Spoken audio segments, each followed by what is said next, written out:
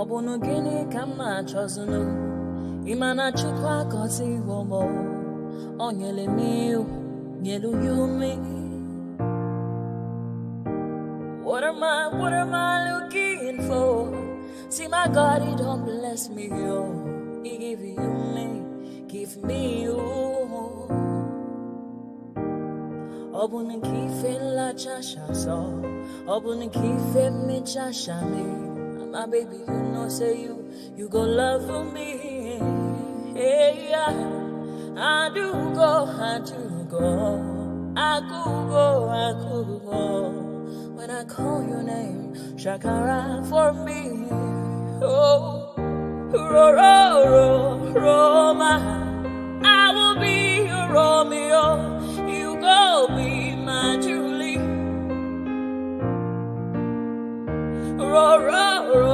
Roma, I will be your Romeo. You go be my Julia. Oh, give me your love and I'll go run away. Show me your love and I'll go use you play. Carry me, go me, I go follow you way. Follow you, they go. Maka Munagi, me and you. Okwa Munagi, my baby and me and you. Me and you, Aqua Monagi, my baby. Obuzi kife la chasha so, Obuni kife la chasha me. My baby, you know, say you go love me. I do go. I could go. When I call your name, Shakara for me. Oh, Roma, I will be your Romeo. You go be my Julie. Yeah, Roma, I will be your Romeo. You will be my Julia. Oh, Roma, I will be your Romeo. You will be my Juliet. Roma, I will be your Romeo. You will be my Juliet. Obuzi kife la chasha so, Obuzi kife mi chasha me. My baby, you know, say you gon' love me. I do go.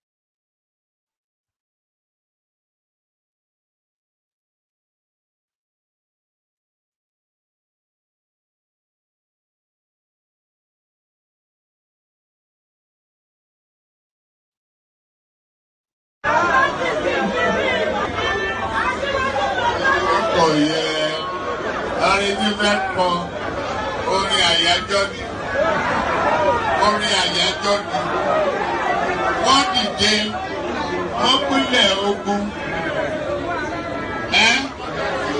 oyin tí mo ní ká bá mi wá yẹn dà ká ní kó bá mi wá.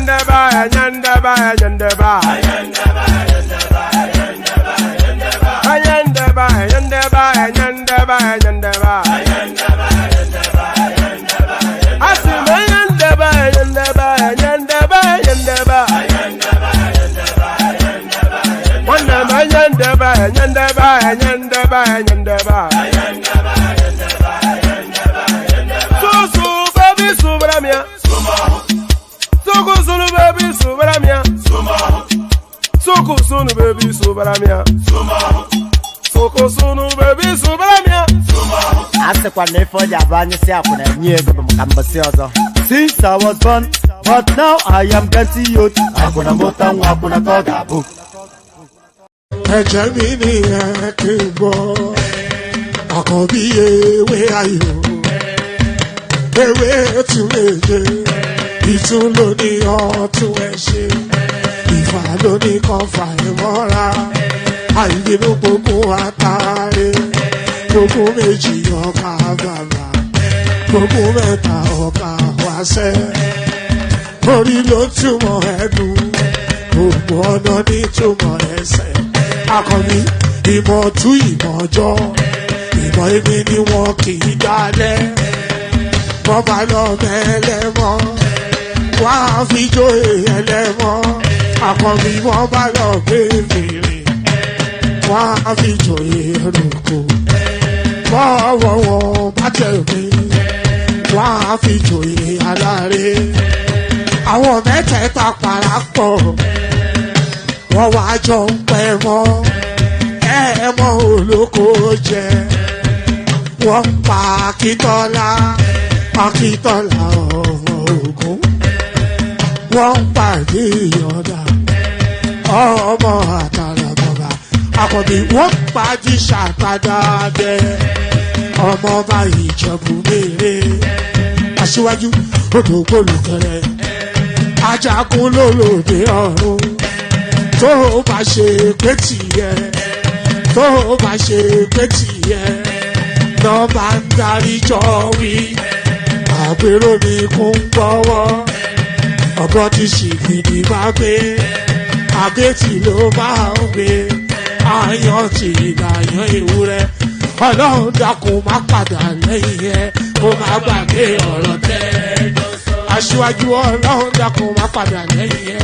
ó má gbàgbé ọ̀rọ̀ tẹ́ Àkànbí Ọlọ́run dákun má padà lẹ́yìn ẹ ó má gbàgbé ọ̀rọ̀ tẹ́ ọkọ̀ Olúrẹ̀mí Ọlọ́run dákun má padà lẹ́yìn ẹ ó má gbàgbé ọ̀rọ̀ tẹ́ Òdòlé sọ bẹ́ẹ̀ gómìnà sọ bẹ́ẹ̀ dẹ́pútì sọ bẹ́ẹ̀ Ọ̀túnba sọ bẹ́ẹ̀ spíkà sọ bẹ́ẹ̀ bàbá Ìjẹ̀bú. All right, and there it is. Everybody sobe Baba Ijebu. So everybody sobe Baba Ijebu. So normally when that music stops, it lands on my face, but not in this instance, only because really we've got good news. We are starting to reintroduce guest appearances, and our the first not our first guest, but we've had a multitude of guests. In fact, we've had some high-profile names pass through this platform. We've had Showore, who made like a 2-3 minute appearance. We've had Alhaji Shehu Gaban. We've had Abayomi Arabambi, Adamu Gaba, a host of all sorts. Odin Kalu, professor. So we've had a multitude. But we paused for a moment. But now we are reintroducing the guest to the streams. So we are reintroducing the guest to the streams. And no less laudable a figure than the person on your screen. So the person on your screen, that is Seyi Adisa right there. So a name familiar to hold on, just give me one micro second. 1 second.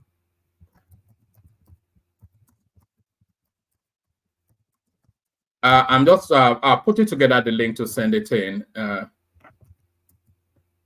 So when will Friday be? Friday will be the hold on.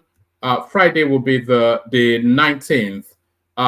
So Seyi Adisa guest appears Friday the 19th of July 2024. So yes, let me send the link in so you can bookmark it. So we've got Seyi Adisa, as I said, making a guest appearance on the platform, is joining us for 9:45 p.m. So I'm going to send the link in now so you can bookmark it. So Seyi Adisa to make a guest appearance. In the course of the build-up to his appearance, I shall be introducing you to exactly who he is, so you get to know him. So Seyi Adisa, as I said, so the link now in the comment section, make sure you bookmark it. It's one of the most exciting voices emerging out of the Nigerian political space. Is one of the next generation politicians that you have to look out for. He's coming out of the Oyo State space. So Seyi Adisa,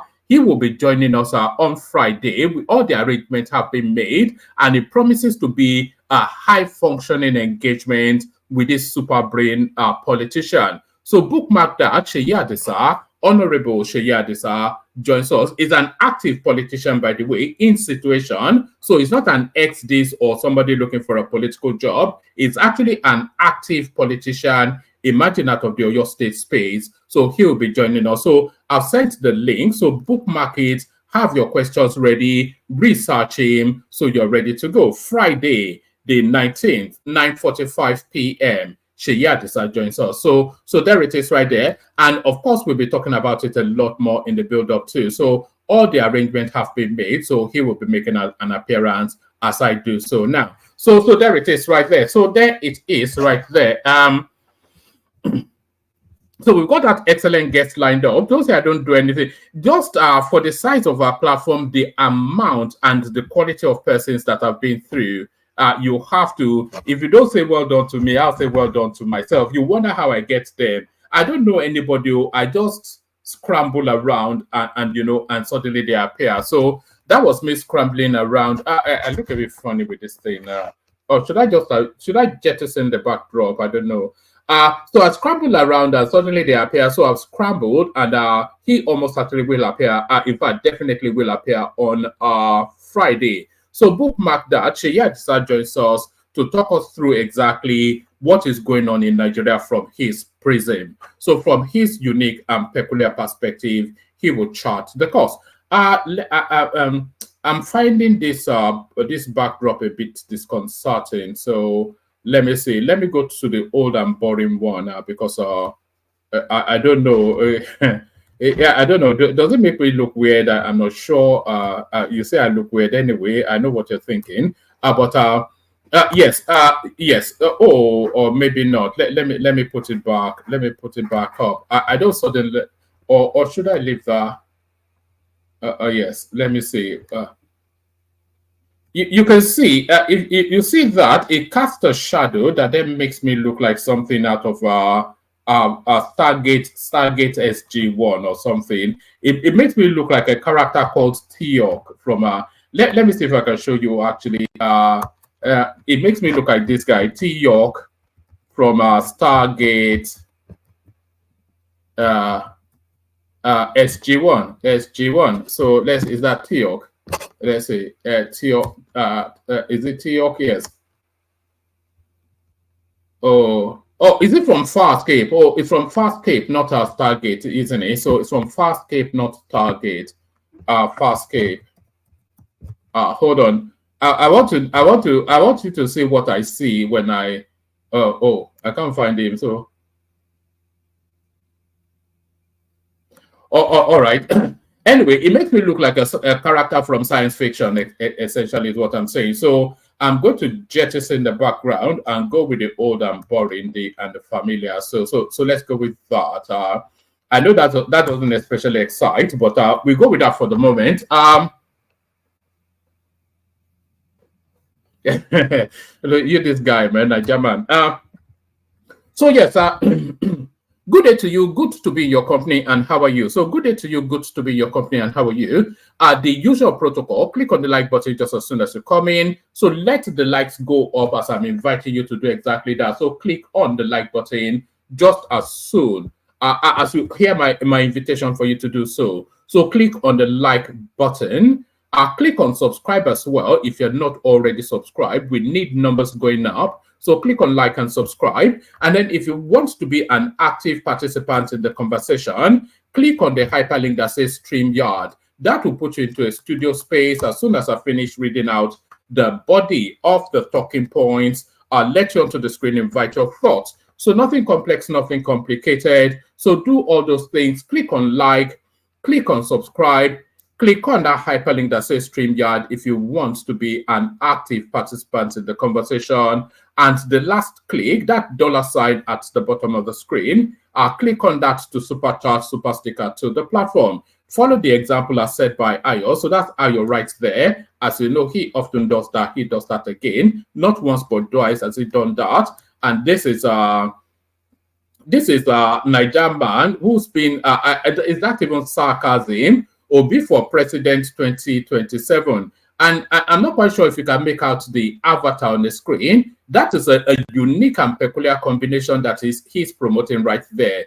Obi as the head and Saraki as the tail. So, how do you, in terms of regions, how do you regionalize that? Obi as the head, so he's from the southeast, but Saraki as the tail. Who does Saraki represent? His first name is Bukola, that's a Yoruba name. So the Northerners will tell you that it's a totally southern ticket. And then he will argue that it's a Northerner. But then the Middle Belt, so Saraki is a citizen of no mean city.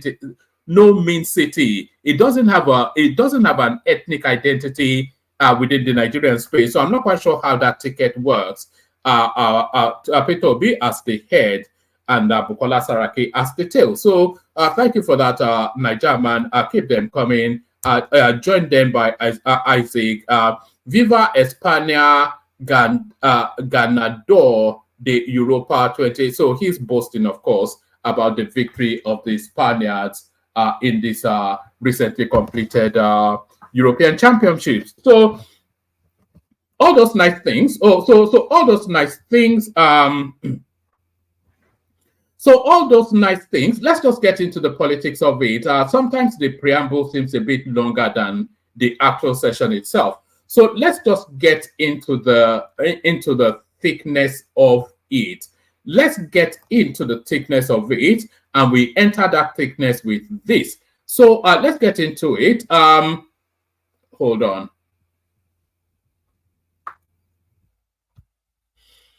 All right, let's get into it. Tinubu asks National Assembly to increase 2024 budget by 6.2 trillion naira. So when the last supplementary budget was presented, you remember when the last supplementary budget was presented, we said on this platform that that wasn't the last supplementary budget because the budget is too small for the size of the country and the amount of works that needs to be done. And this new increment is still not the last increment before the next financial cycle. Almost certainly the case. The Nigerian budget, I think, is about the Nigerian budget is less than $10 billion. How can you service 200 million people with $10 billion? So you expect this to go up again. Tinubu asks National Assembly to increase 2024 budget by 6.2 trillion naira.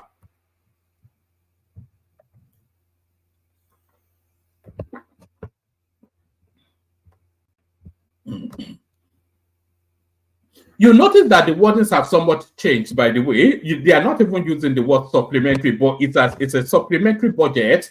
One, because of the size, and two, because it's another budget being presented to the National Assembly. Do you know that there's still 5 budgets running concurrently? The budget from the Buhari era is still running. Then the emergency budget that Tinubu did when he took over power, that's still running. And then there was another supplementary budget which is running, the substantive budget, and then another supplementary budget only to add this onto it. So this is a 6th budget running concurrently within the Nigerian state. Tinubu asks National Assembly to increase 2024 budget by 6.2 trillion naira. President Bola Tinubu has asked the National Assembly to increase the 2024 Appropriation Act by 6.2 trillion naira. Tinubu's request was contained in a letter read by the Senate President Godswill Akpabio on the floor of the upper legislative chamber on Wednesday. This increases the 2024 budget to 34.9 trillion naira from an initial 28.7 trillion budget Tinubu signed into law on January the 1st. In December, the National Assembly passed the 2024 appropriation bill, increasing its size from 27.5 trillion proposed by Tinubu to 28.7 trillion naira. Tinubu is seeking an amendment to the budget to provide 3.2 trillion naira for infrastructure projects and 3 trillion naira for recurrent expenditure. So you see, this right here is exactly this right here is exactly what people want to see. Although the percentages are still a bit skewed, it's almost 50-50. But this right here is what people want to see in budgetary request when the abundance of it actually goes towards infrastructure. You remember during Buhari's administration, 70-75% was recurrent expenditure, and then about 15% was towards capital expenditure, and then 10% was lost in the language that they used to describe it. So the budget increment is a problem in itself, because they should have just stated how much they needed in one lump, and then they should have had the budget for the year. But this certainly it's the direction of travel you want the budget to go.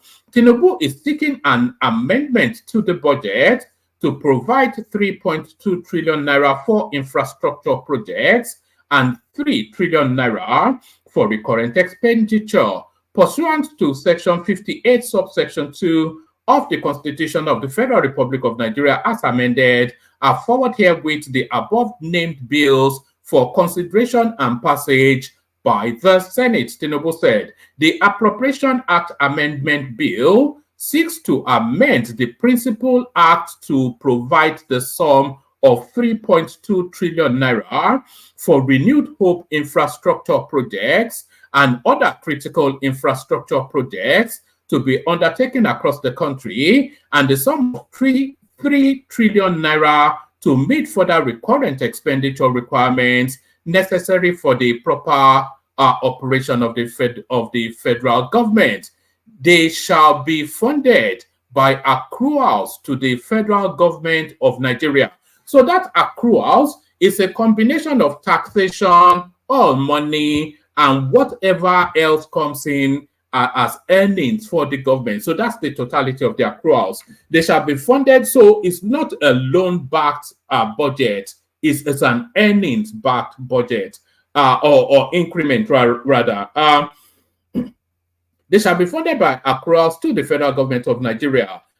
Bill to increase 2024 budget scale, second reading. Of course, you know, what we have is a rubber stamp assembly. So anything Tinubu wants, Tinubu gets. The bill to increase the 2024 budget scale, second reading at the House of Representatives. This was after Tajuddin Abbas, Speaker of the House, read Tinubu's request on the floor of the lower legislative chamber on Wednesday. On May the 29th, Tinubu said he will send a 2024 supplementary budget to the National Assembly. Correspondents understand that the supplementary budget will cover the new minimum wage proposed by the government. The president is scheduled to meet. So there it is right there. So there it is right there. The budget continues to increase, but a lot of people, myself as an arrowhead of that argument, to say that a lot of people insist that the Nigerian budget is still very much too low for the population and the needs of the country. So that's Tinubu, like Oliver Twist, asking for more. So Oliver asks for more. So Oliver asks for more as Oliver does this. APC sacks Ndume as Senate Chief Whip over complaints about Tinubu. So now a lot of people conflicted about how to position on this particular narrative. You all know the backdrop, so I may not give you the full reading, but let's just let's take a bit of it. Less than a week after Senator Ali Ndume APC Borno South tongue-lashed President Bola Tinubu-led government, the National Working Committee, NWC, of the ruling All Progressive Congress, APC, has written to the President of the Senate, Senator Godswill Akpabio, asking for the immediate sack of Ndume as Senate Chief Whip. Ndume accused Tinubu's presidency of running a solo government despite hunger across the land, just as he had alleged in an interview that Tinubu had been fenced off and caged by certain forces and expressed concerns over the lack of appreciable action by Tinubu in tackling poverty, insecurity, hunger, and other pressing issues. The APC in the letter read by the Senate President, Senator Godswill Akpabio, yesterday, asked Ndume to resign from the party and join either the PDP or any other opposition party.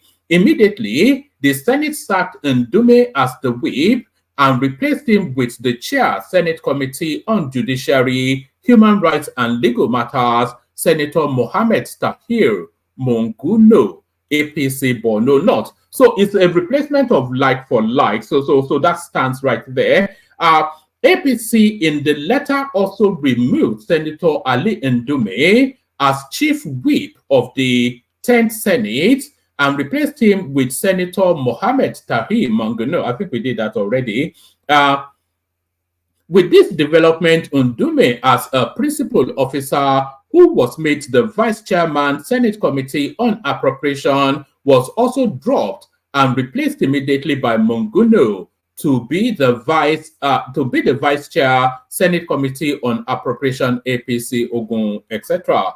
As a way of punishment, Ndume, a former Senate leader, chairman, Senate Committee on Army in the 9th Senate and chief whip in the present 10th Senate, was announced by the president of the Senate as the chair. I don't quite know what this reads or what it means. But the offshoot of it is that, should we do that from the top again? It doesn't read any coherence. Let me just pick it from this paragraph, see if we get coherence there.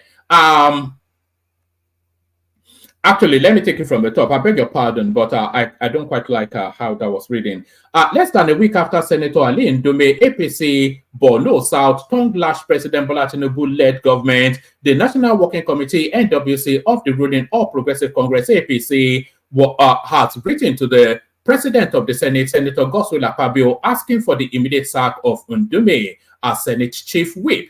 Ndume had accused Tinubu's presidency of running a solo government despite hunger across the land, just as he had alleged in an interview that Tinubu had been fenced off and caged by certain forces, and expressed concerns over the lack of appreciable action by Tinubu in tackling poverty, insecurity, hunger, and other pressing issues. The APC, in the letter read by the Senate President, Senator Godswill Akpabio, yesterday, asked Ndume to resign from the party and join either the PDP or any other opposition party. Immediately, the Senate sacked Ndume as the whip and replaced him with the chair, Senate Committee on Judiciary, Human Rights and Legal Matters, Senator Mohammed Tahir Monguno.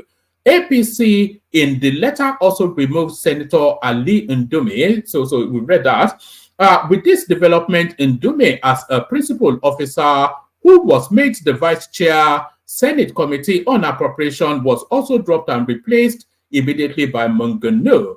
As a way of punishment, Ndume, a former Senate leader, chair, a lot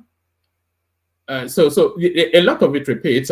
Senator Ademomire Adeniyi Ayodele, APC Ondo, was immediately announced Monguno's successor. Well, you get the upshot of that. The upshot of it is that Ali Ndume has been sacked as the chief whip of the Senate and kicked out of the APC. So, and this was a directive, of course. This was directed by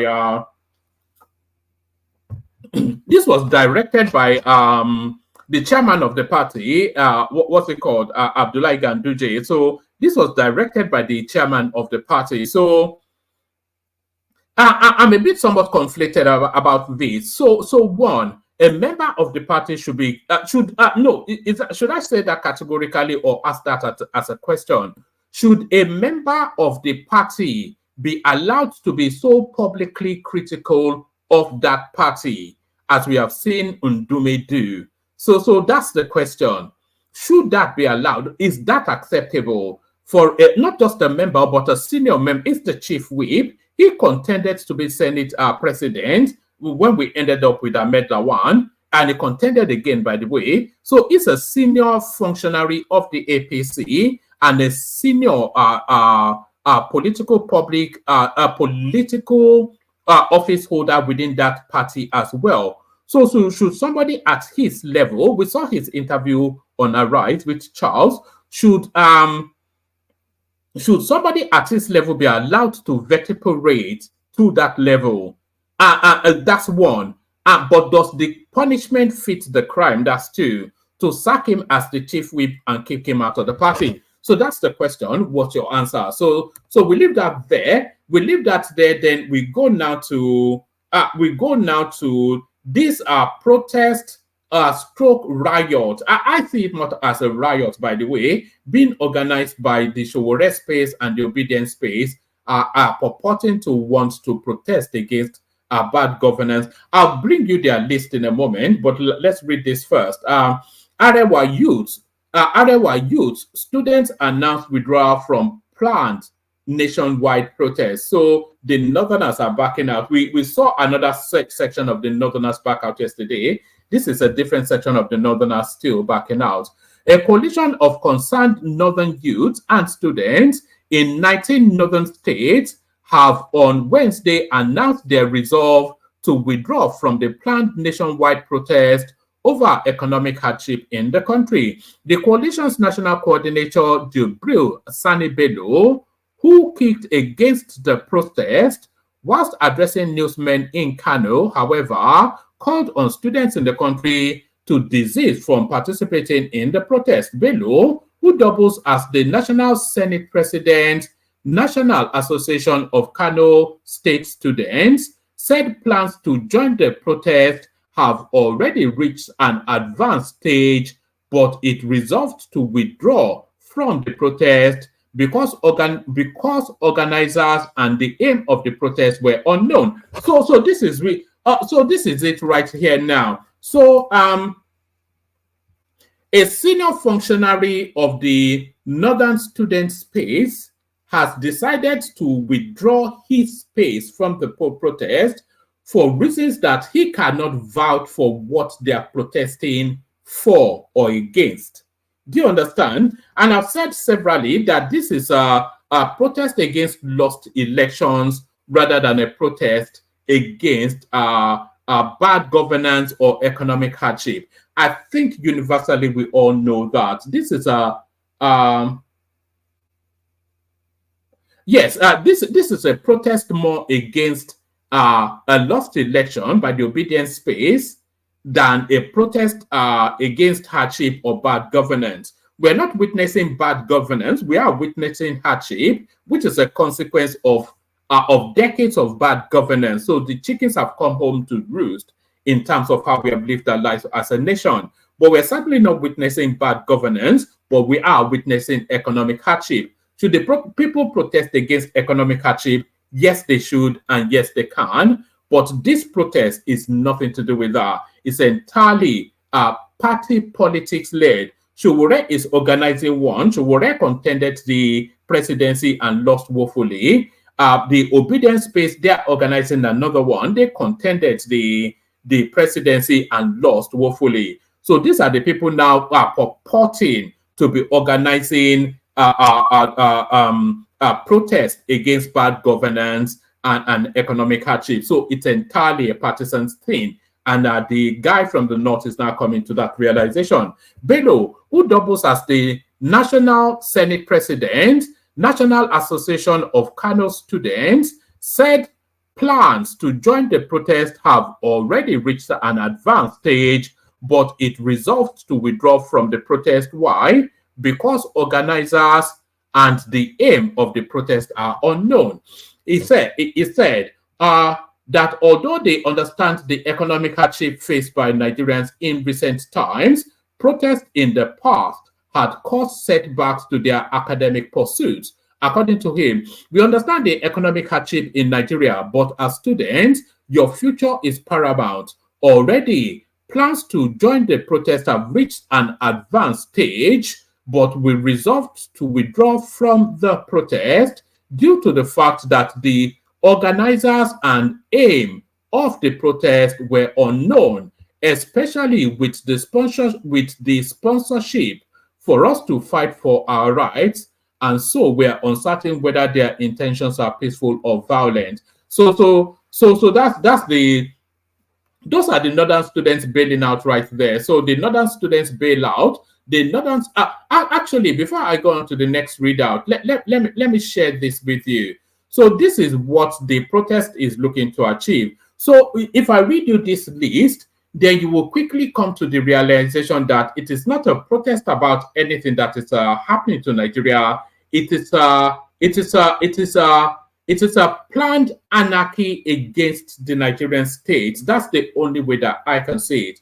They are planning a day of rage, a day of anarchy against the Nigerian state. And if you go through their list of demands, then you'll see that it is essentially an anarchical sort of events that they are planning. So it says end bad governance in Nigeria for the days of rage revolt, non-negotiable demands. So this is what they are demanding: scrap the 1999 constitution and replace it with a people-made constitution for the Federal Republic of Nigeria through a sovereign national conference immediately, followed by a national referendum. So that, of course, completely unattainable. It says that thus the Senate arm of the Nigerian legislative system keep the House of Representatives and make lawmaking a part-time endeavor. So a complete rework of the Nigerian state, otherwise they will riot. Pay Nigerian workers a minimum wage of nothing less than 250,000 naira. Invest heavily in education and give Nigerian students grants, not loans. Aggressively pursue free and compulsory education for children across Nigeria. So, yes, it says release NNAMDI KANU unconditionally and demilitarize the southeast. So, Russia, it's not a tiny little thing. So, it says, is it rationalize publicly, renationalize publicly owned enterprises sold to government officials and cronies, reinstate a corrupt free subsidy regime to reduce hunger, starvation, and multidimensional poverty, probe past and present Nigerian leaders who have looted the treasury, recover their loot, and deposit it in a special account to fund education, healthcare, and infrastructure. Number 9, restructuring of Nigeria to accommodate Nigeria's diversity, resource control, decentralization, and regional development. It says end banditry, terrorism, and violent crimes, reform of security agencies to stop continuous human rights violation and duplication of security agencies, and enhance the physical security of Nigerian citizens. Number 11, establish a special energy fund immediately to drive massive corruption-free power sector development. Number 12, immediate reconstitution of the Nigerian electoral body to remove corrupt individuals and partisan hacks appointed to manipulate elections. Number 13, massive investment in public works and industrialization will help employ Nigeria's teeming youth. Number 4, so this reads more like a Showore manifesto than anything else. This is just it's just the totality of nonsense, all of this. So this is what they are demanding. Otherwise, they will cause anarchy in the state. So you see that they are hell bent on causing that anarchy. That's just what this tells us. Number 14. Massive shake-up in Nigerian judiciary to remove cabals of corrupt generations of judges and judicial officials that continue denying every citizen access to real justice. So these are non-negotiable demands. So if this is not met, then they will go on a rampage. So this tells you then that this is just the totality of nonsense. So it's just the totality of nonsense. They are determined to riot, come what may. That's just what that tells you. They are determined to riot, come what may. So determined to riot, come what may. Are we still there? Yes. Yes. So determined to riot, come what may. So I'm still within that same space. End SARS bandits, Labour Party followers gathering. This is Joe Igbokwe speaking the language of reality to what is going on. A lot of people feel that these people are looking for a window to burn down, to burn Lagos, similarly to what they did during End SARS. A chieftain of the All Progressive Congress APC in Lagos State, Joe Igbokwe, has raised the alarm that NSAS bandits are beginning to gather again ahead of a protest in the state. In a statement, Igwe said, I am the leader of Indigo in APC. I have lived in Lagos for more than 40 years, and I understand Lagos dynamics and politics very well. I know what I went through and what I experienced during the hashtag NSAS protest in Lagos in October 2020, which opened a can of worms that shook the long-existing cordial relationship and understanding between Igbo and the owners of Lagos. The NSAS bandits are gathering again, and this time we see the hands of Labour Party followers everywhere. They are yet to come to terms with the colossal loss of the 2023 presidential elections. They are still bitter to the marrows. They are not done yet. They are gathering again. They are networking. They are spitting fire and brimstone again. But dynamics have changed. It is not business as usual. But please know this and have inner peace. 2020 is not 2024. I will not speak further. Read my lips. Igwe further said, a lot of lessons were learned by the leaders of Lagos, and they said, and I witnessed it with my own two eyes, that never again will they allow any group of people or protesters to play the unfortunate October 2020 game in Lagos that led to massive destruction of the economic nerve center and pride of Nigeria. The destructive messages that were issued to them by their leaders are still with the Lagos state government. So we also, of course, endless clips of NNAMDI KANU's invitation. It was giving them targets to go and burn, and we also saw those targets going up in flame.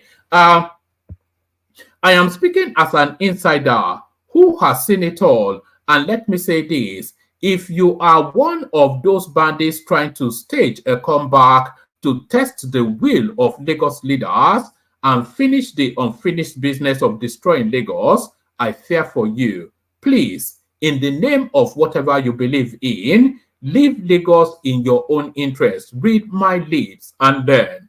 You do not tell a deaf and dumb man that war has started.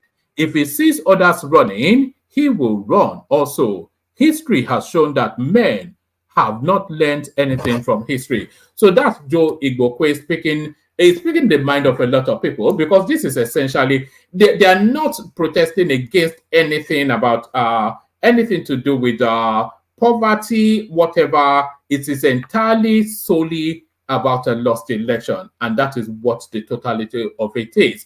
So that is what the totality of it is. Let's go on from that to this. And by the way, the room is populating. If you want the conversation, jump on. UAE denies approving $10,000 bank balance, 640,000 naira fee as visa application requirements. So we were going through this yesterday, and we were somewhat alarmed at what purports to be the request of the UAE. So we were somewhat alarmed at what purports to be the request. Pardon me. We were somewhat alarmed at what purports to be the request of the UAE. Sorry, let me, yes. We were somewhat alarmed at what purports to be the request of the UAE. The United Arab, I need water.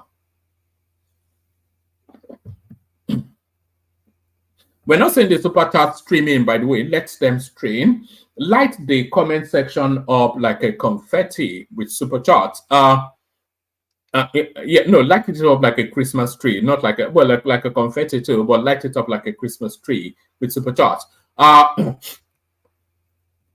Right, UAE denies approving $10,000 bank balance, 640,000 naira fee as US visa application requirements.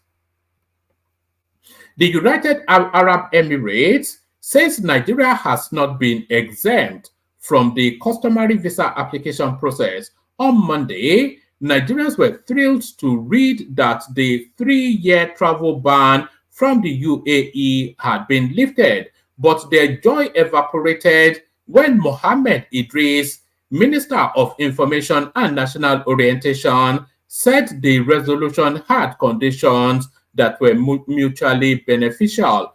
Part of the conditions include obtaining a document verification number. According to the DV Hub, the process is a specialized service designed to authenticate and verify documents essential for visa application to the UAE. The DVN cost a non-refundable 640,000 naira, excluding VAT, for each application. This does not include the visa fee. In addition to obtaining a UAE visa, Nigerians are required to provide proof of a 6-month bank statement with a minimum balance of $10,000. While some citizens describe the condition as an upheld constructive ban, others express doubt about the authenticity of the DVN. Correspondents contacted the UAE Department of Economy and Tourism to confirm if obtaining a DVN was part of the resolutions reached. The department said the DV Hub website is not affiliated to the so it looks as I hope you are paying attention to this, by the way. They are telling us that the Minister of Information and National Orientation is telling us that there are conditions to apply for the UAE visa, and those part of those conditions was a document verification number, and that document verification number has to be carried out via a particular hub, and the fee for that is 640k. And the UAE, they are telling us they have nothing to do with it. So I'm not quite sure if there's a mix-up there. I'm not quite sure that that is emanating out of the government, because that sounds like a scam. That sounds like a scam right there. Actually, let me take it from the top again. The United Arab Emirates, UAE, says Nigeria has not been exempted from the customary visa application. On Monday, Nigerians were thrilled to read that the 3-year travel ban from the UAE had been lifted, but their joy evaporated when Mohammed Idris, Minister of Information and National Orientation, said the resolution had conditions that were mutually beneficial. Part of the conditions include obtaining a document verification number. According to the DV Hub, the process is a specialized service designed to authenticate and verify documents essential for visa applications to the UAE. The DVN cost a non-refundable 640,000 naira, excluding VAT, for each application. This does not include the visa fee. So if you add VAT, which is roughly about, I think it's roughly 15-20%, so that takes it to about 700 and something thousand. And then if you add the visa fee, which will be about 200,000, you are looking at a non-refundable 1-point-something million naira just to apply to go to the UAE, excluding the $10,000 they are expecting you to have in the bank. In addition to obtaining a UAE visa, Nigerians are required to provide proof of a 6-month bank statement with a minimum balance of $10,000.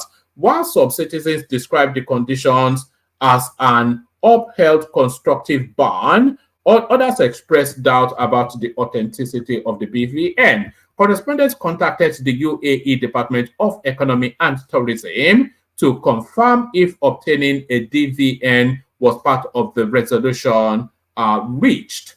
The department said the DV Hub website is not affiliated to the UAE government. Asked if Nigerians were required to make payments for document verification, correspondence was referred to Dubai's General Directorate of Residency and Foreign Affairs.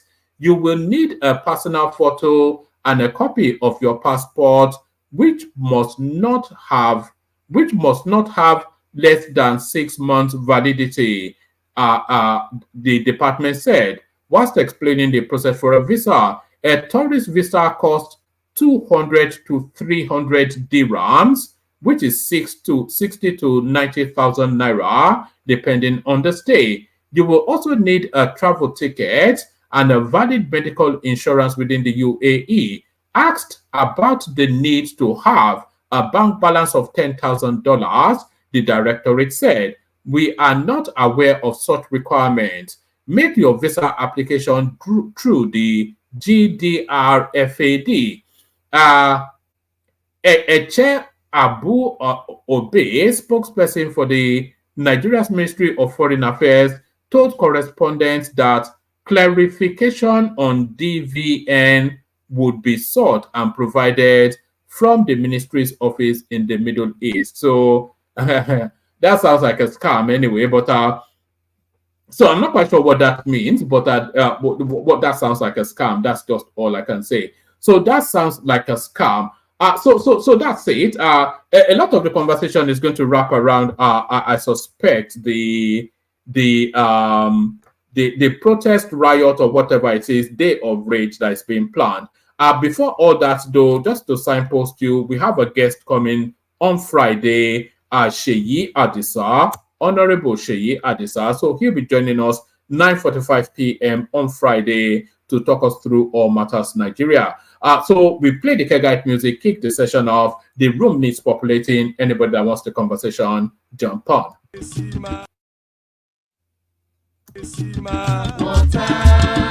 Only water, where they see my water.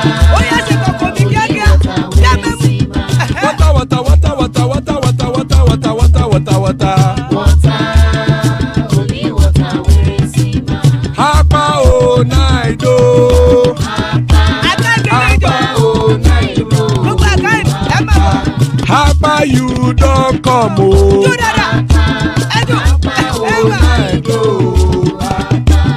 Hapa o naido.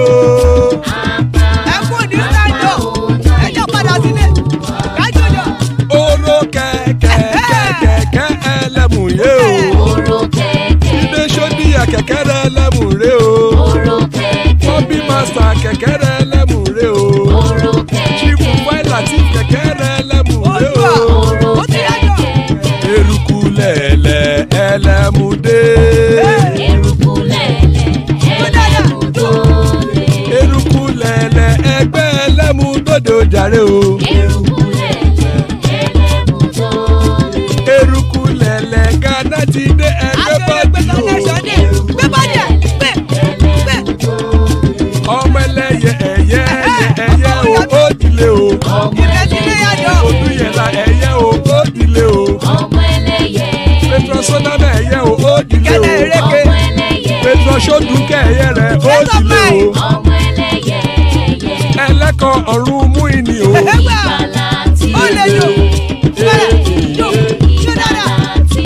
Àkùkọ ọ̀run mẹ́kọ̀.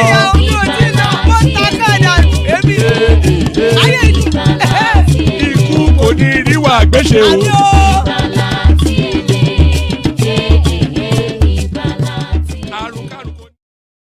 And there it is right there. Ikuko Neru Agresebe, death have nothing to do with us. So amen to that on behalf of myself and you, my friends.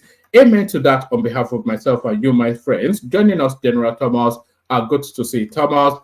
Emmy in the house. Good to see Emmanuel. Larry in the house. Always a delight when he's here. Isaac joins us, who joins us with some regularity. So good to have you, gentlemen. Good to be in your company. Thomas, do you want to kick it off for us? Thomas. Oh, yes, please. Yeah. Yes, Daddy. Good evening, everyone. It's morning here. It's 8:36 here on Thursday morning. Good morning, good evening, good afternoon, wherever you are. As NNAMDI KANU star. Like, share, and support. Come on, let's go. I know what you are talking about. Let me just kick it off with the protest. Nigerians, we have rights. Woman, I wasn't with you yesterday, but I listened back, and I love some submission from the panelists we had yesterday. I love the one from Paddy, the one from Larry. They stated it very clear. Nigerian, they have the right, fundamental right, to ask for protest. You can do that. But where your rights ends is where other people's rights started. You can't protest and start destroying things. You can't protest, block the highway, economy of people, lies everything in the state. You can't do that. You can't protest, start rioting, looting. You can't do that. Woman, you read these their demands, even the demand that doesn't even have a leader that we can put a face on if anything go wrong. It's just like, remember one man, Shobore, the last time that he lost election, he took to the streets and started shouting, take it back, take it back. That is what this demand looks like to me. It looks like a politician that lost election, that they don't know what to do next, to protest, to cause anarchy in the state. One man, another election is coming in the next 3 years. All this demand, one man, you can put it together, bring another candidate and still go to election, go to the people, canvass vote. All these that you brought out now, use it to convert vote for people, from the people. But bringing this out now, it's just like, one man, this is another riot in making. And I've been saying this, I will not anybody burn down that country. We will not take it. The last NSAS, one man, some people, private parastatals, they are still suffering it till now. Some people that have not even get their acts together. How people destroy properties, loot everywhere. One man, it's not going to happen. I'm suggesting everybody take your protest to your governor. Go to your state. Go to your indigenous state. Your governor is not a problem. Thomas, let me show you what is on the screen. So this one says, Friends of Nigeria Group, hashtag protect. You know, so the hashtag of the Obedient Showore protest is a hashtag end bad governance. So now the people that are pro the Nigerian state, they are coming out too. So they are coming under the banner of Friends of Nigeria Group, and their hashtag is Protect Nigeria. We cannot destroy what we already have to get what we don't have. So this sets the stage then for a bloody clash. This is what we're saying. Yeah. One man, if I'm a government in Nigeria, I will not let this protest see the light of the day. They say if you want to be peaceful, I don't care. If it want to be bloody, I don't care. These protests will never see the light of the day. Will never. I'm repeating it. Will never see the light of the day. If those people that want to protest say they are going to be peaceful, it can be hijacked. Don't let us forget this. It can be hijacked from external forces, which we don't know, that want to burn that. Thomas, from what we are gleaning from their Twitter spaces, they are not planning a peaceful protest. You know, because all we are gleaning from their Twitter spaces, all these conversational hubs that they have, is organizations of violence, you know, and threat of violence as well. So I'm not sure that they are not suggesting they want to be peaceful. They are saying they are ready this time around. That's what they keep saying. But what are they protesting on? What is, I don't. They are claiming they are protesting the hardship in the country, bad governance, etc. But bad governance is an ambiguous term. What they might, are you frozen? It looks as though Thomas is frozen. Look at that, Thomas. No, I can't. I can't hear you. Yes. So bad governance is an ambiguous term because they can argue that they have bad governance, and there could be a counter argument that says we have good governance. So that's an ambiguous term. That's all in the nuance of how you see the Nigerian state. So that's not really a protest, but the protest against the hardship, it has legitimacy. but you don't see the people that are actually being vested upon by that hardship leading any protest. What you are seeing are partisan political spaces like the Showore space and the Obedient space that have vested pecuniary political interest. Raging against the state. So it's not a people-centric protest. It's a partisan protest. It's a protest essentially of sour grapes of having lost an election. That is what they're protesting. One man, I do respect some people's view yesterday, which I said earlier on, that Nigeria has the fundamental right to protest. But one man, protest is not the leeway for you to destroy Nigeria or destroy the property of Nigeria. Have you forgotten? It's just 4 years. 4 years ago, when people were anarchy, people's shop was looted, houses was burned down, the ancient court in Lagos was burned down. People were buying. No, we're not gonna take this. Thomas, you said an ancient court in Lagos. That what you described as an ancient court in Lagos was the first court in Nigeria. They burnt it down. So this is what they... No, I have small voice here. Some people are in the comment section say, Thomas, your voice is not important. That's fine.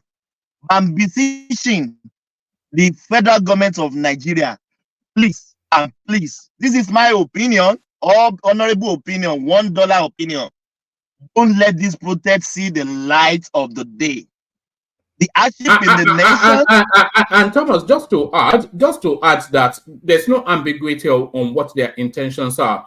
It says end bad governance in Nigeria for the days of rage revolt. So days of rage. So that tells you then that nothing peaceful is being planned there.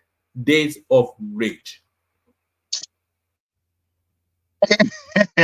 Well, man, why I will not let this? I'll be every day, one man, until I see a very drastic step from the government that this is not going to take the light of the day.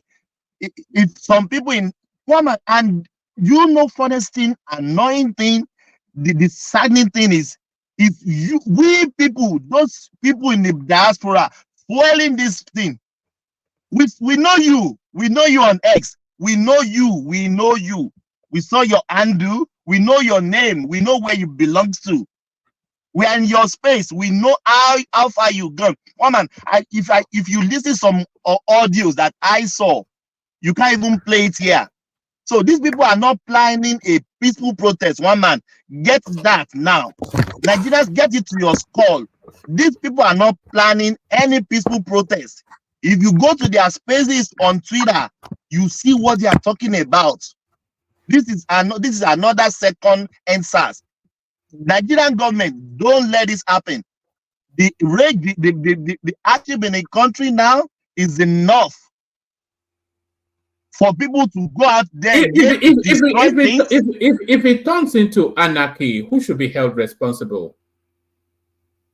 Because I've seen Peter Obi citing the examples in Kenya towards his adherents, and we are hearing Showore's voices promising days of rage.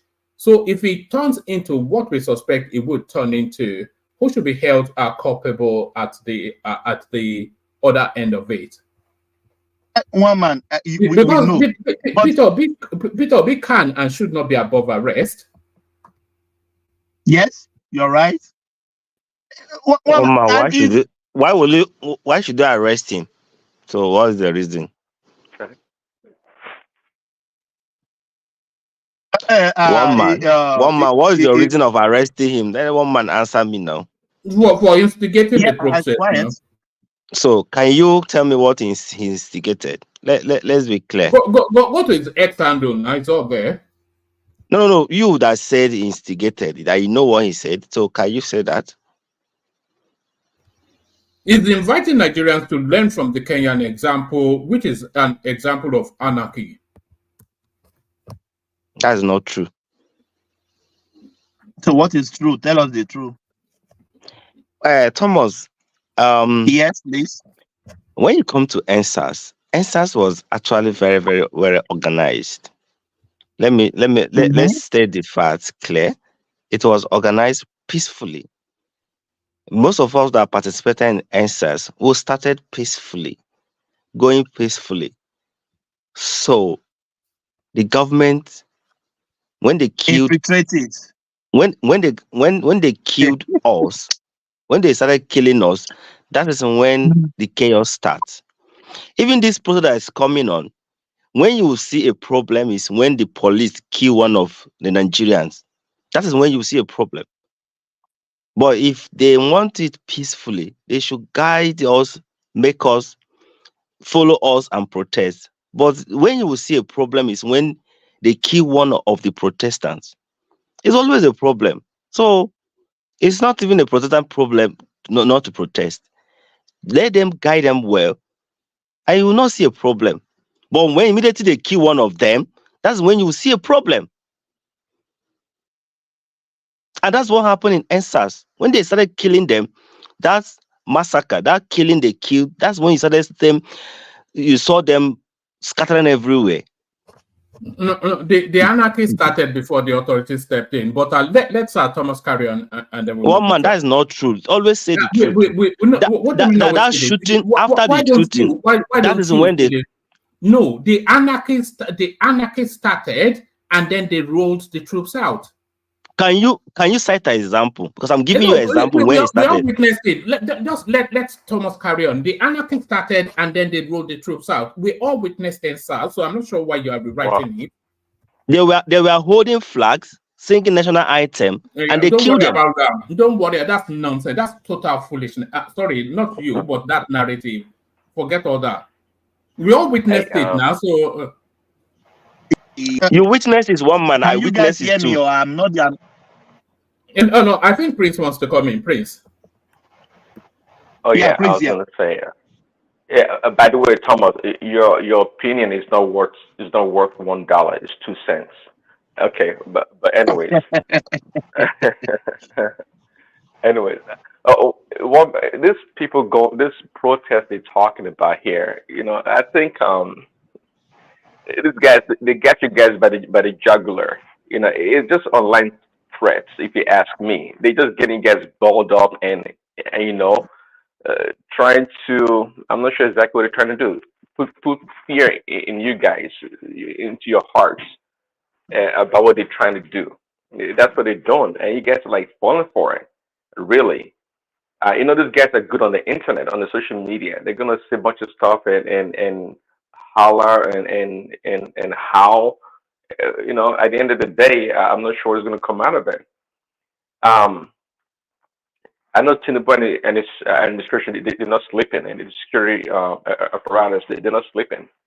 So any attempts, any attempts by any group really to cause any damage, any kind of destruction to society, people's property, I don't think they should find it likely. I think they should deal with these people like ruthlessly. That's the way it should go. Nigeria is not Kenya, and we know there's no way any protest in Nigeria. We have antecedents of this protest. It doesn't go well. It's going to be hijacked. There's no doubt about it. It's for the nefarious people to come in and do destruction. We all know that. Even though some people want to protest for good reasons, but we know it's going to be hijacked.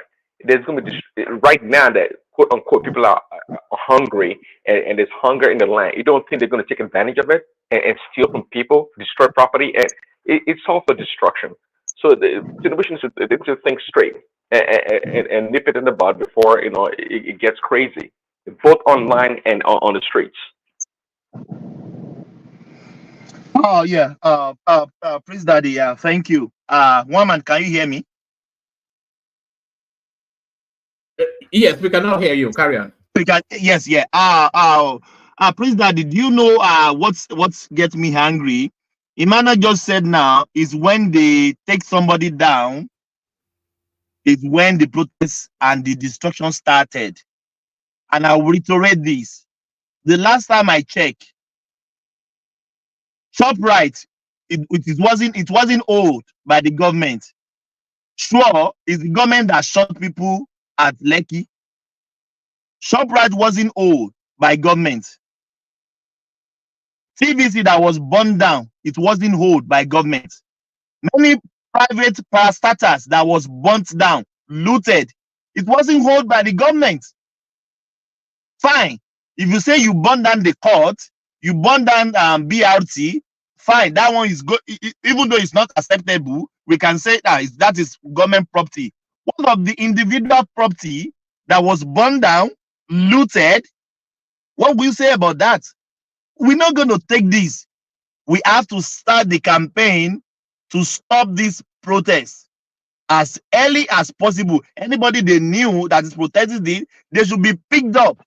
They should be picked up, one man. We are not going to allow any ESAG Pro 2 marks or what they call it anymore in that country. Fine, you have right to protest, but we know the protest will be hijacked. One man, that is my submission. Nigeria, wake up. We don't want any protest. You said that protest should be stopped, and I think a lot of people, they are distancing themselves because there's going to be an aftermath. So people are documenting their positions now. So that they can, exempt themselves from the aftermath of it. So this came out in Ndigbo, Lagos. It says, it's a press release for immediate distribution. Ndigbo, Lagos publicly dissociates Ndigbo in Lagos from civil unrest allegedly masterminded by Ndigbo. So they are removing themselves and they are placing it squarely with the IP obedience. So IP obedience,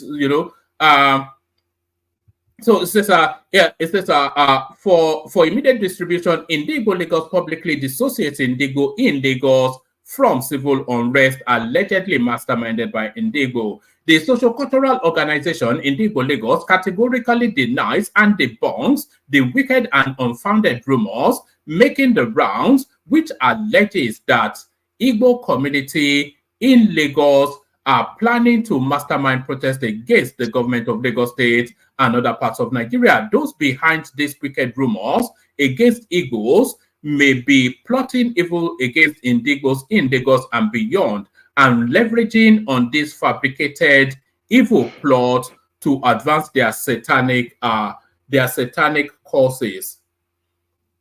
Ndigbo Lagos is a reputable and responsible organization deeply committed to fostering peace, unity, and social economic development in places we domicile and we do our legitimate businesses. For decades, Ndigbo Lagos has championed initiatives that bridge cultural divides and promote mutual understanding and respect amongst the diverse ethnic groups residing in Lagos, especially with the indigenous communities with whom we have lived side by side in harmony.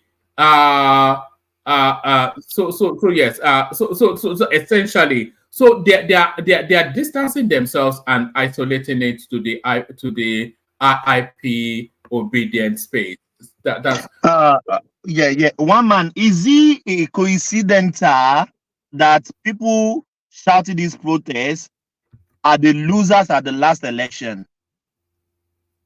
Example, Peter Obi himself, the obedience in entirety, and Shubure. Why is it that they are the one, their mics are very loud, they put the volume on 100%? Why? So, one man, I am not objection to any protest. Nigeria have the fundamental right to protest. So far is peaceful, but I know this protest will not be peaceful. People that are talking about this protest, we know who they are. We know what they're capable of doing. We're not going to take this. One man, we are not going to take this. I'm happy the Ndigbo in Lagos have distanced themselves from them. And I know the obedient, they will still go for them. You will see, they will still go for them. The, what they call it, Joe Igbokwe, I know. Maybe the remaining house that he has in the southeast, they will go there and burn it down. You remember one man, Joe Igbokwe, his house was burned down in Enugu State because of this NSAS too.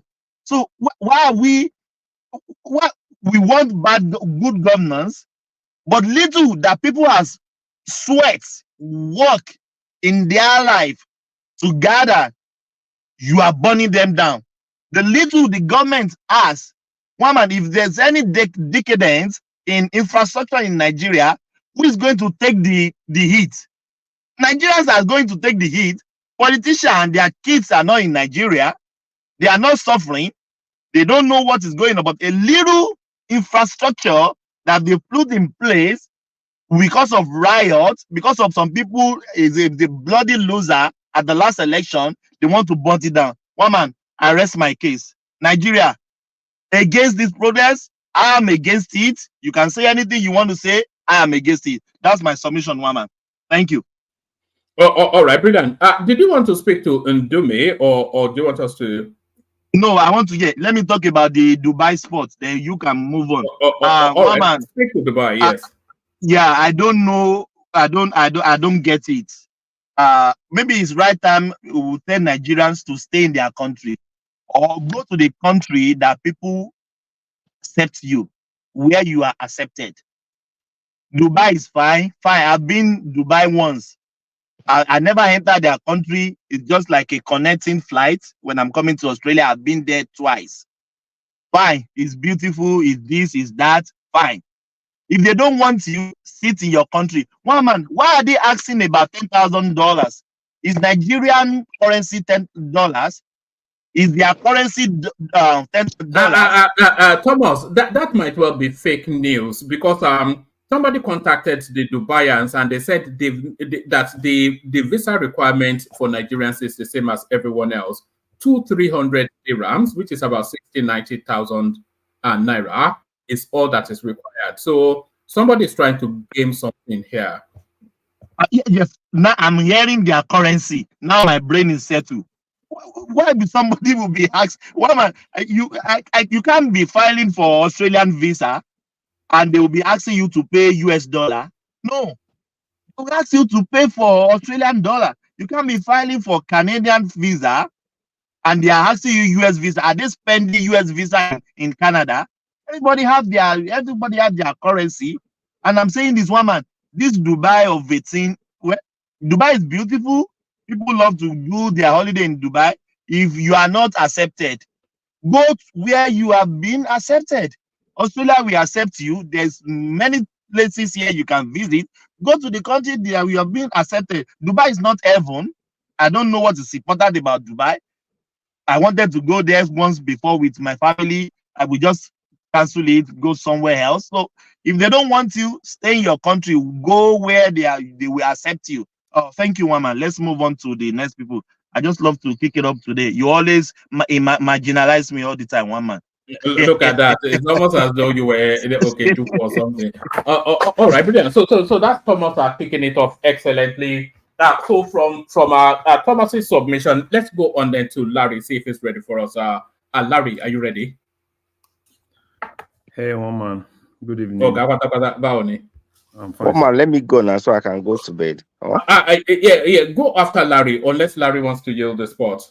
No, you can go. You can go if you want. All right, let's come to you, Emmanuel. Then plenty to go through. The IP obedient protest mixed with a bit of shore. A lot of people distancing from it. The North are saying they want no part of it. Indigo, Lagos are saying it's nothing to do with us.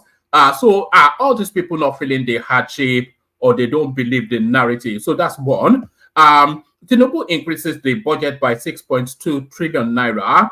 A lot of people saying, why don't you just do it in one fell swoop? Because the budget, even with this increment, still too small. Ali Ndume, sacked as the chief whip, kicked out of APC. So what happened to freedom of speech in Nigeria? So they risk that as well. And then there's this federal government to tax bank 50% of realized profit in FX gains. So that might not be something you want to speak to. But Philip Shaibu, he has been reinstated as the deputy governor of our Edo State. So all of that, or whatever else you want to speak to, about 5-7 minutes, Emmanuel. Okay. Thank you very much, and good evening, everyone. Oma, where is Ajale Coco? Sorry. Oh, he's on holiday. I actually spoke with him earlier on today. He's on holiday. He'll be back hopefully next week. Okay. Good to know that he's fine. Okay. One man. So Nigeria now they are going for holiday. I think black people don't go for holiday. Nigerians and the Americans go for holiday now. You know they have plenty of money. It's people like us that are when you have your leave, you stay in your house and then you go to a Calvary and go and eat steak, and then that's your holiday. You know. Yeah. Go on, Emmanuel. Sorry for that. Yeah. Okay. Yeah. Let me start with the protest. Yesterday, I was at the comment section. There was a lot of discussion on it, and quite interesting. And a lot of people were honest about it. And what I can say is that every Nigeria, he or she has the right to protest. The protest is not. It might not really be like coming together. Somebody can go stark naked on the road and protest. It's a form of protest. So we all have the right to protest. Even our family will protest when things are not going well. So, and in as much as we have the right to protest, Sorry, Emmanuel. I'm not breaking your flow, but somebody actually had the suggestion yesterday that instead of protesting, why don't you have a nationwide sit at home, which would be more effective than anarchy, which seems to be the plan. So if a nationwide sit at home, why don't you do that instead? You are practiced in it already. because if you're doing sit at home, that means you want to force everybody to sit at home. The economy will suffer it. So the protest does not mean that Nigerians will not work the day people are protesting. Everybody will go to it, as in workers will go to their work, business will drive, things will happen. It's just some group of people that will just carry their placard and they're saying this is what we want and all stuff like that. I don't even know why a lot of people are fidgeting about the protest. There's something big about it. Hey, Emmanuel, sorry, quickly. If you know, maybe one man does. How many types of protests out there? If you know, because I was just thinking, how many types of protests are out there, or do you know of? I mean, I know you can protest to bring awareness to something, right? And you can also protest to put pressure on someone or institution to do something about your current situation. Are there any other protests? And to your own knowledge, this protest that you're talking about, what is it about? What is the fundamental reason for this protest? I think the major things is the reckless spending of the Nigerian resources. That is bad governance. I think that their major concern is the reckless spending and not being accountable to what they are doing. That is termed as bad governance, and to the hardship. All this unnecessary unaccountable money that they are using to do this and do that, and telling Nigeria to continue, on the baby step, while on their own they spend money lavishly. Not that they're not even pretending; they show it on our faces. So, You are just like laughing Nigerians, telling them to manage while you spend their money recklessly. I think those things anger them, and they feel like these guys are Can, taking can us you for can them. you can you cite an example of that reckless spending? Okay. Unnecessary budgeting or unnecessary thing they budgeted this based on this budget. They released this year. The SUVs, Abi, And not even SUV. and the presidential jet. Not one man. You can name them. You can name them. Not even okay. Fine. The money they are meant that is meant for us to like the money meant to grow the economy. You can see most of those money are not going there. Part of that money is the money they took and budgeted for Hajj, which is about 90 billion. You understand? All those things are what I call reckless spending. So it's just like accumulation of all those things. Nigeria has been watching them continuously doing that since this administration took over. No, So there have been. Hold on. It's like an accumulation. Oh, hold on. It's not just one. Hold on. It's not since this administration took over. For decades, Nigeria has been paying for Hajj.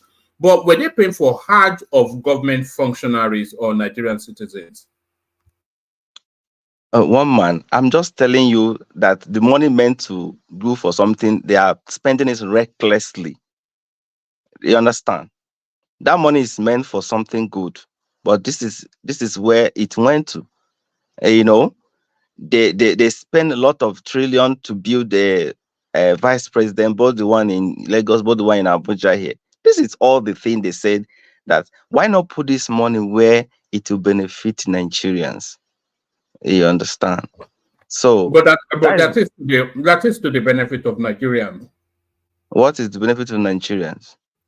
Hajj. The Hajj is to the benefit of Nigerians, but it's because it's Nigerians that are going on Hajj, not Tinubu and his family.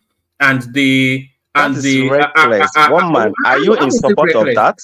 Of course, I'm in support of it. If that is what why will you be in support of paying for pilgrimage? If that is what the people want, then that's not what the people want. The people that went on Hajj, the people that went on Hajj did not want it.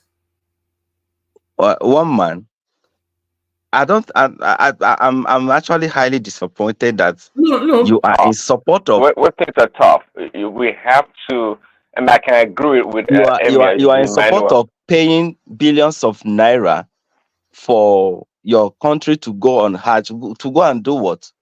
Where Nigerians that are not even secure to go to farm.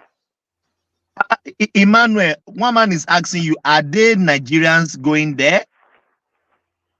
That's what I'm saying. This is not necessary. You're not understanding the point. Going to Hajj is not even necessary at this point that we don't even have money to even feed ourselves. Who told you that? Yes, because if you have the money to feed ourselves, you would have set a trajectory that will make Nigerian to go back to farm with all those money. Set a machinery that will fight insecurity with that money that you put in the Hajj. With 90 billion naira. One man, 90 billion naira can go a long way to aid them in one way or the other. So this is one man. This is the reckless 90 spending. billion naira cannot pay the salary of half a cantonment. What are you talking about? One man, 90 billion naira can buy one or two machinery. 90 billion naira is no money. How much is it in dollars?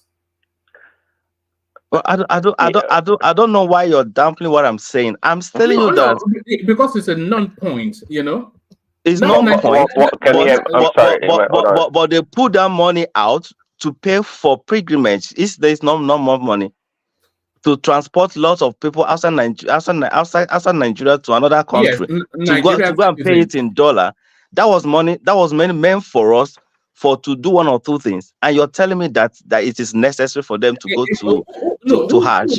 Who was it used for? Who was it used for? The $90 billion naira.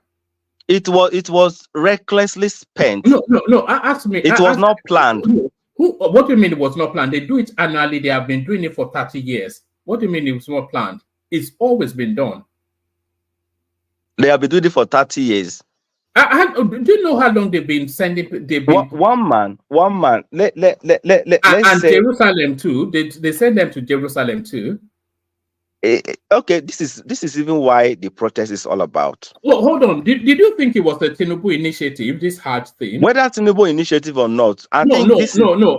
You never answer questions. I asked you a question. Did you think it was a Tinubu initiative? Tinubu would have stopped it. Tinubu would have stopped it. Something that's been done for decades. Why not stop it? Right. Yes. So why didn't you protest it all the 8 years that Buhari was there, or the 6 years that Goodluck was there? He did the same thing.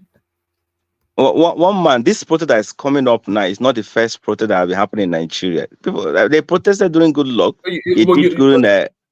They did during the Buhari. So I don't know why this one is special. Sorry,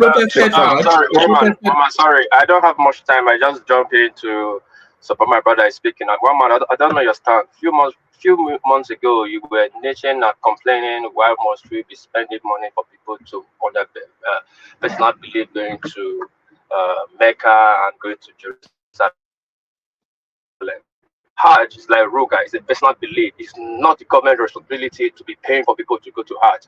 But the fact the government is paying for it doesn't make it right. And stop pushing this and bullying this young man, trying to push him to a corner. Nigeria is not good. Nigeria is not good. We don't need to pay. We don't need. Hold on, please, one man. One man, listen to you now. May I put something for? Yeah, may I put something for the middle of waking you they talk? Have we always done it this hard? No, you don't need to speak pidgin. You don't need to speak pidgin. I understand your English perfectly well. What I'm saying, for the fact they are doing it doesn't make it right. Doesn't make it right. For the fact they are doing it, this is what we'll be complaining about. Tinubu just started, but he can stop it. He has started building coastal highway, but he didn't start in his time. So don't say because he did it, for other people are doing it, does it make it right? No. He has done it. He's among people that have been doing wrong. And there's no money in the country. We are trying to stop wastage and leakage.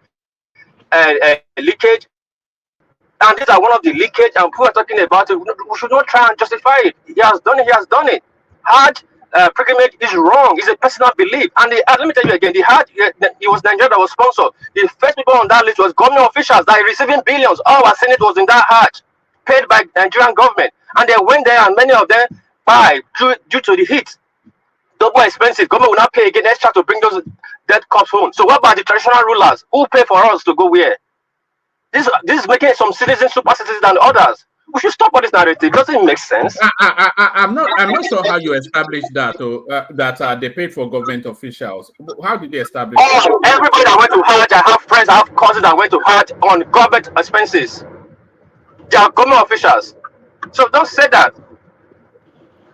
Government officials is the first on the list. Even if you have connection, you don't even be there.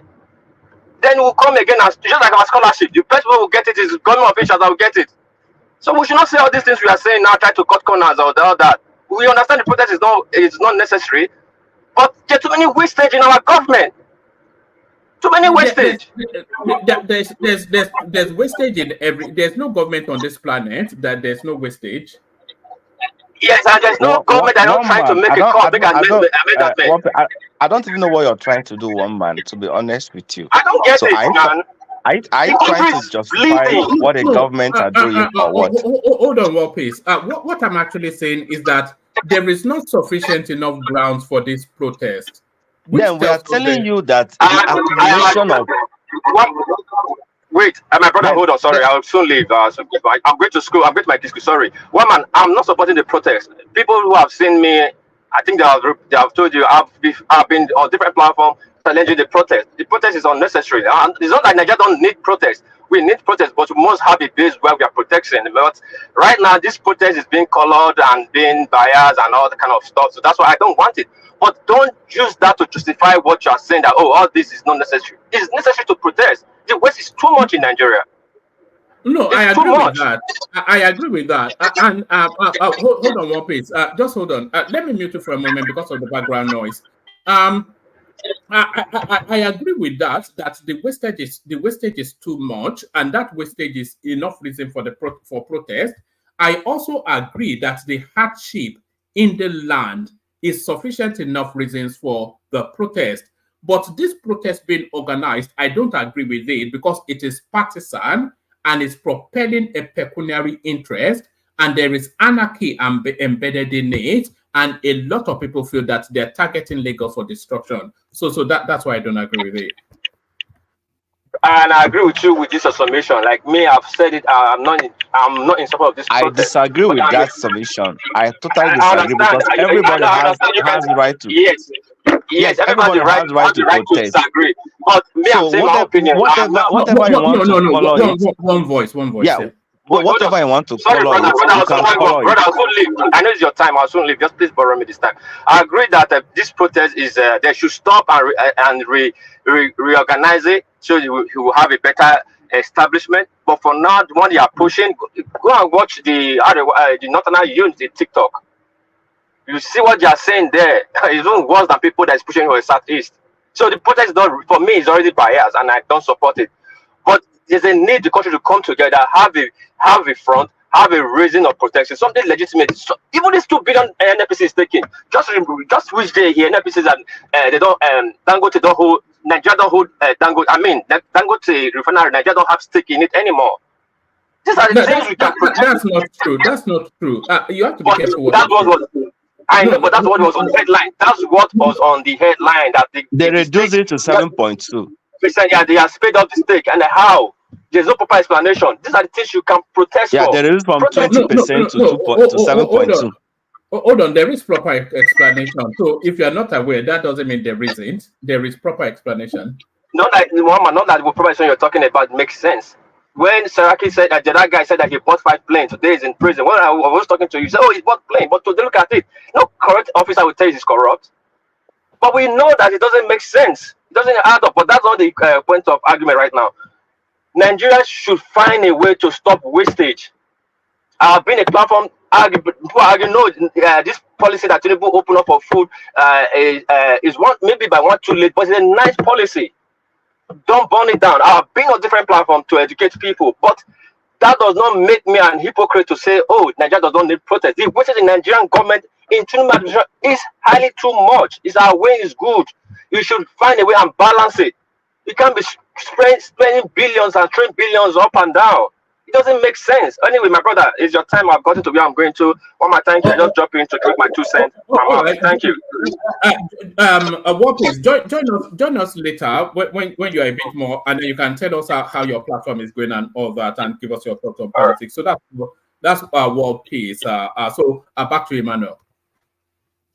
Yes, one man. Like I said, you don't need to stifle people's voice and trying to rationalize everything. One man. Nigeria has the right to protest, and there is a reason why they should protest. Like I was just trying to let you know there's a lot of reckless spending in Nigerian system. So that alone is enough to protest and caution them. You understand? And I heard you when you're trying to link Pete Obi to the protest that is going on. That the end mass of the end goal of it and whatever that comes out of it, that Pete Obi should be held responsible.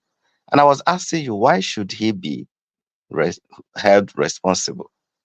He has never called for protest. This is people, ordinary Nigerians, that are saying you are not spending our money the way it should be.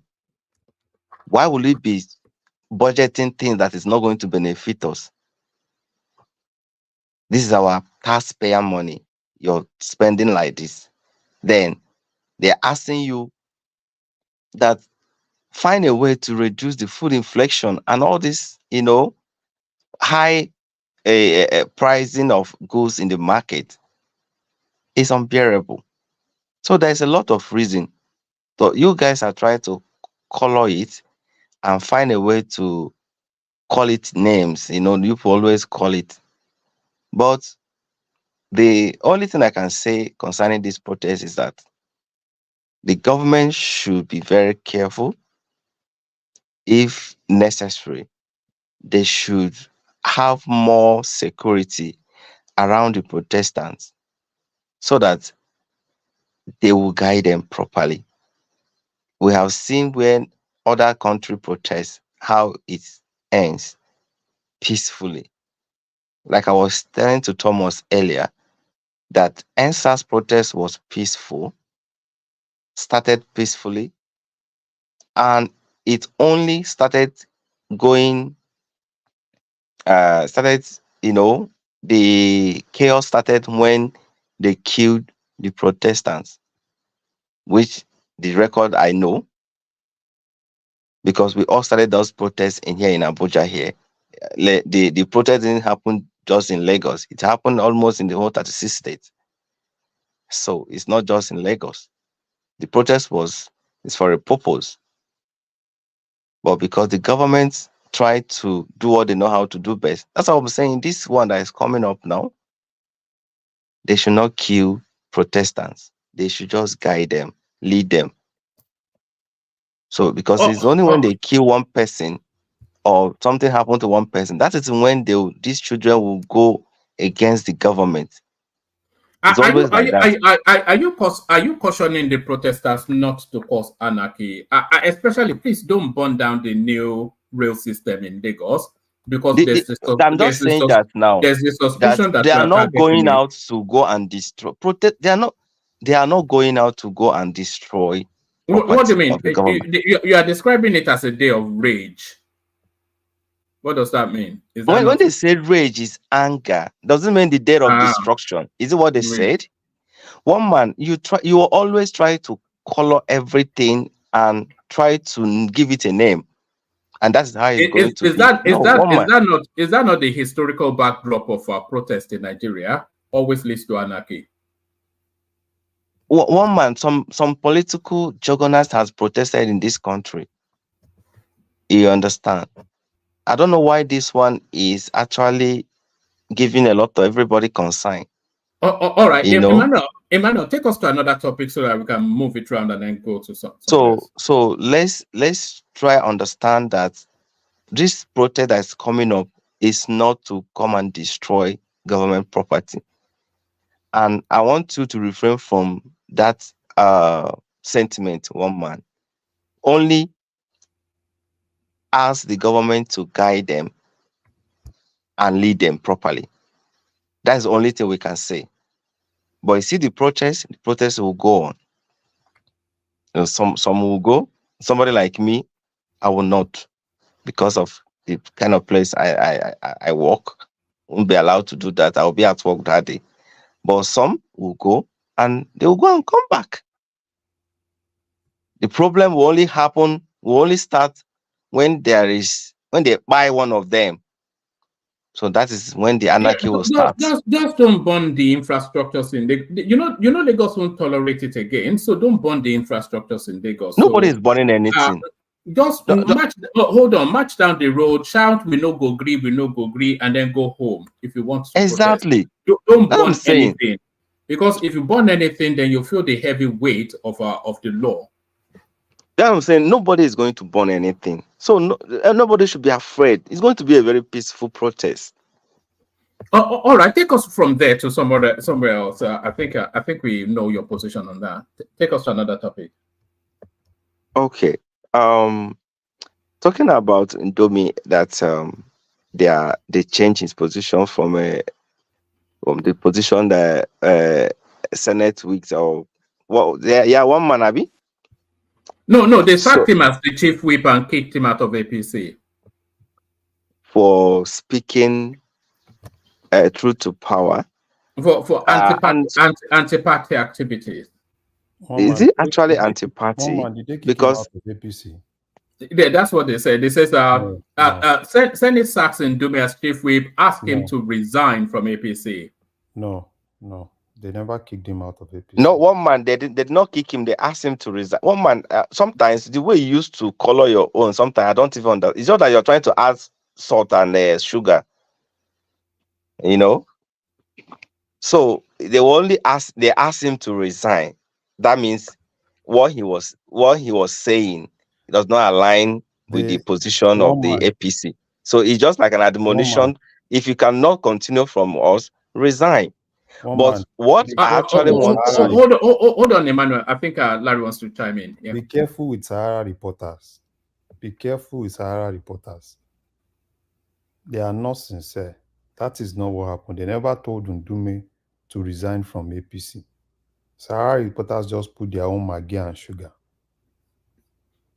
We have the clip of Akpabio asking him to. We have to play that clip sometime in the course of the session, but just to document exactly what was said. Larry, it is one man that is actually coiling those things. So it's on the screen now. The headline is on the screen now. Can you not see it? No, I know. Like you say, they sack him. Do you understand? So they sack him. They remove him from APC. They're only asking him to resign, not sack. But what I'm even trying to find out is that if you are a member of APC, that means you are not going to say anything that jeopardize the party. Just like you will not speak true to the power, right? Like you will not say what is happening. You will just be in a rubber stamp, just there and be looking things going wrong. You will not speak, and that is that is not good for our democracy, actually, because to me, this man seems to be a hero, and that's how I would say it. If he can boldly say what is going on in their party and what Tinubu is not doing right, irrespective of him being a member of that party, So I think we should have this kind of people spread across all parties, so that that things that will be happening in any party, there's some set of group of people that will be saying, okay, this is what these guys are doing that we don't want. This is not good. The government's trajectory is not it's not on a good course and stuff like that. So that is it for that one man. Then I also want to speak on me and Niger man. What's the name of this guy? I will speak on security. I always talk about security. One man security. Two Niger, yeah. Yeah, two Niger. Government are not doing it. One man, I can speak to you with my whole heart that Tinubu administration are not doing anything in security at all. It's getting worse. Just 2 days ago here in Abuja, they kidnapped a lot of people. A lot. Just people I know, about 2 of them were kidnapped here in Abuja. And in Zamfara State, about over 100 people were kidnapped. We've already addressed that now. I told you already. Do you want me to bring the headline? The Zamfara State governor said this is not true. You said it's. You said it's one man. This one happened recently. I don't know which one I'm talking about. This one happened recently. We're talking about the one that happened in the last 4-5 weeks. 4-5 weeks. This one just happened like last week or so. What do you mean by 4? And I'm still saying it. I'm saying the recent that is happening. They are not doing anything. In Benue State, a lot of massacre. What is even going on? Why can't they address? The other day I came here and I told you, if possible, let Tinubu make an order to put these cattle people in a ranch. Let it be an order so that people can go back to farm. Now you're trying to flood the whole nation with food. Fine. I think I for the meantime, it is somehow good to flood food in the nation. But the major concern is that it will still kill it will still dampen the effort of the little farmers that we have in Nigeria. But the major thing is that let us go back to farm. Do the needful. Put this security one man, honestly, I'm just tired. Let them fight insecurity in Nigeria so these people will go back to farm. The other day I was suggesting, if possible, in the city of Abuja, why not have a drone and have a control room? The drone will be flying across the city of Abuja, everywhere, and that will kind of monitor the serenity of the place. That if anything happened, that drone will be able to locate whatever is going on. It's like you have a control room that control those drones, flying All across. right, bring it home, Emmanuel. Bring it home. You understand, one man. Maybe you don't like hearing my voice because No, when I I'm like on the hearing stage. your voice, but I think you've said that several times. But yes, Yeah, I just said so. that. So security is my concern because I have an experience with that. So let him, because if he didn't get security right, there's nothing that he will get right in this country, in this administration. And I leave it there, one man. Brother, All right, brilliant. brother, can I, one man, before our brother leave the security issue, can I just throw in something? Okay. Yeah, brother, when you are saying the government is not doing anything about the security issue, I think you might be wrong because you need to take it, reason it in a broader sense. Why did I say that? You see, what happened to so many farmers during before the before this administration? What happened to so many farmers then in their farms?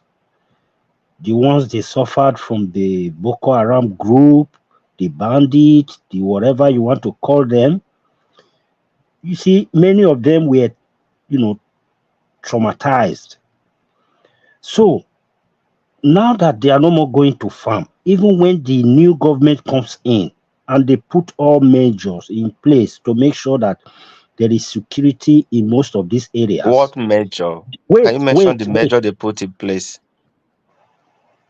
Let him make that No, point. because he said he's I saying don't want. something. Just hold on. I don't want it to be a long and extended, just because I want to get to other people. Let him make the point. You address it, and then I go to Larry. Yeah, the measure put in place is that, you see, the place is being secured. Once you send your men out to go and secure an area, what are you talking they go about? There, they secure the areas. Now, the people that were driven out of their farm, traumatized, you don't just expect them, to just come back immediately. They are passing through a lot. If it's you, even though the place is secured, you won't go back immediately. You'll still be there, from the past experience.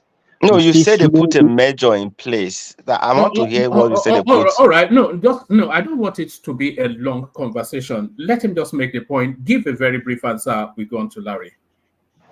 Okay, like so many things we are hearing about how a lot of group of people trying to cause this insecurity, kidnappers and bandits and all that, the way they are actually handling the issue.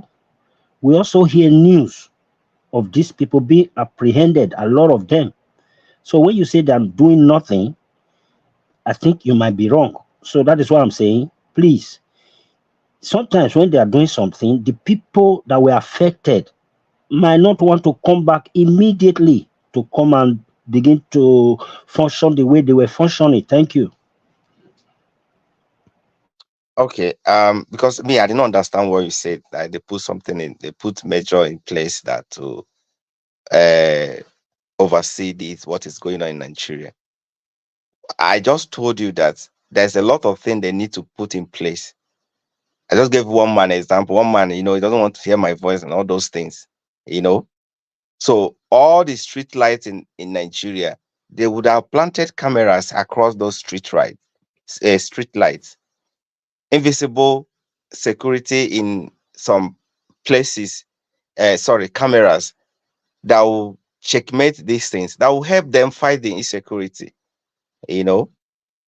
So they are not doing anything when you come to insecurity. I can tell you that they are not. If they can be kidnapping in the city of Abuja, they are not doing it. His security measures is zero as far as this administration is concerned. Zero. Even Buhari tried. All right, brilliant. All right, thank you. So thank you, Emmanuel. So thank you, Emmanuel. So let's go on from Emmanuel to Larry. But on our way from Emmanuel to Larry, let me flash up what is happening on Friday. We have one of the fastest rising stars within the Nigerian political firmament joining us. It's one of the big names that you'll be talking about in times to come. His name is Seyi Adisa, Honorable Seyi Adisa. So he will be joining us on Friday to talk all matters Nigeria related. So the good, the bad, and the ugly. So the governance protest, Tinubu 2027 opposition. So the vast swathe of the Nigerian space. We'll be having conversations with them around it. So I'll send the link to the comment section, bookmark it. So bookmark it, look him up as well. Quite an engaging character. Let me give you a little soup song of just who he is and what he does. And they are already playing there. Because I've heard people say, I went to that ward meeting. I don't think I can be going every time. It's not the type of people that are educated that are there. I laugh. But they are the ones that are picking people going into office that will rule you. So when you start going... So that's Honorable Seyi Adisa. One of his strong suits is it speaks largely to integrity, leadership, that young space. That's really where his strong suit is. But he has the vast weight of the Nigerian space. Is the honorable representing Afijio local government area or from Oyo. So it's coming out of that cusp, and he'll be joining us on Friday for a what's and all conversation around the Nigerian space. So bookmark that. I'll send the link to the comment section. Send the link to the comment section as Larry takes the floor. Larry, you're up next. Good evening, woman. Good evening to you. So yeah, the conversation is not a single topic thing, by the way. It's not just about the protest, but although that seems to have seized charge of the. But we're talking about Philip Shaibu, who has been returned as the deputy governor of Edo State. His impeachment overturned. So that's good news for him. For the next, I wonder if we get a back payment of all the things. Tinubu are increasing the budget still by 6.2 trillion. So why is he doing it in that drip fashion? We all knew that the original budget was nowhere near sufficient for what needs to be done. APC sacks Ndume as Senate Chief Whip over complaints about Tinubu. So is that excessive abuse of freedom of speech or loyalty to party flouted?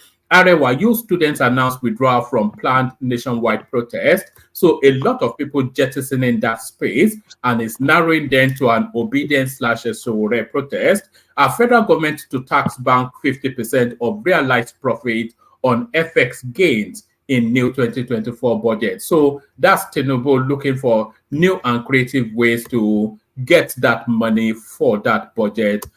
Joe Ngwekwe warning the protesters not to repeat the Lagos Express and SARS. UAE denies approving $10,000 bank balance, 640,000 naira fee as visa application. So somebody is trying to diddle Nigerians there, but is it even the minister? So all that, Larry.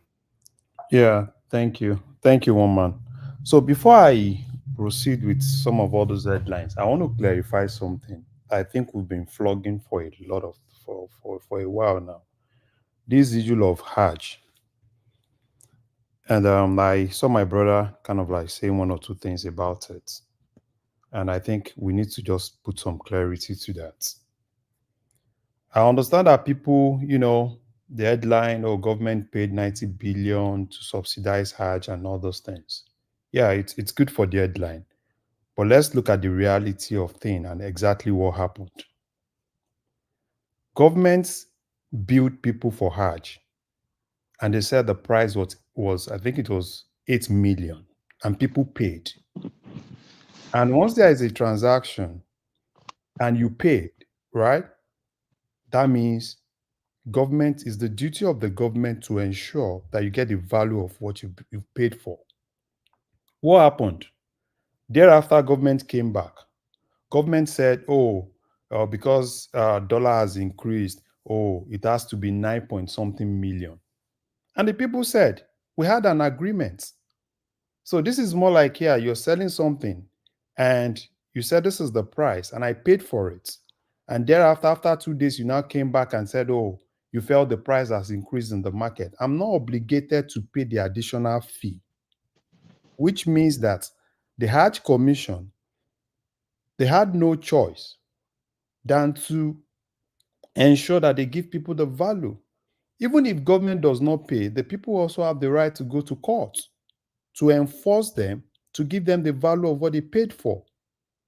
So when we say subsidy, it's not subsidy. It's basically the government meeting the obligation of what they committed themselves to. You committed to 8 million. So if you feel, probably because of foreign exchange fluctuation, and it's now 9 million, it's none of those people's business. And the people that government actually subsidized were people that have already paid. They paid 8 million naira. And because that was the price as at that time. So if it's increased, it's the government that is supposed to meet up with it. It's a loss to the government, which they are supposed to meet up with. So them coming even how to say, they subsidize. That's not subsidy. That's not subsidy. That's just, so I think we need to kind of like clarify that. I think but Larry, the major thing is that those things need to be scrapped out. No. It's not necessary. No. You can't. It's not necessary. So if you want to go for prayer, go for prayer and come back. See, you can't scrap what people want to do. If I want to go to Hajj and I use I mean like scrapping Nigerian, putting money to those kind of things. I didn't say you should not go for prayer. Scrap Nigeria from putting money. Do you have the right to compel someone to spend money on what he wants to spend money on? It's their money. No. You don't understand my point. No. What it's saying is you should the government should not be subsidizing people's personal beliefs. Yeah, that's what it's saying. No. Government is not subsidizing. Do you get this thing right? Do you know how the price? Larry, that thing has been going. Tinubu is not the first person that has been doing it. Let me. They have been doing it before now. Wait, let me try and educate you about the pricing, how the fixed price of Hajj. NACO, right? NACO fixed price.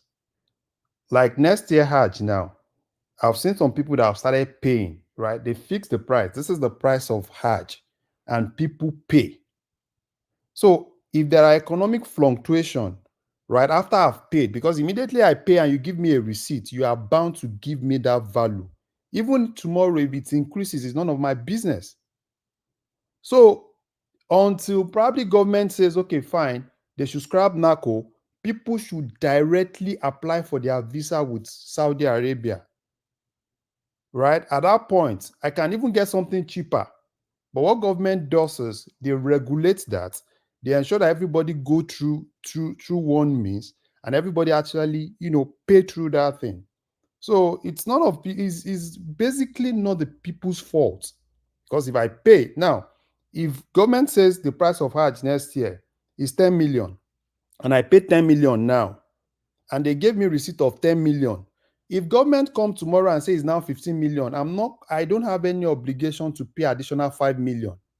So that's where the thing is. So when government now, because even if they don't give me that, I have the right to take them to court and compel them to give me what I paid for. So I just had to put some clarity there, because it's subsidy, is this, is that. No, it's not subsidy. It's basically government meeting up to what they've actually committed to. If I pay you, give me the value of what I paid you for. So my brother, so I just decided to like let's good point. Actually, I had no knowledge of anything, that is but now I know. So that is exactly and makes what more it makes more sense. Yeah. Why would I pay 8 million and you now come after 5 months and tell me, oh, it's now 9 million, I should pay extra 1.3 million? Why? I will take you to court and compel you to give me the value of what I paid for. You gave me receipt for it. So that's exactly what happened. It's not subsidy. It's government not meeting up with what they actually committed themselves to do. So, okay, I think the first one is actually in Ndume. One man, it's so unfortunate. But at the same time, when you are an elder statesman, there are some things, there are some times that you need a little bit of decorum. And if you ask me, why is Ndume shouting and all those things? Everything boils down on the fact that I said he doesn't have direct access to the president. Right? Not because there are one or two policies that they've actually, implemented that he felt was wrong. It boils down to not having direct access. And it was more like, yeah, during Buhari, he had direct access. Even during Obasanjo, he had direct access, right? Which basically means it's his own personal, kind of like his own personal benefit.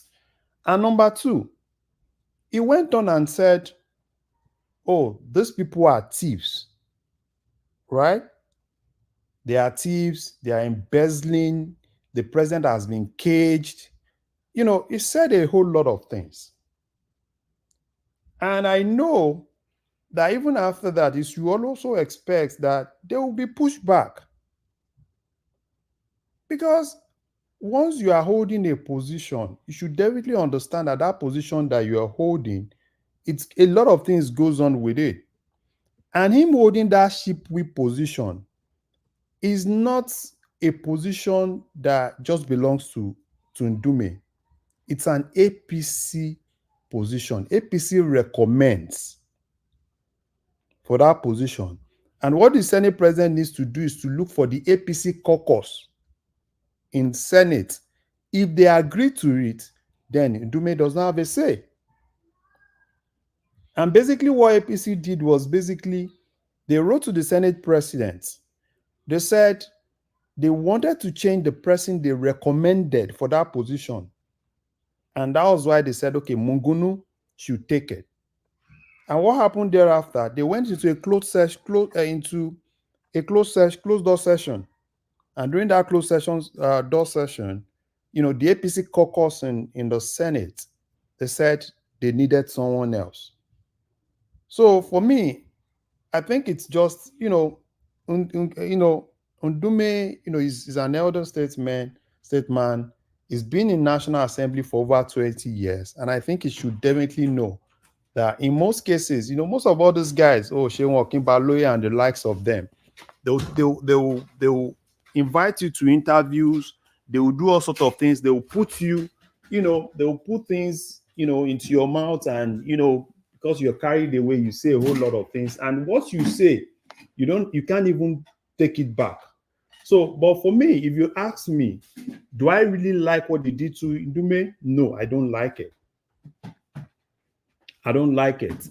But do I really like what Ndume did? No, I don't like it also, because I feel that Ndume is a senior person in National Assembly, and he also needs to really understand. If you don't have direct access to the president, there are several channels through which you can use so that you have that access that you want with the president. You don't need to go ahead and start calling him names, calling everybody around him names, calling them rogues, calling them thieves, all sorts of things.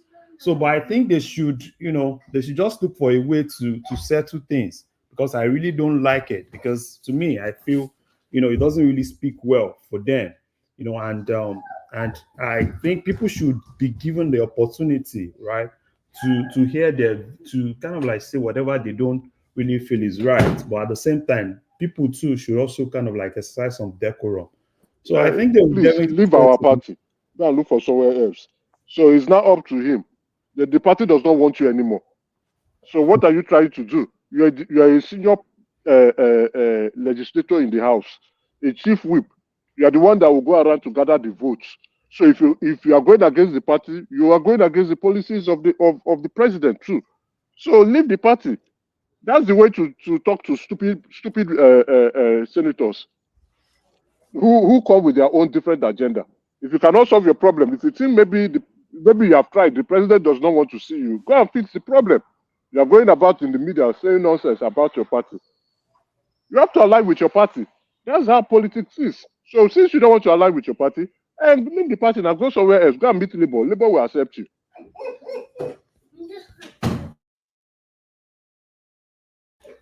Emeka, don't start. Emeka, can you hear me? I can hear you. It didn't just start today. You know, he has been doing this for a very long time. He has been outspoken. He has been doing it in a very soft way. He's an attention seeker. Larry just spoke the right thing. He's an attention seeker. Maybe you want to get the attention of the president or the attention of the party. You just go around and start criticizing everybody, going to the media. Now they now know how to treat him. They say, okay, this is what you want. Oh yeah, no problem. Step down. Leave the party. Not only stepping down, they are now saying, please leave our party. We don't want you anymore again. When the people are telling you we don't want you anymore, you know how painful it looks like. You are a senior party member. You're a senior party member. You should conduct yourself properly. Emeka, do you really think someone like Ndume, who has been in the National Assembly for a very long time, will be stopped from saying president? Do you really think so? No, I don't think so anyway, but why would he be going about saying all the nonsense he's saying? Yeah, he was trying to draw attention to himself, so that the more I try to ridicule them, the more they will now carry me or regard me as somebody important. And the party said, well, you are not that important anyway, because you've outlived your position. I mean, to me, him being a chief whip was just to say, you know what, you being a standing high-ranking, you were once a House of member, now you are a senator. So, and you know the in and out. As a matter of fact, the policy and procedures of the floor, you know in and out. So, we need to compensate you in our party.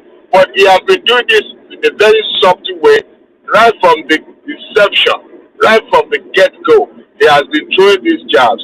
I'm not saying that he should be prevented seeing the presidency, but there's a channel, at least for a higher-ranking officer like you can't tell me that you want to see Bola Ahmed Tinubu as your president and as one of the principal officers of your party, and you will be stopped. Who is going to stop you? Is it Bajabi Amila? But the man who just recently left the House of Assembly will stop you from saying him. Why would he stop you?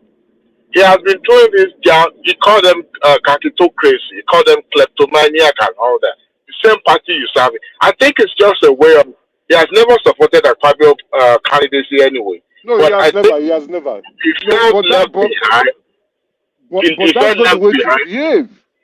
That's not the way to behave. It's unfortunate. This northern, you know, he was the first northern elite that started this northern nonsense, going to the media to be saying this stuff. They ignored him. Yeah. He kept doing it. I think the way they treated him now is very okay. Removed him from as the chief whip. You are now an ordinary Senate member. Now please leave our party. No problem. You can't be in the party and be saying nonsense about the party. He's not just a senior high-ranking officer in the Senate. He's also a very high-ranking politician. He has been in politics for since 1999. You know the game. So why will you be going against the party? In the party that you used to win an election, okay, no problem, but you leave the party, no problem. Go and meet Labour people. Then when we come for 2027, we will now come against you and take that office from you too. And vote you out. So you can retire from politics permanently. All right. Tunaja interject. And then after Tunaja, we go back to Larry. And then Larry gets the floor, completes his submission. And then after Larry, we go Ekene, we go Prince Daddy Isaac, Rational Mind. Let's hear from you, Tunaja. Yeah, I'm not sure he's crying about getting removed from APC, and he's a senator. Let APC carry on at this rate, and soon they will not have the majority in the Senate anymore. And I hope he takes some other senators with him. That's not true. You have also forgotten that this guy, YPP, the guy from Southeast Anambra, he has joined APC. Who else again has joined APC? Many of them are going to join. Yes, the white Uba, Ifai Uba, he has joined APC. Who else? Somebody just joined yesterday. Somebody just joined yesterday. More of them will join. Somebody left Labour Party and joined. Hold on now. From what I gather, if you skip party, you abandon your seat. So I'm not so sure. No, it doesn't work in Nigerian politics now. It doesn't work. It's supposed to, but it doesn't work. Yeah, it's supposed to be like that, but it doesn't work. Emeka, let me say something real quick. You know, yeah, go ahead. When I say our people, really, when I say they are the people that they want to go to heaven, but they don't want to die, right? Now, because Ali Ndume maybe supposedly spoke what they had in mind, or spoke the minds of these individuals. Now they are advocating for Ali Ndume, but look at Wike on a daily basis. They are telling. Man, come on, man! Don't talk too long. You know I was talking when you just interjected. I know. Hold on. Just hold on. You are not. Who is fighting with you? You guys should just. I'm fighting with you. What do you mean? Who is fighting with you? Why you go to fight with me? You are the one that just interrupted me. I thought it was Semeka's flaw. Sorry about that. I don't know. Sorry. Okay, go ahead. If you don't want me to speak, I just want to make a comment. Just everybody hold on. Emeka was interjecting Larry, so and then Tunaja is interjecting as well. So Tunaja, you have your interjection. Enigmatic comes after you, and then we go back to the structure with Larry. Okay. Thank you. So and I think Emeka, your idea of party protocols and all the rest, it might come across as if you are trying to uphold some kind of structure, but given what we are experiencing in Nigeria right now, I don't think this Ndume is your problem. You have a bigger problem that you should be focusing on instead of talking about, oh, Ndume is rubbish. If everybody starts towing the line and they are misbehaving the way they are misbehaving right now in government, what is the hope for the people? You want the people to go and tear the country up before the politicians this in the move? Somebody has to speak up. Sorry, one man, just give me 2 seconds so that I can respond back to No, he can go back. He can go back. No, let me respond for you. Please, now, please. There's no God. Other people. No, it's too. Just hold on. I don't want it to be long and extended so that we can maintain a structure. So let Tunaja make that point. 1 or 2 person, and then we go back to Larry. Yeah. One can even argue that he's doing the president a favor because somebody needs to tell him that he's getting out of touch. Clearly, he's very, very much out of touch. He doesn't seem to be realizing what is going on in the country. And I see what they are doing. I don't see any structure. I don't see any plan. They are borrowing money, and they are not just borrowing money now. They are borrowing money on oil. They are borrowing money on our oil. And we don't know what they're doing with the money. It's wanting to borrow money to build Lagos Calabar Road or build train. But this one, they're just borrowing it like for what? They're not even telling us properly what they're doing with the money.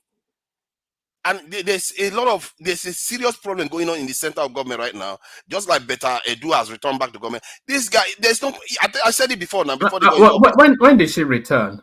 It's under the cloak now. We don't even know. Maybe she was always there. That's not actually true. There's an alleged letter being written by her on the letterhead of that ministry. That's what people are going from, and that came out of Arise TV. But they said it's unverified. But people, Rational Mind tried to run that same narrative here yesterday, and it was debunked. So she's not returned. What I got, they even saw her coming back from South Africa with Tinubu. When Tinubu went to Africa. No, bros. He said that one is fake. I don't know. That's fake. That's fake. So is it true? Okay, are you confirming that she has not returned to work in any way? She has not. Okay. Not that anybody knows of. The storyline came out of Arise TV. They said unverified. Yeah, for but people. Arise Yeah. immediately puts it out now. That is just something they picked on the internet.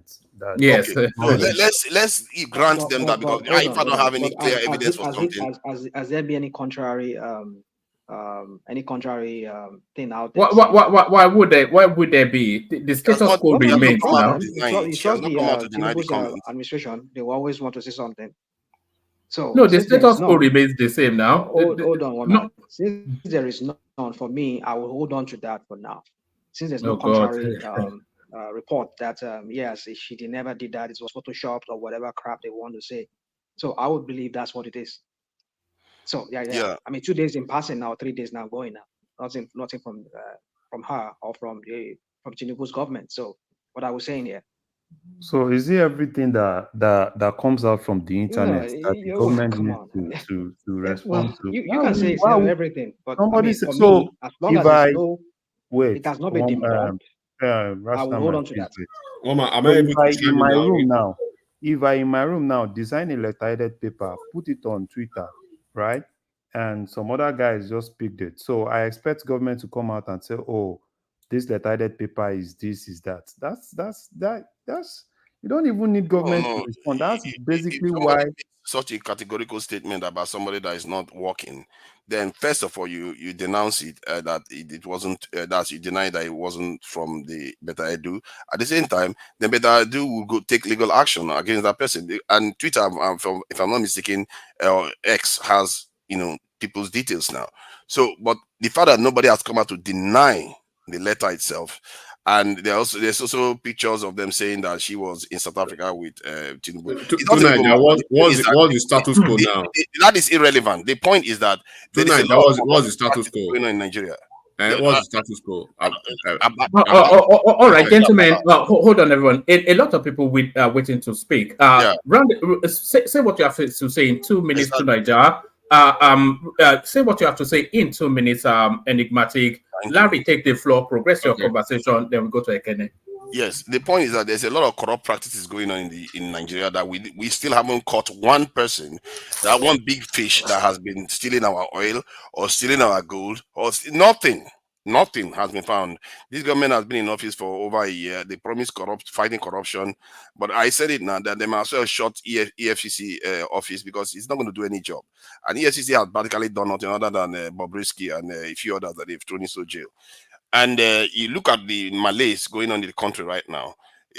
Maybe they are sensing danger right now. That's why their security chiefs came out and security officials talk about trying to protect oil resources and make sure that the oil output increases so that they can be able to address. They are trying to address the gap, the fact that they are not able to generate enough crude oil for the local market. Maybe that's what they are trying to do. But I can't be sure because even the media people that were reporting it were very, very skeptical because our governments have said this before. These people are just our people. There's something seriously. We are sick. There's something seriously wrong with us. And the idea that it's easy for us to point the government. It's us. Because if you hear the way Emeka talks sometimes, we don't have any sense that there is an urgency to fix our nation. That what we are doing has consequences for our own children and our children's children. It's really crazy. When you talk to Nigerians, you need to see the way they behave. Some of the things they believe in. That's why when you see the government behaving the way they are behaving, why are people surprised? Because that is how the people are too. But I will leave it at that because that's a bigger conversation. All right, we'll have that conversation in the after spill. Enigmatic, just 2 minutes, and then, gentlemen, when we go back to Larry, I'm going to be a bit stricter with the interjections just to get to people quicker. Enigmatic. Okay. First of all, I think we were on Ndume before this lamentation. First of all, let me just make it very clear. Look, bring even the whole of the angels wherever they are, right? There are people who still complain, particularly in a developing economy like Nigeria, and particularly when people are still sitting really very deeply about their electoral laws. You can't placate crying babies, and it's just normal. So Ndume's problem, right? If you are very close to the politics of Ndume, it's not been today. It's been all over it's been forever. Let me just say it.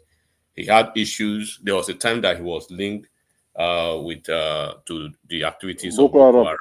Yeah, at a point. And then during Saraki's time, he had issues with Saraki. During Ahmed Lawan's time, he had issues with Lawan. He was completely barred from even coming to anywhere within coming to Aso Rock with not personally, not himself now, with the leadership of the National Assembly during Buhari's time. So it's always had one issue or the other. But the issue actually started from Borno State, and then from the Northeast. The Northeast caucus, they've been tolerating him since 2015. So the last election, he wasn't supposed to be on the ballot. It was Zulum himself that actually prevailed on the stakeholders, that being a senior member of the Borno State political hierarchy. Did you hear about Zulum's son, by the way, killing somebody in India? Yes, I heard it. So I heard it. I don't know much about it, but if it's true, quite unfortunate. That's one of the problems with all those kids most of the time. You can imagine the guy, you send your child to school. He went there and be struggling with women. They said he bottled somebody. He bottled somebody in a nightclub. You can imagine how somebody will go and be disgracing your family name outside the country. Can you imagine?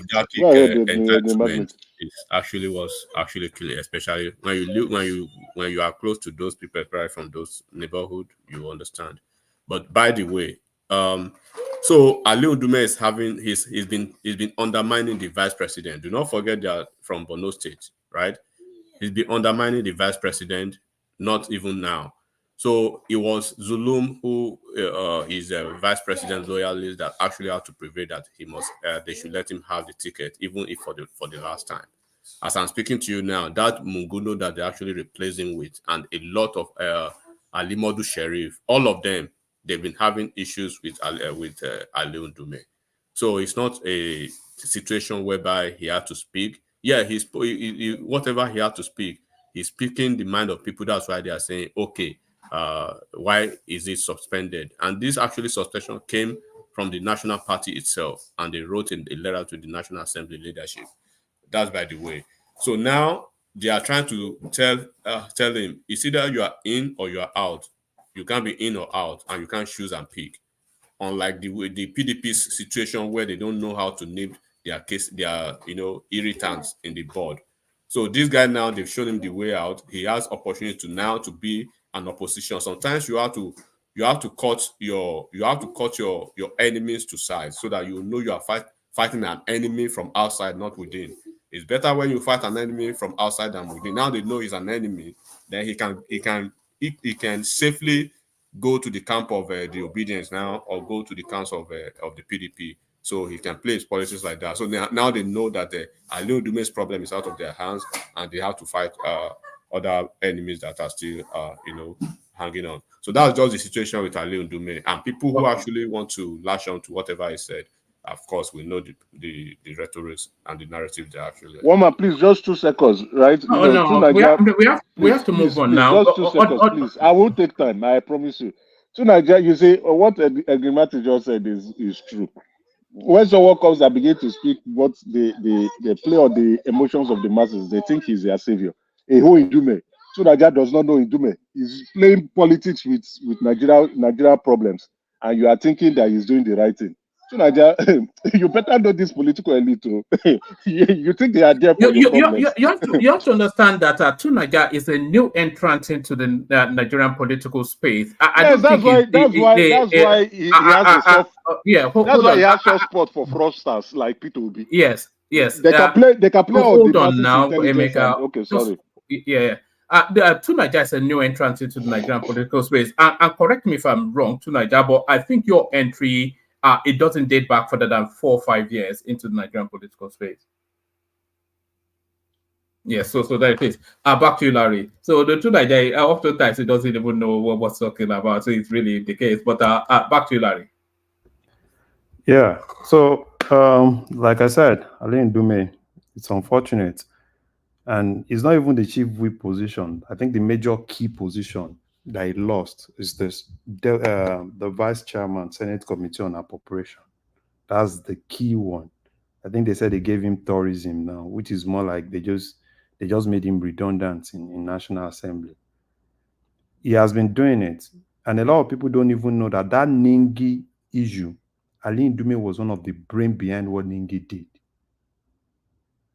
And even most of the guys in APC, they knew. So Ali Ndume has been playing dirty politics. Do you know that even in nationals, there have been instances during plenary that Ali Ndume challenged the Senate president? You know, in as probably because, you know, I've seen instances that I said, oh, probably he's more experienced, is this, is that. And that's why sometimes when you have a position, right, and probably you and someone were really looking for that position at the same time, sometimes when you want to compensate them and make them a little bit far.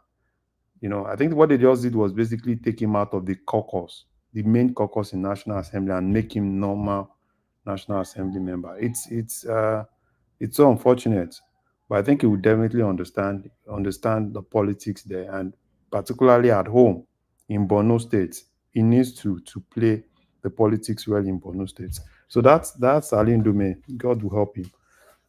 I think the other one I want to talk about, woman, can you? It's a whole lot of things. What's other new things? We were talking about the supplementary budget that was sneaked in by Tinubu, and there's a bill passing through second reading for a single 6-year term for the president. The UAE debunking the narrative of the $10,000 whatever. I wonder if you've spoken on the protest. And Philip Shaibu reinstated as the deputy governor of Edo State. And then the government tried to impose some 50% levy on FX gains by the banks. Oh, okay.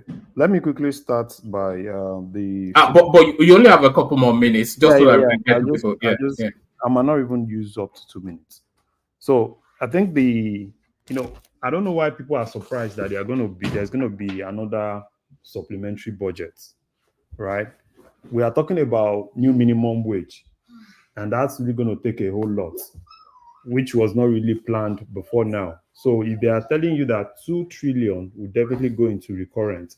So I think what happened was basically they did some calculation. And, at the point, Tinubu told Edun to go and do some calculation on what he thinks the whole expenditure from the government side will be. I don't know how much. I think they said on Thursday, he's going to announce the new minimum wage, what is going to take to National Assembly. So that's why that supplementary budget, it's actually there. So, and I think on Edo, I think we all knew that was what was going to happen. We knew, the way Shuaibu was actually removed was wrong, and I think they've actually appealed. They appealed, and I know Shuaibu will still win in appeal court, and hopefully if they still get to Supreme Court, he will still win. Basically what they are trying to do is to buy time, at least for this guy to finish his tenure, and Shuaibu will definitely be compensated and kind of like paid all what is being owed, which is that. So, Oman, I think it's okay. You can go to someone else. All right, brilliant. There's still other topics I want to hear from you but I'll loop round quickly to you. But gentlemen, we're going to start applying 5 minutes just to get through the room fairly quickly. A bit rigid with that 5 minutes. Ekene, you kick it off. Good to see you, Megida. Yeah, one man alpha. Adeo. Good day, my fellow panelists and gentle people in the comment section. One man, well, little to say and much to be heard from me tonight. It's about Ndume. Sometimes you just have to look at yourself and know, even you yourself talking this about Ndume or that, you're also perfect. The most important thing is the message that the man is putting out there.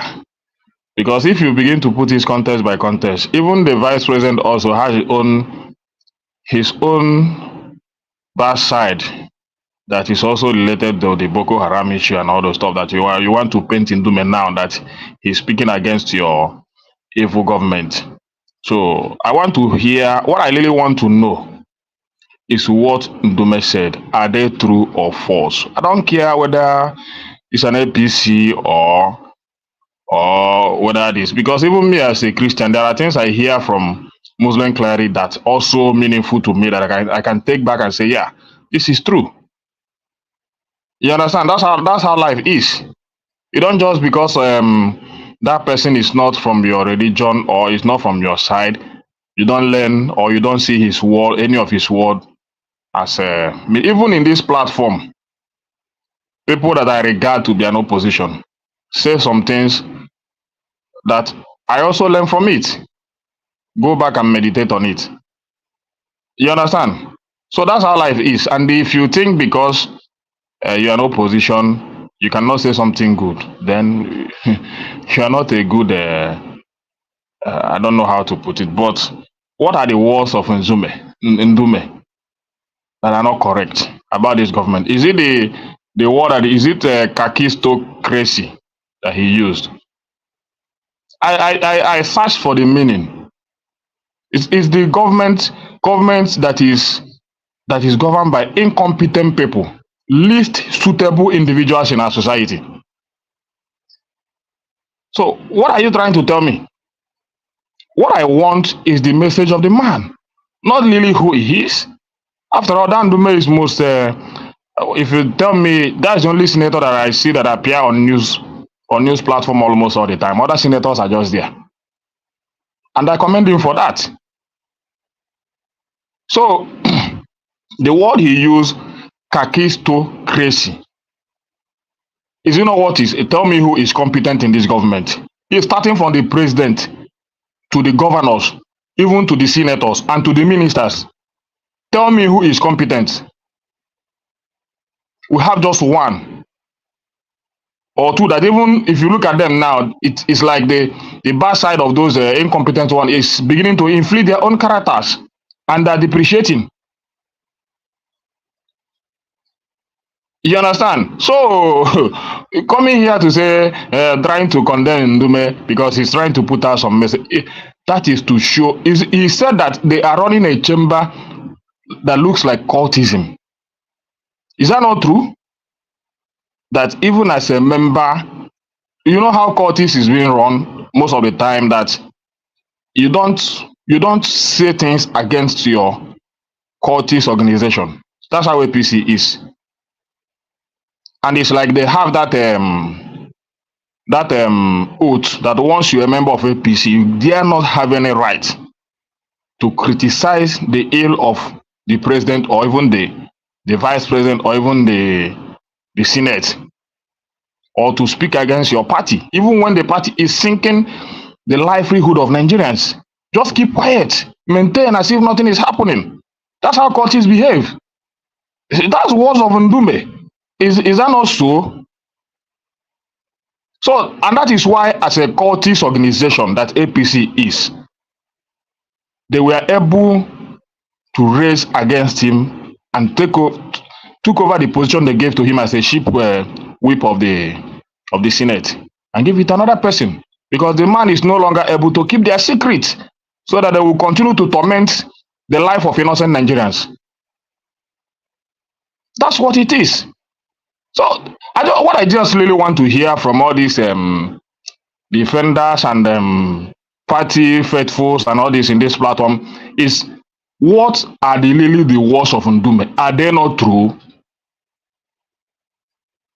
When I heard that word first from him, he said kakistocracy.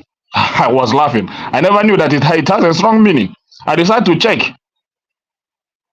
It has a strong meaning. And when I check it, the meaning is okay. He used the correct word for this current administration. Government run by the most incompetent individual in our society. The last, and we have the most educated ones defending the people that don't have certificate.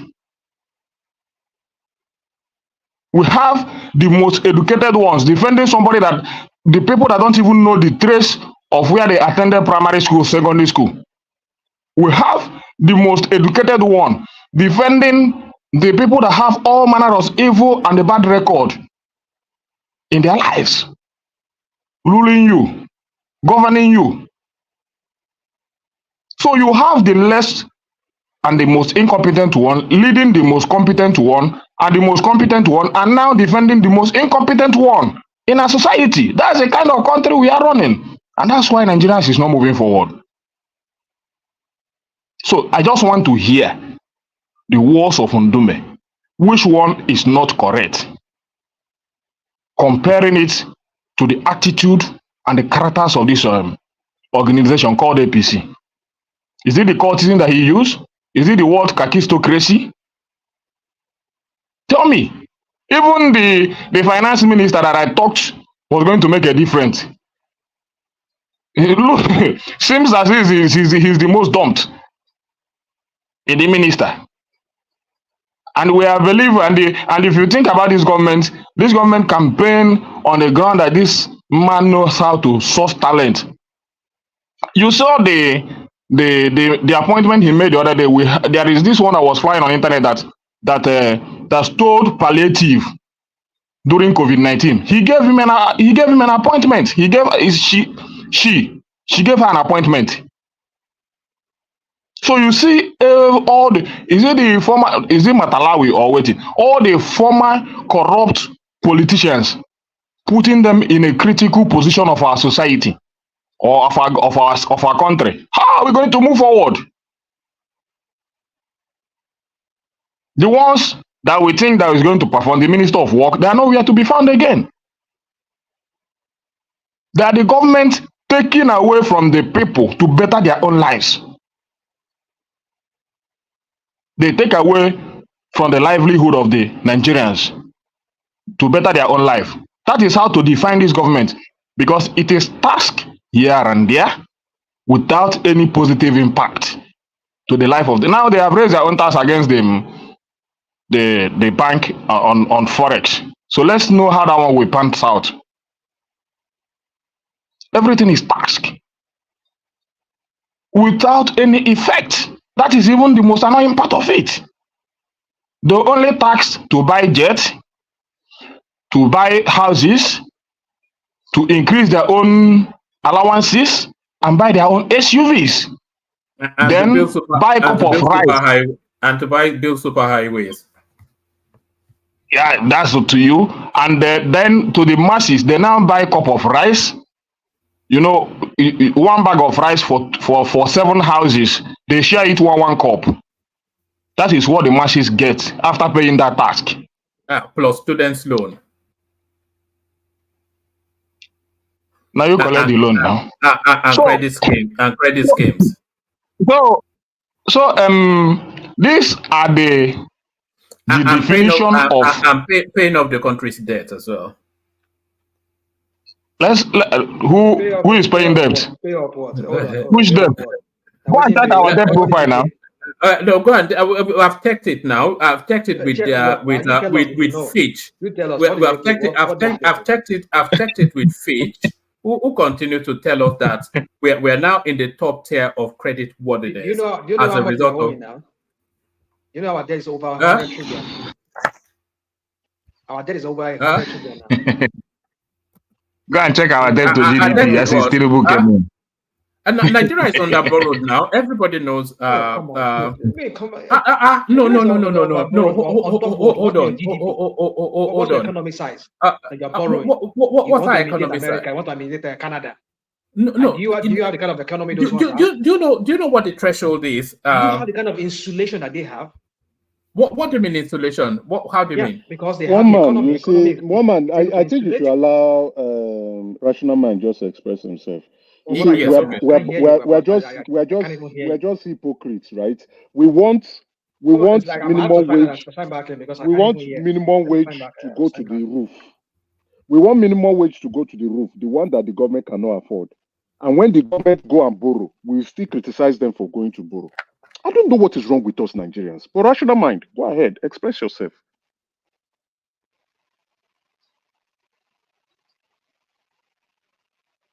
All right. Back to Ekene. I think Rational Mind is taking the hit there. I think it dropped actually. Carry on, Ekene. So one man, honestly speaking, I don't have much to say. I think on that side of Ndume, I'm okay with it. So any other person can come on and they come to describe whatever he wants to describe. For me, the message of the man is clear, and I sat down very well to study it, all the words he used against this government. Then I analyze it, and they are truths. So whether he has a bad record of Boko Haram, even your vice president also have the same link with Boko Haram. So allegedly, so you cannot even point it to him alone. So that shows that even all the members of APC are all in the same category. Ekene, do you know what mudslinging? You would know anyway. Do you know what mudslinging is? What? Explain yourself now. You know, if you take mud, wet mud, and you start to throw it against the wall, eventually it will stick against that wall. So that seems to be the opposition politics that we are having, mudslinging. But I can't. Well, you know, you have labeled our ongoing planned protest to be political, but that's by the way. That protest is going to hold. I've told you guys, don't panic. Do you want to take us to that protest then? A lot of people bailing out. The Ohanese came out, by the way, saying we are not part of it, and indeed, Lagos came out. The North came out. No, Ohanese. Do you want me to bring you the headline? Ohanese Indigbo released today that they are not part of it. Those are political Ohaneses. Right. You understand? If you really want to know whether Nigerians want to protest, come to the street. You understand? I've not heard from Nigerians that they want to protest. I've heard from the obedience and the forget about any organization or whatever. Showore want to protest. Everybody, AAC wants to protest. Labour Party want to protest. However you want to put it. Yes. Whether obedient, yes, I accept. Whether losers of the then there is this election want to protest. Losers want to protest. There is this video. Losers don't know how to. There is this video. They want to come out to the. There is this video. This video I've been watching since today on Twitter of this great pastor from Plateau State, Ebuba. He gave Tinubu a strong warning, and if not that kind of warning, that if you guys should go and visit that video, if you see it, the warning that he gave to Tinubu on the internet, that's this. I want Tinubu to go and show his power there. He gave him a strong warning. This one, he's not even telling him. He's telling him that his own is to resign. That he doesn't know what he's doing, and he's joining the protest. You understand? So it's only if I wake up and the protest is not going that you will not see me on the street. We die here. Call it hunger, call it whatever you want to call it. If you come to Nigeria, I can still feed you, take you to anywhere you want to go, give you 3 square meal a day, but I will protest. So if you want to label it lamentation or whatever, any of you that comes to Nigeria today, I can take you to any club that you want, lodge you to any hotel that you want, give you any type of food that you want to eat for any day, or if you want to stay in Nigeria for 1 year, I will feed you for 1 year 3 square meal. To tell you that it's not about hunger, it's about getting Nigeria right. But I will be on the street to protest because it adds more value to me and to the future of my children. You understand? So say whatever you want to say. We are protesting. I'll close my shop. In Anambra State, your governor is not doing enough. I'll close my shop. Even my governor, I'll protest against him. Take flight. I'll protest against him. All right. However you want to put it. All right. Bring it on so we can move it around. Yeah. So Tinubu can continue to do his they can continue to run secret society and say they are running government. Let them continue. And the people in their camp and in their occultic organization can help to promote their secret organization. You understand? They are anything you tell them now, they will just secretly supplementary budget secretly Everything secretary. The jet, everything secret. Is that not how occultic organization run their things? And that is what Ndume is trying to point out. Our paying subsidy, secret. Everything, secret. They are taking our money, and be paying subsidy that you don't know about. At the budget of 27 point something trillion, they take about 5.4 trillion secretly to pay for subsidy. Right. Wrap it up. Can I wrap it up? They never indicated it in our budget. Everything secret, and that is what Ndume is talking about. Secret organization. I don't have anything to say again, one man. Thank you. One man, please, let me take my 5 minutes so that before my network go off. All right, you take your 5 minutes, but before you take your 5 minutes, let me flash up what's coming up on Friday. We've got an active politician joining us, Sheyi Adisa. His name is Honorable Sheyi Adisa. So he's coming out of the Oyo State cusp. Is one of the strong emerging young politicians coming out of Nigeria. So you're probably looking at the future Oyo State governor cascading all the way through to Aso Rock. So he's joining us on Friday, 9:45 p.m. UK time. You've seen the topics: governance, protest. His specialism is in leadership, but he has the broad swathe of the Nigerian expanse. So he'll be sharing his thoughts with us. So bookmark that 9:45 p.m. UK time as we start to reintroduce guest appearances onto the platform again. So it's promising. It's quite an enchanting orator and quite a spellbinding speaker. So and quite ebullient in his expansiveness of so you'll enjoy him is essentially what I'm saying. So bookmark that and prepare for him. Look up his name as well, Sheyi Adisa. He joins us on Friday. I'm all excited, and so should you. So all excited, so should you, and nothing excites more, of course, than hearing the majestic words of our King Emeka. 5 minutes, you're up next. 5 minutes. Thank you, Wama. Thanks for putting me in before so I can log off quickly. To the panelists, I appreciate you guys, and to the comment section and those who are watching at home. Please send it to your enemies. Let them enjoy with you. On Ndume, right? You see, I think I like the way Larry took us through the journey, exposing many of us, we know what a hypocrite Ndume is, and enigmatic coming in to shine more light on his hypocrisy.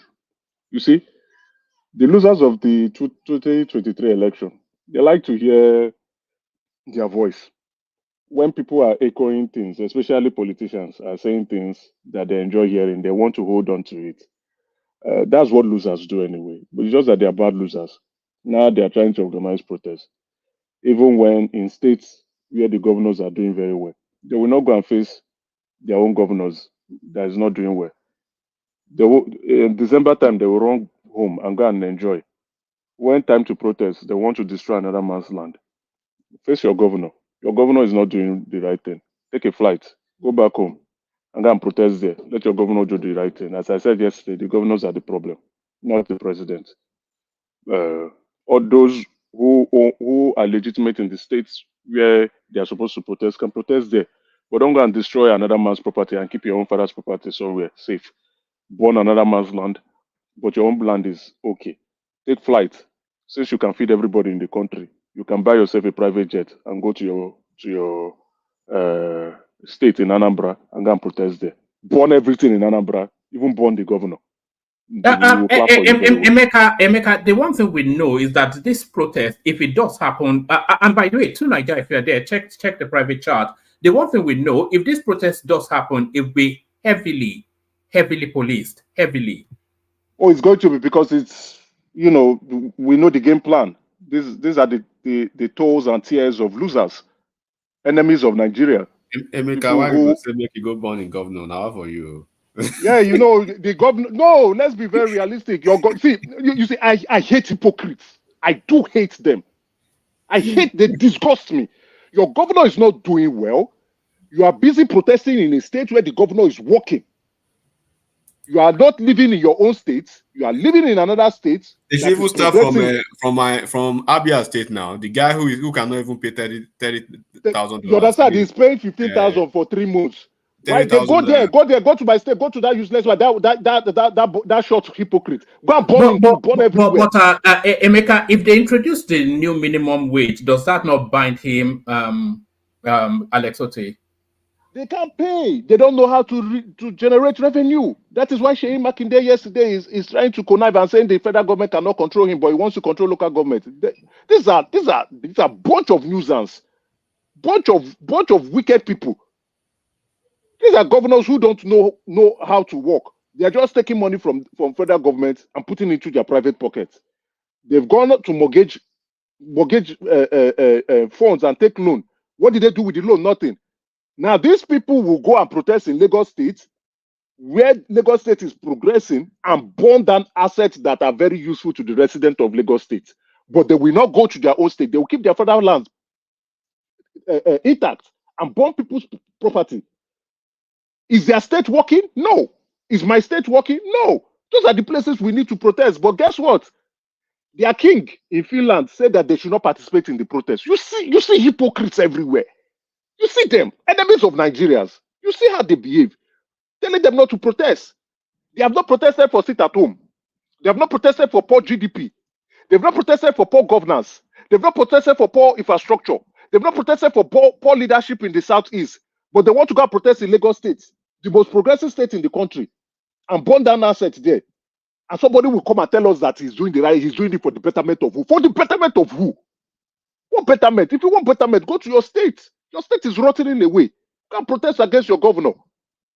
Then indirectly, you can protest to the president.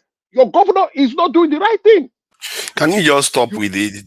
No. The people that are based in Lagos. They are not coming from Southeast to come and do that. Allow me to speak. You are based in Lagos. You are an economic migrant. You left your state, Anambra. You went to Lagos State. You are wait, Tunaja, hear me. Let me educate you now. You are an economic migrant. You left your own state of origin. You went to another man's state to go and progress, and you are progressing. Not an economic migrant when they are in the same country. Let me use that analogy on me. I left Nigeria, my country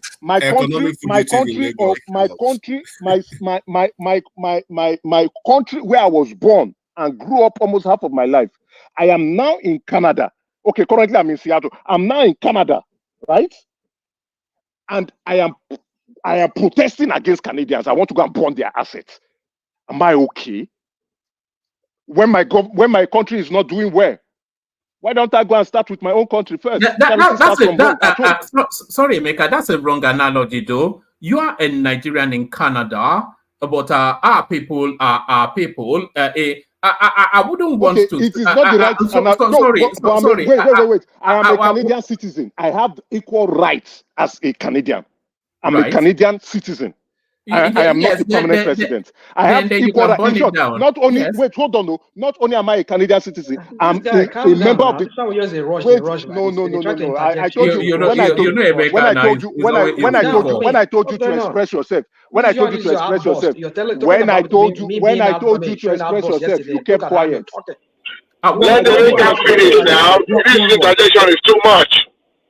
What's going on? One voice. I told him to express himself. He kept quiet. Go ahead and abuse the president like you do. One day we will give you 6 hours. Purge yourself out of that anger. We will listen to you. We will clap for you. Anyway, let me continue. As a Canadian citizen and also a member of the Conservative Party, I have equal rights and even more rights than Canadians. But will I go and be destroying Canadian assets because I don't like Trudeau's policy? No. My own country is not doing well. I should start with my country. I face that. So if you are angry with the way Nigeria is not going, and you are being a hypocrite and talking about that, go to your governor. Your governor is the first person to go and attack. Your governor is not doing the right thing. Start with your governor. Start with your state. Burn him. Burn the state house. Burn the road. Burn Loka. Burn Inewi. Burn Onitsha. Burn everywhere. Then when you are finished burning that place, go and burn River Niger Bridge. Burn it. The Southeast governors are a bunch of nuisance, bunch of wicked people and idiotic fools. But you ignore them. Even your king in Finland ignores them. And you want to go and burn Lagos State that is progressing, that is moving forward. You want to burn that place. You want to burn the assets. Emeka, just a second. Let me just tell you now, and I think I said it sparingly yesterday. Lagos, I think these people, they are not, I just want to say they are not ready yet for what Lagos is ready for them, because they don't even know what is going on. They know them now, and they've already spotted them. Lagos is not what happened in 2020, was it 2021? 2020, right? That NSAS nonsense. It won't happen in Lagos again. What happened last year won't happen in Lagos again. Person we know say in Papa shop belefu, he'll get belefu where we can carry mama leg join, right? Make it show himself. They go see the real thing for Lagos that day. No, what they want to do. Understand the meaning of what they want to do. They want to go and burn. They want to go and burn the Emeka, bring it home in a couple more minutes, then we'll move it yes, around. I will bring it home quickly. And to Niger, check the private chart. They want to go and burn the trains that Lagos State has brought in, so that there will be no more train. Everybody will start trekking, just like they burned BRT during NSAS. This is a bunch of nuisance. Go and burn your places up. Burn them up. Don't leave somebody who is working. There are people who are not working. Go and burn them up. Let's stop this hypocrisy. You want to protest? You can feed everybody. Buy a private jet. Carry all your people. Go back home and go and burn that place down. Now let me go to Ndume, please. Ndume is a hypocrite. I think Enigmatic and Larry has said enough. I would just say what he's doing. He's playing to the gallery. Now they've given him the cane. So he now knows that they flogged him. They are not telling him, we don't want you, you are irrelevant. The next thing they are going to do to him, 2027, they will contest against him and retire him out of politics. That's how you treat stupid people who cannot toe party line, who do not want to be responsible party members. If you don't want to be a responsible party members, you should be expelled. Go and become opposition. Go to Labour Party, go to PDP, go and do opposition party there. But since you're a party member, you should know the constitution of the party. You should follow the party constitution, and if you are an agreed member, you know how to channel your issues through party lines. The communication is clearly there in the article of memorandum. You know what to do. Don't go and be buying media spaces on Channels TV and come out. You buy how much? 30 minutes slots, and come out and be shouting and talking nonsense about party members or the president, who is the leader of the party. You know what to do. Since you don't want to do the party, okay, leave our party and go and do opposition work somewhere else. Now, he now knows that they are telling him you are irrelevant. Politically, we don't care who you are. You are very irrelevant. Go away. I don't know if you have any other topic. I don't know why I spent so much time talking about hypocrites who want to go and protest. We have a few more topics, but we have a lot Give me of a good one. Let me land it. Give me a good one. Let me wrap up with that. Hold on. You only get 2 minutes with it, just because other people are waiting. No, that's not the problem. All right. Hold on. Let me rattle through what we have, and then you just speak. We've got you've spoken on Ndume. The Arewa youths are stepping out of the protest. Federal government to tax back banks 50% of realized profits from FX.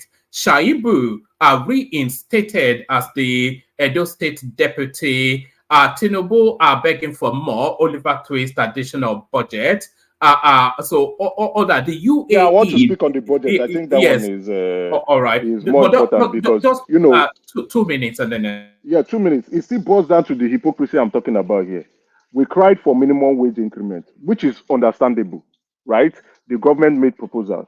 The Nigeria Labour Congress said, no, we don't want that. We want something higher. The government came back again. They said no.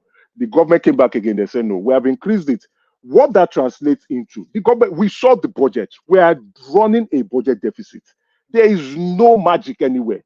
For those people who keep saying Nigeria is rich, look at your budget. What is your budget saying? There is no magic. So for them to increase minimum wage, they have to go and borrow to fund the recurrent expenditure. It will go up. So if you are complaining about minimum wage and complaining about debt, again, you're a wizard. Good night. All right, brilliant. That's the majestic King Emeka, of course, the authority in the voice. You think he ruled the kingdom, which he probably will do at some point in life. So thank you, Emeka. So that was Emeka's. So, gentlemen, we're going to whiz through so that I want to get to every voice as quickly as we can. Isaac Black, you're up next. After Isaac, Rational Mind, Enigmatic Hondi, Ovie, no, Dewale Ovie. Isaac Black, you're up next. Yeah, Wama, good evening. Good evening to you. Yeah, you see, Wama, most times, there are a lot of topics, to talk about. But most times when topics like this come around, I find it so difficult. At times, I find it so difficult to actually speak to them. The reason is this, we have a very big problem in that our country. You see, our people, the way there is something maybe we should begin to correct. You see, those people that are speaking for the government, those people that are speaking for the people, the problem, both sides, the problem they have is that balance. That's the problem we have in Nigeria. That balance is not there. When we are one side, we go to the extreme. And when we are the other side, we go to the extreme. That has been a long-standing problem for Nigerians. Now, those people talking for the government, just because of the way, the behavior of the people, actually trying to speak for the people. You see, the people who are for the government, no matter what is true, they will refuse to come to that balance and then say what the government is not doing well and then say what the people are doing wrong.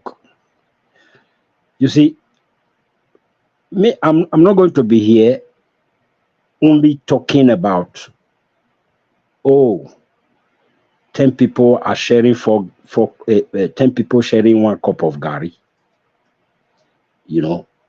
without also saying something about most of these our young ones coming up, the Gen Zs, as you call them.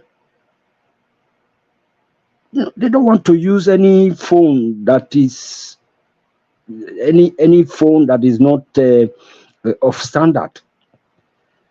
When you go out there, you see a lot of them. All they want to use is iPhone 14 Pro, 13 Pro, all over the place. So we must put that balance. There must be that balance. Not just rolling out what the government is doing and only focus on what they are not doing. For example, I want to use this as an example. You see what happened in Kenya. It cannot happen in Nigeria. You see, some people say silence is the best answer you give to a fool. Not that that person was a fool before he came to you to start looking for your problem. Because of the silence you gave to him makes him a fool. So you can see that Kenyans, they don't talk blah, blah, blah, blah, blah like Nigerians like that. But when they took their actions, you see the government responding.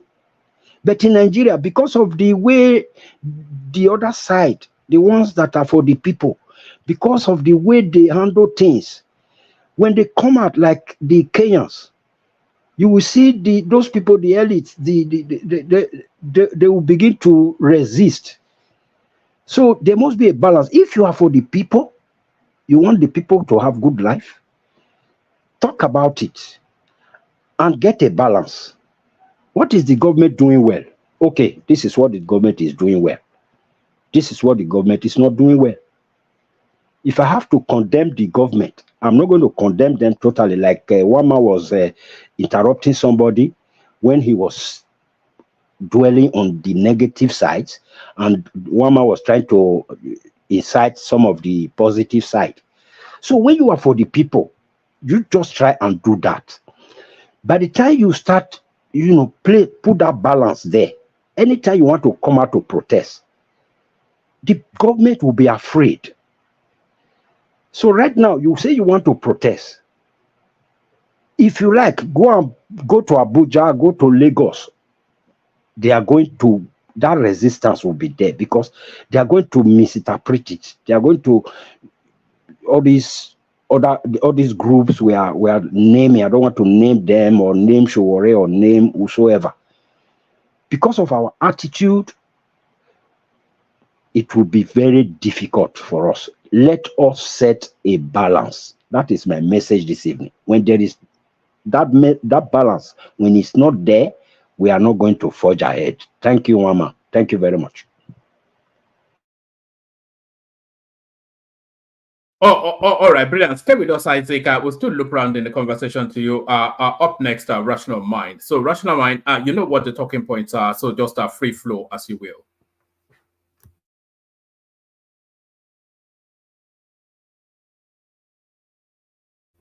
Are you there, Rational Mind? Okay, let's go to Enigmatic if Rational Mind is not fully ready yet. Enigmatic. All right, one man. I'm just. Can you hear me? Yes, perfectly. Carry on. Yeah, I'm just here to catch fun today. But just a quick news to the headless mobs, right?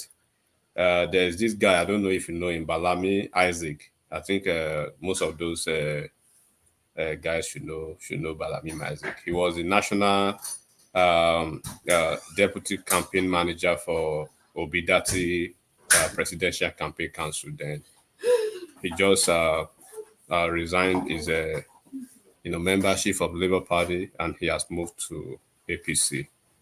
So this is just to let people understand that. Say that again, Eric. You say that again. Huh? Yeah, can you say that again, please? Yes, Balami Isaac. He has moved from. So, sorry, Egrimatu, don't be angry. Say it slowly, so they can hear you at the back. Yeah, so I said there's Balami. There's this guy Balami Isaac, right? He was the national deputy. The deputy national campaign manager for Bidati Presidential Campaign Council. So he was one of those top hierarchy guy within the Labour Party movement. But officially, he has moved out of Labour Party. Not just that, he has officially moved to APC. And what is happening in APC now is that I'm just trying to basically elaborate on the Ndume stuff. The mistake that a lot of people are making is that Tinubu is different from Buhari and Jonathan. And I will keep saying it, right? Jonathan betrayed himself. Jonathan failed himself. Jonathan lost the election only by himself, by a certain attitude and by certain, illogical moves that he made.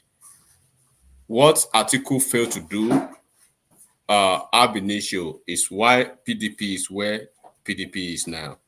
When you see individuals or party people that are not actually they are not really with you, you either take a position outrightly or you find a solution to it immediately.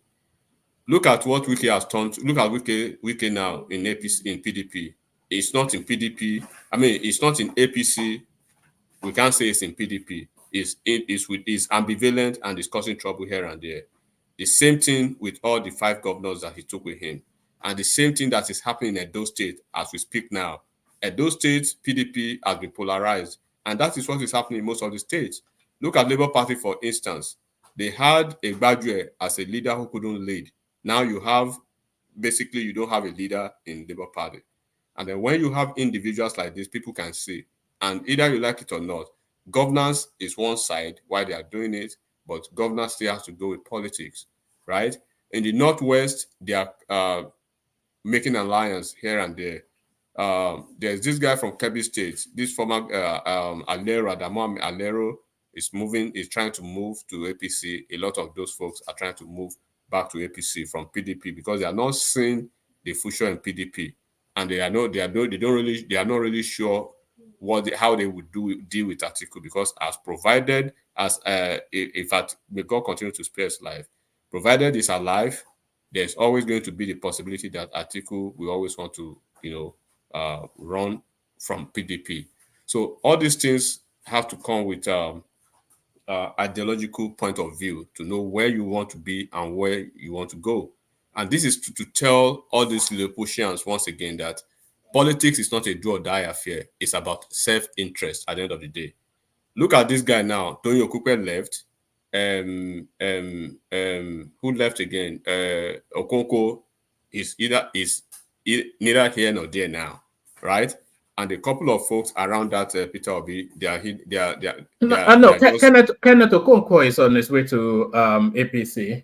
Okay, so you can see all the movement. Even Peter Obi himself, right? We can't really say categorically that he's a member of Labour Party now, or because he's been trying to move to PDP, but I think they rejected him now. He tried now.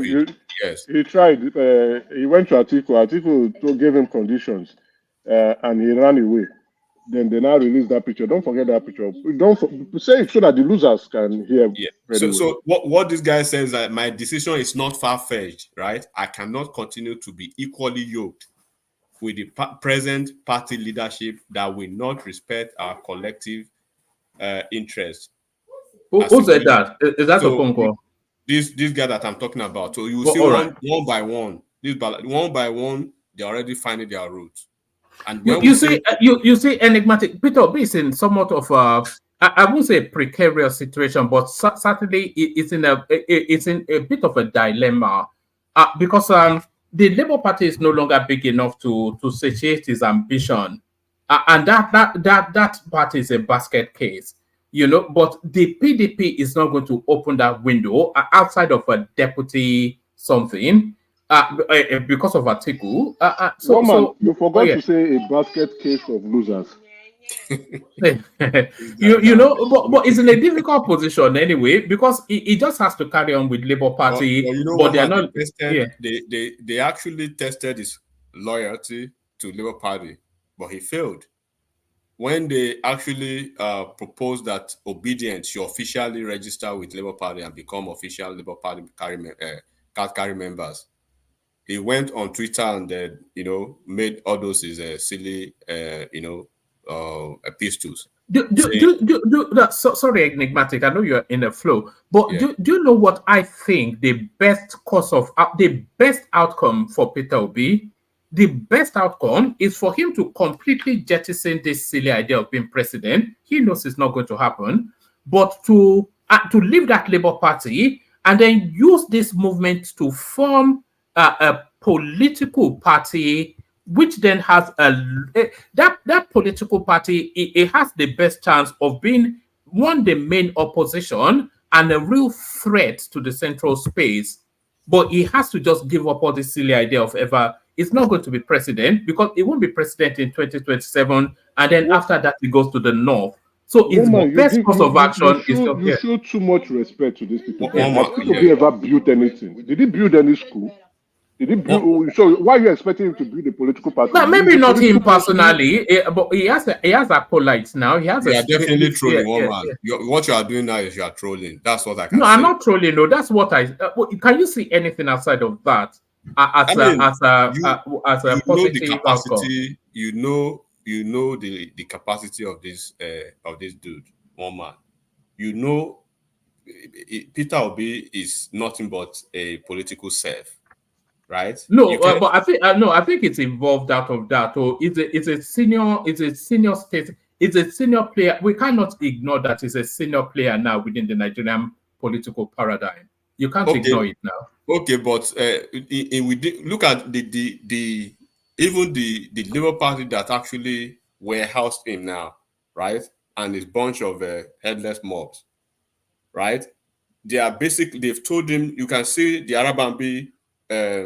Arabambi caucus now and that of Abure, right? They've basically wedged him out indirectly because when they tested his loyalty, it failed woefully. Yes, but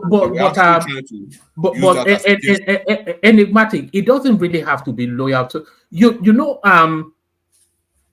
Peter Obi has everything, and the Labour Party has nothing. They don't offer him anything now, so it doesn't even owe them. They should be begging him every single day and feeding him grapes. You know, they don't. It doesn't. Why should they be loyal to them? No, he has nothing to gain from them now. What does he have to gain? He doesn't have a single thing to gain from Labour Party. Haven't you seen that Labour Party too itself, right? They are not the type of political party that is quite ambitious to gain anything from anyone or from any political party.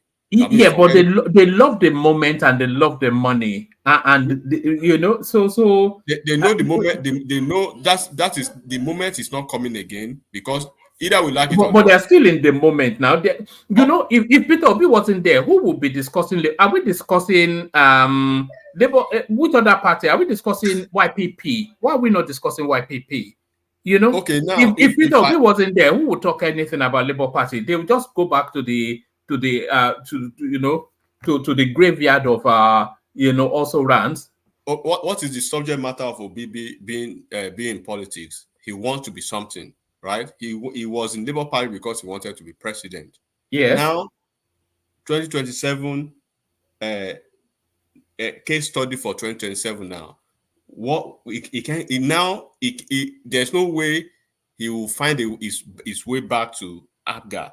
One, of course we know he can't go to APC, you know.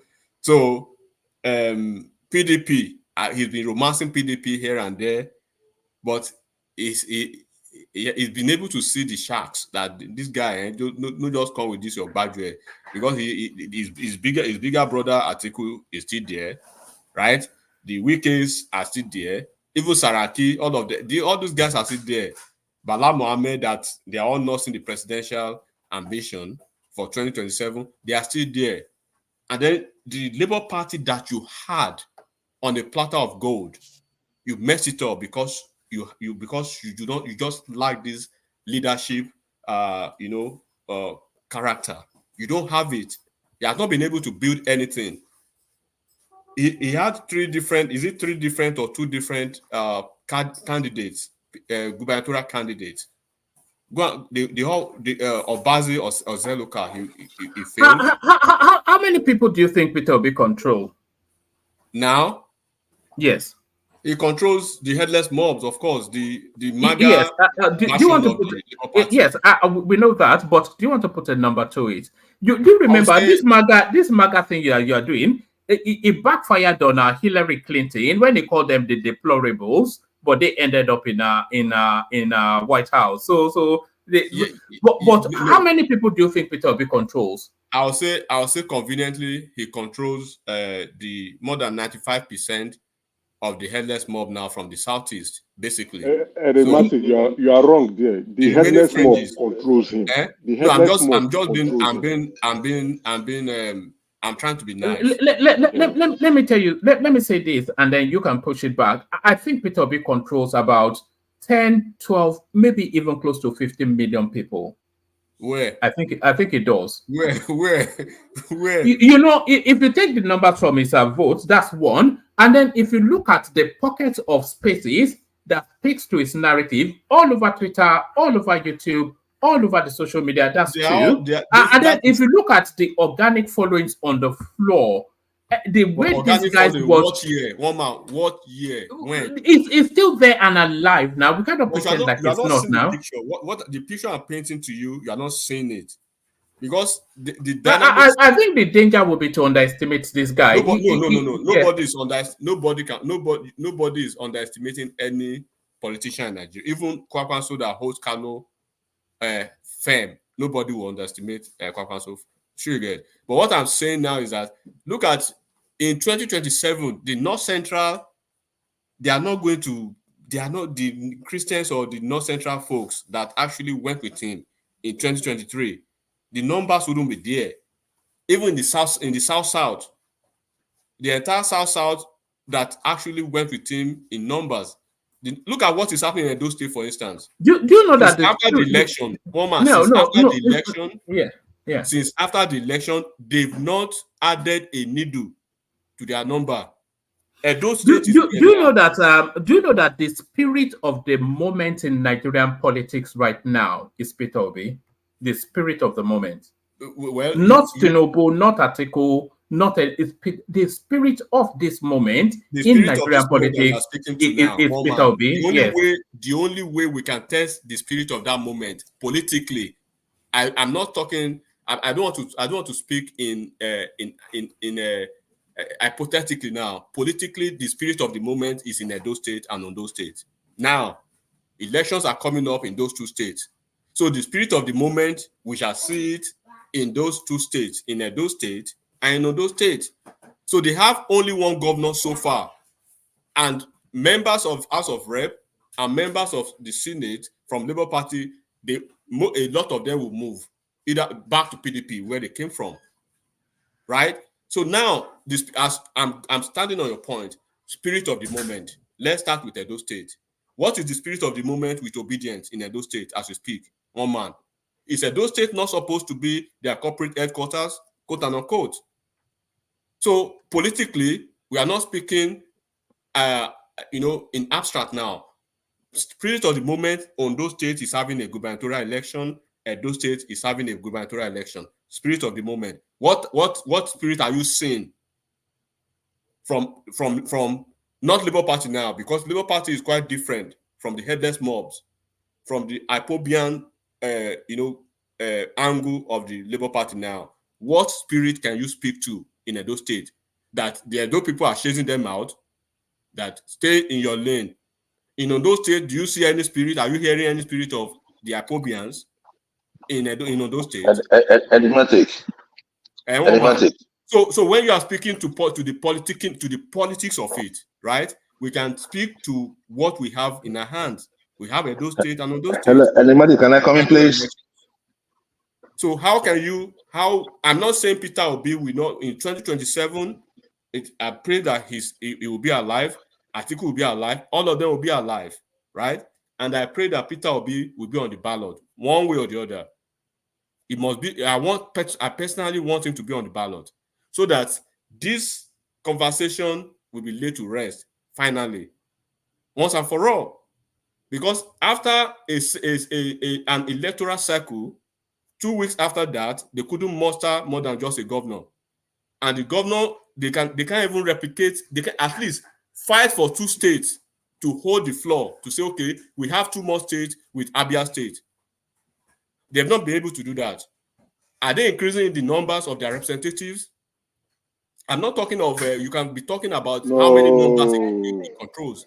But when the numbers are reducing. The number you can actually say PDP is controlling now is by the number of their senators, the number of the House of Rep members, the number of their governors, the number of their local government chairmen, so to say. The numbers that APC is controlling, that's how you record it. The number that a Republican is controlling is what you have in the House of Rep and the Senate and the presidency. So when you are saying the numbers, that is not reflecting and that it's not going to probably, and then we say, okay, do not say it's not going to reflect. Let's wait for Edo State and let's wait for Ondo State. And if we can see if the number will reflect eventually. They have only a governor now. What are you talking Can I talk, please? No, that governor is already an APC man. No, I don't even want to go there because we know at the end of the day what will happen, Emeka. If we are talking politics, we are not talking, because when the numbers actually come in 2027, we are still talking about the Northwest that is having issues with North Central and Northeast now, because the North Central and Northeast, they are collapsing to fight a war against the Northwest because they believe Northwest are taking them for a ride for a long time, right? Just like the Southeast are believing that Nigeria is taking them for a ride. So the Northwest and the Northwest, they are having issues because of Shetima, because of the Northeast possibility of producing the presidential candidate in 2031. So that's why you see most of the gladiators in the Northwest not trying to cede the camp. So it's going to be a different ball game. And then the determinant of a failure, right, or the winner of an electoral circle is going to be the next electoral practice in Edo State, in Ondo State. What can you speak? Mama, I'm talking to you now. What is the fortune of PDP of Labour Party in Edo State as we speak? Their headquarters. What is the fortune of Labour Party in Ondo State as we speak?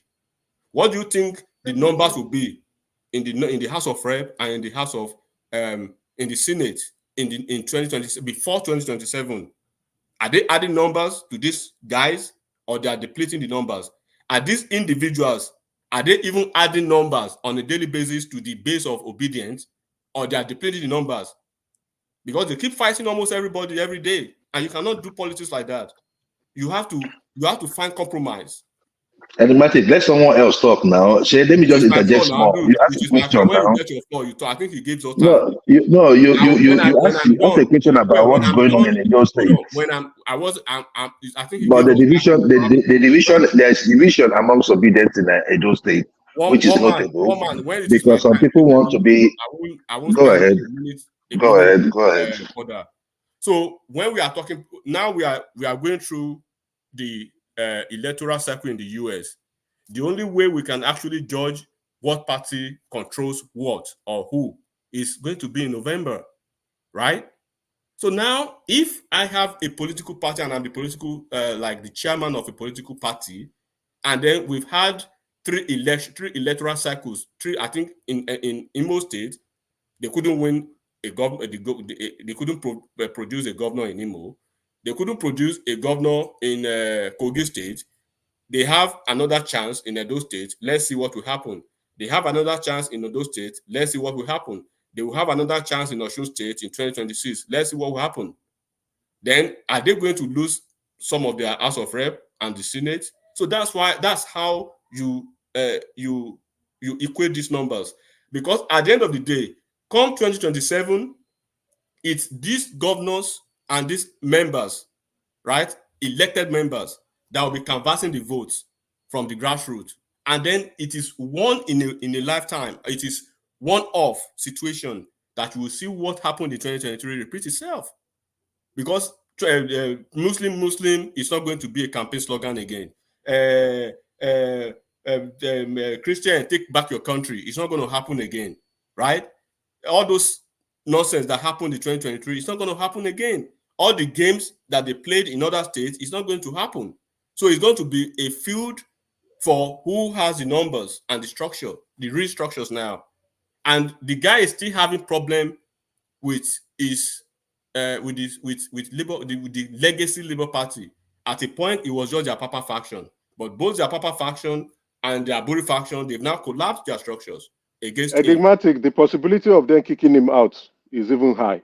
He may not even have now, is he going to APC? I mean, is he going to PDP, or is going to PDP ABGA, won't take him, or is going to SDP? Where is he going? Basically, like what you have said, you probably let him just go form. I think it was Woman that said it. Let him go form a political party, kill that presidential ambition. He's never going to be president, not in our lifetime. Maybe when he reincarnates in again. Begin to do that Twitter discussion. You know, the last time I saw him, he was talking about football. So I don't know if you saw my comment. I say, at that sense, what are you with? Please, I don't want to go over your minute. You have about 2 more minutes, but just to what Emeka is saying, that can only, that's the best outcome for Peter Obi, and that can be the only outcome if he takes this thing that he has created and formalizes it in a political structure. Exactly. But he has to forget any idea of he knows he's not going to be president. He can't be president in our lifetime. He can't be president. He has lost the chance. But he can use what he has created to create a real movement. The disenfranchised, the unsatisfied, the people that want a quantum, all of these people that coalesce. It can form, yes, but forget all this. You are not going to be and also you will not be everybody knows it. Chief, you will be the chief mourner of the country. When people die, you will be the one. And then he can really moralize. If he doesn't want, if he jettisons that ambition, then all this moral, whatever it is, that it becomes a bit more, it has a bit more authenticity, it has a bit more, but anyway, the guy, he doesn't get it. I don't think No, he one gets man, it. you said it brilliantly, right? That is the job that is good for him, that he has even created for himself. And he can be collecting Elon Musk's money by being the moral compass, political moral compass of Nigeria, and the chief mourner of Nigeria, and the chief celebrant. When people are doing birthdays, he will be celebrating them, calling them out. You know, if the government does something that is not okay, he will call them out. If footballers are doing the right thing, he will call them Emeka, out. Yeah? just to complete my 2 minutes, what you are seeing, Go ahead, sorry, yeah. even when you look at the Southeast now, right, you will see that even the political class in Southeast, they've given him his pass they've given him a pass in the past, right? Yeah. They are not giving him again. All of them. No, they are coming out gradually. They are coming out gradually now. Enigmatic. Sorry. You forgot to even mention that this guy, Pius Ayim, has joined.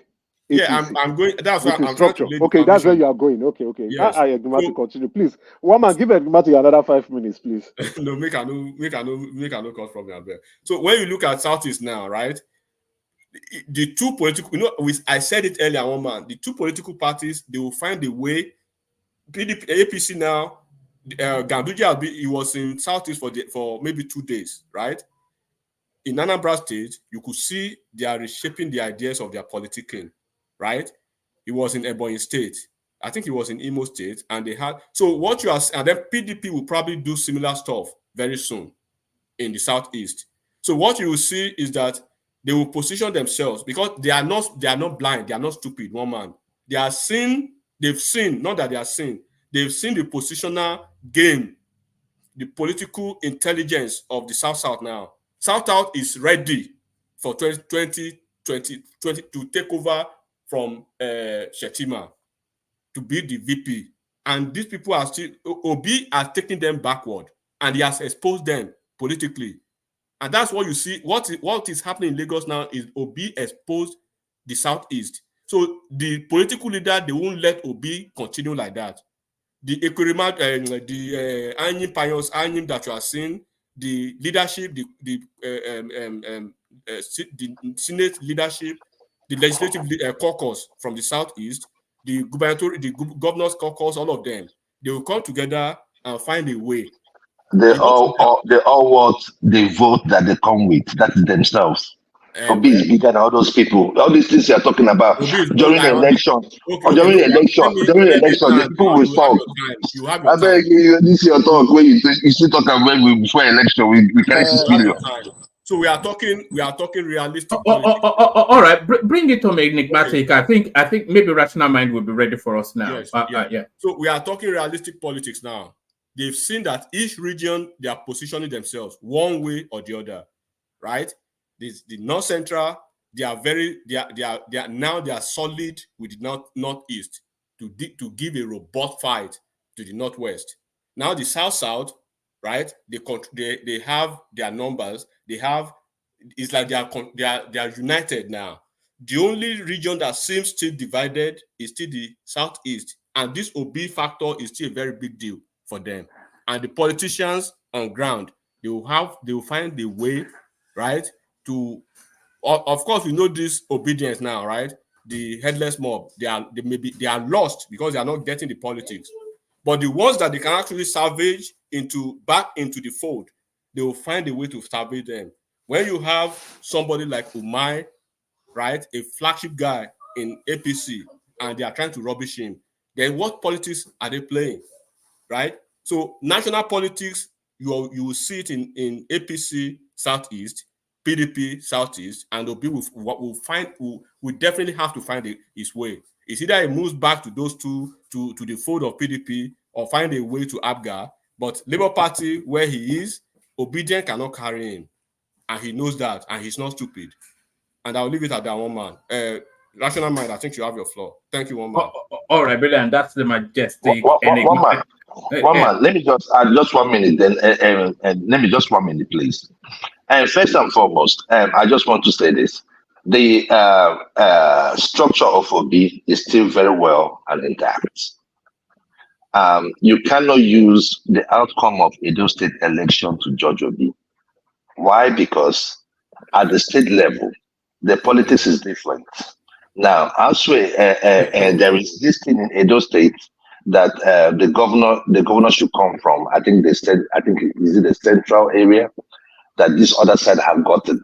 Even the side Olumide comes from has. I think that's where Obaseki hails from as well. So the issue there is that when you come to the state, it's a different ball game. Will Olumide get his vote? He's still going to get some votes. They are moving and they are doing a lot of campaign. However, when it comes to presidential, and Matic Shebi, when you were talking, say I should not interrupt you. Let me just only 1 minute. I will just leave you guys. We have one governor, and it does not matter. And the issue there is that when it comes to the presidential, when it comes to the presidential election, it's a different ball game. If Labour Party, Obi does not need Labour Party. It's not a question of ego, but it's a question of knowing your place. Obi does not need Labour Party. Abure and their likes have messed it all up. I mean, if Obi is the person you're going to present, then allow a northerner to be the chairman. There's nothing wrong in that. But I mean, I think I'll leave it to it gets to my tongue so that but I just want to put some clarifications out there. Thank you very much. All right, brilliant. Do we have rational mind? We've been trying to get to you all the way through. Yeah, woman. I'm just so busy here at the office still. Yes, and they say men can't multitask. Or is that? I said, and they say men can multitask. But maybe it's the Bobrisky in you that are now. No, I mean, I was listening to you guys here. I'm just so busy at the. I mean, it's past almost 7 o'clock, 7 p.m. here in the evening, so it's still bright here. So I'm just trying to wrap up here at the office. Yeah. So. Do you get paid overtime? Sometimes, but it's very it's a project that I'm handling, and the contractors they don't want to pay overtime, so I just have to do that of my own. People take especially since this culture of working from home, since it birthed since COVID. The employers have been taking serious advantage. People work pretty much 24 hours because it's convenient for them and they don't want anyway. Yes, to the politics of it, just free flow. Well, you might have to give me. I mean, I'm just trying to know the topic. All right. Yes. Let me wrap you through quite a bit, but I'll just pick and mix 5 minutes flow. Tinubu asks National Assembly to increase 2024 budget by 6.2 trillion naira. So that's his latest supplementary budget. But a lot of people argue that that's still not sufficient enough. It should just do one big hit, and then so he has the money to do what needs to be done. APC sacks Ndume as Senate Chief Whip over complaints about Tinubu. Sorry to interrupt you. Let me just take that first one first, so that I can be able to take them within 5 minutes. You see, woman, I've said it here. I know it's going to trigger some people here. I've said before that you people have an APA as a president.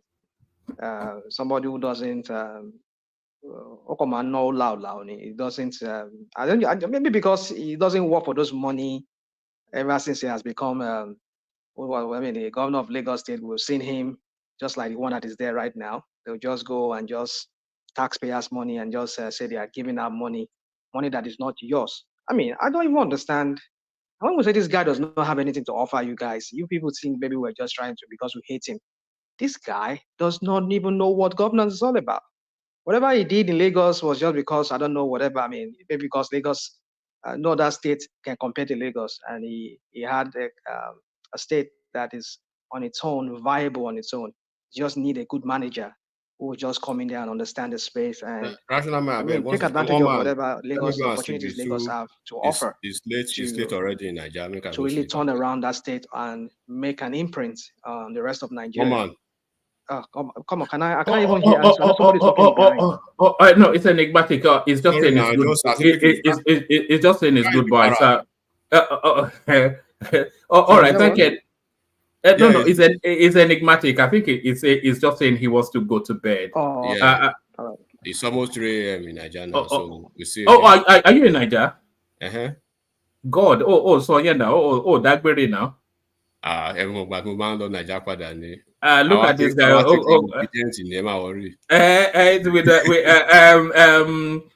Joel could have told one of his friends to welcome you at the airport, you know. No worry. With a nicely wrapped AK-47. He doesn't say he doesn't say Lagos. I know you'll be in Ekiti or somewhere. I don't think it's in Lagos State. Maybe I'll speak to Ekene. Pass on his number. Maybe you can hook up, go have a beer or something. Ekene, we want cash for the protest. We would fine for protest. Yes. So maybe Ekene can take you around. When I come to Nigeria, I certainly will be going to Alaba. I'll just turn up at his shop and knock on the door and say, "Oh yeah, now." With that pepper soup, you know. Barbecue but thank you, Enigmatic. Keep your phone switched on. I'll call you maybe later in the day. Enjoy yourself. Enjoy yourself. No, Mr. Maga, you the Maga for America. They do obedient for that. Which one you did say? I go with the right candidate though. Well, I keep winning. Right now. Enjoy yourself. We go whoop you again. No wahala. All right, thank you, Enigmatic. So back to your rational mind. So yes, you were saying the supplementary budget. Yeah, it's just it's so sad that Nigeria had to people like you, one man, and Enigmatic, and the rest of you people here that come here when we were warning you people at the during the election, even before the election. I said this guy has nothing to offer. Sometimes I just wish this guy was alive. I mean, I just wish he's alive.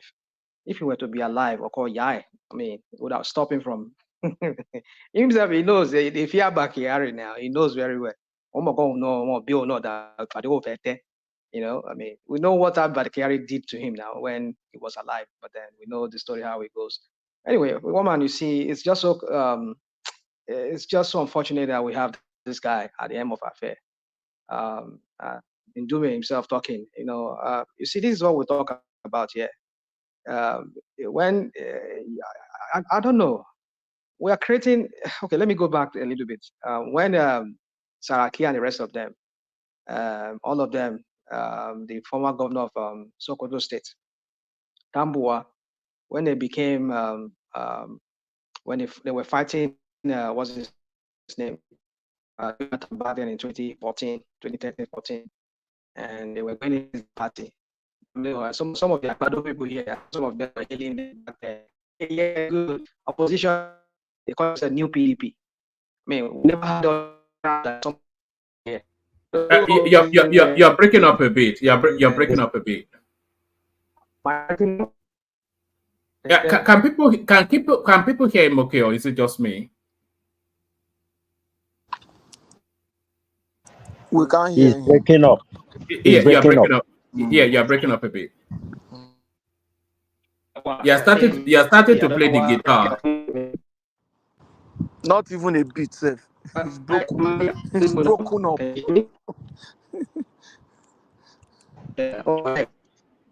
I think it's because of the way. I think it's because of the way he started. No, Abados always attack him whenever he wants to say something. No, he doesn't take advice. You advise him on how to talk. He won't Maybe take you exit and come in again. No, you are playing like a guitar. Yeah, that's what you are playing, like a guitar. All right, Bella, come back in, and then you take the floor back. To Niger, can you hold the fort for about an hour till Thomas gets here to Niger? Yeah, that's fine. Thank you. Oh, brilliant, fantastic, absolutely great. So that's to Niger. He'll hold the fort. When Rational Mind comes back, he takes the floor. The super chatters, of course, you know, we mentioned Ayo, and we do. So that's Ayo right there. Ayo still, Niger Man chimes in. So, but that's proper money, or not? That's probably the strongest currency in the world. Isaac Black, there's Isaac Black right there. Isaac Black still carries on, haven't discovered the joys of super chatting. He luxuriates in it. and it continues that luxury still. So that's still Isaac Black. Fourth comes in. It hasn't told us fourth of whatever it is yet. This is Dilla. You see this Dilla? Do you see this name right here? To Niger. Yeah. Do you see this name right there? So I was in Morrison's, just in the baguette aisle, just musing over if I wanted a seeded baguette or not. And then this guy came charging down the aisle, shouting, "One man, one man, one man." He said, "Are you one man?" I said, "No, well, I'm not two men, am I?" He said so, and so I was spotted in Morrison's, and then by this, I've been spotted about 3-4 times now. So that's Dilla right there. So somebody that I met in Morrison's in Erith, and that's Tima Jack. So that's the list so far. Keep the super chats coming. Rational Mind is back, so he takes the floor. I bail out to slot Emeka in to Niger to coordinate. So to Niger, we've got a duel of Nashville Patoski. Uptime joins you, so I think all the big hitters are to play with you tonight. So I thank everyone. See you tomorrow. To Niger, you're in charge. Yeah, this one that you didn't give me any spot, so I have to just be okay. It's all good. No, you are father of the bride now. That used to be Ajale Koko, but now you are father of the bride. Where's Ajale Koko, by the way? I've not seen him in a while. No, he's on holiday. I spoke to him earlier on today. Actually, I say people keep asking of him, so I'll phone you so I can tell them that I spoke to you earlier on. So I spoke to him earlier on today. Good for me, good for me. Yes, sometimes it's even I took a 2-day break off. My wife just dragged me off the computer and then took me to the countryside, and I didn't even know I needed a break from it. So I took a break from it, and I thought, God, I did need to step away from this thing. So sometimes it just needs to be. You don't know how it weighs on you until you step away from it. But sorry, to Niger, you're in charge. Woman, can you hear me now? Can anybody hear me? Am I audible? Loud and clear. All right. So as I was saying, I mean, it's just baffling how the APC they've turned themselves to a cult. I mean, it's I was talking about in 2013, 14, before the election of 2015, how the so-called new PDP broke off from the PDP, the main PDP, and they all went out. Even this guy from former governor of Rivers State, how they all turned against Jonathan. They were criticizing. Even the Speaker of the House of Rep then, Tambua, was speaking against their own president. We didn't hear all this crap all these people are talking about today. You see, I just sit down. Sometimes when I sit down, I just wonder. I would think Tinubu give all these people chop, all these Bado people like Kulata and Woman, all of them. I would think give on a chop. What do you say? You people like to sing his praise. You don't see anything like this guy is just a human, just a effing human like myself. People just pedestalize this man and you just deify him like as if he cannot do any wrong. So if somebody in his party like Ndume is criticizing him, what is triggering you guys? I just don't get it. You people just deify this guy. You make him look like a godlike person that nobody can criticize. It's above board. Nobody can go against him. I've told you guys, you people are creating a monster. And this is how Hitler started. This is how it started. I mean, I don't get it. And look at how he's running that country. I mean, somebody just gave us a rundown of how they do things in secrecy. They don't even go through due process. The only thing we just hear, one thing, money is being earmarked for this. And end of the day, we're not even, okay, look at the budget of about, that's the highest budget in the history of that country. Almost over $30 trillion naira worth of budgets. And if at all half of that money has been used, what's the impact we've seen in that country and the economy and the GDP of that country? Apparently, that money is not going into that economy. So people they're changing that money around, tripping They're it, using it taking to it out of that pay. system, and taking They're it and go using and it to buy house pay or salary. go and The invest. salary So you want, you kind the of salary you want them to use to pay. That's what they're paying. what? Salary and debt payment. Salary You and what? said the debt payment. The Salary salary and debt that you payment. say you want us to pay salary now. We are paying salary. What salary are you paying? What salary? Civil servants. Civil servant. How much Civil are they paying servant them? That you're salary. paying salary. And they've increased it now. Yeah, they will increase the Emeka, I debt don't hear again. you. I don't hear you. I don't Eh? hear now because One any people will rational say mind. Now go get answer for him. You always have a response. There is an answer. You see, no, it's not an answer. It's not an answer. Because we know you. We know you. We know you guys. You people will just manufacture whatever you have to manufacture from your head. Not manufacture. You will use your propaganda. You will use one thing. You will use. I mean, just look at what we're talking about in Dubai issue now. A minister of information came online on air and said they I can tell you categorically, in good authority now that Nigerians can now go to United Arab Emirates, UAE, and then somebody went to do an investigation and we're coming out yesterday. It's even new to them. And even look at what they even put in place, how to extort Nigerians who wants to go over there. You see, I tell you, this guy, I don't just know why you guys can't even see. What is it that this guy has given you now? Which kind of juju that they do for that guy? How would they sit down on top hour for that guy? Who are those that far? All these people they do jazz for this guy. You say they don't capture the head of some of you Agbado people. I don't even you can't even see you can't even see above your nose. Ndume is criticizing him. He said what? Now bigotry give them or if you love bigotry, you will love Tinubu automatically. It's just so tiring when I sit down here. We see how this country is being run down. The love for Obi is the love for nation and not bigotry, right? I wish I could hear you guys very well. I don't know what's wrong with my phone. When I was calling you out. So Optan said that is bigotry. Hold on, let me hear Emeka. Sorry, Optan said it is bigotry to Emeka, can you be more audible? I can't hear you. I'm sorry. Okay. Can you hear me better now? Optan said it is bigotry that Asiwaju gave to us. So I'm asking Optan now that that's what the love for Obi, Optan, the love for Obi is the love for nation, right? The love for the visuals of Obi, yes. Quiet. Stay quiet there. Which Joke aside. Let's not deify Obi. Obi neither is not a savior. It's not a savior. Let's not deify him and make it look like. Rational mind. I was very, very clear with my answer. I answered him very clearly because I know what he was getting to. I didn't tell him the love for Obi. I said the love for the visuals of which I was pushing, which Obi seems to represent more. I asked you a question. The love for Obi is the love for the nation. I beg you, make me carry this long. Tell me to mention the visuals. Yesterday, I called you out. Maybe they told you that's why you. Nothing about Obi as a person. Optan, yesterday, I called you out on your hypocrisy. Maybe they told you that's why you are here on the platform today to come and defend yourself. You are busy. I need to wrap up my. The fire you are rational mind to. Optan, that fire you are stroking, that protest fire you are stroking. Emeka, you are a young man. You don't know what you are doing. No, don't worry. Rational mind. Don't worry. I'll give you. You go when your own time. When your time, you are in good control this thing now.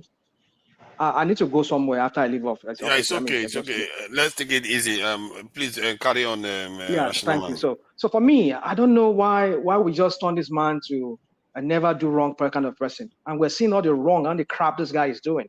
And then you people will never call him out. Rather, you want to use one of these your propaganda lines and say this and that. He met this, he met that. No, it's not his fault. It's not what we said about Boo Boo. He spent 8 years. He left there. He did nothing to even improve the situation.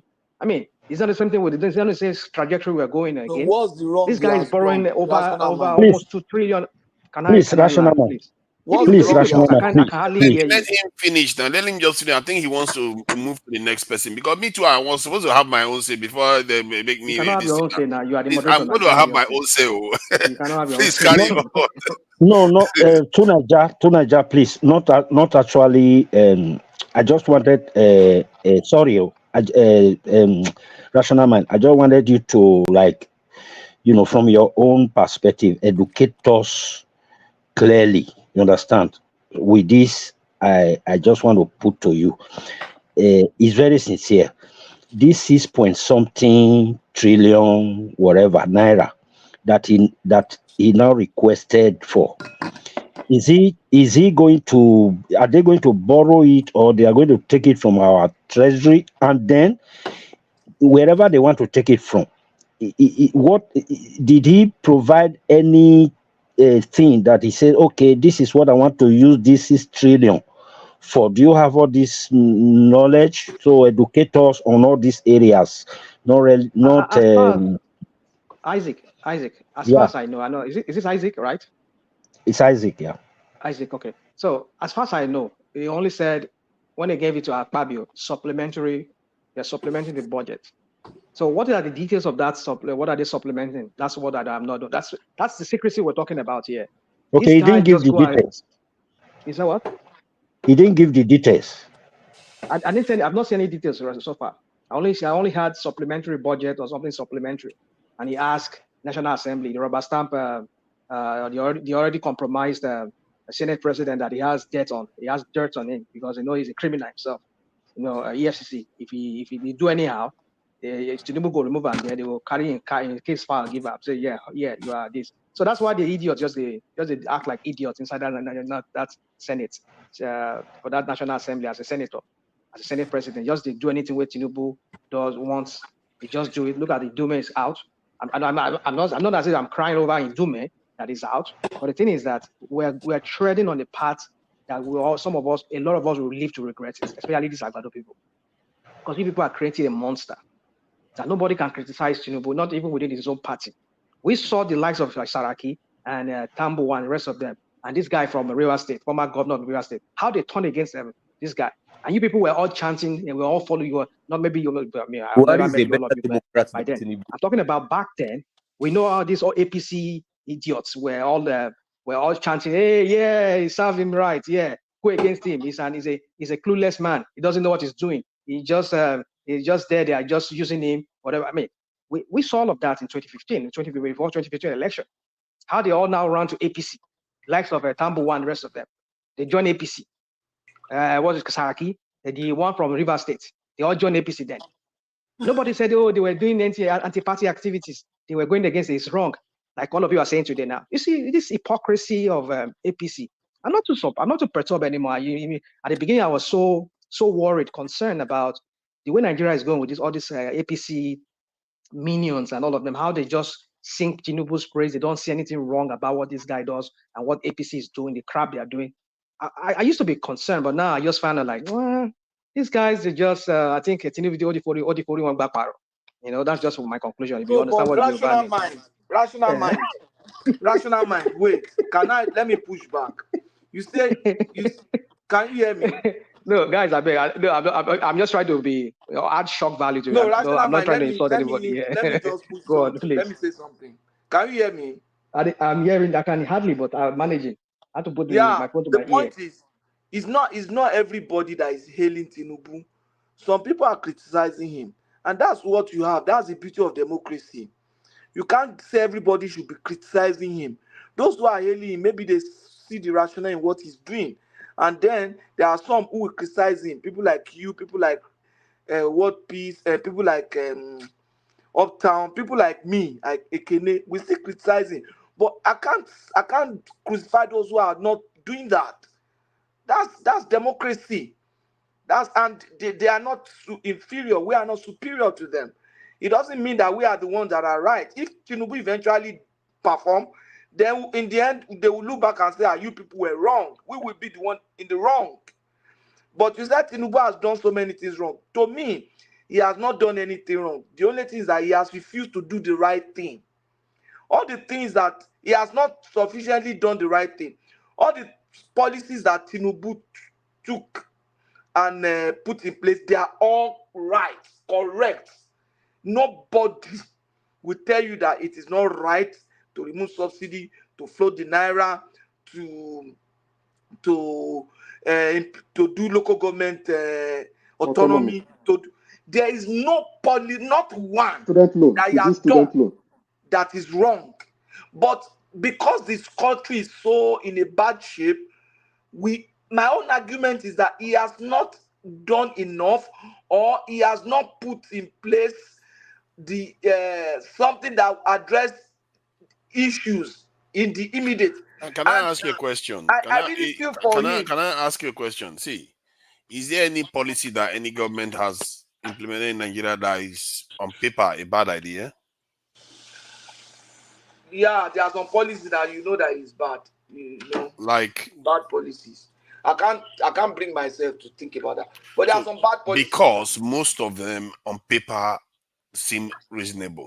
It's how our people implement them. They are bad policies. See, my brother, I think what you're telling him is if any student of policy management will tell you that there is nothing like bad policy here. There are bad policies. Wait, I'm coming. The thing about policy is what which is any student the point of about policy. In management, fact, which if you can, I'm coming. Wait, calm down now. Let me see don't this shoot now. something here. All of us are adults. There is something called No student. the management part of policy. I'm is also what a student where of policy management. is. In short, I'm not just a student. I'm a master of management. Okay. Not any student will tell. There are bad policies. Okay, I'm coming. Wait now. Let me ask you, student of management. Let me learn from you. Wait now. Let me ask you a question so I can learn from you. Can you walk us through policy management and then sync it with what Tinubu is doing? I'm not here to. He's doing well with police management. I'm not here to lecture, but I'm saying that No, there are good. We are all policies. here to learn. Hold on. Don't sell dummy to people and they will listen. You have a way of polishing words and you just gloss over that. I can back up anything I say, but now I've asked you a question and you can't defend yourself. You see, there are wrong policies and right policies. You can back up anything you say. Can you back up the protest you are stroking? There are wrong policies. You see, people take wrong decisions now. Policy. No, I'm talking about economic policy direction.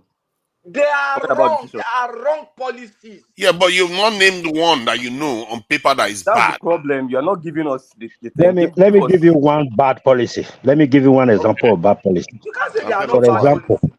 let me give you one example That means of bad anything policy. government decides to do is good. Let me give you one. One example of bad policy from what I understand from the last speaker. For example, a government that knows that giving the local government their freedom and he refuses to do it, that's a bad policy. Exactly. The policy giving the local government their freedom and he refuses to do it. Let me explain to you. Refusing the policies, to do it. Let me tell you why some policies are bad. Let me give you another one. The policy of that one doesn't even the policy of joint allocation account by governors holding local government money is a policy that was carried that's the constitutional provision. It's the constitutional provision. That's constitution. No, that's not the government policy. It's not a constitutional provision. It is a constitutional position.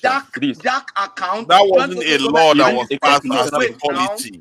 Joint local government account at the state level.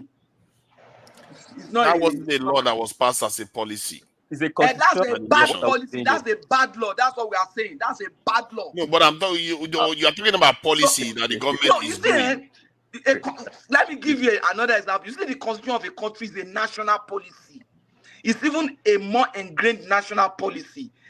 As we talk today, the question they asked you was very clear. The government came adopted an economic policy. Hold on. People say that the problem of this policy is not that the intervention was bad, which is what most of the cases are in Nigeria. Bad Let me finish now. But you see, the policy is wrong. The first. Some of you be the first minister will adopt a bad policy. Okay, I agree with you. I agree with you. There is no bad policy. It is the poor implementation that has been the problem of Nigeria. Okay, I agree with you. Yes. There's no bad policy.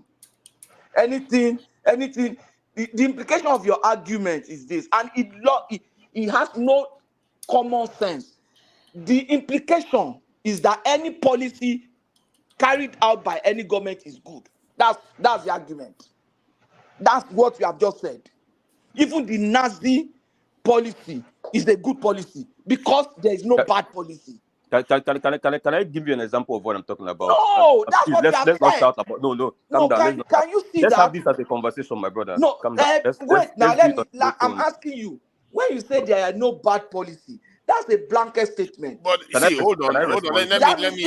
I can't. The part that we can't see the names is really frustrating because other channels can see the names. See, hold on.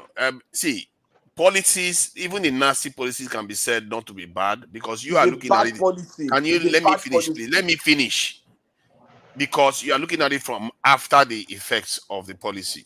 But on paper, for them, at that time, they thought it was a good idea.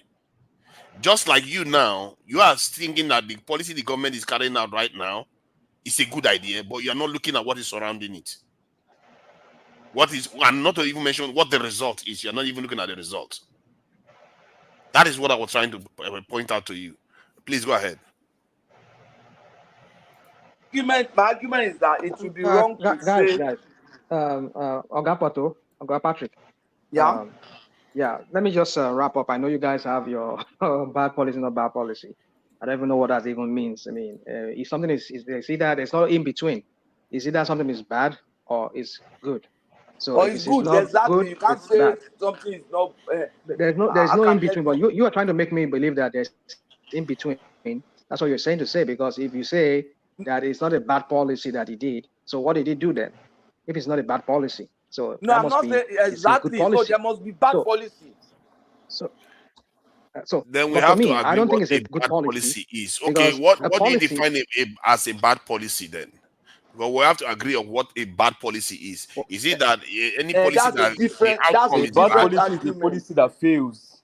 Exactly. That is When you that adopt, to me. when you go If to the result hospital, is I'm not coming. good, it's a bad policy. When you go to when you get sick, you're supposed to go to hospital, right?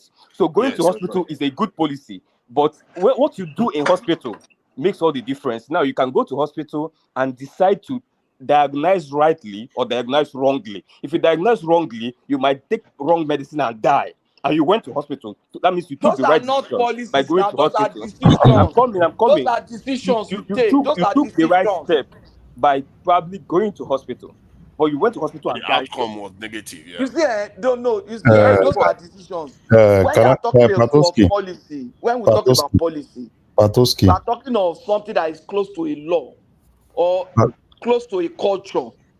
And I am saying that you cannot say there are no bad policies. And No, it if depends. policies, I'm just they saying are that saying that from the policies are history of defined. Nigeria, how many of them would you say is a bad policy on No, paper? wait now. Exactly. I didn't say that I'm there's Most no not of the even bad policies are policy. good on finished. paper. That's the point you are Wait avoiding. now. Most of them are good You on are paper. not even That's what allowing. you raised. This is what I'm saying. This is what I'm saying. You don't judge a policy just by the outcome. There are some good policies that failed because of the way it's implemented. That's not a bad policy. It is a failed policy. That is that. You Okay, understand? if you are taking it from that point of You view, don't judge a policy by the then outcome. hold You on now. define a Then policy. you know what you are saying now. The outcome determines it. It doesn't necessarily matter what the whether the policy is good. That is what people are saying. It's No, not That that's is the what you all are point. the It's saying, but actually policies. that's making not That's what our what I'm they point. are It's trying actually to saying. making tell our you, that point at the end of the all day. the policies that the government wants to do on paper looks good, but the way it's been implemented and everything that's happened since then shows that it's bad outcome. No, I That think is what So, we are having is just a philosophical Naija, argument. It's not a moral argument. It's a yes. philosophical argument we're let's having. make it easy, right? So, can you name those policies that you think this government has actually done that you think are bad policies? Do you have any? Floating the currency is the most damaging, devastating policy that they've done. And then they didn't the policy not to make provision for that one. I wouldn't say they didn't even have a policy for it to provide for local oil refineries, crude oil. They didn't have any policy for that. So that one is different. But the one they actually implemented as a policy, floating the currency the way they did without controlling demand and supply, that was terrible. As a matter of fact, I So, consider it sacrilegious we and can, it is a Okay, sabotage of the we nation. can argue that I think we are missing things. You see, there are difference between I policies. totally oppose what you said. Exactly. I totally oppose what you said, and we Then can you will have argue to that, justify it and we can argue that out, right? point for point. Yeah. So So give us why you think wait now. floating the currency the way they did without controlling demand and supply is a good idea. Wait. You said floating Sorry, the we want to hear the argument in a very decent, this thing, not a voice on top of it. Because me, I want to learn from two of you. So you said floating the currency, it's not what they are supposed to do. Now, how do you keep defending a currency that you don't have the capacity to defend? Because it's always easy for us to say, oh, they shouldn't have done this. Oh, this is what they should have done. But in reality, you don't defend what you don't have the power to defend. You want them to defend. How do you want them to defend? You see, thank you very much. You see what you just said, defend. Yeah. But you never said afford. What is it? You never said anything about afford. You know how when you have a home and you want to go and buy stuff for the family, and you have, let's say, $100 and you have 100,000 naira, but your children ask for things for 100,000 naira and ask for something for $200. What you do then is, you know what, cut down on the stuff you are looking for dollars because I don't have the money. That's what you do, isn't it? You control it. You don't go into debt. You don't bankrupt the family for it. That is demand. That is affordability. Not paying for what you cannot afford So wait, as a nation. Part of those affordability, right, would be probably number one. You need to cut the workforce, sack people. That's number one. Well, that's a mistake. You see, you are misunderstanding the concept. Wait. Completely misunderstanding. What you're trying to push is that they should cut government expenditure. No. So what are you saying? That's what I mean. You control the demand for the dollar. How do you control? This is just let me. You want me? If you are asking, control. Okay. Those words. Oh, we do this. We don't do this. These are normal, simple micro and macroeconomics. So, have you finished asking the question? How do you control the dollar? So, how do you control it? Tell me. One, you limit the number of useless goods coming into Nigeria that Nigerians have to buy with dollars. We buy plastic, we buy cereal, we buy all kinds of stupid stuff that Nigerians can manufacture in Nigeria. You limit the import of those by putting high tariffs on them. Fairly used cars, Nigeria spend a lot of money on fairly used cars that we don't need. You can reduce the amount by increasing tariffs on them too, so that you can now start encouraging locally manufactured goods to be supplied, meeting the demand. And also getting cars to be fixed, which is something that Nigeria used to do very well before. We don't fix cars as much anymore. Then you also curtail the speculation going on in the currency. All those people that are just storing dollars and they are not using it for anything. Open their house and start bringing out. One of the ways you do it, you like they did it now. They did it after 6 months. They went ahead and limited the ability of the Bureau de Change to do make profit. So they closed the gap between the black market and the official rate now. But they could have just done it without anything, without even floating the currency, because that was the original problem. Remember, the original problem was round tripping. So now that's one. You could cut down. Can you imagine? Then you tell Nigerians, you publicize to Nigerians that they should discourage the use of dollars instead of you as a government spending the Nigerian currency, buying SUVs with dollars from overseas. You encourage them to buy Nigerian-made goods.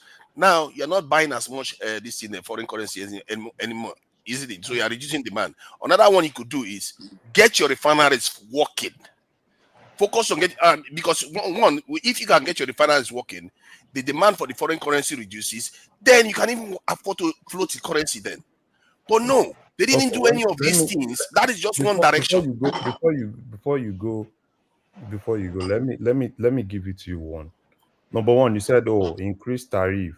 Oh, stop people from importing. Oh, do this. These are not things that government just wake up and say, oh, don't do this. Number one, this is not a socialist economy, right? This is not a socialist economy where government will just come out and say, oh, no, nobody should import this. Nobody should do this. No, it doesn't work like that. It's easy for you to come here and say, oh, they should do this. Oh, stop this. Nobody should import this. No, it doesn't work like that. Had it been, it works like that. It does work like that. Wait, I don't understand how you don't even understand that. Can you let me talk? Okay.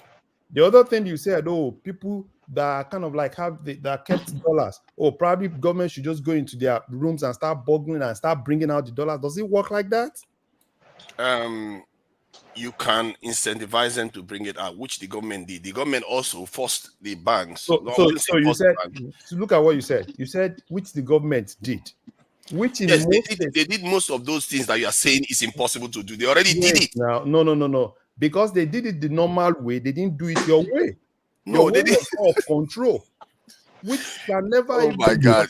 This is why. Okay, now can I speak now? See, I didn't say anything about doing it by force. I never even mentioned force. No, but you were talking about control. Was that not what you were talking about? Control is how you control stuff. You basically put rules to incentivize people to bring stuff. No, hold on, because I need to make this clear so you can understand this idea that you can control demand. Every nation does that. Even America does it. America put up a 300% tariff. Can I finish talking, please? No. America put 300% tariff. Don't say some things that are wrong. right? What? How do you control demand? Do you just wake up and kind of like say, okay, fine, oh nobody should do this? That's not, nobody Do you know the controls term? demand. You You know, don't control demand. In yes, a you free can. economy, nobody controls demand. It Oh can only my happen God! in Oh, a you know what? communist economy. There's no point. This guy doesn't know No, economics at all. He really because doesn't. you're just saying things that are not If you real. just How made do the you comment you control just made, you demand? don't know anything about economics. Then Can I come in? Control demand in please go ahead. a mixed economy. How do you control demand? What are we saying now? Then you have not really studied the world economy at all. No. Let's talk. That means it's you. Let me put Control this thing. demand. You can actually control demand. I'll give you a good example. Look at hard drugs, for example. Some people desire hard drugs and they pay for it, but the government is controlling that. So you have your drug administration and control agencies. You can control demands around certain things. What he's saying is that there are some useless goods that are not supposed to be coming to the country. Patoski. You only need to put structures to make sure that you discourage the demand. That example you use, right? Drugs and all those things are not necessities. There are things that are illegal. So government not allowing those things doesn't really mean that government is controlling demand for it. What make for a long time they were controlling demand of marijuana now. Wait, is marijuana legal in Nigeria? It's now legal in some countries. That's what I'm saying. It's not. See, legal in some countries. We are talking about Nigeria, right? Why are you talking about marijuana? Is marijuana legal in Nigeria? Wait first. Now, no, we are talking generally about controlling demand. Controlling the sea. Wait. Why are we wait talking now, about? Let's explain now. Since you say you don't know how they can control, let us because tell the examples you are giving, you are talking about let us tell you how they can you are control talking about demand. hard Now drugs, you and you don't said know. you are talking about controlling demand in order Do to you know how they can inflation. control demand? Dude, do you know it? So by controlling marijuana, what is the genesis of what we're saying? You We're are not talking even about let us talk foreign now. exchange. You're talking about marijuana. True Nigeria was trying to say something. True Nigeria was trying to say something. He's talking about some concepts that you are not You are not even allowing us engaging to honestly. land. It makes even common sense. You know you can control demand every time, even in your home. You see control what demand True for certain Nigeria is things. saying. It's not saying that you should stop the demand. But you can mitigate and reduce the level at which it is consumed. For example, you can control demand by ensuring that there is local supply for that particular goods. You can control the demand for foreign version of it by ensuring there is local supply of that And particular that's not goods. control. That's not It's control. a measure of control now. No, When you say control it now, you are not. See. You Chairman, said go you are and check making definition of control. Wait. Go That's and not check definition of control. control now. When you change the direction of something, is that not control? You are not controlling anything. If you are My making chairman, alternative, that means you're giving people. No, you are controlling it. For example, I provide a local alternative and controlling the demand for foreign portion of that means thing. that is not control. You are giving people choice. What is make a choice, you are giving people choice. What is it? And as much as you're giving them choice, that doesn't even make you compel them not to go to the for the luxury. When you increase tariff around certain goods, what is that? Is that not a measure of control? Those are control measures. Even when there you are measures these are things. There are measures that help you to regulate it.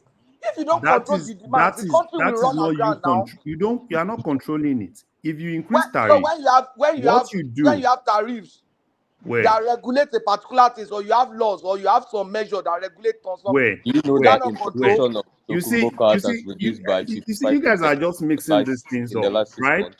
Demand. When you talk about demand comes with individuals, right? Whatever you want to control, right?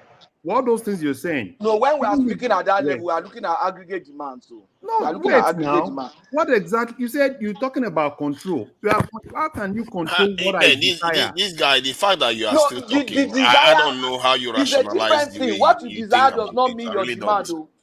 What you desire, is simply your desire. Wait, it does not mean that you can get it. If you guys say you can keep talking. People needs to speak. Whose turn was it, please, so that we can? It was my turn. My turn. It's my turn. Okay, it's your turn. So is it Yeah, going thank you. round as it is arranged on the screen, or we have to pick people? There's no names. It's not helping. I have to do through backstage to see what I can see the names.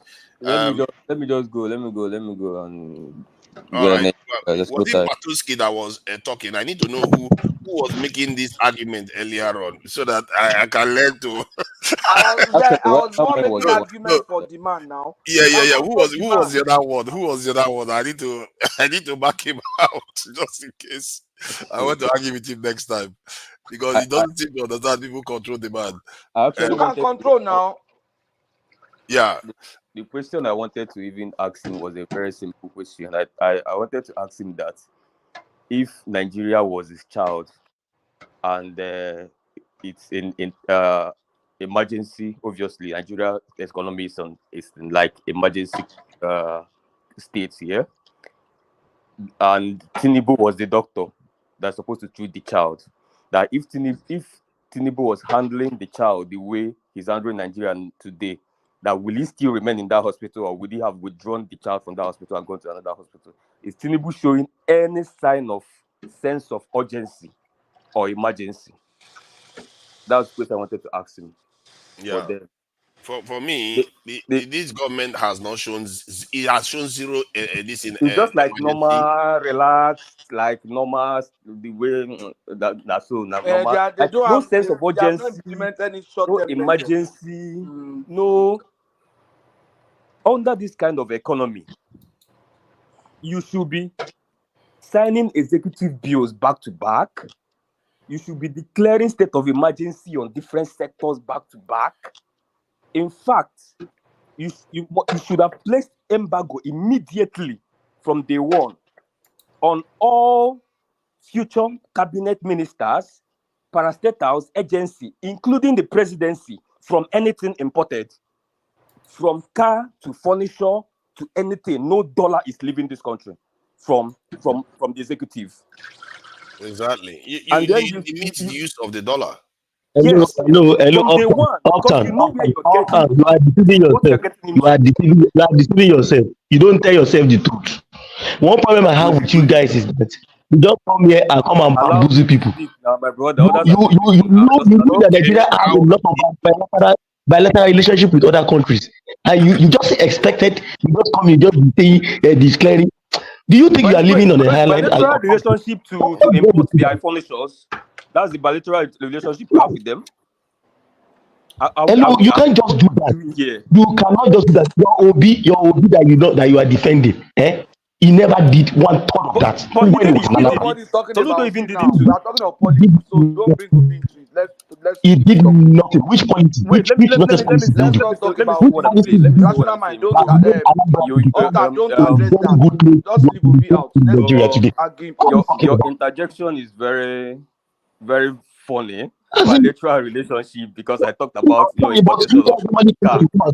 Is that not like You come here to come and steal. I'm telling you. Let me say what I'm saying. As like I said before, before any government resumed governance, people submitted their manifestos. I read the 3 manifestos. I read APC, I read PDP, I read Labour Party. It showed that all of them knew exactly what they were getting into. Obi knew, Atiku knew, Tinubu knew. At least I hope he knew. I don't know whether he knows anything about his manifesto. But if you read the manifesto, that means they know what we are getting into. It was clear that the next phase, economic phase of the country, security-wise, we need austerity measure. It was clear. Any economist you talk to in 2022, 2021 will tell you the new government, the new phase, we must need an austerity measure. That's one. Because if you are removing subsidy, we are going to austerity. That's one.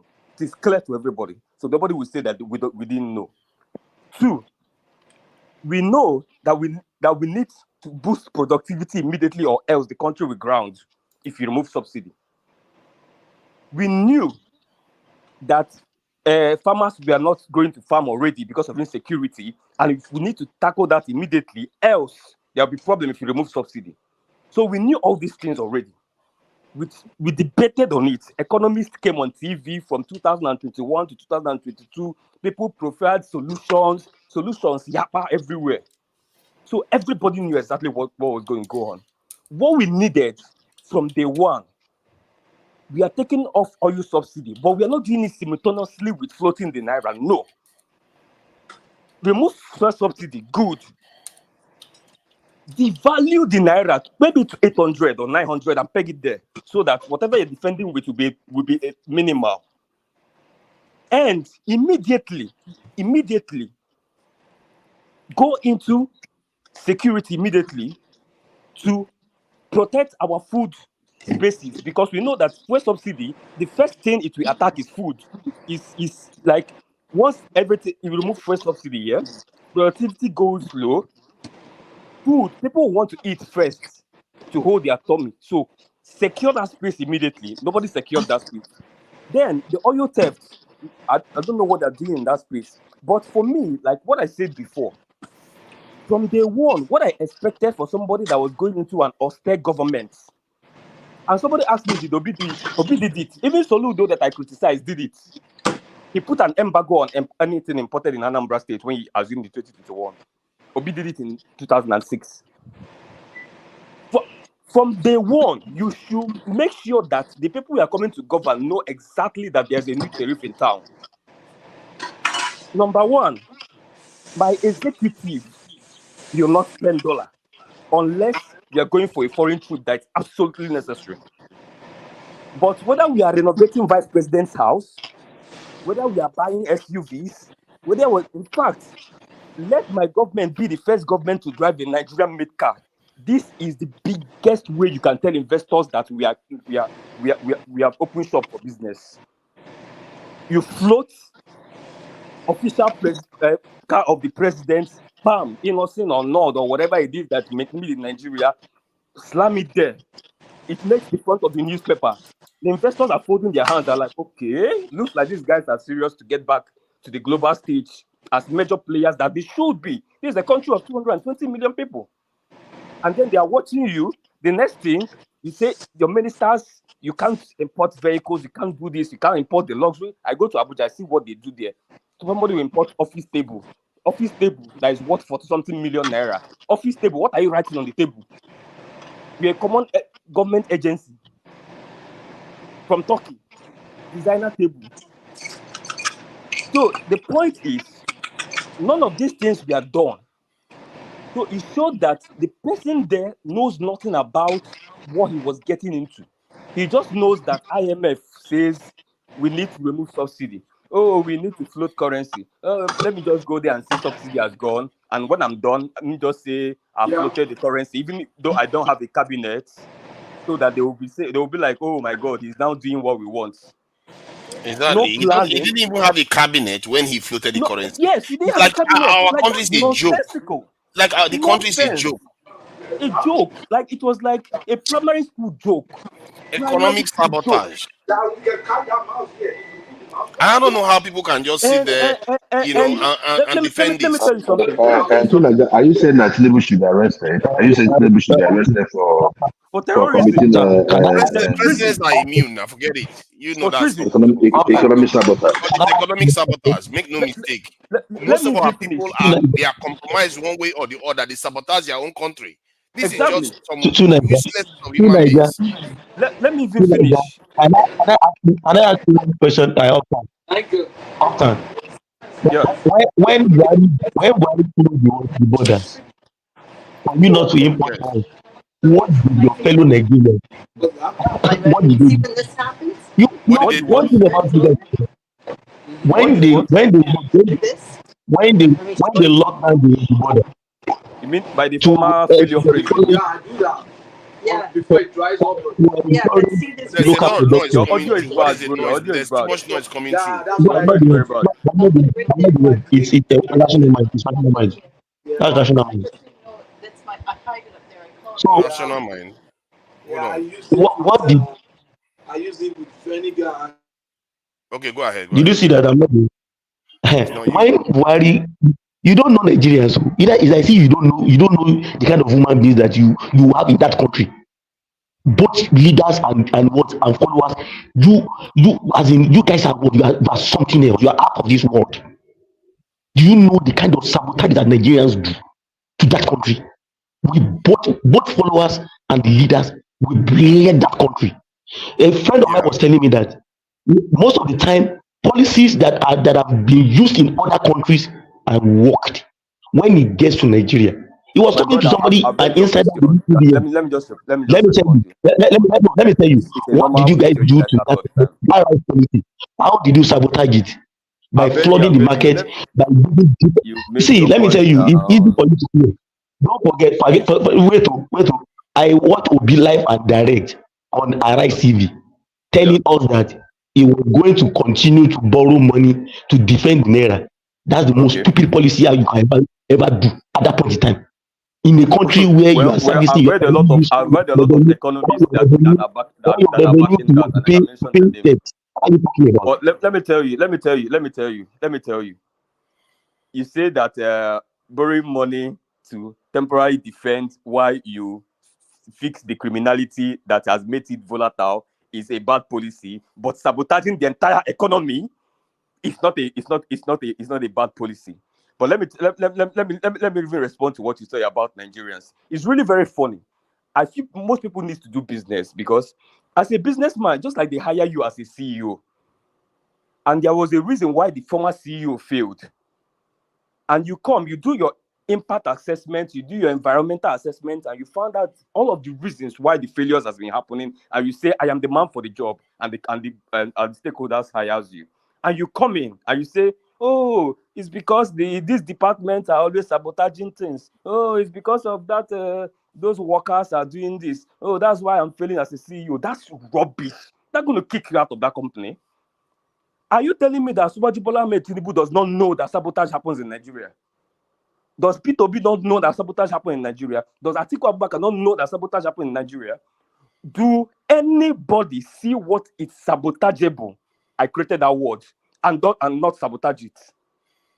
Any businessman, anybody, nobody like P2B says, nobody sees what they can steal and leaves it. They will steal it. Let me tell you, when you come in, you know that if this happens, there's something called, if you're forming a strategy for implementation of policies, you have to gather a team. Part of the job of that team, apart from the policy, putting a roadmap strategy for integrated implementation, right? There is something they have to do assessment of potential sabotage. It's part of the things on the table. Everybody have to say, okay, if we go this direction, remember, these people are waiting here. These people are waiting here. These people are most likely to collide with these people and do this. How, when we meet this roadblock, how do we pass it? It's almost like you're plotting a graph. We are talking as if we are dons. We don't go school. You have to plot a graph. You know the potential criminals. You know where they are. You know, okay, you start planning ahead of them, not doing fire brigade economics. Oh, I got here. Oh my God, I didn't know that Binance. Didn't you know Binance was there before you came here? Me, as a 2022. As a 2022, I knew that Binance needed to check. Do you remember Oraima told you? Do you remember Ojineka interviewed Oraima, Afrexim Bank president, asking him that, do you think we should remove the subsidy? He said Afrexim Bank was the one that was funding that subsidy for Nigeria. That at the point we have to tell you the truth. We cannot sustain this thing. He said it. It cannot be sustained. Was known. So I don't understand what you guys are talking about. That policy was wrong now, but we are saying that they didn't do the right thing. I'm coming. They came later after some months. They started chasing Binance as if they just woke up they just came out from the blue skies and then found Binance. As of 2022, I knew there was conversations that was happening in Channels TV 2021 about need to check some of these crypto guys, Binance and all of that. People knew the problem. People are coming here to do fire brigade economics for me. As if they didn't know. They just found out. Oh my God. Let me tell you, you are part of the list that was talking about Buhari clamping down on crypto. We know how Nigerians behave now. When you are abroad, you even sabotage systems abroad. You are talking about Nigeria system that is. Listen to me. You know how you Things that in are the saying last 1 year, the only thing that in the last Nigerian youth 1 are year, using to I'm make coming, my money. brother. You are In the last 1 establishing year, the only defense this incompetent government has is to keep blaming Nigerians. Oh, Nigerians are sabotaging my policy. Oh, Nigerians are doing this. Oh, they are lazy. Oh, they don't want to be employed. Oh, they don't. They are the ones doing this. Nobody's saying that. Nobody's It saying is that. incompetence that is causing it. Sorry, Nobody's saying Uptown. that. The Uptown. Nigerians Sorry, are lazy. I've been Uptown. I want to say Uptown. something. They blame the Emefiele. Brother, please Emefiele wait. is over. They blame Buhari. Buhari is over now. It's outdated. They are blaming. Uptown, Blame the can next people. somebody else talk now? Udume will be the next person. They will blame. Uptown. Okay, But they Let are me tell okay. still you, I blaming. think until we start Uptown, we handling want to our move it government, on now. let's handle our Thank you, government too. As we are Play handling Town. our family, let's handle the governors too. The kind of money I saw them share yesterday, I almost pee in my pocket, in my bag. I mean, when I get the kind of money that this guy, Can that you our tell governors me are why? sharing. Can you tell me why Asiwaju's great? Are you telling me why Asiwaju's great idea about monies removed from subsidy is sharing it to states? Can you tell me why? Hello, you know what the constitution Does says. is he You not know what the aware? constitution says. Wait, I'm You coming. know I'm what the coming. constitution says. What did I'm coming? It Wait. cannot. What did You know no that no they have no? already instituted the constitution for now. My brother, They even instituted my brother, right now. I As we read speak. their manifesto. They said, in fact, even apart from the manifesto, everything he has said about fuel subsidy, he said we will remove subsidy money and we will use it to subsidize the education, we will use it to subsidize health, we will use it to do this. That's Have they not done what that today? Have they not Please, done that today? can somebody who is regulating this platform, please? Yeah, Who I'm is here. there? I'm supposed to Uptown. I think we need to move to the next person now. no, Is they are Adewale interjecting me. there? I was supposed to flow nicely. I don't know why they are coming. Okay. Use I'm 1 just minute hearing to voice all over round the up. place. Use 1 minute. I did agree with a lot of your submission regarding Yeah. security, things they were supposed to do before, floating currency and all those things. So please use 1 minute to round it up so Okay, we can go to the next person. let me round off with this, please. No interjection. There's somebody's mute everybody, please. Okay, so now for how many months inflation is skyrocketing? All the economists that I've been listening to since have been saying back to back, this inflation is majorly driven by food inflation. You need to tackle the security in our food belts. What are they doing? Instead of doing that, they are using textbook economics and firing back to back on the monetary part by raising MPR, which is classic economics textbook here. Anybody knows this, even a foolish economics graduate knows it. They've been doing it back to back, and inflation is not this.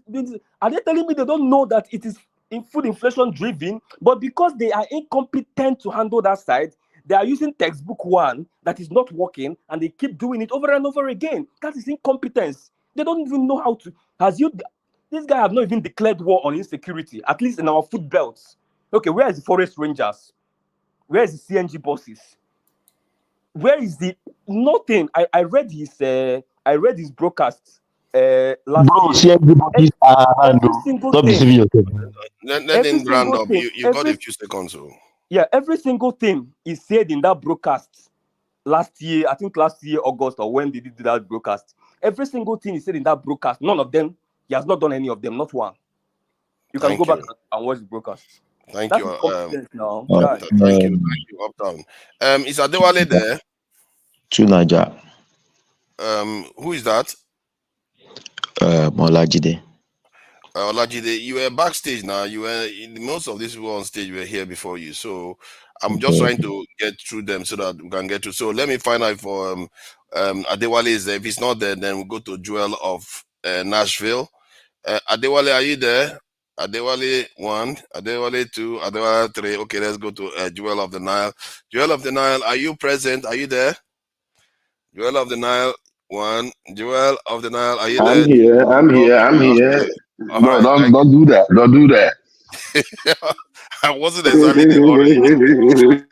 I wasn't in a hurry now. So, what do you think about this Ndume business where they they've sacked him from his position, I think, chief whip of the Senate, And whether they are asking him to leave the party, I think that is a bad. Why are they asking him to leave the party? They want to fire him, they can fire him now from the party. And also, you heard about what they said about security. They are supposed to be security food belt. To be fair, that's far more important than Ndume. The security belt for the food, they are not securing it. Now they are saying they want to secure the oil because that's important too. They have to be able to supply Dangote and local refineries oil. So and we don't have enough oil because the IOCs have already kind of taken the ones that are already there. So what do you think about all these things that are swirling around?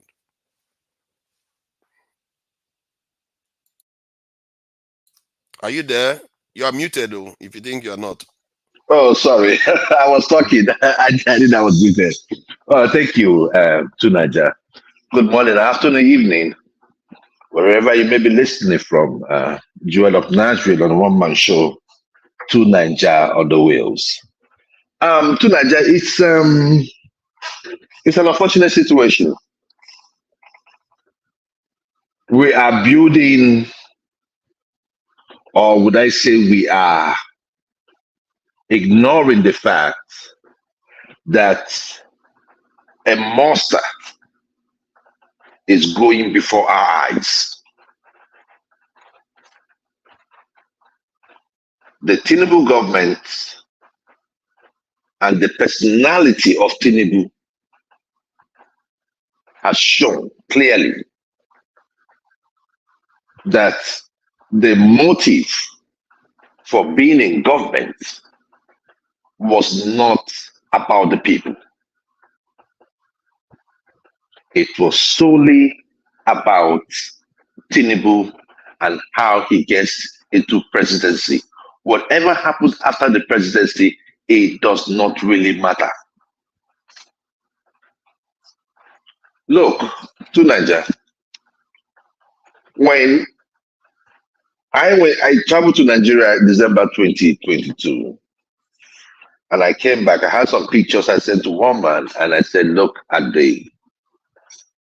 this is Lekki, and Lekki is less than, in the last, let me say, everything started heating up in the last 20 years. So let me tell you, it's a 30 years study. Look at Lekki. Someone came to us to tell us he built Lagos. And I asked, what did he build? The way Lagos is today, there is nothing genius. Nothing, there's nothing that you will say, oh man, this is like some genuine work being done by these people. No. These are things, these are plans that have already been there in the past. Probably they did some upgrade and all that. The state of the nation today exemplifies the president Tinubu. Look, to Nigeria, even if you bring an illiterate to be the governor of Lagos State, he's going to work. If you don't know what he's doing, you just share money. People will see it. You do not need a professional to be a governor in Lagos State because virtually everything is like there for you. The business is coming in, they're coming straight to your state. You do not have to beg. You just have to tie one or two knots here and there, make the place a little bit secured, and that's it.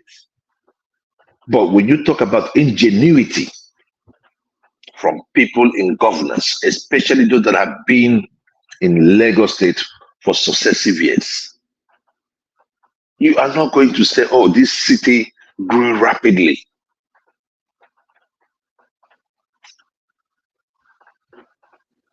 And considering the amount of money that comes into Lagos State, what we see in Lagos State is shambles and shambles. It means that the money is going somewhere. Joel, make no mistakes. Can you hear me? Go ahead, brother. Yeah, sorry. But with just what you say, just 1 second here, it's just like what when we spoke to Obi's commissioner, when she was telling us about what they went through to secure Submela into Anambra State. They had to provide a document to convince them, to provide even like the distribution channel and everything to convince them that was the market for them. They had to go through hell. They dragged them with Ogun State till they secured them into Anambra State. But most of the things that go to Lagos just go freely. Yeah. Nobody needs to no genius. Don't need any genius move. There's nothing. No effort. Just falls Like, there and then you start reaping. Dangote came to Lagos State. I mean, it doesn't. He didn't take any begging from any Lagos State government. He came and said, "I want to do it because it is important to his own business." So many businesses are like that in Lagos State. So if I am looking at go ahead. Jolo, 1 minute. Dangote didn't just come to Lagos. Okay. Okay. Dangote went to the Niger Delta and was to situate that refinery there. And a particular community agreed to give him part of their land, sell their land to him. But the other community that shared boundary with the other community on that same expanse of land that he was to use disagreed. And the man moved away from there, tried even situating his plant in Ondo State before he finally came to Lagos. So Lagos was not the first place. Good. So no, this is my thing. I didn't say Lagos State was the first. I said for any investor, for any investor. Now you went from Niger Delta to Ondo, right, to Lagos.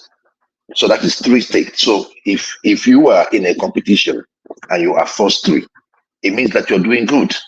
That is the point I'm trying to make you understand. In most cases, Lagos State is number 1 business destination. But Jordan, so can I ask what you a I'm question? trying to Sorry, go ahead. can I ask you? Why do you think Lagos is always first choice? Yeah, because Lagos State was the former capital. It is strategic. Lagos State plays host to. Hold on. Let me explain something. Lagos State plays host to our major people. What do they call it? What do we call seaport? Nearness to market. Nearness. So that aspect. That's all. That's what I'm saying, right? So when I look at in their pocket.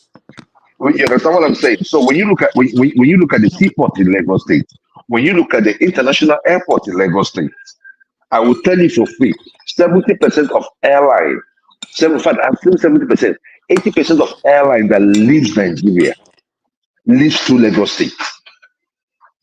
You think that is not important? It is. It is. So when you look at that ecosystem, all the foreign members, you have about 20 million people in that same sector. Look, let me tell you something. Do you know that in Lagos State, bro? Pato, do you know say for Lagos State? There was a day where I came to Lagos State to take one of my I came back to Lagos State because we were staying there, but I was living in a boarding school when I was doing my secondary school days. So when I was done, so I needed to take some classes in Lagos State. My brother, one day my friend was calling me. I was saying, guy, how would they buy a drink? High school morale. The guy told me, you know what? He looked around and said, bro, pack this sand. My brother, on God, do you know that we pack this sand in bags, right?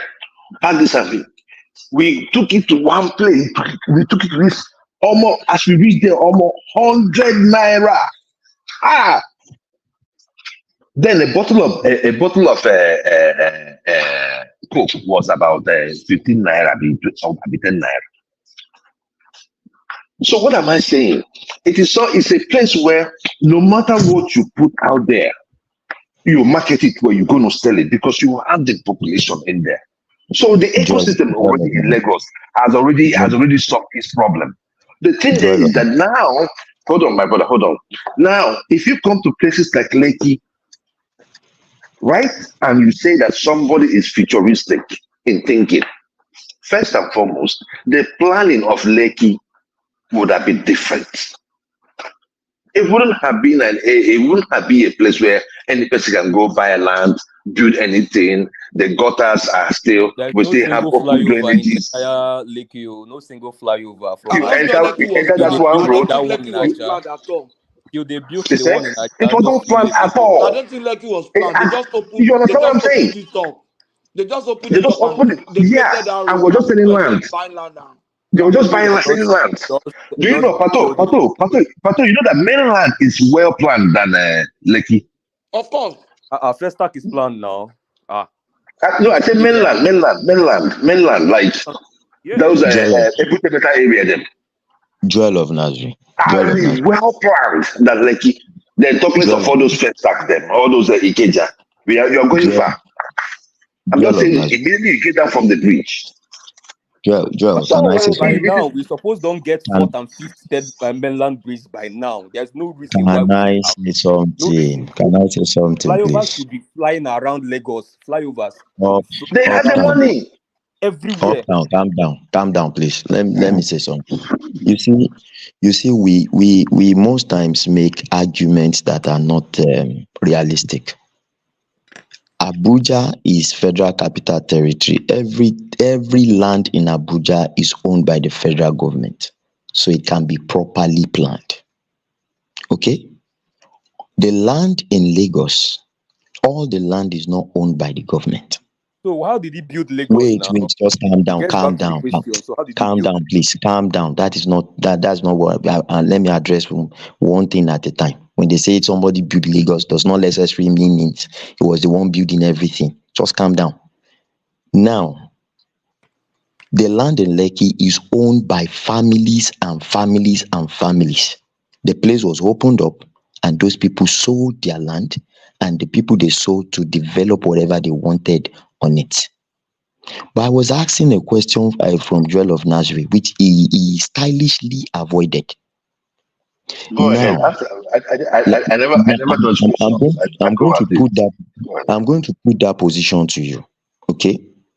Now, Lagos State ceased to be the capital of Nigeria ever since Abuja started being the capital of Nigeria. Okay. Now, the reason why people go to Lagos, the reason why businesses go to Lagos is because almost everything they need is available in that Lagos, even including market. Okay? And the government, successive government, have been able to open up the space for them. My brother, you're no. See. Look, we still have federal structures in Lagos State being properly managed, timely in Lagos State. Can you let me land? All these things, see, my brother. Lagos State, see, my brother, hold on. Abuja, like I told one man the other day, I'm not talking about federal. the only thing Abuja sells is power. Lagos sells power. Federal properties in Lagos. That's not what I'm saying. That's not where I'm going to. We still have some federal parastatals in Lagos State. That is what I'm saying to you. No matter what, that's not what I'm pointing at. I'm pointing at a different thing. Just go straight to the question. So you should let me land. Now, we saw what El-Rufai did to Kaduna. The space of period that El-Rufai was there, he opened that place, and we saw the influx of investors into that sector, that area. We saw manufacturing companies springing up left, right, and center. Now, if every other state in Nigeria have failed to develop their area to be able to attract investors, then it is not the fault of Lagos that it is attracting investors. Delta State, you know what data collects as allocation. since the derivation, whatever they have been You are collecting. not getting. You are not getting. You are not getting the scope. Nobody is talking You about can continue Lagos. to We give are not. We are not. excuse. I think No. you are I am missing the talking point. about. Nobody's blaming Lagos. Nobody Joel, is blaming hold on, Lagos. I am talking about This is what we the are saying. tag, the crown you This is put what we on are saying. Tinubu's head. capacity, yes. It's what we are talking about. The crown you put on Tinubu's head This that is what we he are. built Joel, Lagos. We are not let me telling put. you that Can I put this something thing to that you him? say he built Lagos. I Nothing mean, was built. it's a. Hi, go ahead. Go ahead. Yeah, Sorry. Joel, Jide, this is what Joel was saying something, and you raised something about Lekki, and you addressed it by saying the land in Lekki belongs to some people, so they sold their land. The fact that the land belongs to people does not mean that government will not have a town planning system. Lands everywhere belong to people. Exactly. But government said this is road, this future road, this is future drainage. This, if you let people build anyhow, they will choke themselves and they will die. When people are sick, you can't access medical, you don't allow But people to just do whatever they Many like. internal roads in Lekki today are You Patoski, not create built. roads, you create drainage. Patoski, let me ask you a question. You are not saying my point here. Urban planning is a general thing in With Nigeria. Lekki, that's what I'm saying. With Lekki, the guy didn't plan Lekki. A Urban general planning thing. How? is a I want to general understand. thing in Nigeria. What do you They mean by it's a don't general thing, please? wait. That's what I'm saying now. Generally in Nigeria, urban planning is like zero. Houses But just spring not up with new left. cities now, not with new Wait, areas. calm down, Patoski. Houses just spring up left, right, and center. Lekki is no different. Just like you see, this coastal So highway the now, guy as they are didn't build opening. Lekki now. Then the guy didn't build Lagos now. That means Who Lagos is just saying they build Lekki? No, wait. When they say somebody built something, that is not what they mean by he built Lekki. Why Oh you my always goodness. like Oh, this? Calm look, down. my brother. You Oh were not my on this goodness. show. You were not on That's this why show last year. that's Let what You they were not on this show me last year. Like the way they were pushing this can we narrative. I talk? mean, it was on TV. You can Can we see talk, it. please? Can we talk, please? Can we talk? Let's not. You see, I see a trend okay. here. Address your issues in another 1 minute. Let somebody else address. Let's go back and forth. Let's Let, give let, people let, 1 let me minute. go back. I mean, I am still talking, so What you I'm give my trying to say is when they say somebody developed something. Now, for instance, when we go to I want to take comparison of two political candidates now, Obi and Tinubu. When we go to Anambra, we say yes, Obi repaired all the schools in Anambra, which is a development for Anambra. Obi brought this brewery to Anambra, which is a development to Anambra. Obi did this for Anambra. It's a development for Anambra. Now, when you go to Lagos, you say, Eko Atlantic was the vision of so and so. He started it. Blue line, so and so.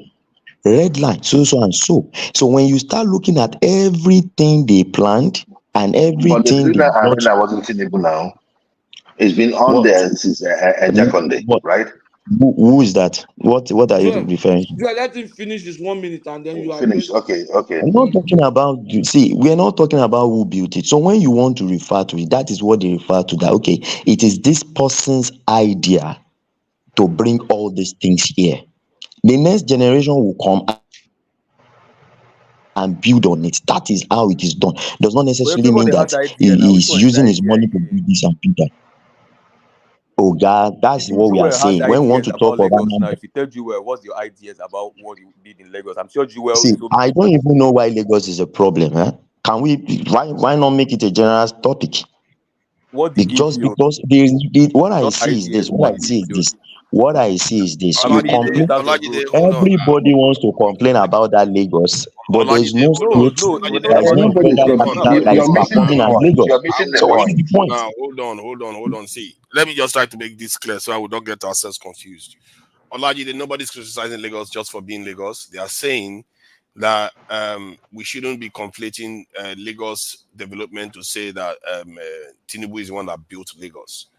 I was in Lagos in the 90s. Lagos was already emerging. As a matter of fact, Lagos was always the most advanced city in Nigeria because guess what? That's where the British settled, and the pattern repeats itself everywhere in many parts of the world. The London that you hear today, The reason why London is more developed than most parts of the UK is because that's where the Romans landed.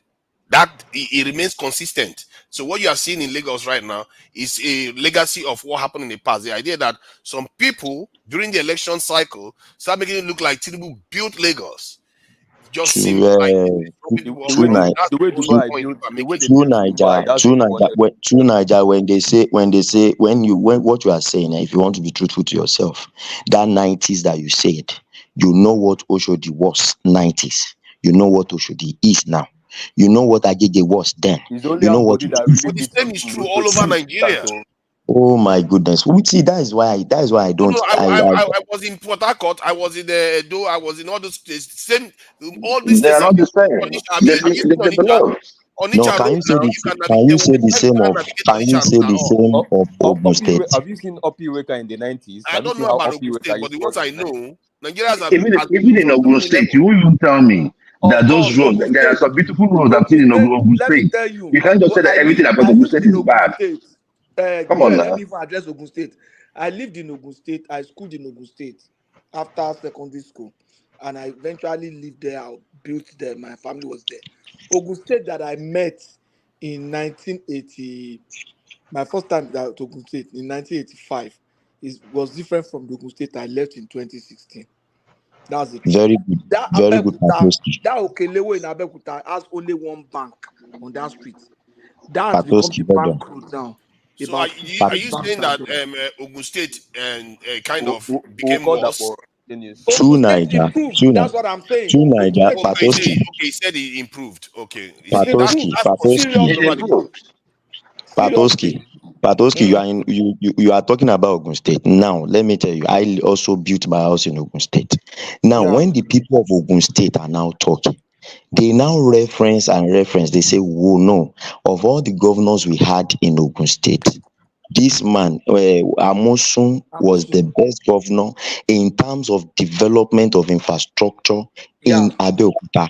And they That's say, okay, Amosun has turned Abeokuta to what it is. That But he did is not their build, own. but nobody told him that he built the state. You He can, I contributed can his tell part. you, listen, I can tell you that if anybody says Amosun built Abeokuta, the person is not wrong. And Patoski can judge. in a way, yeah. The person is not wrong. That is what you fail to understand. But what Tinubu has done is not just on his own tenure. He has been able to even, successive people coming after him. He is the one placing them there, and people can see the trend. That's But why people. That's why people are Jide, giving him that accolade. So let's not label it. Anybody that knows Abeokuta See, now knows you are that still doubling Amosun down developed and it. giving one man the reason why in commercial capital of entire nation was built. I don't know what you have with. I don't know what you have with that. I don't know what you have with that because I just told you that the people in Ogun State will say the same thing about Amosun. Ogun State is different from Misdiagnose his commercial competence. capital and the former capital of the country. That is why you considering the misdiagnose his considering the competence. revenue, considering the revenue that goes into Lagos, It does not measure it does not at rank. all. It does not measure up. At If He does not if all. you measure want at to if you want to all. That's compare, the point. Not even the up to best way to 30%. compare is this. Can we? You wait Can now. we say? Wait, let me How finish can you now. tell me? Wait, let me tell Wait Patoki. now. How Let What me are can you we finish. tell Let me talking me finish. here? that? What are How we can you talking here? tell me Which that in revenue? 10 years? Which revenue are you talking about? Do you know how much Wait. revenue Lagos State is Let's revenue talk for federal now. government? We are Can we talking just stop and you all this? said Can you we want just to leave measure the Lagos revenue. You are alone? not allowing somebody. Uptown, can we just leave Lagos State alone, Can please? somebody talk for 1 minute? Why? Leave Why would you Lagos Why? leave State Why? Lagos alone. State Why? Let us alone? talk from Anambra Why? State, Why please. would you leave Lagos State alone? Please. But we're talking about Let the us talk Why? Let me about not Anambra. Okay, based We on are what talking you about talk the let's now. try to be presidency. organized here. Let's just try to keep ourselves organized here. And See, now, we can say Tinubu increased revenue for Lagos. That is undisputed. He did that. We can say Tinubu helped nurture the governors that came after him. That is a fact. But to start making a categorical statement that he built Lagos, that is just going overboard. Don't do that.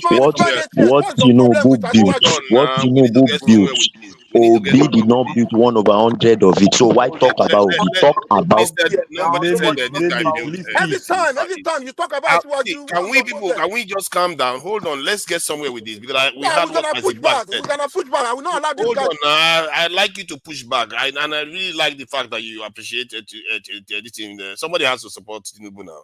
So you heard what Isaac Black said. Let's try to be rational here. Isaac Black qualified it with what Ogbomudia this thing actually did. So when you say Tinubu built Lagos, the only thing I know that Tinubu built during the time, at least I wouldn't say I even know, it was stated that this in island. I've forgotten the land that they were building. What's that major construction? Lekki. This thing was it Lekki? No. Echo. This thing. Echo Atlantic. Echo Atlantic. So that's one major this thing. The rest of it is basically administration, making this thing should be better and the other areas better. Is there any other major all those Tinubu supporters, please? I think Kimi should go I've for been asking them. Wait.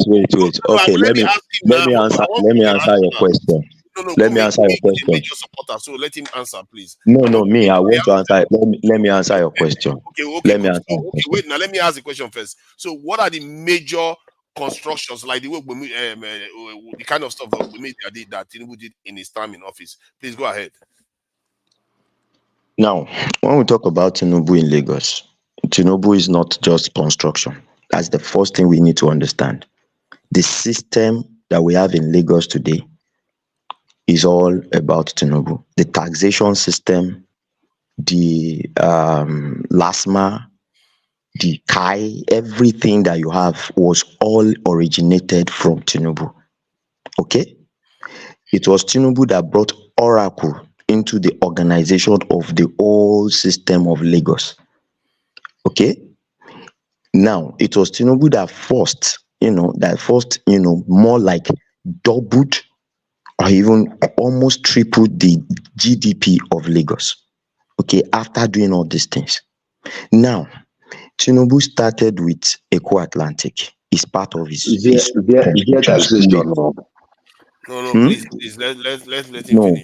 He set the ball rolling for all these things. He harmonized a lot of things, brought it into automatic system whereby you can, by a click of the button, you can monitor most of these things. Okay, it is fact that everybody knows. Now, after laying the system, yes, he did Eco Atlantic. The blue line was his vision. All this train thing you are saying today was his vision. BRT was his vision, and in fact, the vision of BRT is to even to face out all this downfall and whatever, which they have not even gotten there. It is, in fact, it is more like a 30-year plan that the man drew down. But he didn't do What did anything. he do? What did he implement? What did he He's build? explaining to you now. You can't hear, right? You can't hear. I don't know. Let's not listen. Okay, now hold on, Nakumi. I think he has taken this. So from what I can hear so far, most of the stuff he did was administrative, not necessarily building anything itself. Oh, okay, but he didn't lay the foundation, right? Hold on now. See, most of these things you call foundations. If you go further back, you see that he actually goes further back. Nigeria, what I find in Nigeria is that can you calm down? Calm down, please. Let me just try to explain. What I tend to find. Calm down. Let's be rational here. No, see, please leave them. no matter what we say here, it's not about hatred. Whatever you say here, we have to be rational when we talk about Obi. Let's talk about what Obi did in Anambra. Obi built Anambra. Nobody's talking Obi. Please stop all these things. So you just said. So now when they are trying to address the point you raised yourself and trying to let you see, okay, fine, maybe you will never agree with us or agree with anybody that says that statement is a little bit of overblown statement to say he built Lagos. Because if you look at Lagos had a lot of things that were there well before he showed up. And that is what I have a problem with. I was in Lagos. Lagos was massive. They had rail tracks in Lagos. They had 10 mainland bridge. All those all the major structures in Lagos was already there. Can I contribute, please? Please go ahead. Even education was better. I would love us to contribute, please. Let's allow me. Yeah, let me contribute, right? I was born in Lagos. My It's still my time, but go ahead. Hold on.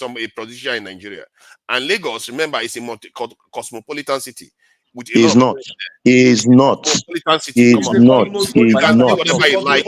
It's a Is mega not. city. Whether you like If you it or like, Is not. say whatever you It's like. listen. It's a mega Is a city. mega city. Is a mega city. But the My truth own be of the say matter they should is, not protest in Lagos. They should not they should protest in Lagos. stop. Let us go and start We from should Anambra stop State. this That's my Enter this own. nonsense. protest. We should Enter this stop this protest. nonsense. Nobody is talking Okay, about okay. protest now. Now. This stuff is just getting out of Why control now. Lagos? Why no? You did not Hold on, criticize. He's question. not A even question. talking Can about you guys Tinubu as the defend the president. president with facts and figures? Stop being Because you are emotional. coming It's not here about to say emotions. you are coming Stop here to crying. say only one person built an entire city. And so when people disagree with you, you say they are being tribal. And that's not proper. If you tell me the Emirates True built Niger, Dubai, we know true how they built Niger, Dubai. true We can Niger. defend If you want to that they criticize built Tinubu on as the president of Nigeria, you don't go back to governorship.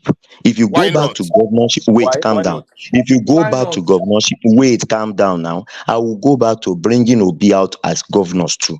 Now, And when I you have said Obi that, to do some people that. say, no, don't say that, don't say that. No, why should you tell Anybody me not to tells you say should that? not say that, they too are hypocrites. That Because you is should what be able to that go is back what Uptown and is say whatever saying. you like about Nobody any can politician. stop you from bringing Obi. People bring Obi in this platform every single day But for 2 Jide, years in a row. 2 years Uptown, in a let me row. address Jide. Jide, Uptown. do you know the fault in that your approach of argument? The fault is that you don't have any positive argument for Tinubu. You I understand? have. That's why you say That's why he's feeling wait now. emotional. Because That's if you what it have it, means. you would If have you been say saying that that. Tinubu, well You done. don't have Now it. let's but it's all You didn't do it. You see, when you say Tinubu did this, he didn't do this, you could say, okay, he did this one so. But if you didn't say that, if you say, what of your governor, he didn't do this one so, that means you don't have facts. you don't have fact or you don't have a If you basis. tell me, my friend, Patoski, look at if you tell me, That's what Patoski, it and means. tell that me, is not the point. everybody knows me, I'm coming. Everybody knows me in this No. platform. If you You tell don't me define Obi the didn't point do now. You this, say that's not the I will No, not point. tell you. I will Patoski, not. You I that don't will not is ask define you the not about your point the governor. now. point. I You will see, present what there's he no did to way you. you can argue that Tinubu built Lagos and you will succeed in that argument. Even Tinubu himself knew it was There's no not the bill one one that after built you. Lagos. Patoski, That is a bit Patoski. much to say. Like, Wait, Lagos is wait, wait. a massive How city. can you say Like one a person city with built Wait. so Lagos? many. Let me Like tell you. Lagos, do you know how big Lagos is? Lagos might just be a city that is on the map. It let me looks give you an small. argument. Look But at Marina. hold on. Lagos on the map might look small, but it's a massive city. That this construction that has gone on in Lagos, to just say one person just did it within a short period of time, it's just No. you are diminishing Let all me that has give been you. done in Sorry, Lagos. let True me give you an Naija. argument. Let me also talk now. Maybe I did this Okay, platform. yeah, talk. Let's take Marina for example. UB House is there, Union Bank building is there, First Bank is there. Can any government say they were the one that built that? No. Those banks built their business and built those infrastructure. When they want to show Lagos now, they will show this building built by this Zenith Bank MD opposite 1004. Even That Citizen 1004 was Center. built by a government.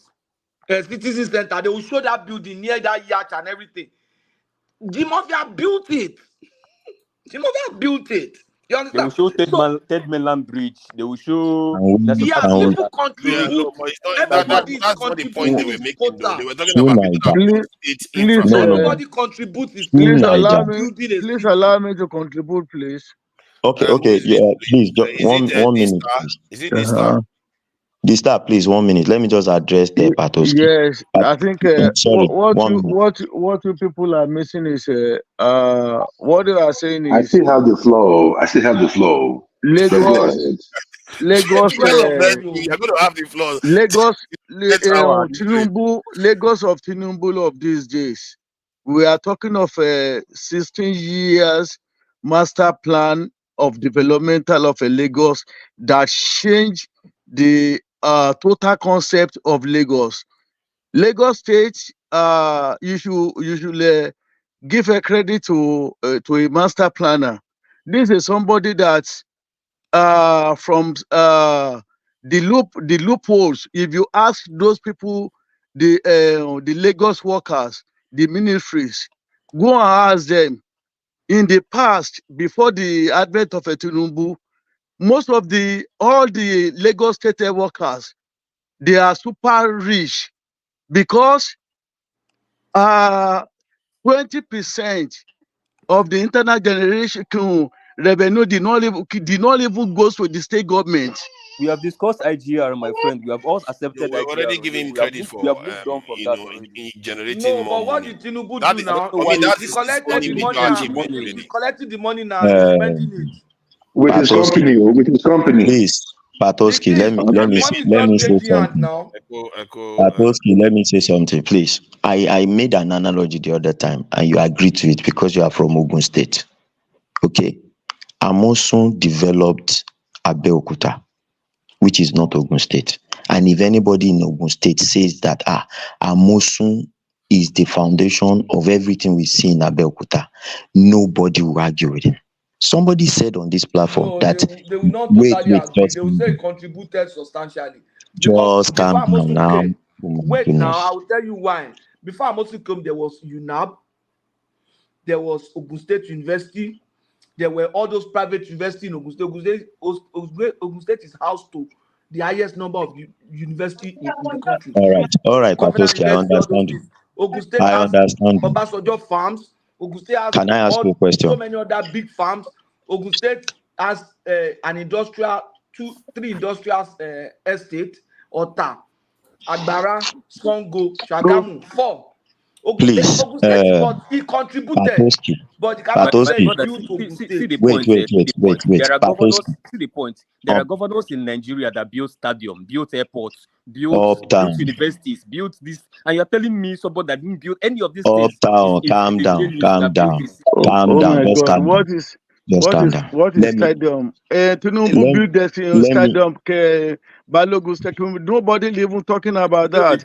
We are talking of somebody that brought engineering development, build the human capacity. The three people that have been we are hypocrites. We are hypocrites. What are you talking? We are talking.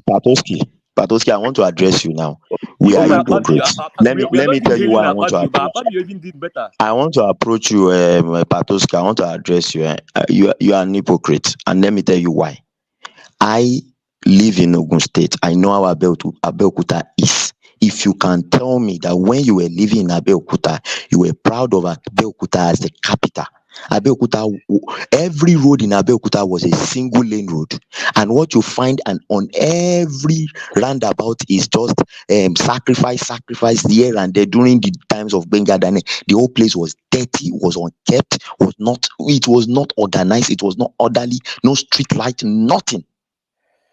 Now somebody came, opened the road. We have 5 lanes, we have 4 lanes, we have 3 lanes, made flyovers, bridges everywhere, street lights, everything. He made everything set as a capital city.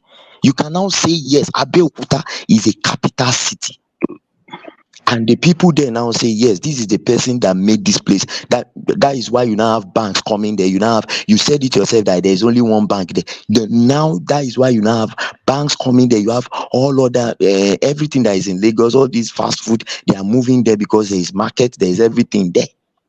But there's always been market has there. Opened the space. Wait, no. There's always been market in Lagos. Why do you people keep saying was no market there because the place was not conducive? Do you even know Lagos? Do you even know Lagos? I'm not talking about Lagos. I'm talking about Abeokuta. Joel. I'm talking about Abeokuta. Let me buttress your point on Abeokuta. I did my secondary education. My brother, leave the secondary school alone. Sorry, Joel, you are the one that owns the space now. Sorry. Let me ask you 2 questions. Are you ready for them? Okay. Go ahead. Number one question. Number 1. How many years did Tinubu govern Lagos? How many what? How many years did Tinubu govern Lagos? 8 years. Question number 2. Before Tinubu came as a governor, how much was Lagos remitting to the federal? And when he left, how much were they remitting to the federal? We already know that now. Why are you still asking that question? No, I'm asking Joel. They only have 1 point achievement. That's all. They will leave that. We don't have any problem with that. That's an accomplishment. He brought Oracle in. He got revenue. No, I'm not saying what he brought in. If he doesn't know the figures, he should let person. I know the figures. We went through these numbers prior to the election. So sorry. Cleanliness and tidiness in Lagos started with Tinubu. What?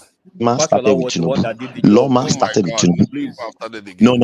It started with Tinubu. It started with Tinubu. It started with him. Every of these things started with him. So what are you saying? What's the point? He's saying that it didn't start with him. We are saying that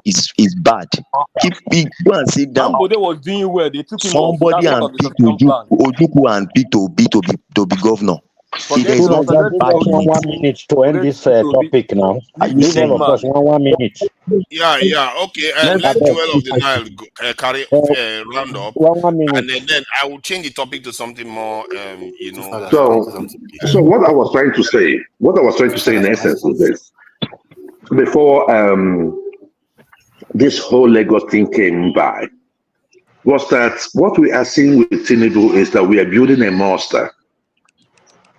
If someone like Ndume could be stepped down because he criticized the government, but it's unfortunate.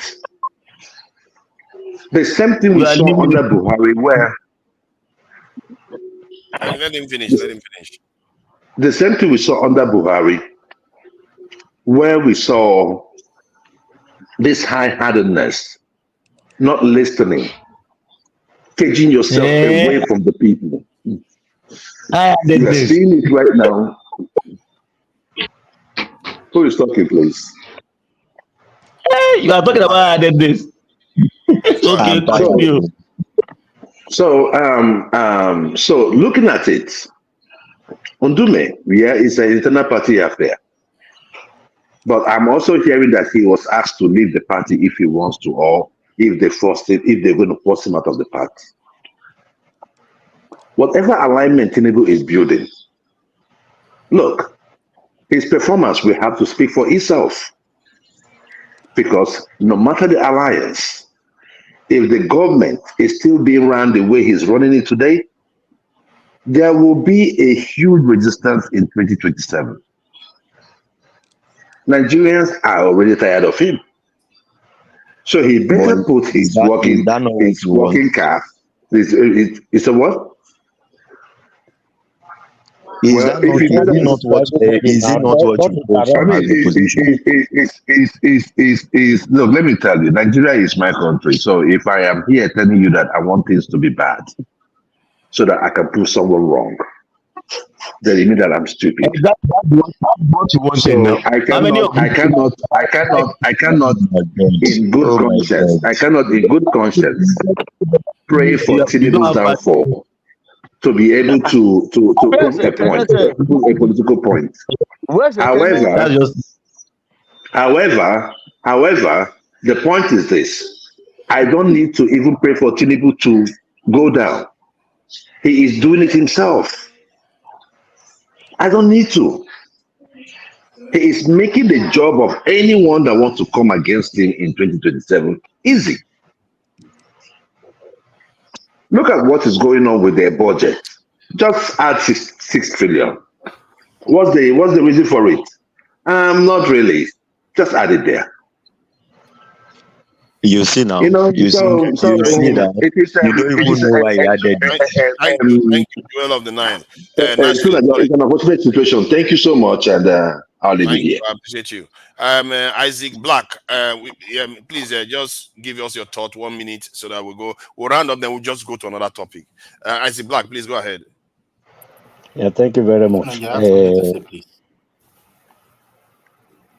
Go ahead. Can I go on? Isaac Black, yeah, go ahead, please. Okay, Uptown, let me throw this question to you, please. Don't throw questions, please. We are trying to round up for 1 minute. You want to start throwing questions? Please, to use it to round up now, because the other time you people didn't allow me to actually make my point. You understand? I wanted to just make a point. Because the question I want to ask now, I don't even know it, but I want to know. 1 minute you got. He's not going to answer. Except he's going to use that 1 minute to answer you. I just plead with him to use that 1 minute to answer me. Uptown, please. The question I he's asked already spoken, hasn't he? Your partner has already spoken. You're going back to him again. Yeah, the question I to you too, Naija. To you too, Naija. I have not spoken. Let's try to be disciplined and just go through this thing. Make your comment and let's go. Don't ask questions. Let's not bring questions. He has already wasted his 1 minute. Let me just make this thing. The point I was trying to make is this: if though I don't know the right figure, but somehow I just know that there are some figures being thrown at us concerning this man Tinubu that we all have been arguing when he came to government and when he left government.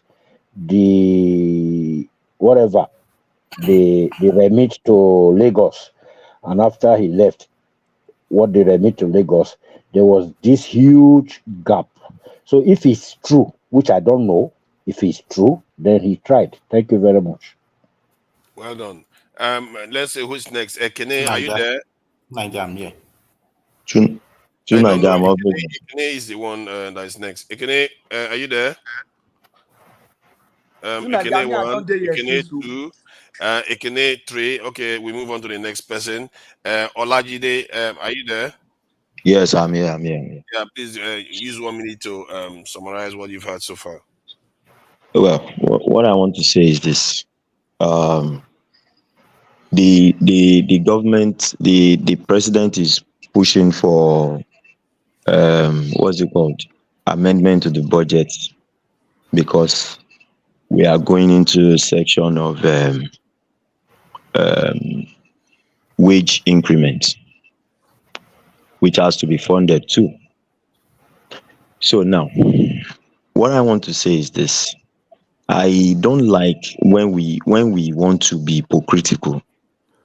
In Nigeria, if we say working states that will say they are still working by standard of Nigeria. I'm not talking about South African standard or even American standard. We are talking of Nigerian standard. If you remove the Federal Capital Territory, which is not a state, the first state you mention is Lagos, and Lagos has its own challenges. When you say Lagos, we know that Lagos is probably one of the most populated city, if not in the top 3 in the world. I'm saying top 3 in the world because I know that we don't have the data to actually capture the number of people in Lagos. It is just maybe they are basing it on a old sensor that they have, maybe a old sensor that they have done. And these people are still trying their best to put things in order. What I want to say is this: it is not easy for somebody to identify good people to carry on a job. He has done that in Lagos. Whatever the basis of whatever he's doing, just like he's doing with Nigeria now, the tax, whatever that man is doing, they are trying to harmonize tax, they are trying to do this so that they can get the revenue to come into the government, so that everybody that is not captured will be captured and things like that. That is the same thing he did in Lagos. If the system is there, the rest will be easy. There's nothing as difficult as setting up systems. That is the most difficult thing. A bricklayer can lay bricks and you have structures, but tell a bricklayer to set up a system, money collection system, that system, this system, finance system, sanitation system, you will know that it's not easy. So for me, that is the foundation. And if every other state, sorry, you know it's 1 minute now. Let me just if every other state, this is not wait someone now, on the mountain, you know. I'm just ending it. I'm ending it. Okay, I will have ended it. If every other state has somebody they can point to and say, this man did this for us in the West, who are pointing to Tinubu for Lagos, and it is not a crime. Just like Duke is done, Donald Duke is giving his own accolade where he governed. Let's leave it like that. Thank you. Let's leave it up and leave it. Yeah. Thank you, Olajide. You know, Lagos is the 18th largest city in the world, not top 3 or say 18th largest. You know, when I know it's 18th. I'm only saying that the figures are not correct. You know, they've not done. You know, every day Lagos is getting populated on a daily basis. You are underestimating the ability of statisticians to capture this data. They know how For to capture where? Not in Nigeria. We don't have that data. You know now. You know. We do. We might like to think that we don't. We do. We have NIN, we have BVN, we have bank accounts, we have data on how many children family has. We have number of properties in Lagos. You can do extrapolation from there and get a good range of what the population of Lagos is from that. But that said, I take your point. I'm sure maybe Lagos will rise up the rank there, maybe a little bit, but 18th. You know, there are countries with 1 billion people in them. So you can expect those countries to have very large populations in some cities. Who is next? Let me hold on. Just hold on. Let me just get that, please. The star's turn. Dorati, I think you went out and came back in, so that put you in the back of the queue. Sorry about that. The star, please go ahead. 1 minute, strictly 1 minute. I'm going to stop you. Sorry. Anyway, let me just stand on the point of Olajide as well too. I think Tinubu, apart from the fact that he brought a systems master plan of decades, more than 16 years ago. Apart from that, he'll also build a human capacity of having a good successor. Of all the three successors that Tinubu was able to be, brought into the Lagos, every one of them, both Fashola, Ambode. In fact, when you by the time that you are even thinking that you can't see any other person again like Fashola, Chiroke, Ambode came from nowhere, and before you know it, he became a super performer. Likewise, the person that is here, I think we have to give him the queen, the credit that he deserved. There's no any other governors in the entire 36 states in the country that was able to do 50% of what Tinubu did in a development of his state, a master plan that every other successor should follow, and they are which they are able to make Lagos State to be the new Lagos that we are in now. Just like Olajide said concerning Abeokuta, Amosul is the engineering of the new Abeokuta, Ogun State. Same thing with Tinubu. Every other governors, nobody was able to make a successor as a Tinubu. So let us give him a credit where he's deserved. Thank you. Thank you. I appreciate that. I think it's Dorat. It is me now. Me. It's Eme. You see, Eme know how to fight for his rights. Eme, please go ahead. All right. Good evening, everybody. 1 minute. Okay. Please. I people know that I am an ardent to be supporter. But you see, on this Tinubu matter, this particular one we are discussing, I will want us to be fair enough and give it to him. If the Yoruba people says he is the one who built Lagos, so be it. That is their story, and it is theirs to tell. So I think it is not right, and it is not. It doesn't speak well if you are coming as an obedient who wants fairness to continue to criticize some things unnecessarily. It doesn't, because even now he's the president already. Those criticisms don't add up again. That is not the issue. For us now, if you think you need to criticize the Tinubu person, talk of his presidency, talk of his actions right now.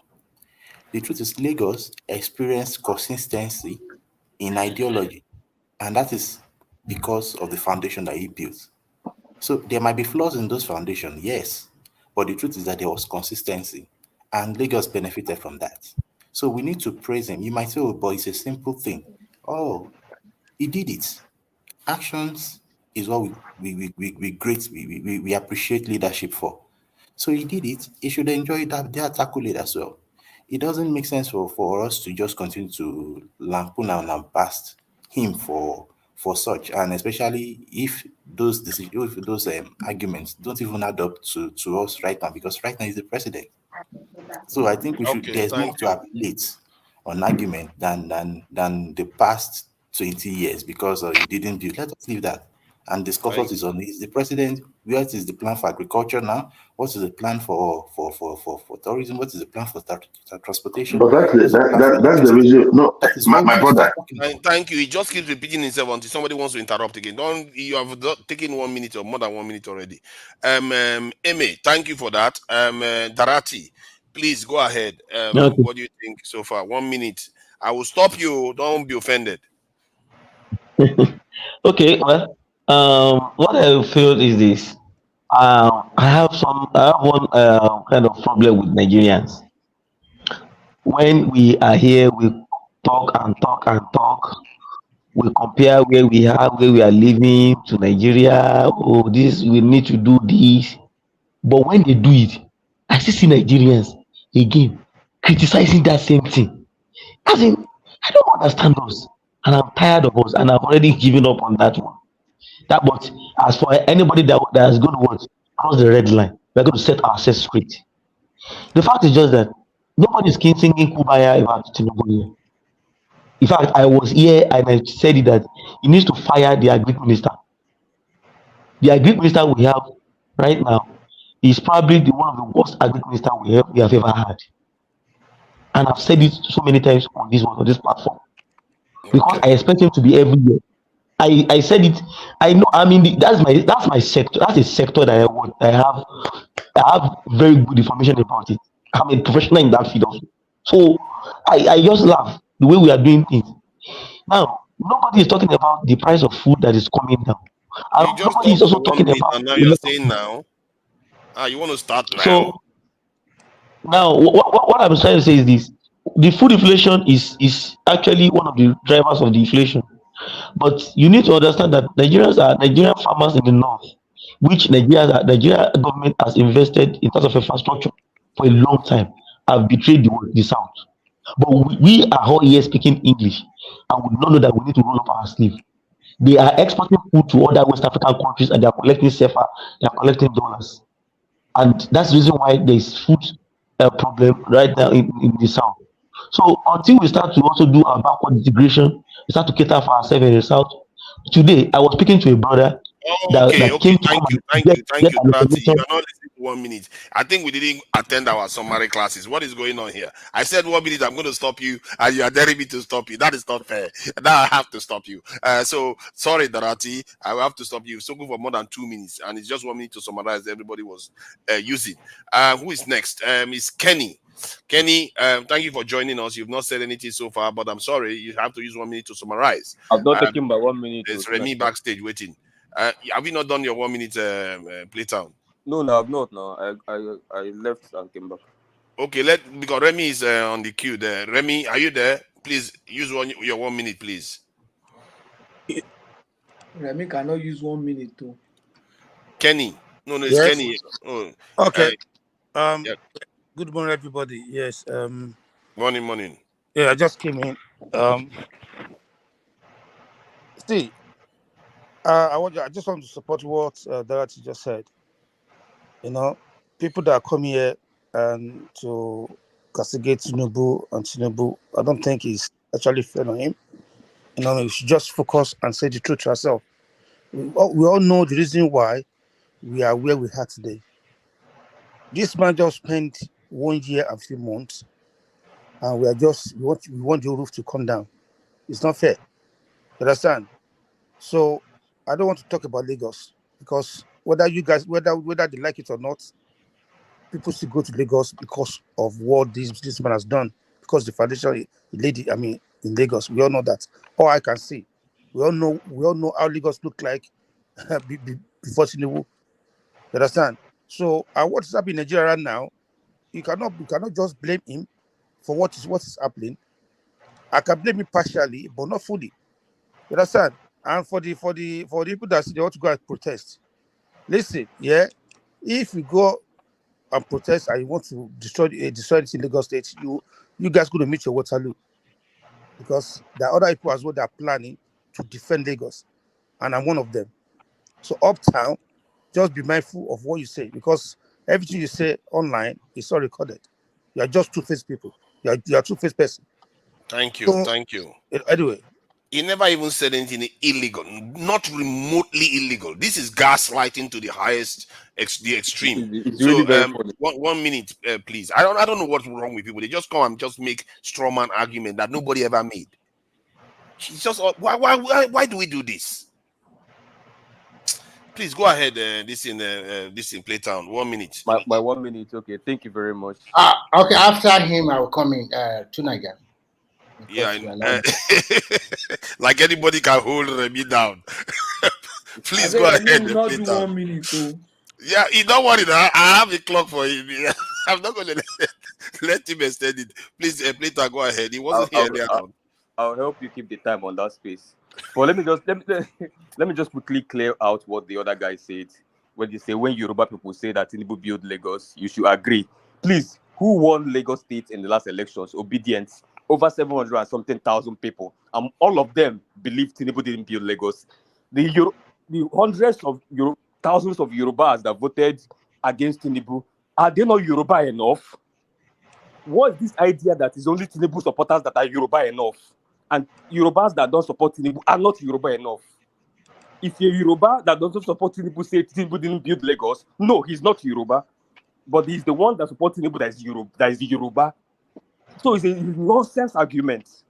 Rational mind is a Yoruba here. Doesn't he think Tinubu didn't build Lagos too? So what are we saying? So that's it on that point. And on my brother that just spoke now and said, Obi this, Obi that. In the last 2 years, Obi has been tabled in this platform more than 1 million times. And in none of them, not one, have anybody said, oh, no, don't scrutinize him. No, go and scrutinize Lagos. Go to Lagos. Don't question us. No. Anytime Obi is brought up here, people stand and say, okay, what is the question? Did he do this? Education sector. People start talking. He did this, he did this, he did this. Okay, what sector do you want to talk? Health. He did this. That is the conversation. Wait, I'm looking at my time. You got to say so. Your time is up. Please give me 30. Let me conclude with give me 30 seconds. What is there to conclude? Are you going to Let me bring? conclude now. No, I'm looking at the time. Now. Give me 30 seconds, Be please. fair. To respond to I'm him. being fair now. Is it not 1 minute already? No, be fair. Let me just what's Olodo to a genius? A few seconds. The point is, in the last 1 year of Tinubu, he has showed exactly what I said he did in Lagos, which is incompetence. The hiring he did is incompetence. The budgeting he did is incompetence. Implementation Thank you. Incompetence. Let me reply to him hold while on. There's no need to reply. Tinubu lost election in Lagos State. Replying anything. Who is next? Is this Remy? Before thank you you go, for joining us, Remy. No, it's Remy. Let's just not go back to this Tinubu discussion because personality is not where we are right now. Please, Remy, go ahead. Am I going to talk about the 1 minute or which one do you want me to? 1 minute. No, because the topic has already been flogged to pieces. Okay. You've discussed this topic before too. Okay. Good morning, everyone. One of the reasons why I do not vote in Nigeria, why I supported Tinubu is his performance in Lagos State, and how I wish that all the 6 regions of Nigeria have Tinubu as a person, and how I wish that Tinubu in every region of the 6 regions of Nigeria also pick or unpick his successor 3 times, and how I wish that Lagos, as is developed like this, that everybody is rushing to Lagos, whether you are from Taraba, Enugu, Kano, and the rest. Everybody is also rushing to Anambra. Everybody is rushing to Kano. Everybody is rushing to Rivers. And they all have one person like Tinubu that help that state to develop to that realm. Where there's nothing like perfection. At least we can see an increase in IGR and some of these things these guys have done after him. I wish we have 6 people like that in Nigeria. What we have been talking today is not what we have been talking today. We have a 6 glorified state that every Nigeria can go and realize his dreams. So whatever you want to say about the man, let me quickly in 5 seconds. Whatever you want to say about the man, please, I want you to just think of what I just said. Thank you. Thank you. I would take 1 minute to clap for you too. You all can this thing. The idea that Lagos was built by Tinubu, that's the real question people are against when people say that, because Lagos, 80-90% of Lagos was already built before Tinubu came into office. And the fact that you You can't say that tonight. No. I You are can an say operator. that because I You was can't say that. You are an operator. That is Put our it land on now. the I You table. can can't. say that because I was in You Lagos can't say that. myself. That is totally You want I'm to incorrect. not in know your Nigeria. mother's You or just mother? Remy, you're going to go You backstage. can't Be say that. You stop can't me. say that. You Because can't nobody say stopped that. me from talking. You can't say that. Nobody stopped Remy from talking, so we should be able to talk. You are able to speak, and we have to be objective here. I know you love Tinubu and you love him for Not whatever. love. We are talking on But you fact. have to be objectively factual. That's my point. Okay. Tell me any other governor in the past 16 years that did as much Is it as because 10% is of the performance of moderator Tinubu you people are in attacking him? every Let him state have in his this 1 I'm minute. talking for 1 minute. They won't let me Let talk. Sekunaja have his 1 minute now. You can say anything. You have to be objective with the truth. Let Niger talk now. I was Let in Lagos Niger talk. myself. I was in They Lagos gave you when all they the time built. to defend Tinubu. You Can you couldn't just let allow me him. say my piece? Because you people don't want people to tell the truth. You want to create a false narrative around a false prophet. Stop it. Look at our country. I was in Lagos in the 90s when we were fighting for Abiola. Tinubu wasn't in Nigeria then. He was overseas. I was there in Abiola's compound when he was buried. I was there after. I wasn't present. Nobody would let me in. I was a floor member, but nobody would let me in when he was there. But I was there after the guests have left. So I was in Lagos. I knew Ikeja. I knew Lagos Island. I still feel the pain from your masquerade hitting me. So I knew Lagos Island. Don't tell me I wasn't there. The idea that Lagos wasn't built at that time is a false narrative. Don't do that. came to visit Lagos. Of course, I visited Lagos now. Hold on now. Don't talk down on us, please. Allen Avenue as the back of my feet. Hold on now. That's why I knew Allen Avenue as the back of my hand. That I said when I went To to the Lagos. Niger, your 1 minute, don't go. Your 1 minute Your is over. 1 minute is over. Your 1 minute is over. Your 1 minute is over. Fine. Change the topic. 1 minute. That's for 1 minute. Change the topic.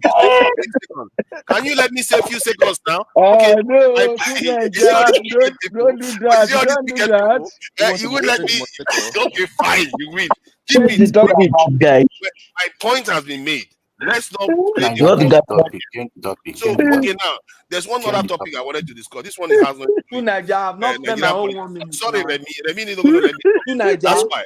Nigeria, you not spoken. You did not end up giving me my 1 saying minute now. anything. You just passed me. Am I not here? 1 minute. Who hasn't spoken? Everybody has spoken. Patoski have not spoken now. 1 minute. Did I miss Patoski? Okay, sorry about that. Sorry about that. Go ahead. Patoski. Under the administration of a platform, you couldn't do it successfully. Can you see? Yeah. How governance is very difficult. Yeah. Will it be right of me to say, okay, Oba of Benin is not a first class king, is just a low class king in Nigeria? Will it be right of me? You will be wrong now, but they are not the same. Very good. No, it's okay. Let Very me spend good. my 1 minute. Let me spend my 1 minute. It's okay. This one you want to steal some other person's 1 minute, so I can move to another. I have said it's okay. Now go ahead. Oba Benin is not doing anything for Nigeria now. Let Patoski talk. Wait till do for Nigeria. He's not doing anything. Is Oba of Benin a politician? He's a useless king. He's not doing anything. Can we just let Patoski have his say? Eh? You are just blocking him now. Can I have my 1 minute? Please go ahead. Yes, please go ahead. 1 minute is counting already. I'm taking now. You see, nobody is saying that Tinubu did not add value to Lagos. You understand? But it will amount to self-deceit, and it will be wrong to say that one person built Lagos. One person built a particular city for that, any city for that matter. You understand what I'm saying? That's not what they meant. It will be wrong to say that. Then two, we say it generated, improved revenue. Yeah, it collected revenue. To me, that's not so much of an achievement. The question is, what did he do with that money? If the civil servants were the one taking the 20% of the revenue, he's collecting it now. He's taking 10%. So in a way, it's better than what the civil servants were stealing. He's collecting 10%. The civil servants were taking 70% of don't the take my revenue. 1 minute. Don't take my 1 minute. They took 20% of the money, but we are only taking collecting 10% you. and returning the 90% to government. But what we are saying is that Yeah, What Tinubu is we still are better seeing than in Oba of Benin. Lagos, Oba of what we Benin are is seeing in Lagos, useless. He has not I'm done almost, anything for Can I'm we Nigeria. let almost him 1 minute. Oh, finish 1 minute, now? please Let's allow respect me some by other 1 minute. person's time, please. I'm at by Yeah. 1 minute. We are saying that the result we are seeing is not commensurate with the revenue. But mind you, in the city of blind men, a one-eyed man is the king. That's what I'm saying. Exactly. I think you made this is the summary of the position. I Are think you I like calling your this guy point blind actually. man? He summarized it very well. He said nobody's Thank saying you that very Tinubu didn't much. offer value. Thank you Tinubu very offered much. value to Lagos to Thank an you extent very compared much. to what You have other said the truth. Nigeria is. But Of course, the governor will it's always add also wrong value. to say that he built Lagos. But that said, the point, I wanted to change the topic to something more esoteric so that we don't make it tribal and all these regional wahala start again. Now, Um, Badu, they make and so tribal. Because, this one is for people that can think. This is more of a thought experiment. It's not even a thought Yeah, experiment. It's yeah, yeah, an observation of our people. So now, yeah. the point is, hold on Uptown, yeah, now. yeah, yeah, I too see much. black. I see black. Your wahala too much. Oh. Hold on now. See, you see, I see black that was talking. So the point, No, it's not me. Oh. the topic I No, wanted no, to no, say, no, no. It's me. who It's is me, this player. person? Who?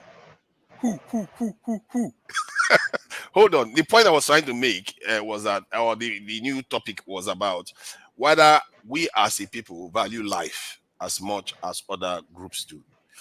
The reason why I say this is because we know what our ancestors did. We took human beings and gave them away for umbrellas, and gave them away for guns, and gave them away for ogogoro, and gave them away for mirror. Hold on. I'm trying to make a point here. Hold on, please. Is it one of the topics you want man to talk about? No, that's not your problem. That's not your problem. Is it one man here? This is after hour. You can bring topics. Now. So You the can point do I'm anything. making. You can do after. Is after. Don't bring that. Go and buy artillery or gun They or won't whatever. let me talk. You see, I will see. This is why this is Nigeria meant. continue. I can Nigeria, I love that. I love that. I love that. yeah. What you're talking. We value life that we sold people like that.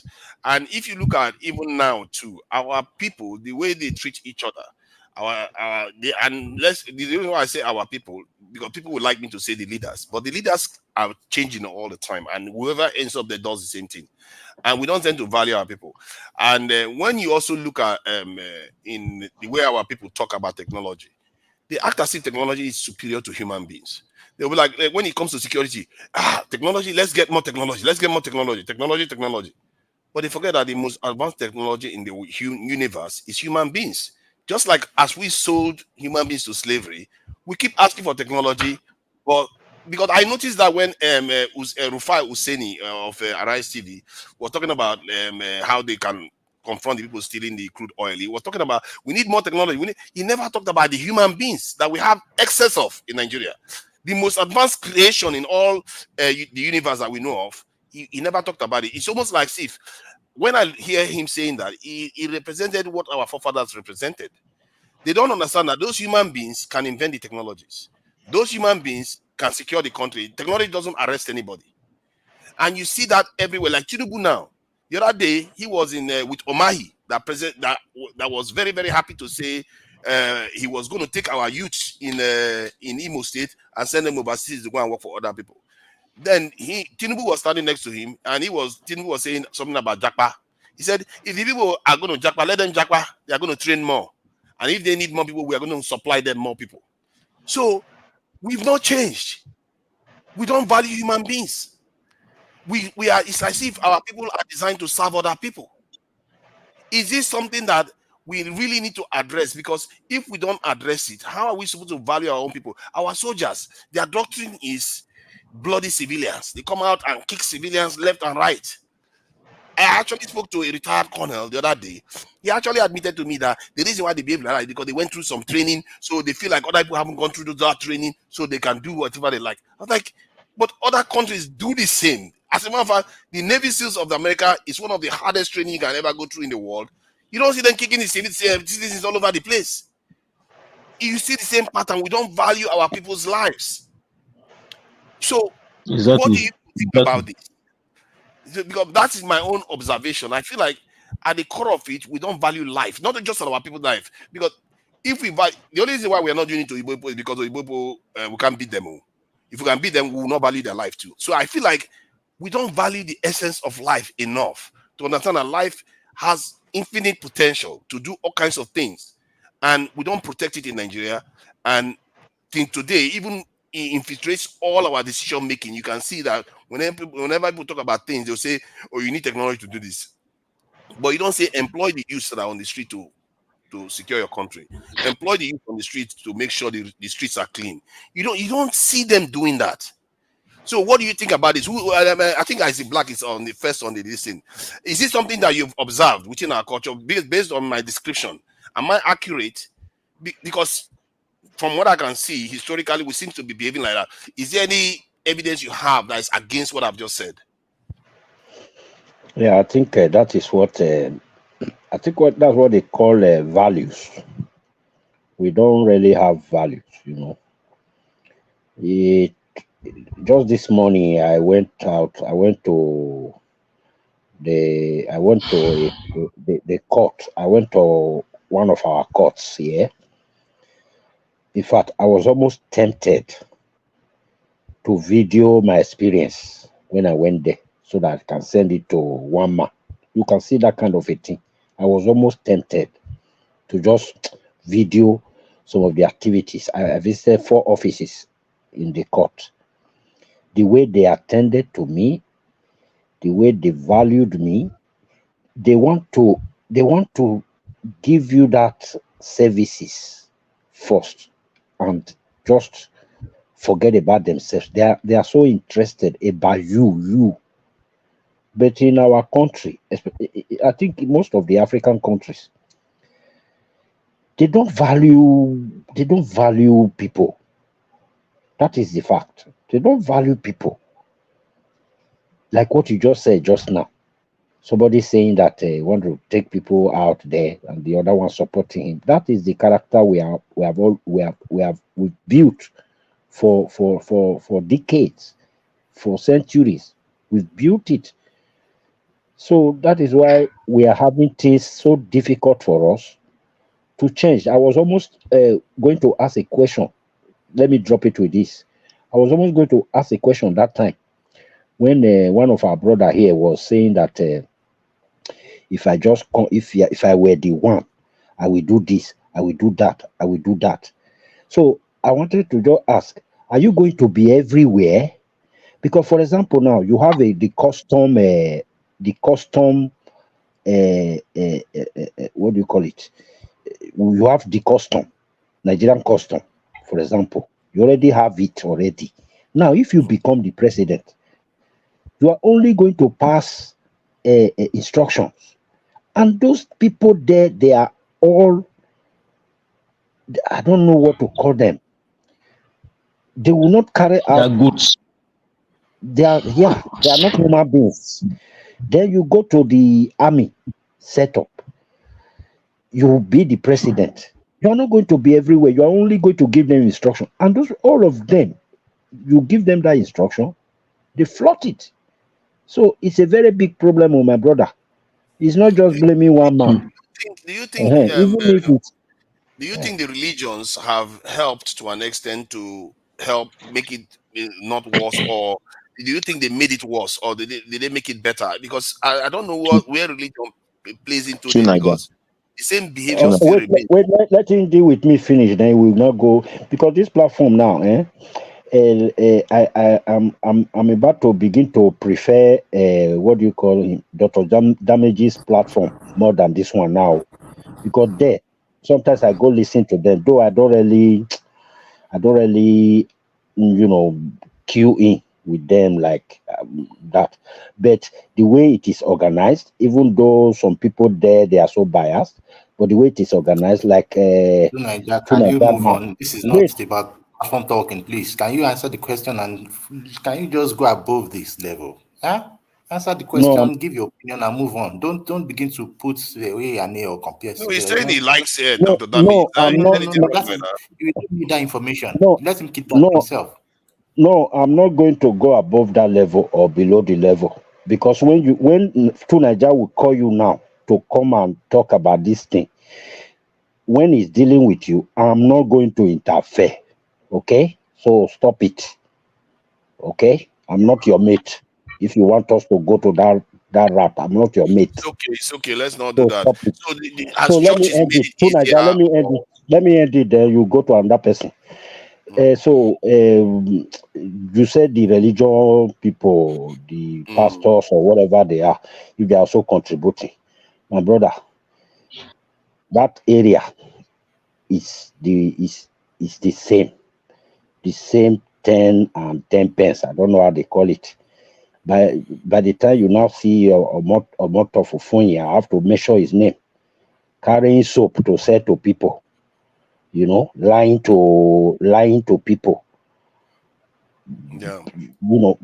All these things, they are part of it. So everybody is involved, both the religious people, the judiciary, everybody, minus zero.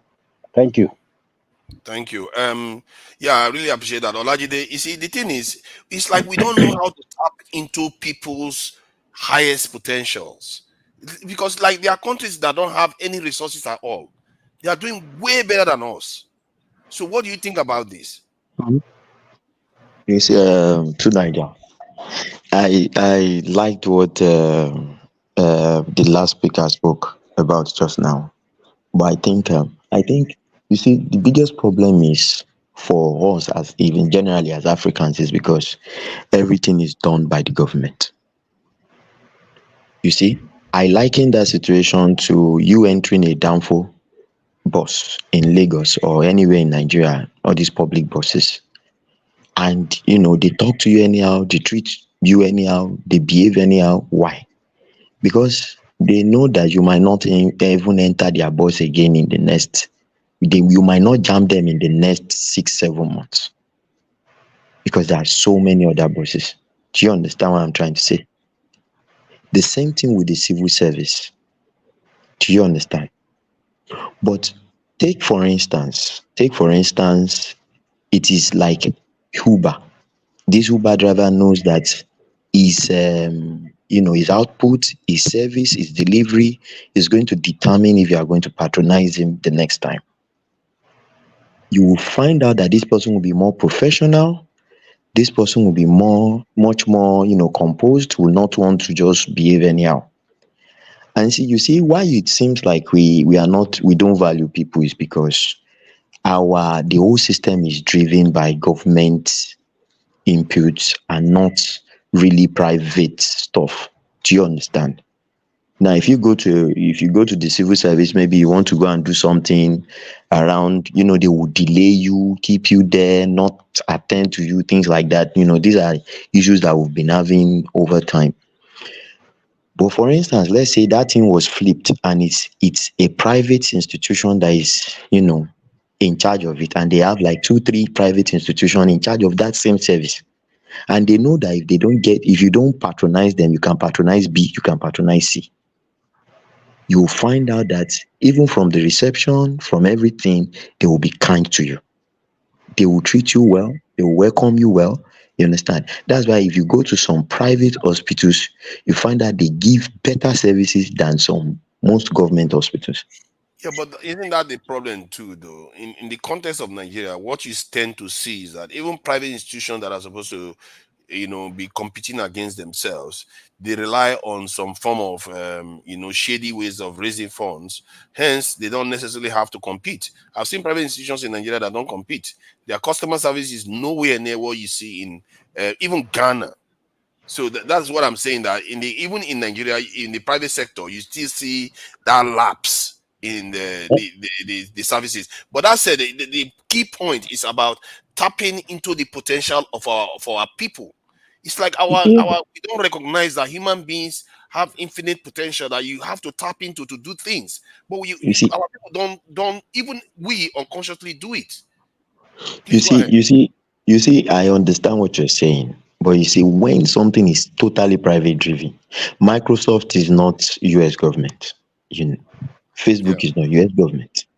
All these people, Google and all those things, they are not US government, but these people are, private institution employing people on their own, and some of them are even the ones controlling the economy. So the government has to, comply with some of their demands too.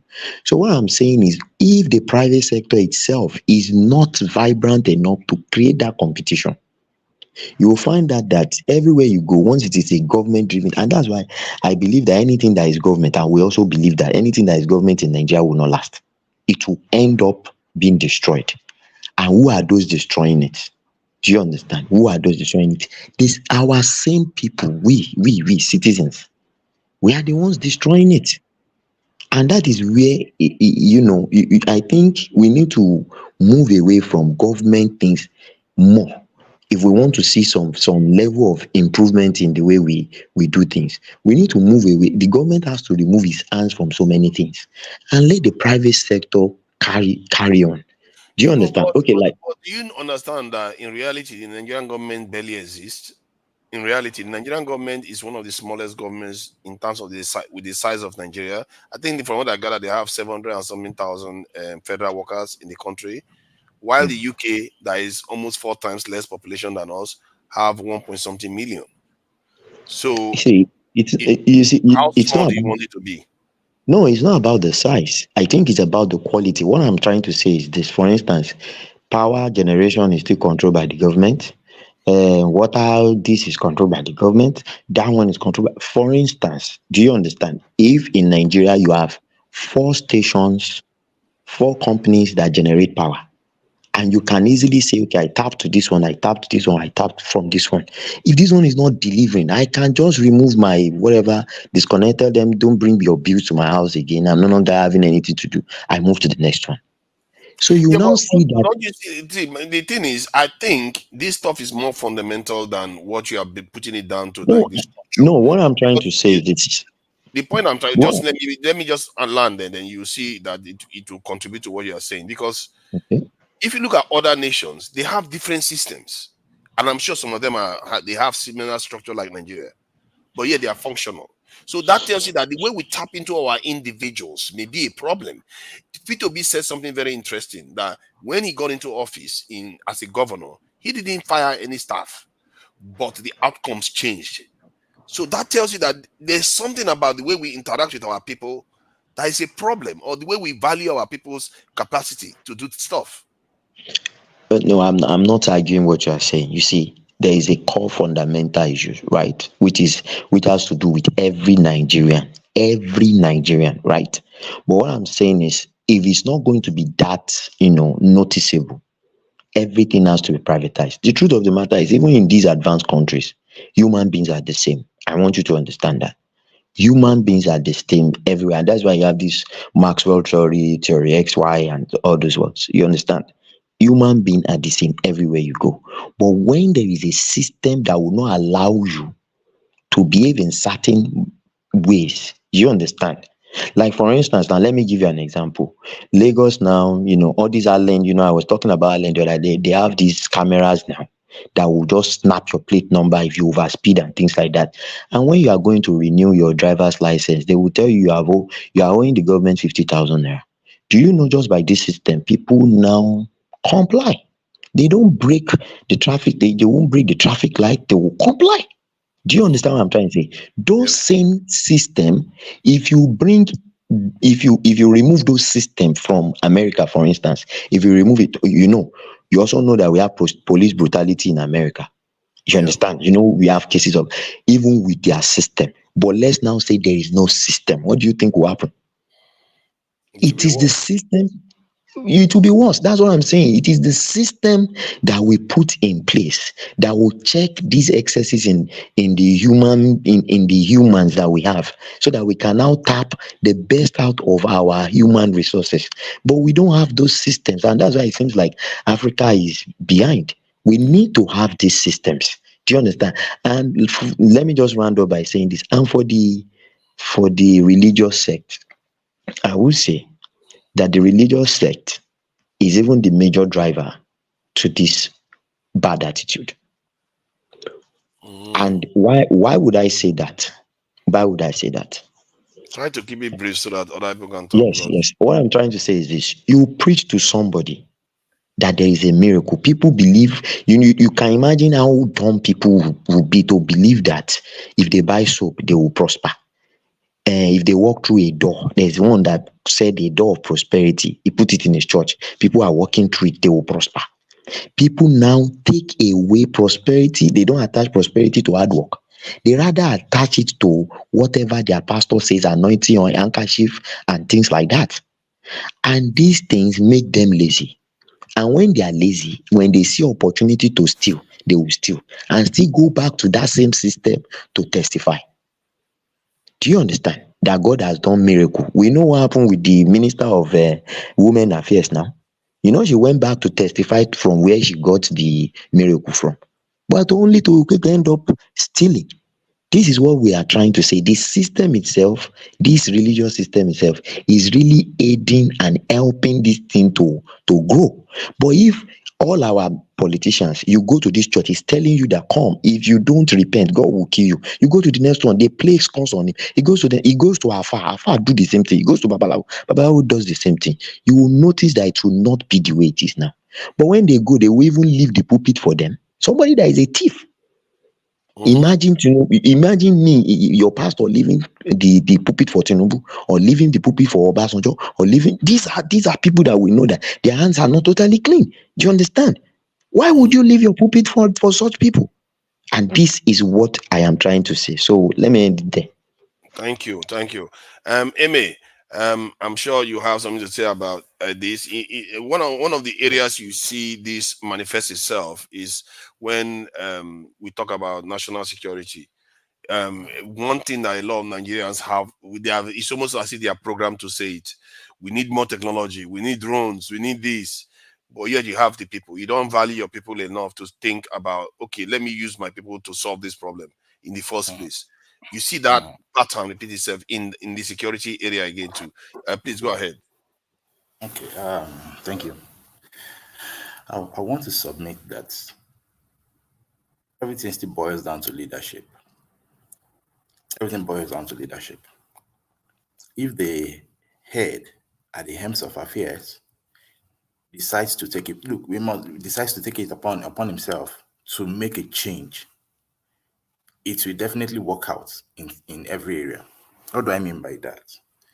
My point is this, that as a nation, as a society that we are right now, we don't have system, like the last person said. Exactly, we don't have system. And because of the hunger in the land, the greedy mindset, the mindset that have been brewed into the average Nigerian over the years, we seem to lack that nationhood mind. An average person doesn't really see nationhood in Nigeria. And when that is lacking, you can't have a system even in itself. And if there's no system, then there's no way you can say you want to put one person's life above the need for others. I don't know if I'm speaking it right, but but the thing is it not the other way around, where first you have to value the people before you, because when you value the people, you do everything to protect them. You create proper systems. No, that is not what we are talking about. Now, the government wants the people to value themselves. But when there's no nationhood, the people won't value themselves. They will value their own clients. And even within their clients, they value themselves even more because the average person is greedy. But there's no sense of nationhood that glue us together. So you can't ask for that solution downward up. Why? Because even those who have tried downward up method, they are never appreciated. Look at Stella Adedavo, for example, who sacrificed her life for the Ebola issue. How many times have we mentioned that since then? That should be like a pillar where nationhood should be hung upon. Those are the kind of personalities, kind of attitudes. Sorry, what did she do? I don't know about her story. Sorry. Stella Adedavo, the lady who stopped the man that came from Liberia. Adedavo. Yes, for Ebola. In short, she sacrificed herself to prevent a disaster. You get the point. In Nigeria, yes.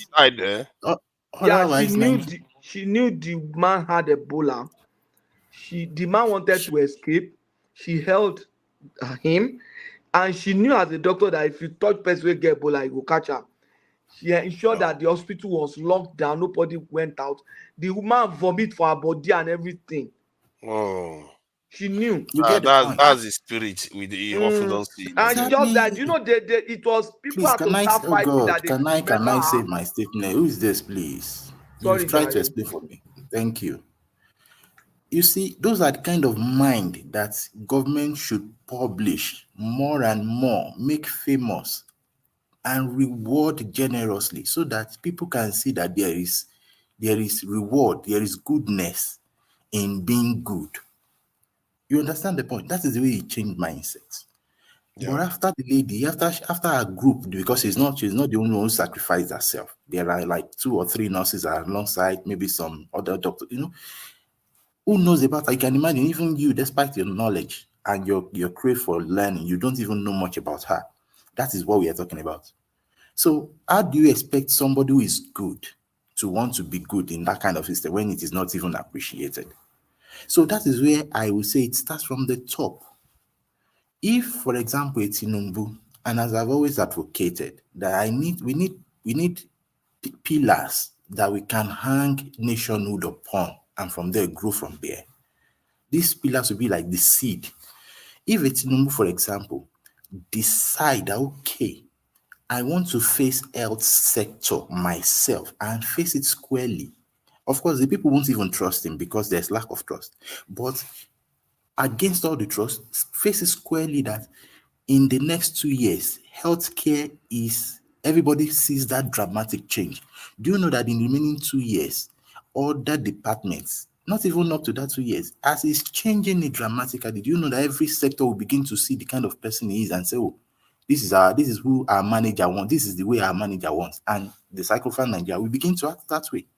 And gradually, people will begin to see that, okay, in this system, if you have merit, you will climb up. If you have merit, you will be supported. There's no need to struggle for certain things before you do your job. These are little things that make people give themselves up, sacrifice themselves for nationhood. And that sacrifice gels the people together. You understand my point? So you are saying that it has to come from the top. The problem now is that, don't you think that the problem is that the top is changing all the time in Nigeria? No, and I fear that Nigerians themselves are the same thing, like what you are saying in the top. The top might be changing altogether regularly, yes. But do you know that if you paint a good picture, you begin to make the ones who make this decision for change begin to see that they can make better decisions. Why? Because the ones they made in the past has weighed more, and they can see the influence, they can see the impact. That is what I'm saying. If that is done, if, for example, in 6 months, you see, people don't trust the government, and that is what the government needs to buy back. And the only way you can do that is by acting right, acting fair, acting intelligently. How do you want me to trust you when you say I should tighten my belt, for example? And yet you are buying jeeps and you are even buying billions of naira airplane for yourself and yacht for yourself. These are little things that make people Don't you think that the idea that we keep, like, you are blaming the government now, for Nigeria, and you are blaming other people, but maybe we should start from ourselves, that we are just like that too. Because what I found out is that I know that I too am compromised. We don't value life, and this is why I say these things, because I know when I look at our footprint, it shows that that's our behavior. We don't value life.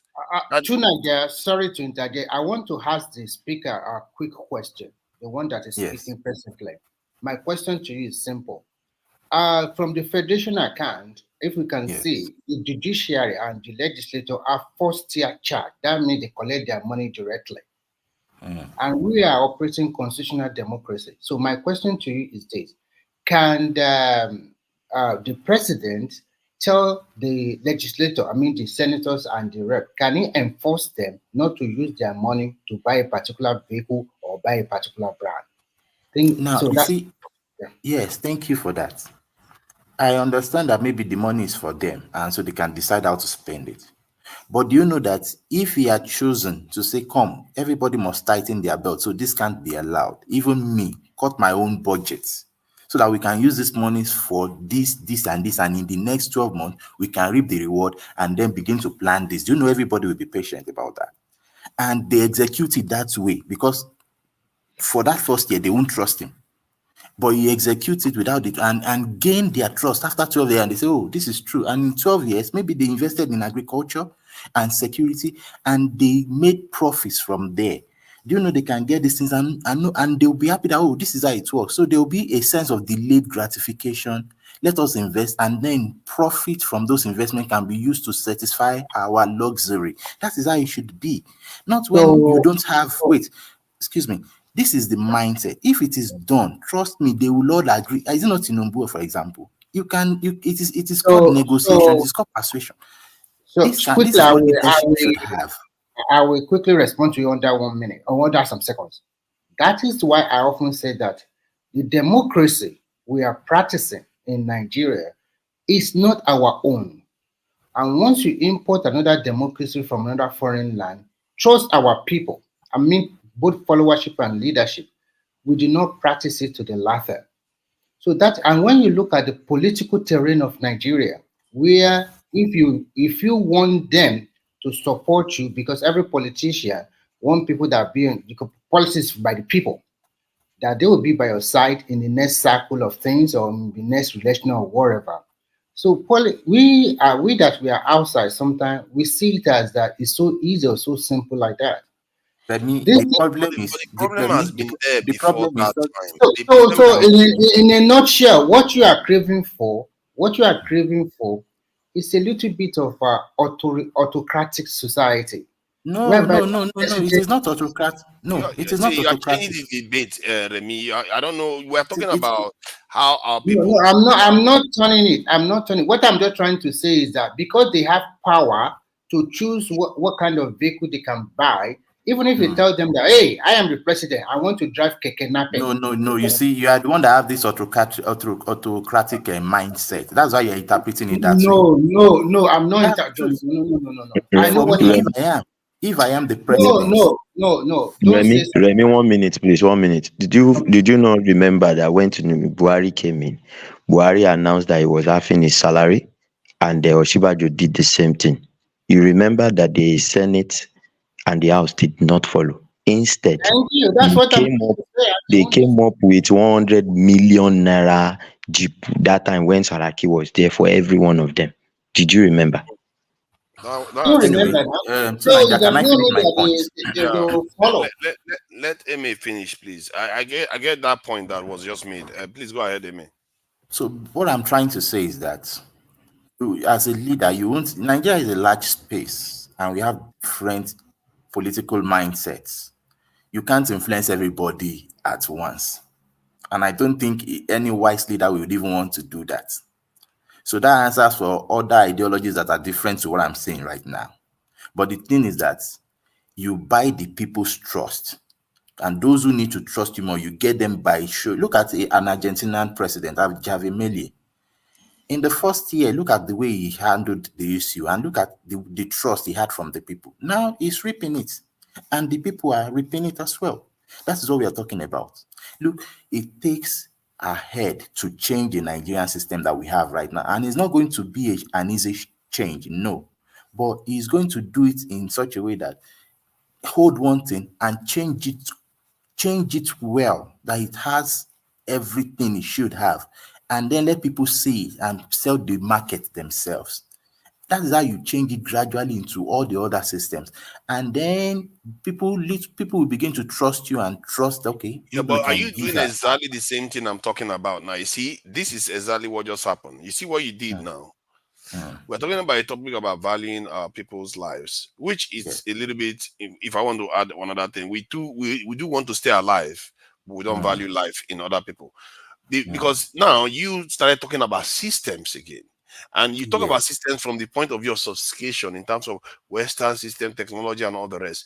But the submission I was making was that we talk about systems, we talk about technology, we talk about everything, but the thing we should be looking at first, if you don't value your people first, you are not going to think about anything else. I think the moment you value your people, who everything has else the will power? come organically. Who has the power to make the change that when he values these people? Is it not the leader? You get the point. The leaders start from the people too. You could be a leader tomorrow. If I am, I will definitely. I know myself. I'm not saying I'm not greedy, but I know myself and I understand principles of life that come. There are some things you don't need to have 1 billion in your account to do what. I know that we enjoy luxury, but even at that, I understand if the best luxury is to let every other person have this life so that you can be at peace with yourself. I have come to that level. But the question is, will they want me to get there? All fine, and because I won't fight to get there. Let the people wake up their minds. Let them take their time to learn who they need to lead, who they need to lead them. So if it's going to take us 100 years to get those kind of leaders, fine, so be it, no problem. Maybe that is just the way we are years, present. by No, 100 years time, we'll be jumping. We'll be doing frog jump in the White House lawn. That is the truth. To Niger, Yeah. to make it go around my life for that. Maybe people should just talk for 2 minutes. Yeah. No, I think we can relax the conversation now. Really, it's not very fixed anymore. So if you have anything to input into this or have any, I think it would be valuable to hear people's contribution along the lines of, examples of where our people don't value our people. They would rather, like sometimes we would rather value inviting foreigners to come and help us than use our own people. I think from the beginning, the problem that country has is because there are too many tribal sentiment and not a well-planned total. We don't have a developmental plan and we do not execute it. And when you look at the history of a country, if there's so many uncertainty and lack of trust among the major players, this thing will always happen. When you look at an average Nigeria, they always criticize to high heaven. But when they get to that position, they can even be worse than the person that was there presently. Because there is no then enforcement of rules and regulation are not being adhered to most time. Can you believe that people that were sentenced to death are still remaining in the prison till today? Okay, that one's for a preamble. I think when you look at a country, when you look at leaders, you look at the followers, because you get your leaders from the followers. If the followers' mindset is just to go there and enrich themselves, so we have to have. That is why I always say that I'm sorry, my generation and the generation at present. I'm sorry to say this, they are wasted generation. Now we need to start planning for generation 0 to 5 years. And how do we do that? If we truly love our country, we need to come together and have a developmental plan in all disciplines: health, education, work, and everything. We need to have our own grown democracy, tinker with the constitution. We need to make sure that lawmaking is basically part-time and reduce how many people represent us. What is it? You are still doing the same thing. Like you are saying, we should have even less people offering services to our people. We should cut everything out. The reason why I am saying that is very simple. When you put too many people to do a task, there will be duplication of duty. There will be slowing down of the process. We must know that as we are developing year in, year out, computer or technology have come to play a big role. Okay, let me ask you then, how many people do we have in the House of Assembly? In total, first and foremost, we have 109 senators. Yes. In the rep, we have more than, so it depends on the local government and how big your local government is. There are more than 360 representatives. 360. More than that. Yeah, more than that. But the UK government right now, the one in office, has 420 MPs, 21 MPs actually. Okay, can I ask you, to Niger, I want to ask you a question. Even if they have 400 representatives in the UK, do all of them, how much do they get as salary per month? Do they give them a house? So many, what are the perks and allowances? Did they get from the Yeah, they do get equivalent of 100 and some £1,000 every year. Totally, because they have to hire staff and maintain an office and stuff like that. They get 100 and something £1,000, which is almost 200,000 this in dollars. And it doesn't mean that Nigerian lawmakers should get similar amount. But the real reason why I interjected is because when you said we should cut things down, I'm saying I look at the Nigerian state, it's too small. Who is the reason why I asked they should cut it down, and if they are not cutting it down, then they should make it a very easy one. Like every year, like for example, the government set up their parameter, their budget or whatever for a year. Then they will bring all these representatives to Abuja to stay 2 weeks.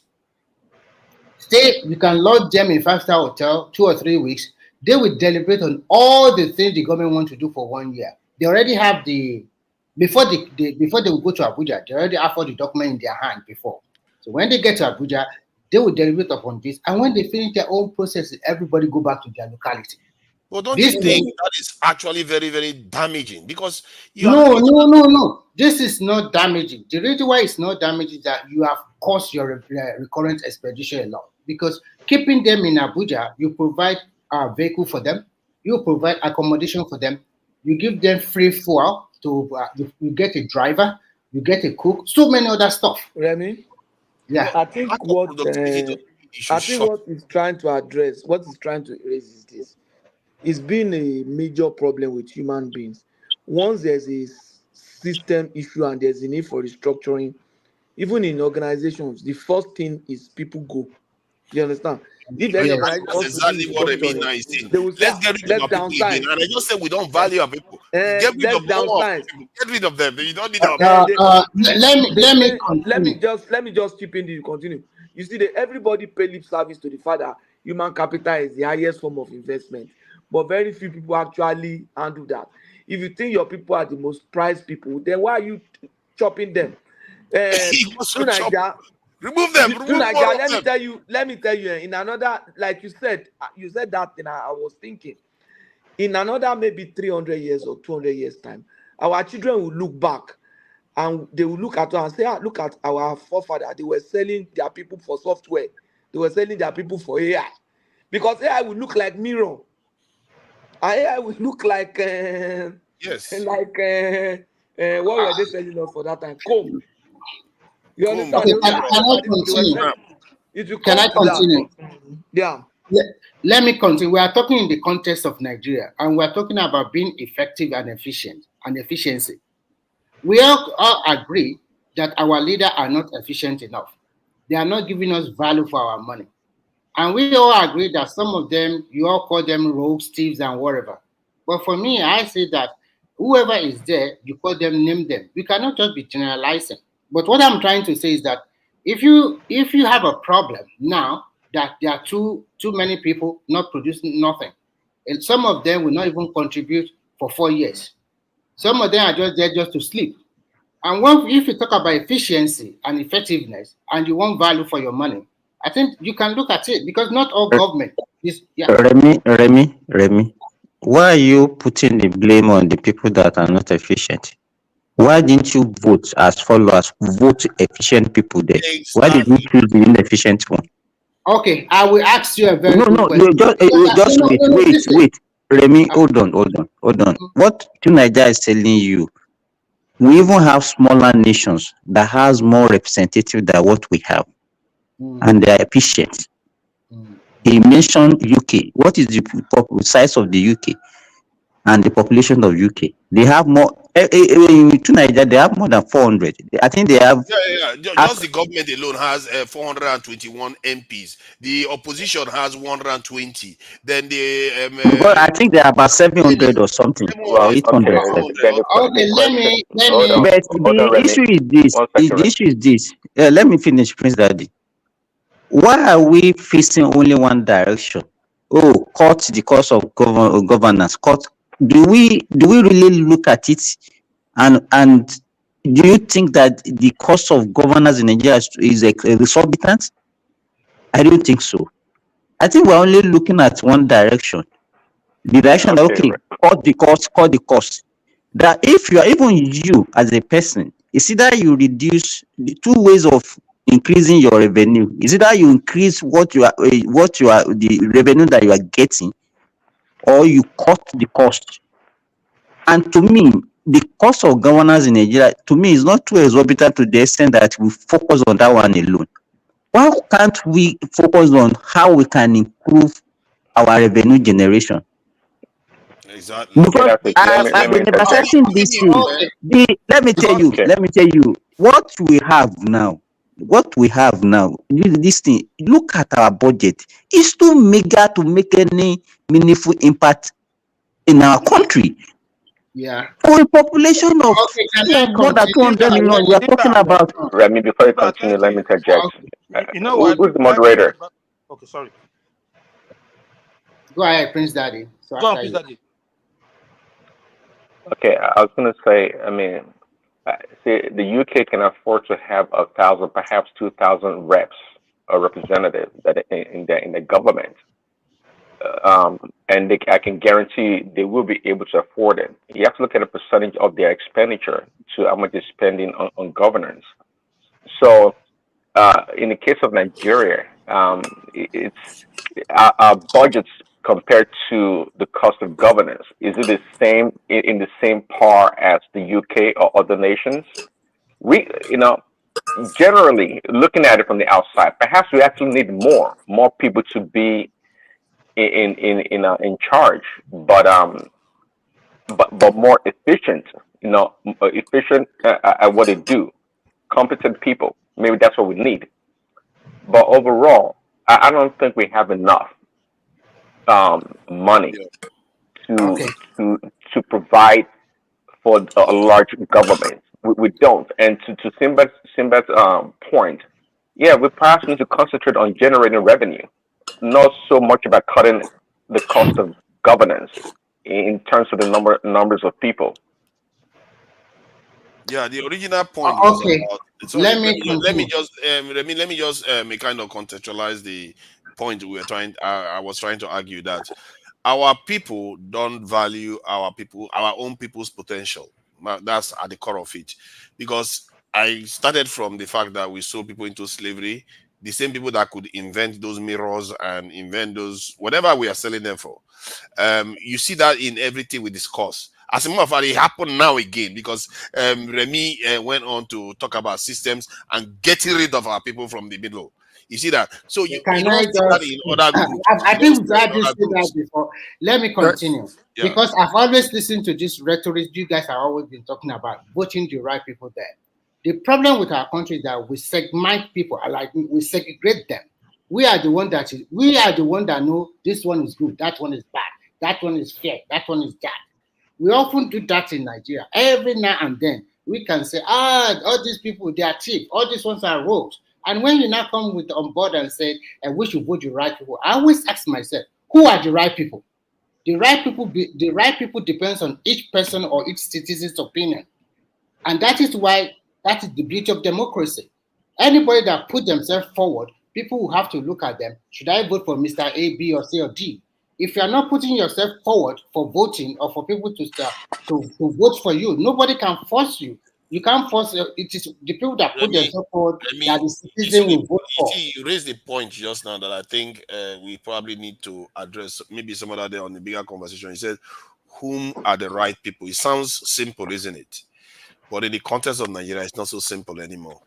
Yeah. Because the so-called right people. It's a food for thought. Yes, it's a food for thought. Even if on this platform, as we are like, how many people here today? 10 on this platform today. If we started talking about who do we think is the right people, you'll discover that everybody's opinion will differ. And those two people in your mind, you think, these people is fair enough. Some of my castigations are very terrible.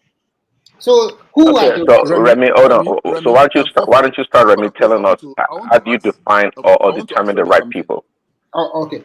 Thank you. I think who is that? Let me ask you. See, Remy, don't you think if we restructure the country and give back resources back to the states, that the states will function better than what we have now? Because I feel why most states are not functional and why most governors are not thinking out of the box is because of they have this free money coming to from Abuja. So see, what you are Ross, saying now, The issue sorry, is brother. more Hold on. fundamental You want than the that. house? No matter where you cut You want the Nigeria down nobody to, listen. you still have that fundamental issue that we don't uh, value the potential of our people. okay. So what you are saying here, I've said it But several you times. should allow that brother land now. I Remy, am that okay. sorry, Remy, that Let brother was saying something. He has not let him landed. land. I wanted Let to him know land. where he wants to land. Let him like land. I supported all what Remy has said now. Like I listened to him and it's spot on, you know, because if we can reduce, we cannot have a very small economy like the one we have in Nigeria and still have this massive legislative arm. We need, like, if we're going to keep the House of Rep, we'll keep the House of Rep. If we're going to keep the senators, we have to do away with one, so that at least We need both. we My can, brother. we can have enough. Objectively, the Nigerian representatives, they are not that many compared to other countries. No. I don't know why See, you call it when you that. Okay, compare, let when me you give compare you. Nigeria to You are the doing United exactly what States, I'm complaining about. You see, this is the point. He is doing exactly what I talk about all the time. There is something within our people that whenever our people are doing something, no, remove them from the equation. Remove them. If you say bring Oyibo people to do those things now, this man will not have too much issue with it.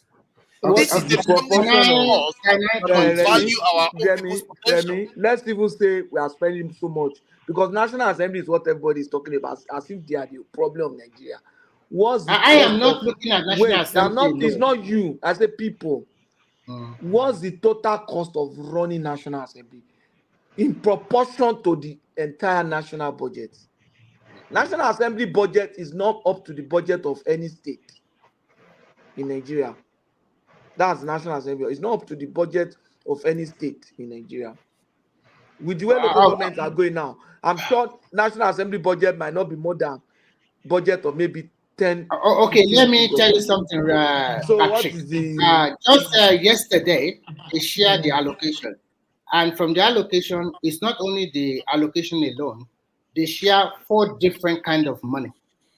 And when I look at everything in totality, local government alone, they are going to get about 50, more than 50 billion as in naira. And then is it 50 billion? The total money is about 1.4 trillion naira. And local government is going to get about 54 billion. But I don't have that's what the very small. That's very small. so I don't, Is what I that want That's a about money? Is that a money? 750 local governments. it's more than that. I'm Patrick. not The poverty in Nigeria. It has affected our We mentality to think the extent that 55 billion is even money. little money, Maybe I'm not everybody will right. be shouting over Sorry, it. sorry, 50 guys. billion for Stephen, let me conclude. 774 local government. What would they do with that one? To buy Maybe 50, tea or to 50 buy million, cake? 20 million. They will pay salary. To buy cake or to buy Let me lose my thought. Let me just conclude. In a nutshell, what I'm just trying to say is this: a country that cannot generate enough revenue for now, and then your recurrent expenditure is so huge. We are not talking about state civil servant. What I'm canvassing for is a more or less like a part-time legislator. When you now do it as a part-time legislator and the monetary incentive is not as huge as it is today, then you see the right people going there. So people will leave their job and go and... No. You don't understand what I'm trying to say. If you put it that way, people that are really interested in letting the country become better, those ones that You are doing exactly my point. You are trying to do less of the people. That is what you are doing too. You are saying remove our people from the equation and so that the state will be better. calm down. No, it won't be better for that. Niger, calm down. People can also go to different ventures. Not everybody should go to politics. You have your own job now. Why is Nigeria politics? Listen, why is in Nigeria alone politics is like a job? Why can't they find something to do and contribute? It's like a job anywhere now. It's like a job everywhere. The Nigerian one is too much. The Nigerian one is too much. It's like a 24/7 job. It's not too much. It's not, my brother. It's not too much. It's not too much. Other countries have larger numbers. It's not fair. Why do you keep saying we should cut our people? This is exactly the same approach for security. Cut it down. Niger, I want to ask you a question. So to Niger, Please, Daddy. it's interesting that you're advocating for a big government. Niger, Hold on. Sorry, please, Niger, 1 second. I want to ask you a question, Niger. Have you ever been to any senator or secretary to state government or any of these top political wig? Have you ever been to their house before? No. Have you ever That's been got to their, have you ever joined a political party in Nigeria before? Have you ever attended any political party in Nigeria? You No, uh, I you haven't. will be, Why? Okay, he you has don't know not. But what's nothing, the man. point? How? What's the No. point What they has are that got to trying do to with say? it? The point I'm trying to tell you is this: you will see a lot of people, very young people that can do other kind of job, and they took this as normal job, and they are in their thousands. Yeah, but that is how it is But that is everywhere. a big issue. These people supposed to be in maybe working for factory or going to have their own No, they venture. don't. They are not They are That's how not. supposed it They are to. is not holding Oh any everywhere. my God! political post. Why do you think they have to? What if they are serving? What if they are? Why don't They you are focus on not them doing a holding good any job? political post. Everybody knows what I'm talking Hold on. about Why here. don't you focus They are on not them doing a holding very any good job? political. Oh Making God! sure the roads are repaired, making sure the hospitals work well, How making sure can your the society how can Okay, the road be Tunanja, repaired? what do you advocate for Nigeria? What do you advocate for what I Nigeria? The advocate system is that will work. Just tell what us. I advocate. You know, What I advocate to is that that question, to Nigeria's idea for a large, big government, what is pushing your idea? especially given where we are as a nation, if you what is pushing my idea is that we generally don't value our people, and where I started picking up on that was when Rufai was saying, most people like him when he's talking about, but even when he's talking about national security, he keeps talking about get robots, get drones, get this, other than the ones that we have in abundance in Nigeria, which is the people. And I feel like there is something about our people that don't want our people involved in anything. It's like we are not useful. And you see that in the way we sold human beings as slaves. And Tinubu doesn't value that our people are leaving the country. There's a pattern there that seems to be repeating itself in almost everything. And you can hear it even on this panel. We want to remove our people from the government too. Even when we see clearly, objectively, that other nations have more in their DC, and they don't even need them because most of those nations like the UK, they are quite automated. So why do you still need more than 600 members of parliament, and they still have House of Lords? So they still have House of Lords. So I don't understand why we don't tap into the potential of our people to reach the outcomes we all want. If you want Forefather, security, let me ask you have another your people question. secure your country. Forefather, do you think if the resources were given back to the states, the state governors will accommodate two legislative arm of government? Do you think they will do it? See, if you take somebody that didn't even finish secondary school and you put them in a F-16 to fly it, no matter what you do, it's not going to make any difference because the mind is not where it's supposed to be. And this You've is not what I'm answered talking my about. This is more well, you've fundamental. not This answered is my more question. I said, do fundamental you than. think the states See, my will point is that you are doing exactly the same thing that I'm talking about. You are saying let the structure fix the problem. The structure will not. And I'm beginning to believe that this is more fundamental. It's our people's mind, the way we value life, the way we approach life. It's a problem. Okay, It's Tunanja, not the structure that's going to fix it. It's us. what will fix the system? What will fix it? Okay, what will fix it is we have to start admitting that we have to reappraise the way we value life. Can everybody hear me?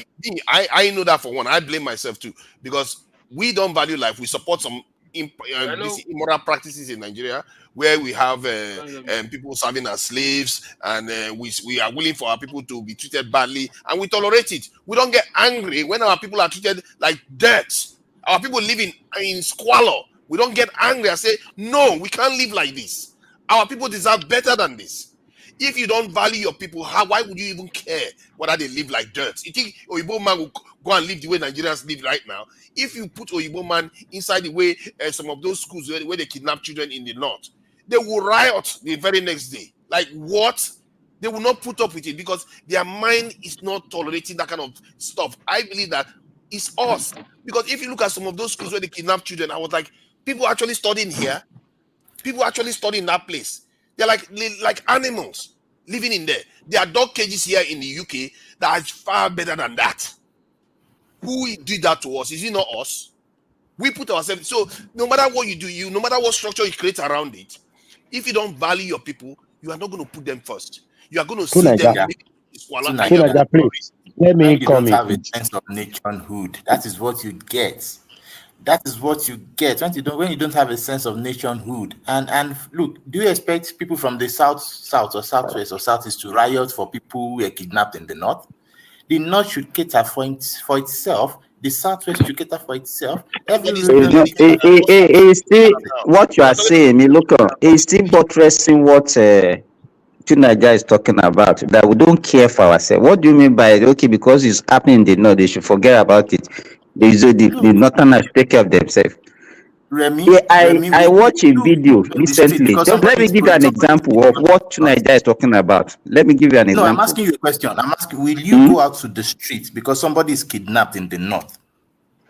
Is it not the same nation? He doesn't have to What protest, but he what can what lend a started in voice. the north? Is it The not in the point. same? But Are we not assuming it is experiencing it in somebody in other the places? Same southwest, won't you country. be out? So Assuming it happened in the southwest, I'm asking objective question here. It is sincere. I'm being fair and sincere. It's because we are where it's the who we are. mindset that That's we why you have. are talking the way you are talking. Exactly. All right. Let me give you a game. I saw a video recently of a woman that wanted to commit a suicide from a bridge. I don't know where that one happened, whether it's in Lagos. It was an overhead bridge. And people, instead of trying to rescue the woman, they started videoing her. The woman was there for some minutes, hanging on the bridge, and they allowed her to fall down, and she fell. And they now say, "Oh, the woman is dead, though. The woman is dead, though." And instead of even In trying to Nigeria, take her to the hospital, they were just videoing the woman. You can see, you see the kind of, and then we start blaming leader. No. You see, we are all in my it. brother, We are all my brother. doing the The same thing. That's government, why nothing changes at the top. the system has removed the humanity in us. The system has removed the mentality. which Exactly. system? Now we remove them. Which system? I'm You telling you, the blame system system has for removed everything. Which system? Now because we if you look at it, System made our forefathers sell we human beings decide to be inhuman. for hey, We would forefather, rather put forefather, something forefather, on social media. forefather. I want to say something here.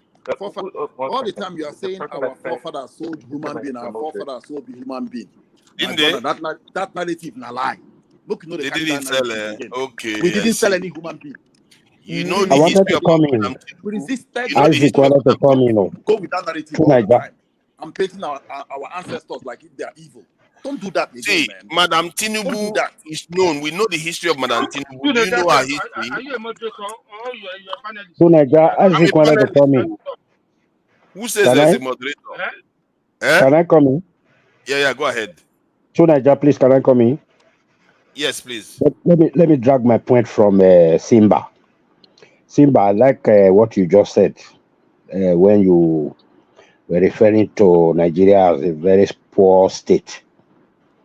That even we are so poor that when they just mention one kind of amount, maybe just put it at 50 billion, our head will just swell.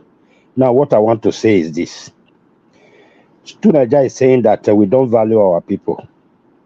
What may I believe is that if you don't have something to use to value your people, there's no way you can value your people. I want to give you a very good example.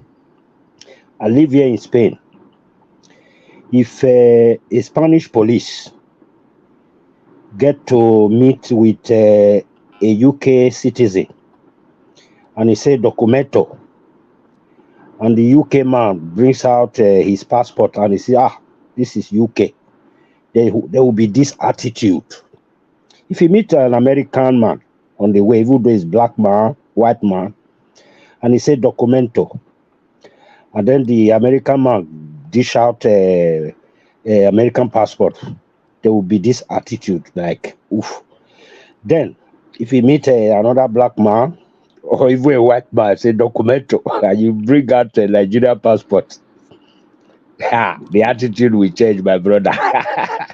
It will change. Now, you now see that it's not even the people that are that living in that poverty that don't value their people. Even those people that are richer, they don't even value the poor. So I think it is poverty that is causing it. I believe if I don't know how we can work on ourselves so that we can begin to value ourselves. So Thank you. Let me just add quickly to what you said about we need something, you need to have something to be able to value your people. But you have hand, you have legs, you have people. You can clean your roads. You can make sure that school that looks like the whole roof is falling apart is built. You don't need what do you think Kagame is doing? Kagame didn't do anything spectacular. Most of the people that are keeping Rwanda clean is the people. Just he didn't bring advanced tractors from the west. He just organized the people. We don't organize our people. But he brought into Nigeria. You know what he brought to them? He brought King. He flogged them. He flogged them to reset their brain.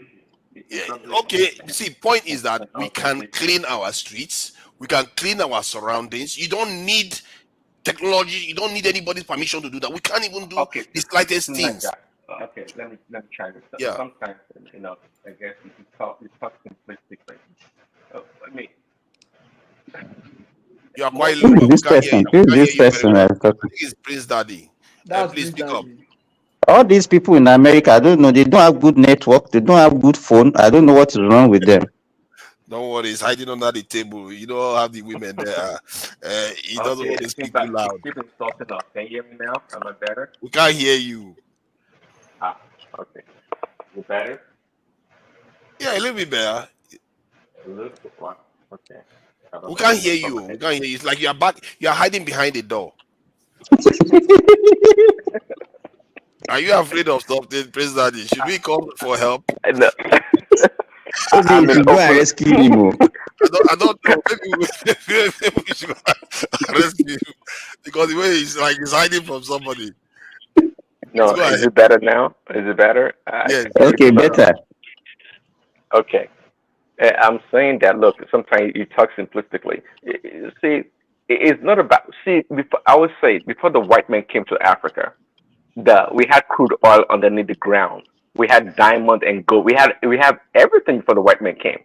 But it's the white man that came and let us know that these things have value or they did something with it. It's never a case that we can do this and that. It's always about leadership, the ability to organize our society. Okay, that's what we need. You can't say it's not as easy as you put it. Most people don't have the discretion to do things by themselves. They need to be told. It's only a handful of people that will take discretion and leadership and do things. But most people, I'm not just talking about Africa. I'm talking about even the West, advanced countries. They need to be told and organized, and they need leadership to get things done. So don't say, we have this and that, and how come we're not doing it? Not at all.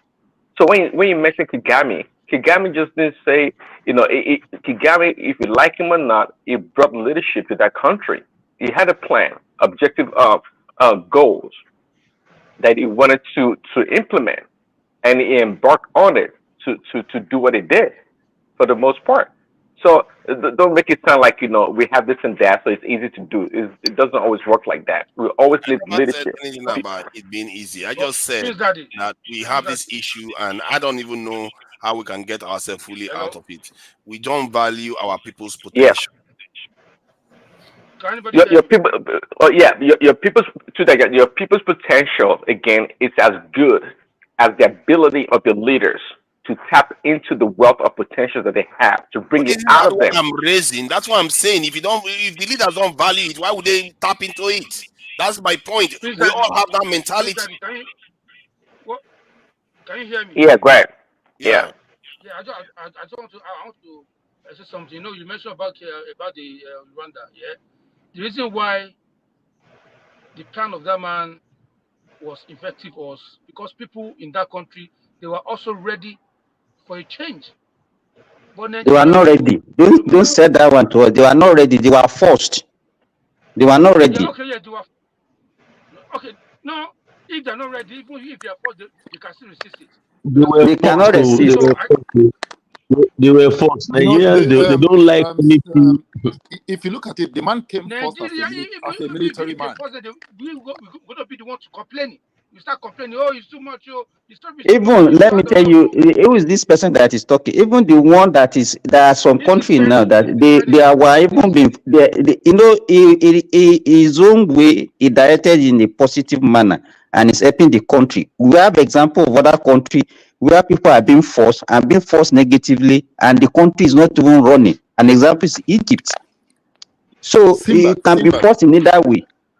Simba, I want to ask you something. Exactly. Is Egypt not working? Egypt is can I working, say no? something? I don't know. Please, can I say something, Simba? Please, can I say something? You see, because in the 80s, Nigeria was projected with the tiger nations, which is like China, Korea. It's not true. It's not in the 80s. What you are saying is not in the 80s.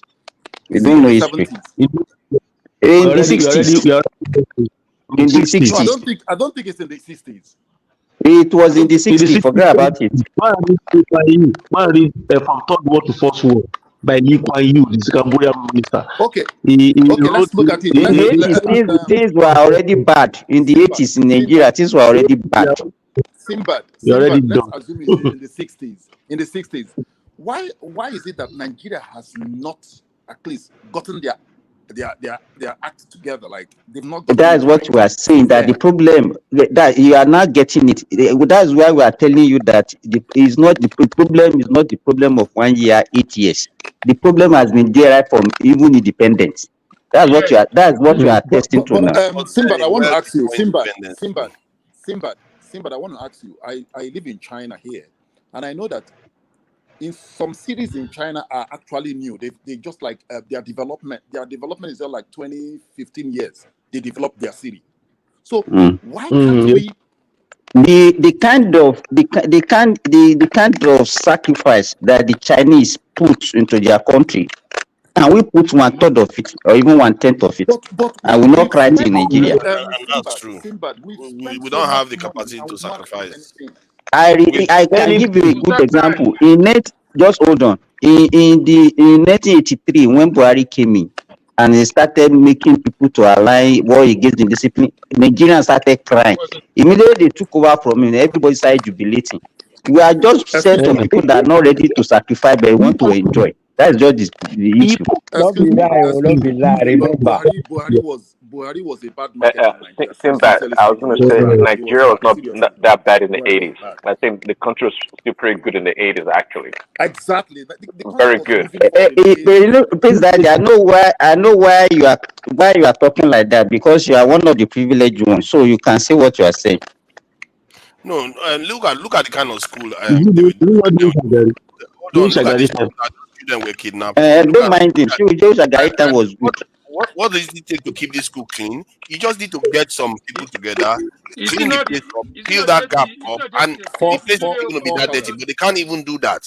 We don't even value to keep things functional. Look at roads. Let me just go to that one for this bad road. Look at what we do to our own people. Just imagine the kind of life we live. Like,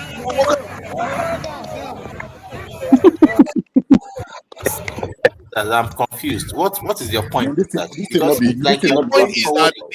point I'm making is that we don't value our people. Who are there is something seriously wrong with the way we perceive human life in Nigeria in terms of potential. I think we value ourselves a lot too, maybe too much actually. That's why we never want to die. We never plan for death. Like it never come. We die for nothing. But we like ourselves, but we don't value the life of other people around us. It's not enough anyway. I want to ask.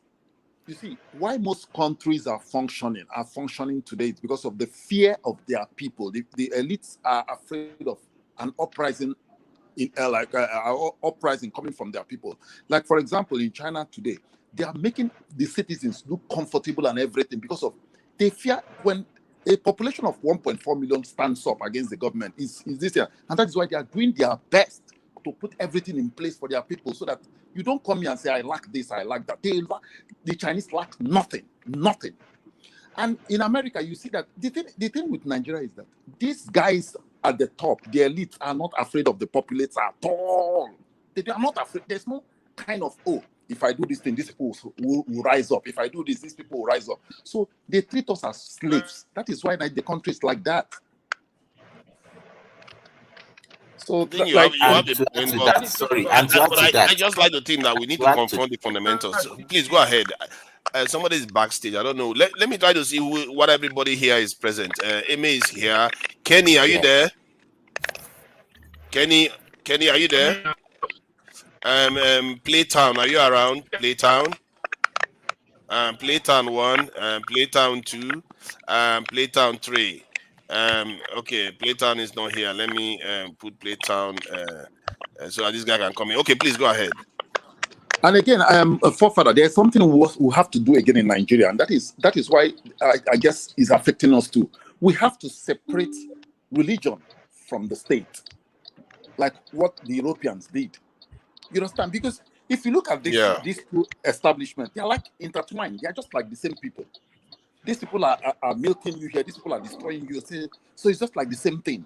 So we have to separate. Like most of these pastors, if you see the way they even treat our people, if you watch the way they treat our people, you see they treat our people like animals. Sorry, Animals. speaker. In Nigeria, where's the link between the states and religion? And by the way, in England, the religion and the state are intertwined. So and No, like we other because Western nations too. You But can't. they You know created a secular society. You But don't to have be fair, any Nigeria state the and is way religion nowhere in Nigeria. Forget to nowhere in Nigeria. Nigeria doesn't have anything to do with the states, with the we religion. that's true. And I don't know why Nigeria Well, is some that's people what secular I was are state. asking. That's actually what I was asking the not speaker saying. to explain that part. You see, Nigeria is secular my state. brothers, But see, but please, but You the know only why? correction I You see though. notice that you know why they are saying this? Anything they talk about pilgrimage, they are forgetting that is actually even the money that they say they spend on pilgrimage, not only on the Muslim alone, is both Christianity Even and Islam. the Christians, Simba, yeah, the Christians Simba, also enjoy that too. let's separate these two things. If you want to go to pilgrimage, go on your own. Let's make our country functional first. We can't be spending money But that we don't. I'm the not even. issue here is that we look at things that are not the major problem. Okay, spending money on pilgrimage, is that the issue why Nigeria is not developed? No, not even Simba, not even the money. Just look What at the is it? structure of the society. The structure, the religious leaders are breaking down the structure of our moral structure in that country. Just look at it. I'm not even Is talking it about the because financial aspect. we allowed it as people? It's not because there is a link between the state and the religion. It's because of who we are. Exactly. I We think are the laid only back. We normally relationship, So sorry, how can the government stop people from practicing religion? That's the question you're supposed to ask yourself. I think the only relationship between the government and these religious churches or whatever you call them, I think is just the leaders, Nigerian leaders, the politicians. They use those churches to To hide get their to money. power, No, to hide their or even to money get to power. and to get to power. For yeah, yes. example, like Osinbajo right now, I know that Excuse his money with regime is big. You know. Excuse me, Simbat. Sorry, I want to just make this point now. See, like when you tell people in Nigeria that God will provide for them, you see, even our people are so lazy today to work because of they've been structured that if you fight and you But don't that's achieve not the anything, fault you of the submit government everything now. to God. But that is not the fault of government. And you see, I'm not saying it's the fault of the government. What I'm trying to tell you is that our religious leaders have a part to play in the society building, and they are not doing their job. Rather, they are scamming our people, telling our people lies that God will come and help them, God will come and do this for them. They God will even come and, they make our making our people to people be lazy. mentally They make lazy, our people to be lazy. What is their role? What is the role they are supposed to play? I know Our, Patrick. What's their job? Patrick will come Oh in now. yeah, our political let me leaders, tell you they have something. a job. What's their You see, job? let me tell you something. If I become the president of Nigeria, like I know They it's have not not going to be answered our possible. question. What's their job? Their job, they don't have a job in Africa. Religious leaders don't have a job in Africa. They should live and let's practice our spirituality. That is what Africa needs. Africa does not need that Let fucking me religion. let me help It does fix not need let it. me help fix something It there. does Let not me help need fix it. something there. We You don't see, need it, man. that some people are failing in their job does not mean that there are no role for them. the current crop of leaders, the religious leaders, they are failing their people to just like the political class. You see, in those days, the religious leader helped to mold the morals of the society. And What that's why morals? crime What rate morals? in those days when religious leader had influence on their people, they tell them to live moderately, to have contentment, not to be satisfied with what they have. That time you will see that crime rate Yes, will go down. That's still please, some can I roles. can They I have come in? Can I social roles, interject? but they have Can I failed. interject a little? I agree with you. So that's So that's can I that's tell okay. you? Mm. Let me tell you something. If like had it been we have our deities, our spirituality, and somebody is going into office and swears with Ogun that if he touches the country's money that is not meant for him, like he touches the people's money, Ogun is going to wipe out his generation, not only him, wipe out to the second generation. You think he will touch Forget the money? those deities to receive bribes. Is it not the people Even that the run the Oguna they deities? work again. Oh, sorry, brother. Oguna they work again. All of them don't corrupt. So forget that Ogun shall go on those things. They Nothing don't chop working. to do. They They don't don't chop to corrupt do. all of them. Just as the religious leader corrupt Hold on. corrupt their power, and so those who So corrupt their See, power. I've always said it. do we One all second. I've agree always now? said on the show. 1 second, Simi. I've always said on the show. I'm glad it said it. That Ogun itself is corrupt. See, at the end of the day, I would say it's never about religion. It's always about the practitioners of religion, the people that practice religion. I don't believe that. I mean, I'm not a traditional worshiper, but I don't believe Ogun is corrupt. I don't. If he ever existed, I don't believe it's corrupt.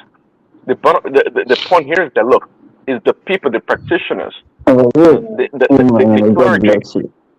the clergy, those people that are supposed to pass on the right information and lead the people on the right path, just like Patuski was saying, they have failed.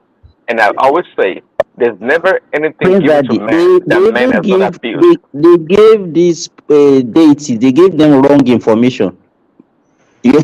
And they don't have No, the capacity to know no, no, what is no, good from no. Simba.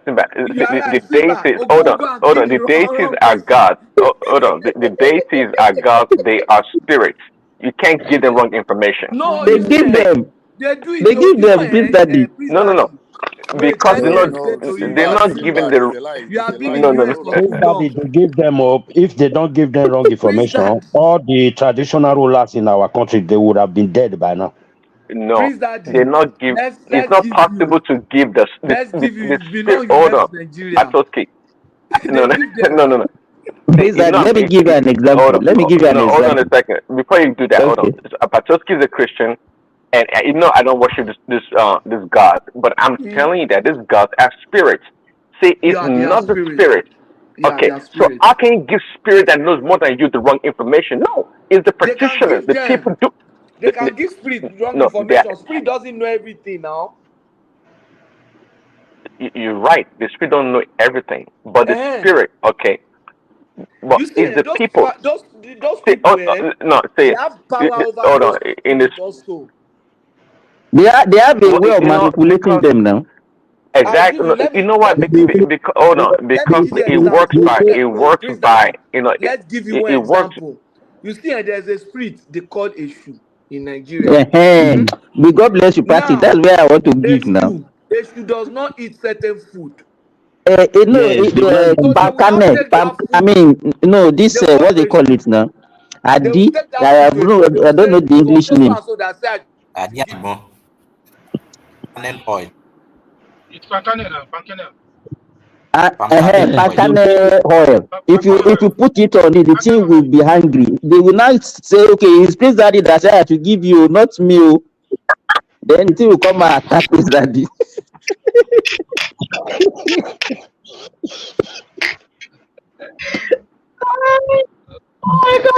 There is no solution anywhere. No solution.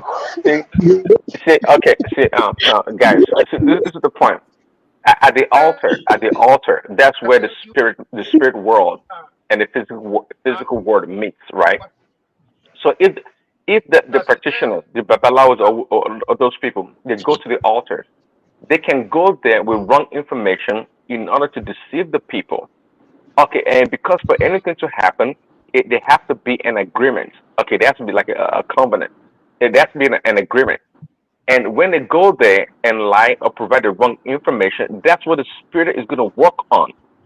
That's what the spirit is going to do. So again, it's not the spirit, it's the What about the people, one that the called the name of practitioners Jesus Christ in of vain? this religion. Please, that you about those ones that called the name of Jesus Christ in vain? That called the name of Jesus Christ in vain. What about those ones? Because That call everybody what should not name? call his name in vain. But Jesus' name, they call it in vain. They go to altar and mention Jesus for nothing, and nothing happened. What about that? It's not only about traditional religion. The Christian, the pastor, they deceive as well. They lie about the name of God. Well, they can lie, but God is not there. I mean, see, because you get up today and put a title of a pastor or a prophet and wear the I think, clergy Prince Adi, uniform. I think even where the religion, even the two major religions that we are talking about, they don't live what they can do for prayer. And that's what we do in Nigeria. You cannot go to Israel now, and the Israel will be praying that rain should come. They will do irrigation to provide food for their people. They will do things for them to work. Go to Saudi Arabia, they don't pray for light to come. They put everything for their people to enjoy. So why are we praying? Why are we praying? Why are we praying over things that we can provide for ourselves? But because Simba, the answer to that is that because we live in a microwave society whereby most people rather pray for miracle. Those places you're talking about, they pray for blessings, not miracle. When you pray for blessings, it gives you a whole lot of stuff. That is the ability to think and do things for your society. Okay, so they believe in religion and they You are pray. what you are saying now. I think what they do is that they don't pray for blessings. They barely rely on prayer. They actually act. Well, They, no, you'll be surprised. No, you'll be surprised that they do pray.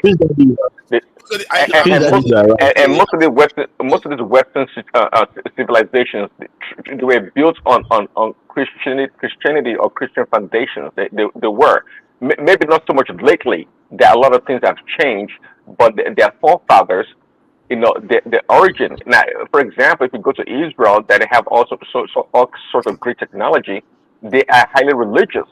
Okay, so the way they don't pray. Of course, they do pray, but they also see. I think you are okay. You have a point. They do have a It segment of. don't mind Prince that it doesn't have a point. He's one of those people that used to deceive people. Don't No, mind they them. have it's a fact. They have a segment of the society. Simba is right. However, the society's Even progress. the Hold time. on, Darati, hold on. Let me finish my point. I've been quiet.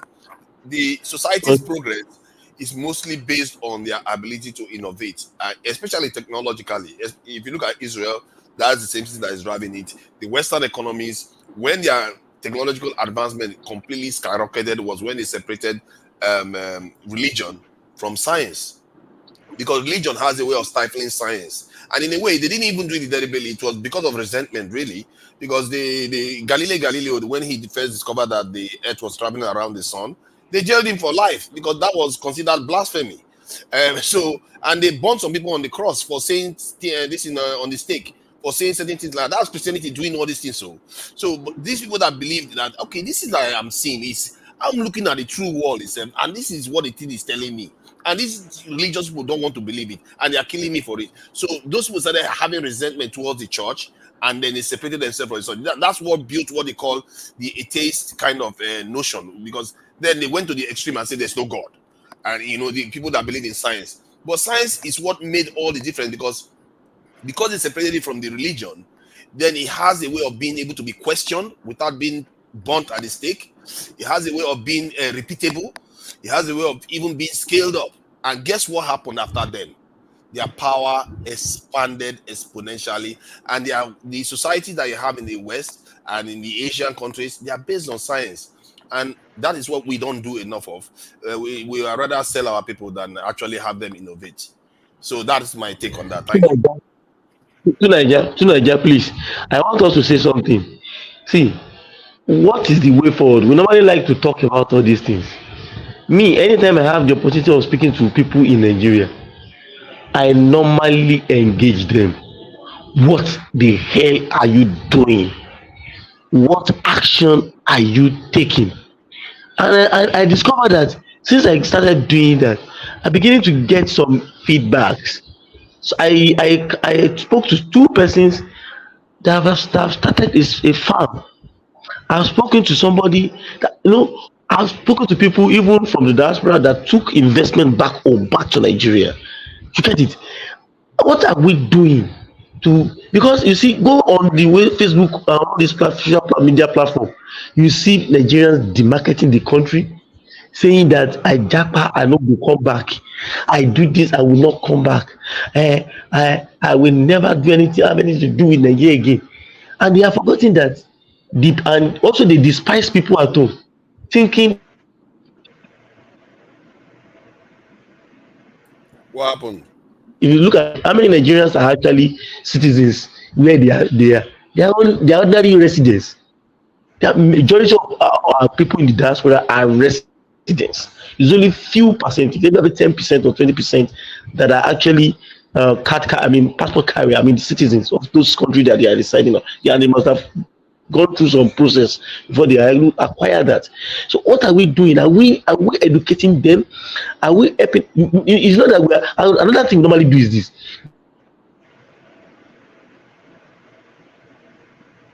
It's like your line is dropping and She normally dropping. says she said that many of the times the people that live in the diaspora, whether in Africa or outside of Africa, we normally believe that we are so much smarter than the people.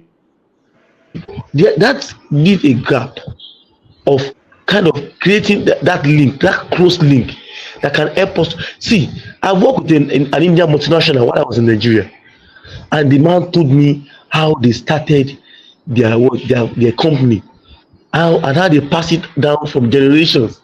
I look at India today, the country that looted them to the bones, which is the United Kingdom. Today, they are ahead of the United Kingdom in terms of the GDP. Even though in parity, purchasing power parity and some other indices, they are still trying to catch up. They are still carrying. They still they have some work to do in that area. But at least in terms of their GDP, they have surpassed them. They didn't wait. So what are we doing? Are we going back home? Because I look at it that many of the people of Nigerians that are abroad, are living outside of the continent, they cut off themselves because they get out that individualism cut us off. I would say no, all man for himself, me and me alone. But what are we taking back home? The Chinese will go to different countries, they will come back home to come and develop their countries. The Indians, they are leaking, and you can see they are even becoming prime minister in another man's country. They are giving, because they are moving very close. Even in the United States now, they are moving closer Dorothy, the example that you are giving, let me tell you this. Indians, they used to tell them that, what they call the India fraternity? They were being taught right from their cradles that the only place you can compete with yourself is within your country. Once you go out of India, you extend the boundary of India. And that's why you see their unison. When they are outside their country, they cooperate with each other, they extend the boundary of their country to anywhere they go. You understand? And that is why you see that they now have companies that run from generation to generation. Now, we mention one company in Nigeria that run from generation to generation, not because we are selfish. And we are to me, when I look at our situation, it looks like we are doomed, but I'm still being optimistic here. I'm optimistic. Let's start doing something in that area. People can add value to our people back home. And these guys are smart guys.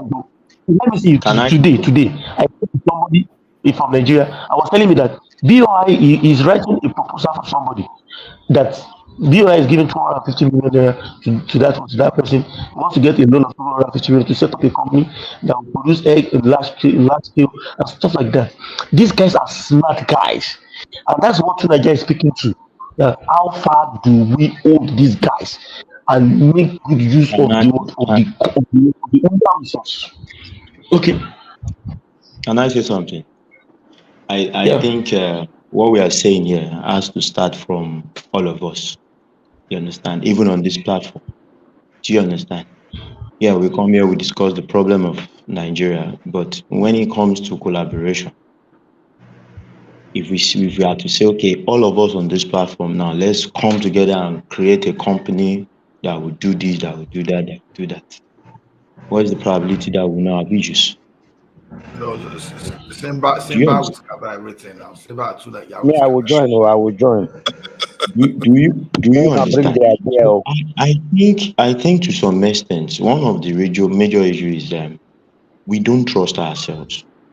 And I must say, yes, there are difficult Nigerians, there are, tough people, bad people, they are everywhere around the world. I work with white people as well. And I know that there is no difference. The truth is just that they find themselves in a system. For instance, any agreement over there is legalized. There's a contract. You understand?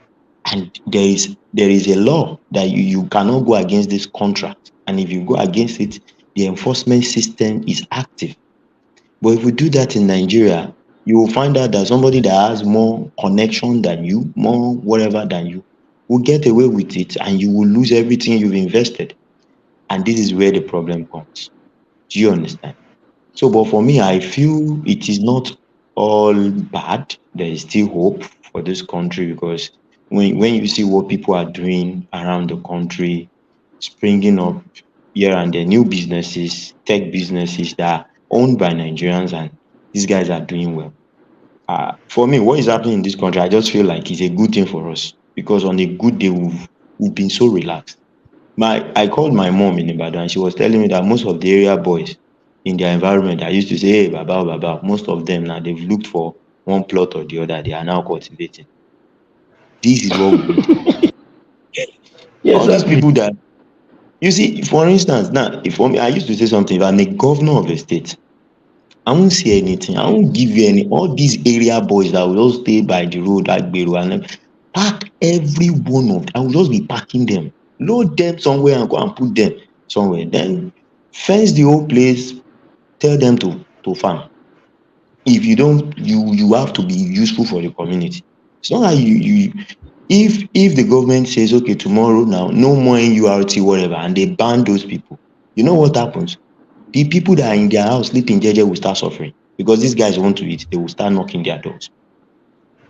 So I think to some extent we have to be, that's why I'm saying that sometimes we don't need soft hand, we need iron hand. Jide, what you are saying now is what I proposed before. If Baba Jaliko is here today, or some people, they will tell you that you can't force them to do nothing. You can't force Nigeria. I've never seen a country. Is that how to build a country? And What are you and guys that is saying again. So you will see, they will tell you. No. Guys. You forgot that we are all human. And when you give some people power to abuse the other, absolute power corrupts, right? Power corrupts and absolute power corrupts. Why should human beings be treated like animal before they can behave? That's what you are proposing. When you look at America, when you look at even China, we are talking about today, when you look at India, when you look at where are they forcing people? Please remove China from it. They force their people to just remove. Baba Farabale, you put incentives in place and you let the external forces and internal forces within the business environment to take care. Okay, how do you force people? Sorry, let me tell you something. Let me land. I'm just coming and I will still run away too. Now, the thing is this: you put a proper plan in place. Okay, you are living in the United Kingdom or you are living in America. Nobody forces you to go to work. Otherwise, you'll become homeless. You will pay bill, you do everything. It's not by Koboko. But we are talking of the country that you are not even putting the basic thing in place, and you are saying, "Oh, just carry stick, go to farm." That's not the way it runs. You put system in place, the system will force you. How does it look like, Remy? If someone of your son's age start beating you koboko to go and work in the name of working, and maybe because it's a uniform. So there are some kind of things that we just want to accept. I hear what you are saying, but Barrister, I think you are falling into the same narrative that when will Bola become a barrister? Yeah, because no, his name is Elewu Etu. That's his name, Barrister. Elewu Etu. That's what he put there. So I have to address him. So, but the point is, if you say that you are doing the same thing that other people do, put systems in place, then let our people fall into the system. But you are not putting your people first. See, how is it going to look if we start putting our people first? One of the ways it's going to manifest itself, it's like you're not going to be putting foreign cars first before locally generated cars that are manufactured in Nigeria. You are not going to be looking for foreign assistance first without seeking assistance within the country and within our own community first. You have to tap into your people's potential. You see the opposite all the time in Nigeria. And that betrays a lot of things. And with the way we talk, even the way you came and said this just now, is in a way sidelining the people. Put systems in place. Let them run it like they are. No, you are taking me out of context. You are taking me out of context. You don't build a system without the people. So don't get me wrong. Okay. Ola, sorry. I wanted to interject you the other time. I wanted to say something. See. Right. You see, where we miss it is this. We cannot have the same system work everywhere. You understand? For instance, let me give you an example. Okay, in China now, for instance, when we were building our second cement plant here in Ogun State, Sinoma, that won the contract, brought most of their welders, they brought them from China. Do you know one thing? All those guys were prisoners. They were all prisoners. And when we were investigating to ask, why did you go? Why are they prisoners? Because their own uniform was different and things like that. They said it was a way, the government is forcing them in a way to send money to their families at home that they have left. The government is in a way forcing them to contribute to their family at home that they have left, since the government is the one feeding them in the prison. And they are not paying anything. No, so what I'm saying is this. It sounds reasonable, right? No, but what I'm saying is this. There are some people that if you put the system in place, they will naturally comply. But there are some people that you need to beat them to comply. No, and all those area boys on the street, I don't see anything bad in backing all of them. What you just said now is still a system. Because here too, if you drive above a particular speed, not only they will give you tickets, they will sentence you to into some community work, some hours, and you will go. So those are the system. But the one that the like of Remy is saying is that the Koboko type of Buhari Diagbo. That's what I'm. No, you are wrong. You are wrong. Let me tell you what I'm trying to say. These people, you house them. You give them 3 square meals. They can also get shares from that kind of big farm. It's not that I just force them, they don't do nothing. What we are trying to tell you, I know what you are trying to say. You are trying to copy the Western culture. The Western culture also teach the system. Some people, we all know that the average hourly rate they pay them is much more lower. That is also slavery. But what I'm trying to do, I'm helping people that does not have a house, that does not have a job. At the end of the day, they will be owner of this farm. But if you let them and to be fair, let me just add, and to be fair to you, Remy, you are actually trying to tap into their potential that they are not using fully before. So this is the point we are trying to say. They are not using fully, or they are not using at all. Yeah, because when you have them now generating crops, food for the community, that's better for everybody. Instead of them just hanging around causing negative vibes everywhere, mocking and fighting people and shouting at people left and right. That is what we're talking about. Because I feel like if you want to see progress to show that our people are being valued, you are going to see the society start shifting the way they do things. They are going to start putting their own things first. When IMF talk, they say, IMF, hold on, let me finish with our own people first, then we'll worry about what you are saying. If it comes to security, you hire your own people to secure the country before you worry about technology. Because we always see the thing the other way around. We talk about technology on almost everything. It's like we as if you expect technology to solve every problem. If we have a banking problem, get technology. If we have a lighting problem, get technology. It's like no human beings involved. How about deal with your own human beings? Show them that you care. Tap into them. Give them responsibilities. That is what Simba was trying to, or Remy was trying to highlight that if you give them a farm, let them farm it. If you want to be generous, you give them shares. Let them, everybody have a part to grow. You know, it's something. It doesn't even matter how you do it. You just have to do something. Look at what Awo did in the Niger Southwest. State is doing Awo did what he did. He didn't care how he did it. He just got it done, and people are still thanking him for it today. Simba plagiarized me because I said it the other time when How did he people were talking plagiarize you? about when people were talking about mechanized farming. I was one of those people that came ahead that says we still have to use combination of subsistence, and that was the first ever mechanized because you need to produce, you need to give those youths that will be doing yahoo up and down. You need to give them some job too, and let them even have that joy of reaping the what they've done with their hands. So to me, when we say technology, I'm even talking of technology in terms of control and monitoring, not that you should. Okay, now you know that the problem of police now is they are in contact with human being. That is why they want to stop every car, even the one they are not supposed to stop, and they want to ask for the paper they are not supposed to ask for. Remove that. Let us know that anybody that commits traffic offense, if they are workers, work with the employer to be deducting whatever infringement they've committed straight away from the payroll. If they work with a national union of road transport, work with those people to get the money. If they are a latter, just work with them to make sure you get your money. So when police are no longer interfacing to the extent of stopping vehicle and be collecting money, the corruption from that aspect will stop because you have no reason to even stop vehicle to start with. You understand? Those are the You things. know, Ola, I agree with you using technology for monitoring. Do you believe that I got a message here in Saudi Arabia? One of my vehicle that was taken to Lagos committed a road infraction, and I got the message here in Saudi Arabia that I have to go and pay so amount of money, and they sent a picture of where they captured the vehicle to me.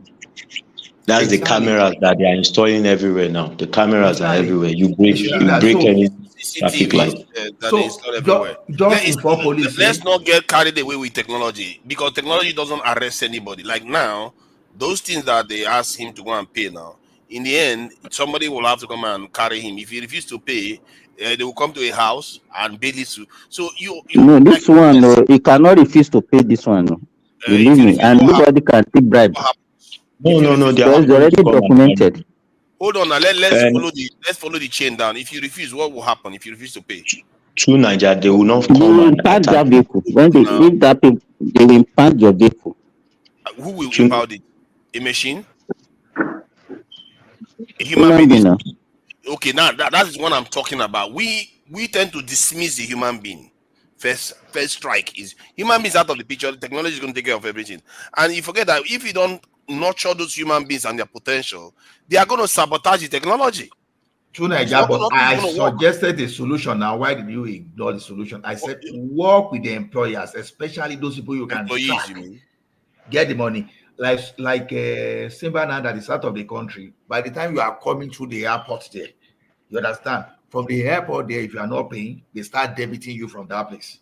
Your card, they debit your cash straight away. So you see, it doesn't mean that you have to. So okay, if you work in a bank, oil and gas, and you have infringement, just send a bill to their payroll, make a law that we make that illegal to deduct the money from the source. So your employer will be responsible to help the government collect the money from you. Your union, your association, if you are Nollywood people and you are part of that association, you have license because it is time you start. They can even put it. You can link your plate number. That's what you do. Your plate number is linked to your account, and they will deduct the money from your bank account. I think we are describing symptoms of systems that have already been designed. It's not the question I'm asking. You just want to refuse to accept this. No, I accept it. I believe in technology too, but you have to admit that with all the technology we have in Nigeria, why are we still having all these problems we're having? True, Nigeria. There's something else going on. Are we Naija, it is because making enhancement from the So technology? Naija, don't be fixated. I think the two can work hand in hand. no. I think what Naija is saying is correct, right? But you see, like in the case of Lagos now, why it works to some extent in Lagos is if you violate what they sent to Simba now, they will not come to him, but the day his document expires and he wants to, renew the license, he has to pay all the fines before his license can be granted to him. Then they will seize the document until he pays. That is where the human being comes in. You understand? So, but for me, I feel that, like you have said, technology has become an alibi and something that people will lie on top, just not to achieve the right aim and objective. But even when they have all the resources to achieve the right thing. Because they have the people now. Like that's why they're waiting for technology to help us fix the road. They're waiting for technology to help us fix our roads. They're waiting for technology to help build the country. Instead of it, you have the most advanced. Hold on. Let me finish with the last point. 15 seconds. The most advanced technology you have are human beings. Make no mistake. And I don't understand. We miss that definition that human beings are the most advanced. We keep asking for everything else. You are taking it to the extreme. See, the question is this: human being will still work, but you are looking at the area that is exposed to corruptions and inefficiency. Okay, let me tell you one thing. While working in the warehouse now, that's what we call a center rider. Center rider, we have top man. If you say, okay, pick 2, pick 3, go to this thing, raise the pallet, put in this. So it will be telling you, if you stop, we have this, we used to have this habit of hiding within the aisles. On the system already, it will be reading that, okay, so is it stands still. Once they see you for maybe like 3 minutes, you are not doing anything. The supervisor will just walk around to see what is happening. If they can't get you, they pay you. So the thing is, it's a process, and technology is tools to help you. It's tools to help you. Nobody is saying they should ignore human being. Of course, is anybody saying that, okay, you want to build house now that, you have to use technology to set the block? No, you still use bricklayer, but you can decide to put a camera around your site to make sure that the bricklayers, they are having the right aggregates, the right ratio. They are doing that. They are not I stealing agree your with cement. you. I think where we fail is that we don't. When we say we want to use technology, I think we talk about it all the time. Like, let's say, because, okay, where did you hear about digital technology first? Because they use it in the West very successfully. But not when we say technology, we should deploy technology. We never bother to check what is the manpower they put behind their technology. We never do that. We just say get technology and get a very thin layer of staff to manage and expect that thing to still work. We do that in our CCTV systems. We do that in our military. We do that in everything. We want technology. We want to buy aircraft. We want to buy this. When you don't even have the people that you have on the ground, they are there doing agbero work. Some of them are graduates selling phones, but we don't employ the people. This is what I'm talking about. That it just looks like we don't believe in our people's potential. No, see, when you start deploying technology in some certain sectors too, technology will create employment too. Don't think technology will take, because people think that when you stop technology, that is going to take your job away. And don't forget, my own technology deployment as we speak now is still in the area of control and monitoring. I give you an example. Before, whenever you wanted to go to the bank, you would like to go and withdraw money enough for you to keep in your home for some times. Okay, ATM came. Instead of lining up in the bank, when you line it up in the bank before, the thing used to encourage robbery because they would be able to come in. But when you started deploying ATM, robbery inside the bank started reducing, right? But it got to a stage now that you can go to the ATM in the midnight and withdraw money. That's efficiency. Now, has that technology reduced the number of tellers in the bank? No. Instead, it increases the number of the teller, it decreases the CIT company, it decreases those IT guys that will even work on that ATM, the people that will build the kiosk, the people that will put the link. A lot is going into serving ATM only. I agree with you on all that. You are missing the point I'm making. So now, wait. Now, the ATM has done something successfully now. is that before Yahoo boys, they can just go there and clone card. But when they introduce ship and pay, which is type of control, you can no longer go and steal people's money like you used to steal it before. So those are the things we are talking about. No, I agree with you on that. My issue is that when we talk about these things in the context of Nigeria, I must say in some areas Nigeria itself has managed to implement them a little bit okay, but make no mistake, it's nowhere near how it's supposed to be. Like an example, like in our banking system now, or all these fintech that we tend to have, at the core of it, they don't have the necessary level of cyber security that they're supposed to have. That's why in the Nigerian space, we are more advanced. See, hey, as at the time I left Nigeria, let me just say I know. I just want. We are more advanced than the yeah. United States. You As are at the time saying I that. left Nigeria. See, where we are more advanced is in the area of, like, say, payment system and the way we do it so that the money gets to the the intended recipient relatively quickly and stuff, vice versa. We do that relatively well. But in terms of the systems itself, the overall system, the integrity of that system, ours is very, very weak. This is why our systems can be taken advantage of very because you dabble into my feed. That's why I challenge you. Yeah, in you the are free payment to go. system. Up to the time I left that banking in 2012, we were more advanced than the United States of America in terms of cyber security around our fintech. What? Yes, I What? I'm saying it publicly. Not Yes. even close. Why would you like to argue? The reason why I laugh is because wait, don't argue. I'm telling you because I executed the project. I know that we were more advanced than United States of America. You executed a project that is more advanced than that of the US. Don't argue. Don't argue. In time of our cyber security in our fintech in Nigeria, as of 2012, we were more advanced than United States of America because we moved to ship and pay. Wait, listen.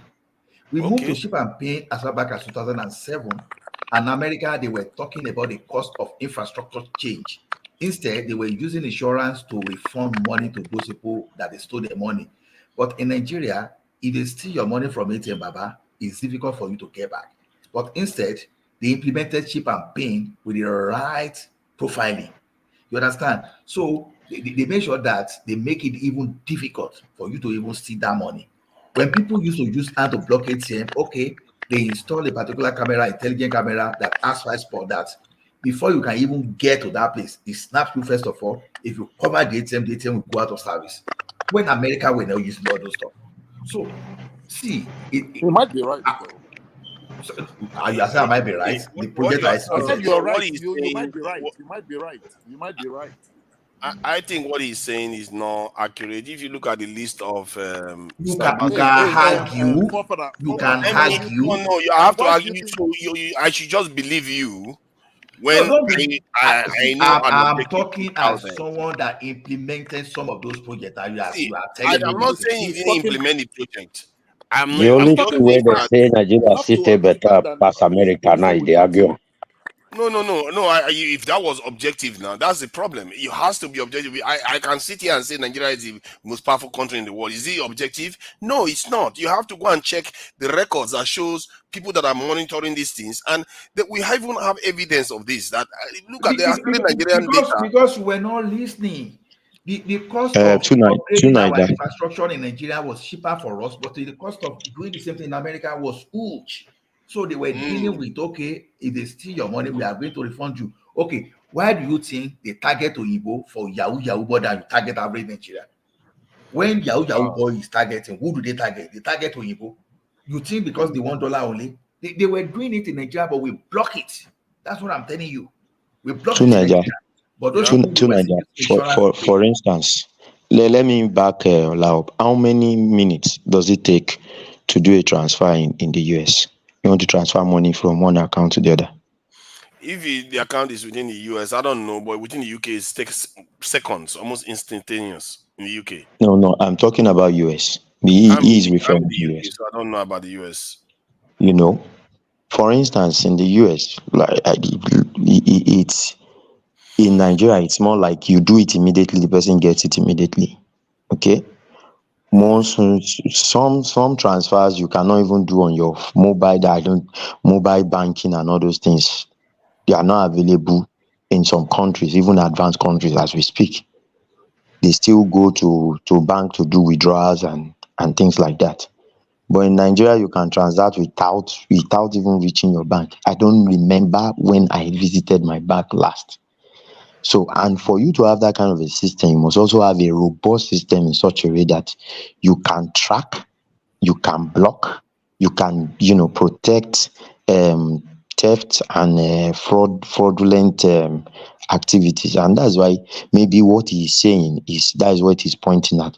And if you look at it, the size of Nigeria to the size of US, oh boy, it will be billions and billions to achieve what they. Are you looking at this? Let me just. So that I just want to have this information so that everybody can be aware. MTN has started building the biggest data center in Nigeria. How many gigawatts? I don't have the number. It's going to be the biggest, one of the biggest. Okay, let me see if I can find it. No, it's not going to be gigawatts. It's not going to be gigawatts. You'll be talking about bytes. Yes. So that means the crash of data will crash in Nigeria. I tend to tell you about the size when you get the gigawatts, because Kenya was looking to build 1 gigawatts cyber this in data center. But let me just present this. This is a comprehensive cyber powers. Now. Pardon? That means the price of data will crash. It doesn't mean it's going to crash. Maybe storage infrastructure for banks, for companies, it doesn't mean that cost of data will crash now. No, it doesn't. So let me just relate this first. Yeah. See, this is comprehensive cyber powers in the world. United States is number 1, China number 2, which makes sense. United Kingdom number 3. You know why these nations are often at the top? 1, China is very technologically advanced. United Kingdom is a financial power. Like it's practically one of the capitals of the financial transactions in the world. So it's very, very important. They are very, very powerful at this. Russia, the same thing. Netherlands, they make some of the most advanced system that they use to create microchips. The equipment that TSMC of Taiwan uses, the most sensitive parts are manufactured in the Netherlands. That could explain why they are very, very strong in cybersecurity, because if you get a hold of how they make those things, you can become a superpower of microchip manufacture. So France comes next after Netherlands. That I find that very surprising. Germany, Canada, Japan, Israel, even Israel, that most people think is at the top, because Israel, their expertise is in terms of hacking phones, hacking normal devices. Not necessarily that they are the superpowers of cybersecurity, but look at where India is. India is a powerful country, relatively, big country and everything. But look at where India is. Even Switzerland is ahead of India. Where's Nigeria? Nigeria is not on the list now. You see, to Nigeria, this is the danger of half knowledge. You understand? Okay, I'm talking from an expert view, and you are arguing what. Okay, now let me tell you from another expert view. From a Nigerian. This is why you don't learn anything when you outside your thing. You don't learn. This guy, you're funny. No. It's like you're arguing with a lawyer within his field. I'm talking of fintech, where when we have the like of InterSwitch, using this Postilion, when we have the like of names using base 24. I'm even telling you the type of switch, the type of processor they are using. Now, look at it this way. I said when all those guys were eating our ATM as far back as 2006, when they were cloning card anyhow, we went on ship and pay. When we were doing EMV certification, EMV2, we were certifying everything so that the chip on that card is just like a computer on its own. That is what we want to concentrate on instead of the mark stripe. So we implemented ours as far back as 2007. And United States never implemented because they were citing the cost of infrastructure change. You understand? Probably, okay, the entire automated teller machine in Nigeria at that time were not even up to 10,000. You understand? But because it was easier for us to change. But probably in the United States of America, they already had maybe close to 250,000 ATM and a lot of infrastructure that they will need to change. They will need the law. So as we're coming up, we were using the latest, the modern equipment, the modern facilities. So we tested best of those fintech cyber security solution ahead of this United States of America. You know, I'm specifically saying United States of America. I'm not even talking of United Kingdom. I'm not even talking of Canada, because those guys, United Kingdom and Canada, they were not as rigid as United States, because United States kept saying the cost of change of that thing, changing that thing will be huge. So they depend on the insurance to compensate whosoever they defraud. But Nigeria, the risk, the level of risk, we are not ready to depend on insurance. Instead, we want to prevent it. So we wanted to prevent it. So all this one we are talking about now, we are talking of general cyber power. We are talking of internet. We are talking of government, government administration, everything together. That's what we are talking about. But I'm talking specifically of the fintech within the banking sector. You now go. Okay, good. I hear you. You are talking about within I suddenly fintech. think you're a professor, Abi. Okay, you are talking about fintech specifically. Am I correct? That's what I said now. That's why I said you have to Okay, listen good. to me before you even start arguing with me. If you are saying that you are more advanced in 2011, 12, I don't know what the area is right now. What I'm talking about is cybersecurity. That's where I started from. And when we are talking of general, that's what I'm saying. Let me finish what I'm saying. When a Nigerian official, that's military official, went to the South, this in South Asia, and he was talking to them about cybersecurity, and they were talking about how different countries, how they are preventing it, the measures they are taking, and all the rest. Then he asked them, how about Nigeria? He said they burst out laughing. That's his own narrative, that they burst out laughing like, what? Nigeria?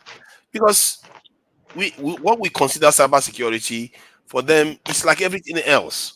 We say we have refineries, but them, they are the ones that are actually doing the real thing. We say we have a country, they are the ones actually having GDP 10, 20 times more than ours.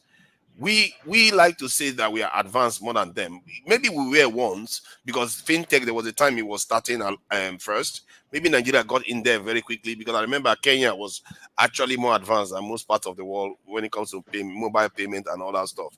But once they caught on, they will it's just one segment, one sector of that requires cybersecurity. Once they catch on, they will take over. They will become more advanced, because they will implement all their other security protocols within that area too. To Niger, I just Google search some things now, because what we are saying we need to understand the most advanced countries in mobile banking in the world. Number 1 is Hong Kong. Number 2 is Nigeria and Turkey. Can you share the Number link? 3, even US, yes, Indian times. Even US is number 9. I would like to have the US is number 9. You are very rude. US is number 9. With me. No, leave it now. I'm not saying that, but I would like to see the link so I can share it, so I can look at what they are. I don't tell you say I now. You are one. I come for today. What are you talking about? You are claiming a victory where there is none. I already said maybe there was a time, but can you share the link, please, so that we can be able to share with people? Because I would like to see, because the area that why are we stronger in cybersecurity? Whom are the people creating that cybersecurity in the Nigerian space? I would like to understand that. That said, anyway. Sorry, tonight, let me just chip something. You see, with respect to mobile banking, Nigeria has one of the best in the world.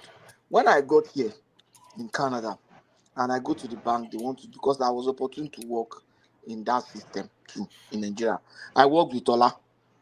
So when he's saying something, he knows what he's actually saying. When I got here and went into the system here with my wife, who also work in the same system, both in Nigeria and here, we discovered that we were way far. We as far as 2016 when we got here, and we were way far ahead of Canada with payments and mobile. But that is not. I'm still here. And we are still way ahead of them. Because they don't use it. They don't use those methods. So why would they compete with you there? Oh, come on. Why do they argue now? They are using it. Stop saying that they are not. They don't use all those methods of payment. If you want to talk about like online payment systems now, yes, you can compete with them on that one. We are and better with them. Our online than payment system is better than their own. To Niger. apart from Tonight, technology, apart from technology, our See, transactional none of you system. have presented any evidence so far, No, and the evidence that this guy just said just now, he hasn't still to presented it. Nigeria, let me I can explain show to you you all now. my evidence. Wait now, you see, apart from technology, our own transactional system, the way it is designed to run, it runs more effectively. I'm talking of the transactional system now in the bank, the way we exchange information about transactions and able to execute transactions. I discovered that what we have in Nigeria then was more efficient than what they have here. We told them, now they were surprised. I can't go and bring them to come and talk here now, but I'm telling you the truth. I don't have any reason to say it is not. Tonight, That's my don't be experience. That's my wife's experience. That's Ola's experience. That a lot of hey, people. bad. You will agree. I'm talking about experience with zero evidence. I No, see your witnesses words now. are the your Witnesses are evidences now. To Do you want me Nigeria, to which give you evidence my do you need again? These are my people bank that have statement? worked there. They are telling you. yes, Which weaknesses are evidence do all you need good, again? but we need to see concrete evidence to Witnesses back are it up. admissible evidence. No, I agree. It's admissible to a point. You have to have concrete evidence in the mix. Like There's no concrete evidence. position Like papers the and link I somebody asked writes for some. just now, nobody has Okay, provided me that link. don't worry. Me, I I get will my go own online and post evidence. it. Me, I I get will my own post it evidence. Sorry, online so Provide that it then, somebody will please. brother, see and Google it. I get There's my no own harm. evidence. The viewers I deserve to get, know, to have I get my evidence. true Nigeria, I get my own evidence. Let me tell you. My own evidence be say George Bush papa no go fit hide money from me pikin pass any papa. Ah, I see. That's your own evidence. Okay, let's hope that takes That's why us cyber somewhere. security for Nigeria. India's banking system. I'm looking at Indian Times. I'm not seeing anything why Indian banks are strong flights. I don't see the list of banking system that somebody claimed that existed. Can you provide evidence? Because I've never seen, in terms of secure just banks in the put world, that it, Nigeria put appears it, secure. wait, put it there. Most advanced or most robust banking systems in the world. Okay, India most Times itself was one that reported robust it for most banking advanced. systems in the world.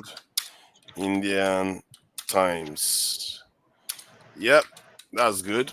Um, Indian banking system needs to be strong and resilient, building resilient leadership while Indian banks remained most. Let me see. Maybe if you see it, you'll be able to point it out. Let me just share it. So I'll zoom in a bit. So if you see it, you point it out so I can check it out. Indian banking system. Oh yeah, this one. The Indian banking system is robust. Oh, they are busy praising their banking system. And I typed the exact word you told me. Oh, Indian banking system. Let me see other news. Under news, it will be show up there. Nothing. No.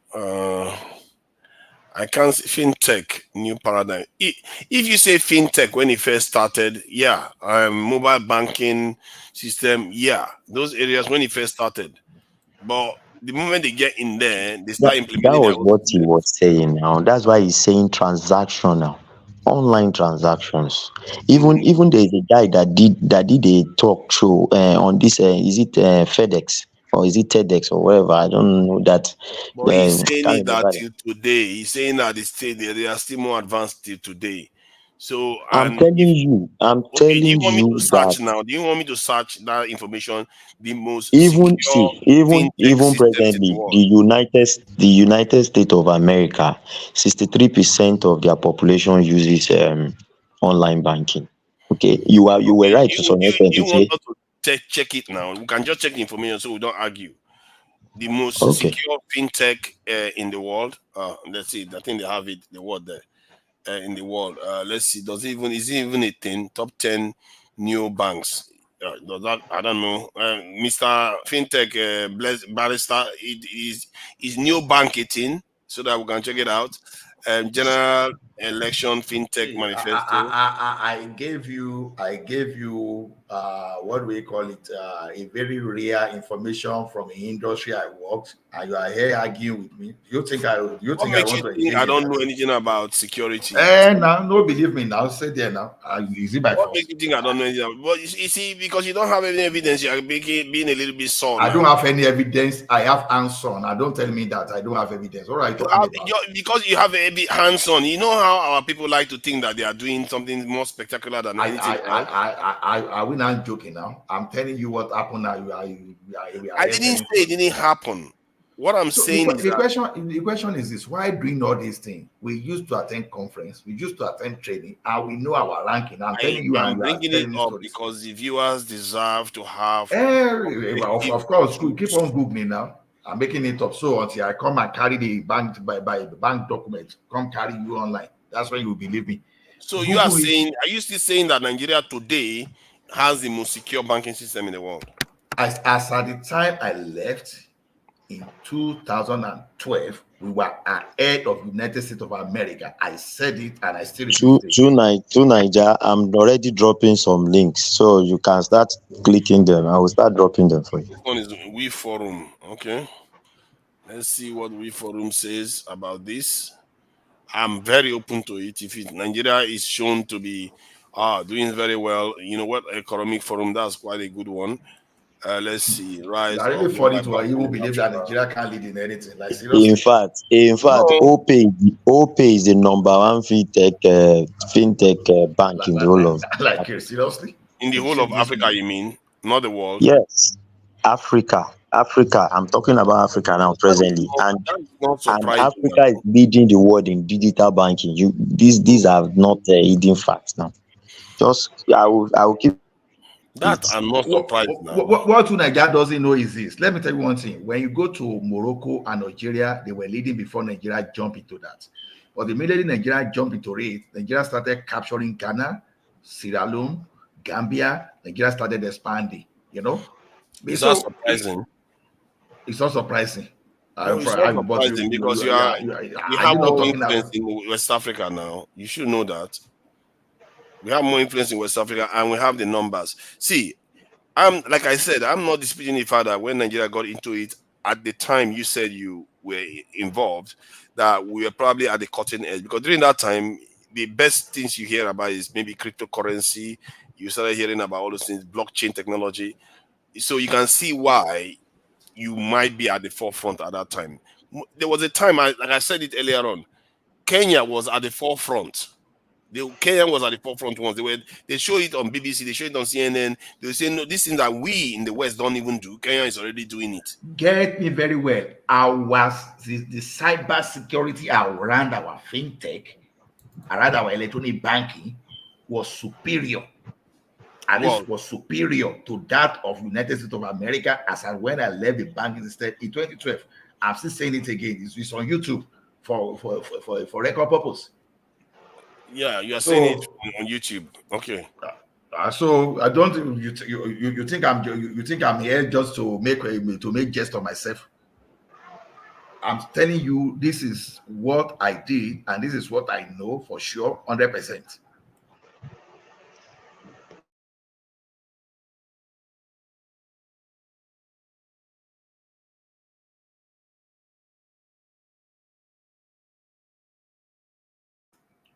What happened? Why is it mean that I don't hear anybody? What's happening?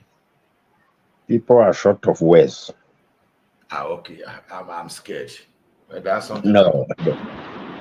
People don't you don't mind this two deity. Don't mind the deity called two Niger. So I'm just trying to be objective. You are just going by your own experience, which is anecdotal, valid but anecdotal. But if you check the data online, if you check the most secure fintech companies today, you must have known me since this day that if I'm talking, I will put a disclaimer. That means that I'm talking from what I read.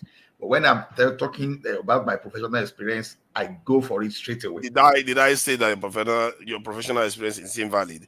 But it still doesn't invalidate the point that Nigeria is not. It is not everything you will even see online. But you are not listening, though. I just said it still doesn't invalidate the fact that most other countries have higher or more secure systems than Nigeria today, based on the measurements that they have. See, I pick an industry, right? You are talking of general. You know, don't forget that the cybersecurity space of United States of America, we include the defense. You understand? We include the tertiary institution like the universities. We include so many things. Now, like when America, for example, were like when they no in Nigeria. Let me go I back to did Nigeria. narrowing down to fintech. We can search Wait it now. for fintechs We, too.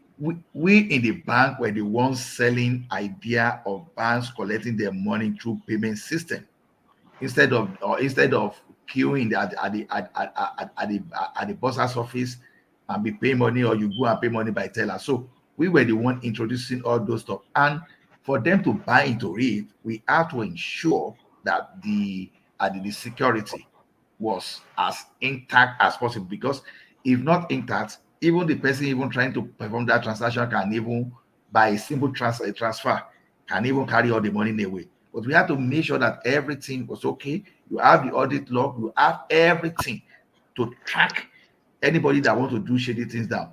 But because in Nigeria, then if you go withdraw people with someone's card, to get your money back is difficult. But in United States of America, if they use your card, they will give your money easily. So for the argument to stop in Nigeria, Nigeria will prefer to make sure that it's even difficult for anybody to even see your money. That is why we will put camera in place. You know, I can start, like that time, but to be specific, we're using To ICANN. Naija. Mm-hmm. To Naija. Sorry. To Naija, please type top 10 were strongest online payment systems in the world. You will find out that Nigeria is among the top 10. So just you can Google it again. I'll keep dropping. World, yeah. I'm just searching it right now. Let's see. OPay, WorldPay. I don't know whether this one is orderly. Okay, but let me just share it so that I don't do bedware here. Some kind of bedware scenario here. Let's see. So these are the top. I don't know whether this will be. I don't know how to access it. I don't know whether this is even in order. Let me see if I click this link. Maybe that will help. Let's see. Where is the order? This one. I really don't like these things. Let's see. Opayo. Is there any Nigerian one who can see here? Stripe, Amazon Pay, Aiden, checkout.com, Go Cardless. I don't see any Nigerian one here. No, not this one. Go back to what you typed. You typed. Let me see Top what 10 you typed. strongest online payment systems in the world. Oh, no. Strongest countries. Top 10 countries, strongest online payment system. Top 10 countries, strongest online payment. Yes, that's it's countries. Ranking by countries. Okay, strongest payment system, United Kingdom. Yeah, Nigeria is on this list here. Can you see? From resources So, on the web. Nigeria we is are on not this list. joking. It's not number one. Oh. No, we are not saying we are number one. Now, who said number one the other time? So that we are even there. So if you don't see people who they compete with. Hold on now. Hold on, God, let me see now. Let me see the list here. Let me just check it out. So this is 5 countries with the highest number of real-time payments transactions worldwide in 2023. See, you have to go into the data to actually look at what they are trying to describe. Let's see. This is not helping because they didn't show a lot of countries here. Obviously, China will have the highest. So that's transaction volume. Try this thing. What's the name of this? The processor that has surpassed Visa card. What do they call itself? I'm trying to remember. To Naija, click the drop down by the flags. They will tell you the ranking. Those flags. I'll go back to it. Let me see whether this one Nigeria pops up on this one. You see, Nigeria shows up here too. You see that? So when you search for this information, Nigeria will pop up. So you look at the top countries. I think this one. What do they check? Top 10 countries leading in real-time payments. You see, now this is what we are talking about here. Real-time payments, like those sort of transactions you do, maybe through what they call it in Nigeria. So Nigeria, we do a lot of electronic transaction. That's actually true. And from what you can see here, Nigeria is popping up, even if our population and our technological, in terms of overall technological strength, is not very high. And who did this? And many people hate this guy for it too. Emefiele. They hate it for it, but he's the one that implemented some of all these policies. You know one thing. What we are trying to, what we are That's arguing not true. That's not true. for you to have this. Let's even forget Egypt. Let's not divert. Lagos was built by Tinubu, but No, let's Emefiele not is not divert. him. No, let's not divert. But what we are saying is this: for you to have that volume, and you can keep it, and it's real time, and you are efficient with it, then it must also be top notch in terms of security. Exactly. Do we agree? No, they are not. They are not. They didn't. This is not for security. This is for transactions. Okay, go back to that page In real time and payment. click those countries. You will see that they have ranking there. Yeah. They will probably have security. Maybe they may have security as part of it. Where did I Not click? the same. They will probably have These drop downs. Those drop downs by the flags. Just this click one? the drop downs by the flag. No. Here. Those arrows. Those are You see them. They will tell you. They will give it. Okay, so what did they say here? Indonesia is one of the fastest growing. I hope they're not talking about Indonesia when they're talking about Nigeria. Okay, so what am I supposed to see here? I'm not seeing anything that is jumping out to me. The fact that Nigeria is on this list is not a bad thing. I sent to you. Is Nigeria on those lists? The links I sent to the list now. Oh, let me see. Yeah. I saw this link that you sent. Top 10 countries where mobile banking is most popular. Of course, Nigeria is going to be on this list. This has nothing to do with security or cyber. I am telling you, the first thing we need to understand is for you to process that volume of transfers per minute per second, it has to be precise. One, it has to be secured. So the person that is in the system that is telling you that we have one of the most secured transfer system in the world is not wrong. That's what we are pointing out to you. No. I'm not saying that we don't. I'm just saying that others have a higher level. No. I am telling you that higher level. I don't even understand what you're talking about higher level. What are you talking in about? terms of cyber security, other countries are far more secure. They don't see our country as very, very strong. Why are you wasting time on this? If I go online and say list countries in terms of strength in cyber security, that includes the area you're talking about, including the banking and everything. If you list them, Nigeria doesn't pop up on the list at all. And remember, if the area that you are referring to, fintech or online payment system, is the one that is most secure in Nigeria, if it was so powerful, if it was so important, it would raise Nigeria's cybersecurity profile up. But it shows that it's not. Are you kidding me? That's why I say that half knowledge sometimes can create a lot of issue.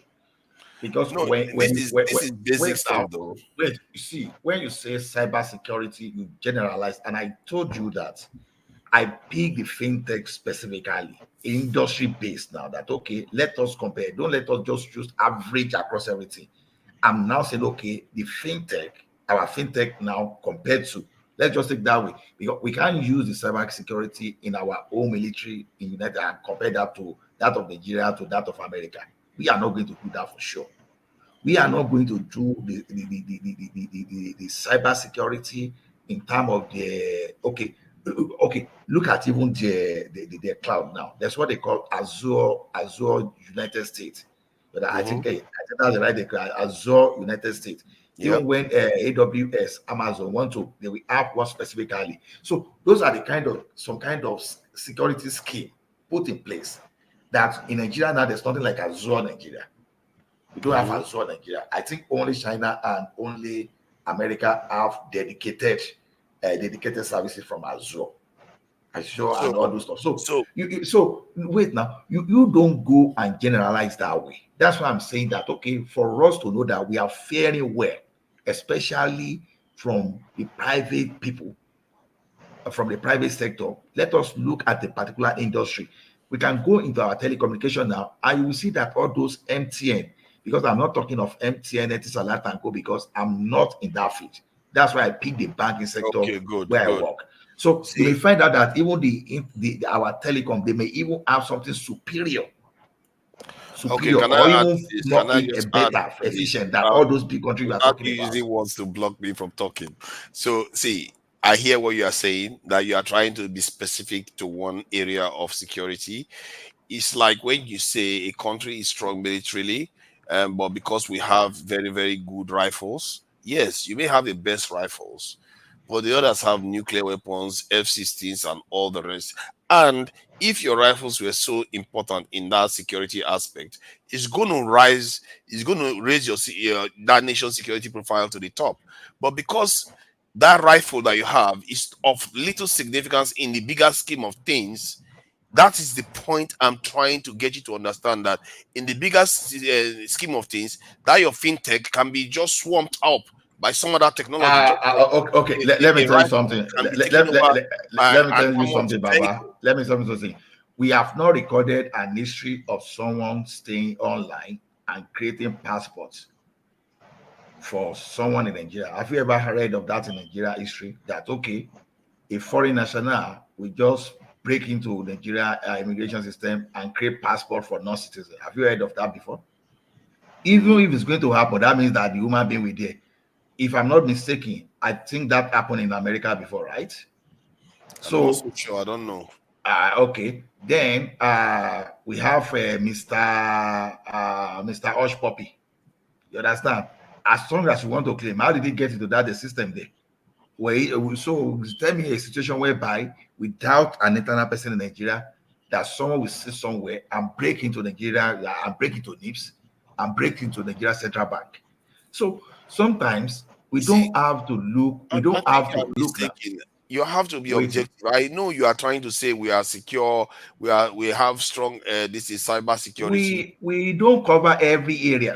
We don't cover every area. That's why I'm saying let us give credit to the area we are covering, and with time too, we are going to cover all those, whether maritime, whether our military, whether whatever other service, maybe our rail services and some other things. But that's why I say I refer to the one that I know that that I think is as important too. You understand? Well, I agree with you. I've never disputed it, even from the very first time you said it. But it's like we are talking across each other. I'm saying something else. You are focusing on one area. I've always said the Nigerian space in terms of fintech, we are quite advanced. As a matter of fact, Emefiele was the second central bank that created a digital currency in the world. So from that point of view, you can argue that yes, we are strong in those areas. Emefiele was quite advanced when it came to our banking system. Maybe because somebody laid the foundation for him, I don't know. But he was there for a long time, and he was quite advanced with some of the things he has put in place. So yes, we are overrepresented in that area compared to other areas. Maybe that's the most advanced area we have actually been represented on anything in the country. In reality, where we compare to the rest of the world, maybe okay, you argue with Nollywood in terms of quantity or music, but cybersecurity may be one of the few in terms of not cybersecurity. Online payment system is one area we also show up on the map in the world, because it showed up not only on one site, it showed up on multiple different sites. But when you are talking about security itself, because you are not going to use only guns to say because you have a gun in your country, that means you are more secure. You look at your overall envelope and say, you know what? Yeah, we have good guns, but the other guys have armored vehicles, they have Apaches, they have F-16s. So you are not on the same level. This is why when you search that information online, you don't see Nigeria on that list at all. That's the point. To Nigeria, but that is not an information. It's not a new information now. Everybody knows that these people are more advanced than us in cyber security. Okay, but we are saying in our own financial sector, for instance, even inside Nigeria, it is difficult for you to hack into accounts in Nigeria and say, except you are working in that bank. It is very difficult. If it was easy, Yahoo boys will not be trying outside Nigeria. They can do this thing, go to Togo and hack Nigeria, and they cut away with the money. Do you understand? If you transfer money to anybody in Nigeria with this BVN and whatever thing, they will, except you, they don't want to track you or they don't want to know. You will be gotten. So we have, at least we have that robust system in that aspect. And on that, what he is saying is, let's give ourselves the the praise that we deserve for that aspect. Yes, we have achieved that. And when we talk about best performing fintech companies in Africa, they are largely Nigerian companies. So we need No, I to, agree with that. I'm not disputing that. that Nigeria is what we are is saying. We over. are not saying on a general scope. Yes, what are you saying? Which technology are you developing? Do you understand? It was like, let me give you an example. When was this country, Belarus, came to Nigeria and said they want to buy from Profos. And somebody said, we have the technology. I said, come, Oga. Yes, we might have some things, because when they were talking about Proforce MRAP, they said if you shoot the tire, it will still walk 60 kilometers before it flattens. The radiator does not heat up even in the desert. Those are the two factors they gave for Proforce, that is the selling point for that equipment. Every other thing, they might have more sophisticated weapons than it. They might even buy it and go and put their weapons on it. But I told that person, I said, they are buying because COVID has happened. It is cheaper to buy from us. Yeah. So that is why it is even good to have those technology, no matter how it is, they are buying from us. But we cannot say tomorrow now, because we now have Profos, we want to go and fight USA. I beg now. Exactly. Thank you, gentlemen. We have to wrap up for the day. We are going to the 9th hour now, and I really thank you people for spending time on One Man Went to More. He's the one that is giving us this space to have these important conversations. And regarding the value of our people's potential, if we want to start seeing it, we have to be looking for the signs from our leadership. They have to be putting Nigerian companies first, putting Nigerian peoples first. Before you start mentioning technology, talk about the people first. Have you checked how much people are working in those companies in overseas because if you want to say Nigerians want to use CCTV, ask yourself, in those countries where they are using CCTV, how many people do they have in their police? How many people do they have in their militaries? Before then, you advocate the same for Nigeria. Because we are very good at talking about technology, but we don't, as if it's some kind of makes us look cool. But it's important, because you have to look at the employment that it will create for the people in Nigeria too, and not to mention its effectiveness by doing it properly.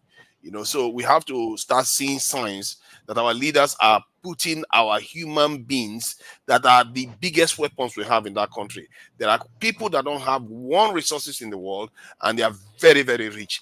Example is Singapore, very rich country. They don't have oil, they don't have anything. They just have a land to live on. An extremely rich country. So because they tap into their people's potential, and our people, especially Nigerians, I actually consider Nigerians the most alive people on earth. They appear to be more alive than anybody. They are wired. Anywhere they go, they are loud, they are everything. It's just like they are just brimming with vibration of life. So we have to start tapping into all that, because that's a lot of potential that is being wasted. And I don't know all the signs we have to be looking out for, but you have to start looking for signs that leaders value their people and give their people chance to progress and own their space, basically. So I will leave it at that. Amy, thank you for joining us. Simba, I appreciate you for joining us this evening. Remy, Olajide, thank you for your contributions. Isaac Black, Adewale, Barrister, all the people that came. I can't remember all the names. I really appreciate people for joining us today. Let me just shout out to the people in the Help me shout out my friend, please. Help me shout out my friend, Uptown. Uptown. All right. Uptown. Yeah. It was very, very hot here. Thank you for joining us, Uptown. We really do appreciate you and your time you spent with us here. Ekene, all the people, I can't remember all their names. I really need to start taking the names down so that when, I can remember all the people that came through. And, call them out. Adewale Olusegun, thank you. I see you there in the chat. Ola, I see you in the chat. AB, I can see you there. Niger man, I see you there. Niger man. Abdul, I can see you, Abdul. We thank you for joining us. Eva G, I see you there. Michael Ufuoma, thank you for joining us. Michael Ufuoma. Boaz Biggie, I see you there. Boaz Biggie. Latorich, I see you there. Latorich. Abdul Gani Folahan Ogun Jimmy, thank you for joining us. I probably did the Yoruba accent now. We are global. Thank you for joining us. We are global. I was like, oh, good Jimmy. Isaiah Nehemiah, thank you for joining us. I see you there. Who is this one that donated? Fosa Isaac Uwezi. Thank you for the donation. We appreciate the donations. 6 euros. 6 euros. This is not dollars. It's euros. You have to put respect on it. It's more valuable than the dollars. Thank you for the donations, Mr. Efosa Isaac Uwezi. Thank you for it. And who else is there? Adeyemi Badejo. I see you there. Joseph Ebene, I see you there. Thank you for joining us today. Lit Vlog Igwe. A lot of people came on, you know. It's just that a lot of people, like, they contribute once, they don't say anything. But the variations, they are quite many different people. Sports was also here. Thank you for joining us. Who else? Ja Nzola, I see you there too. Thank you for joining us. And I'm going to play us out now with, I don't know what songs that are actually there now. I think I can see this Thomas one, and I can just see this lady, and I'll close it out at that. If you guys want to have conversations backstage, you are free to do so, but I will be closing out the show. Thank you very much.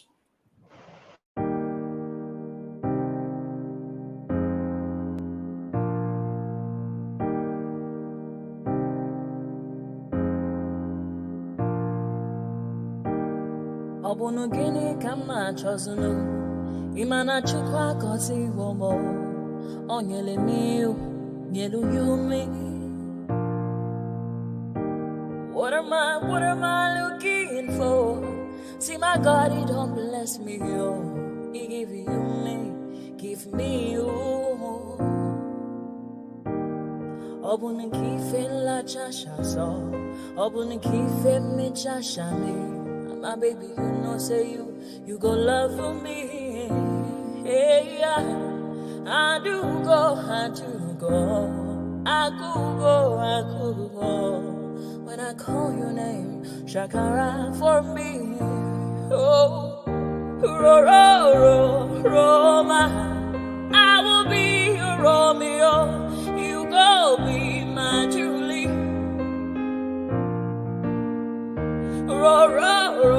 Roma, I will be your Romeo.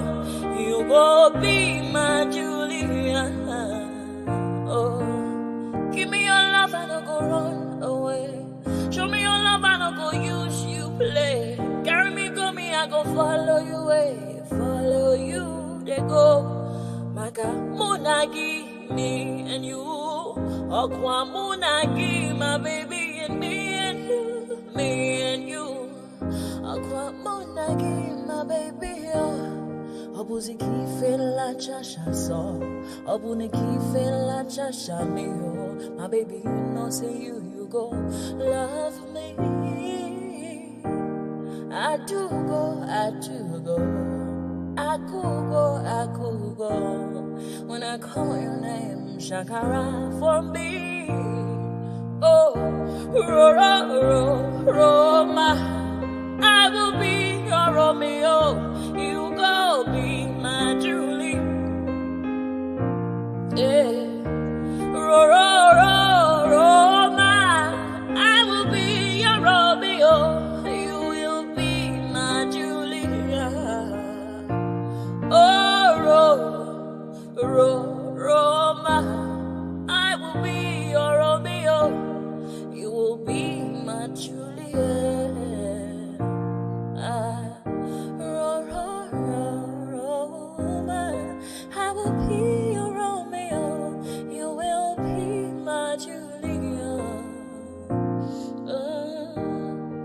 music in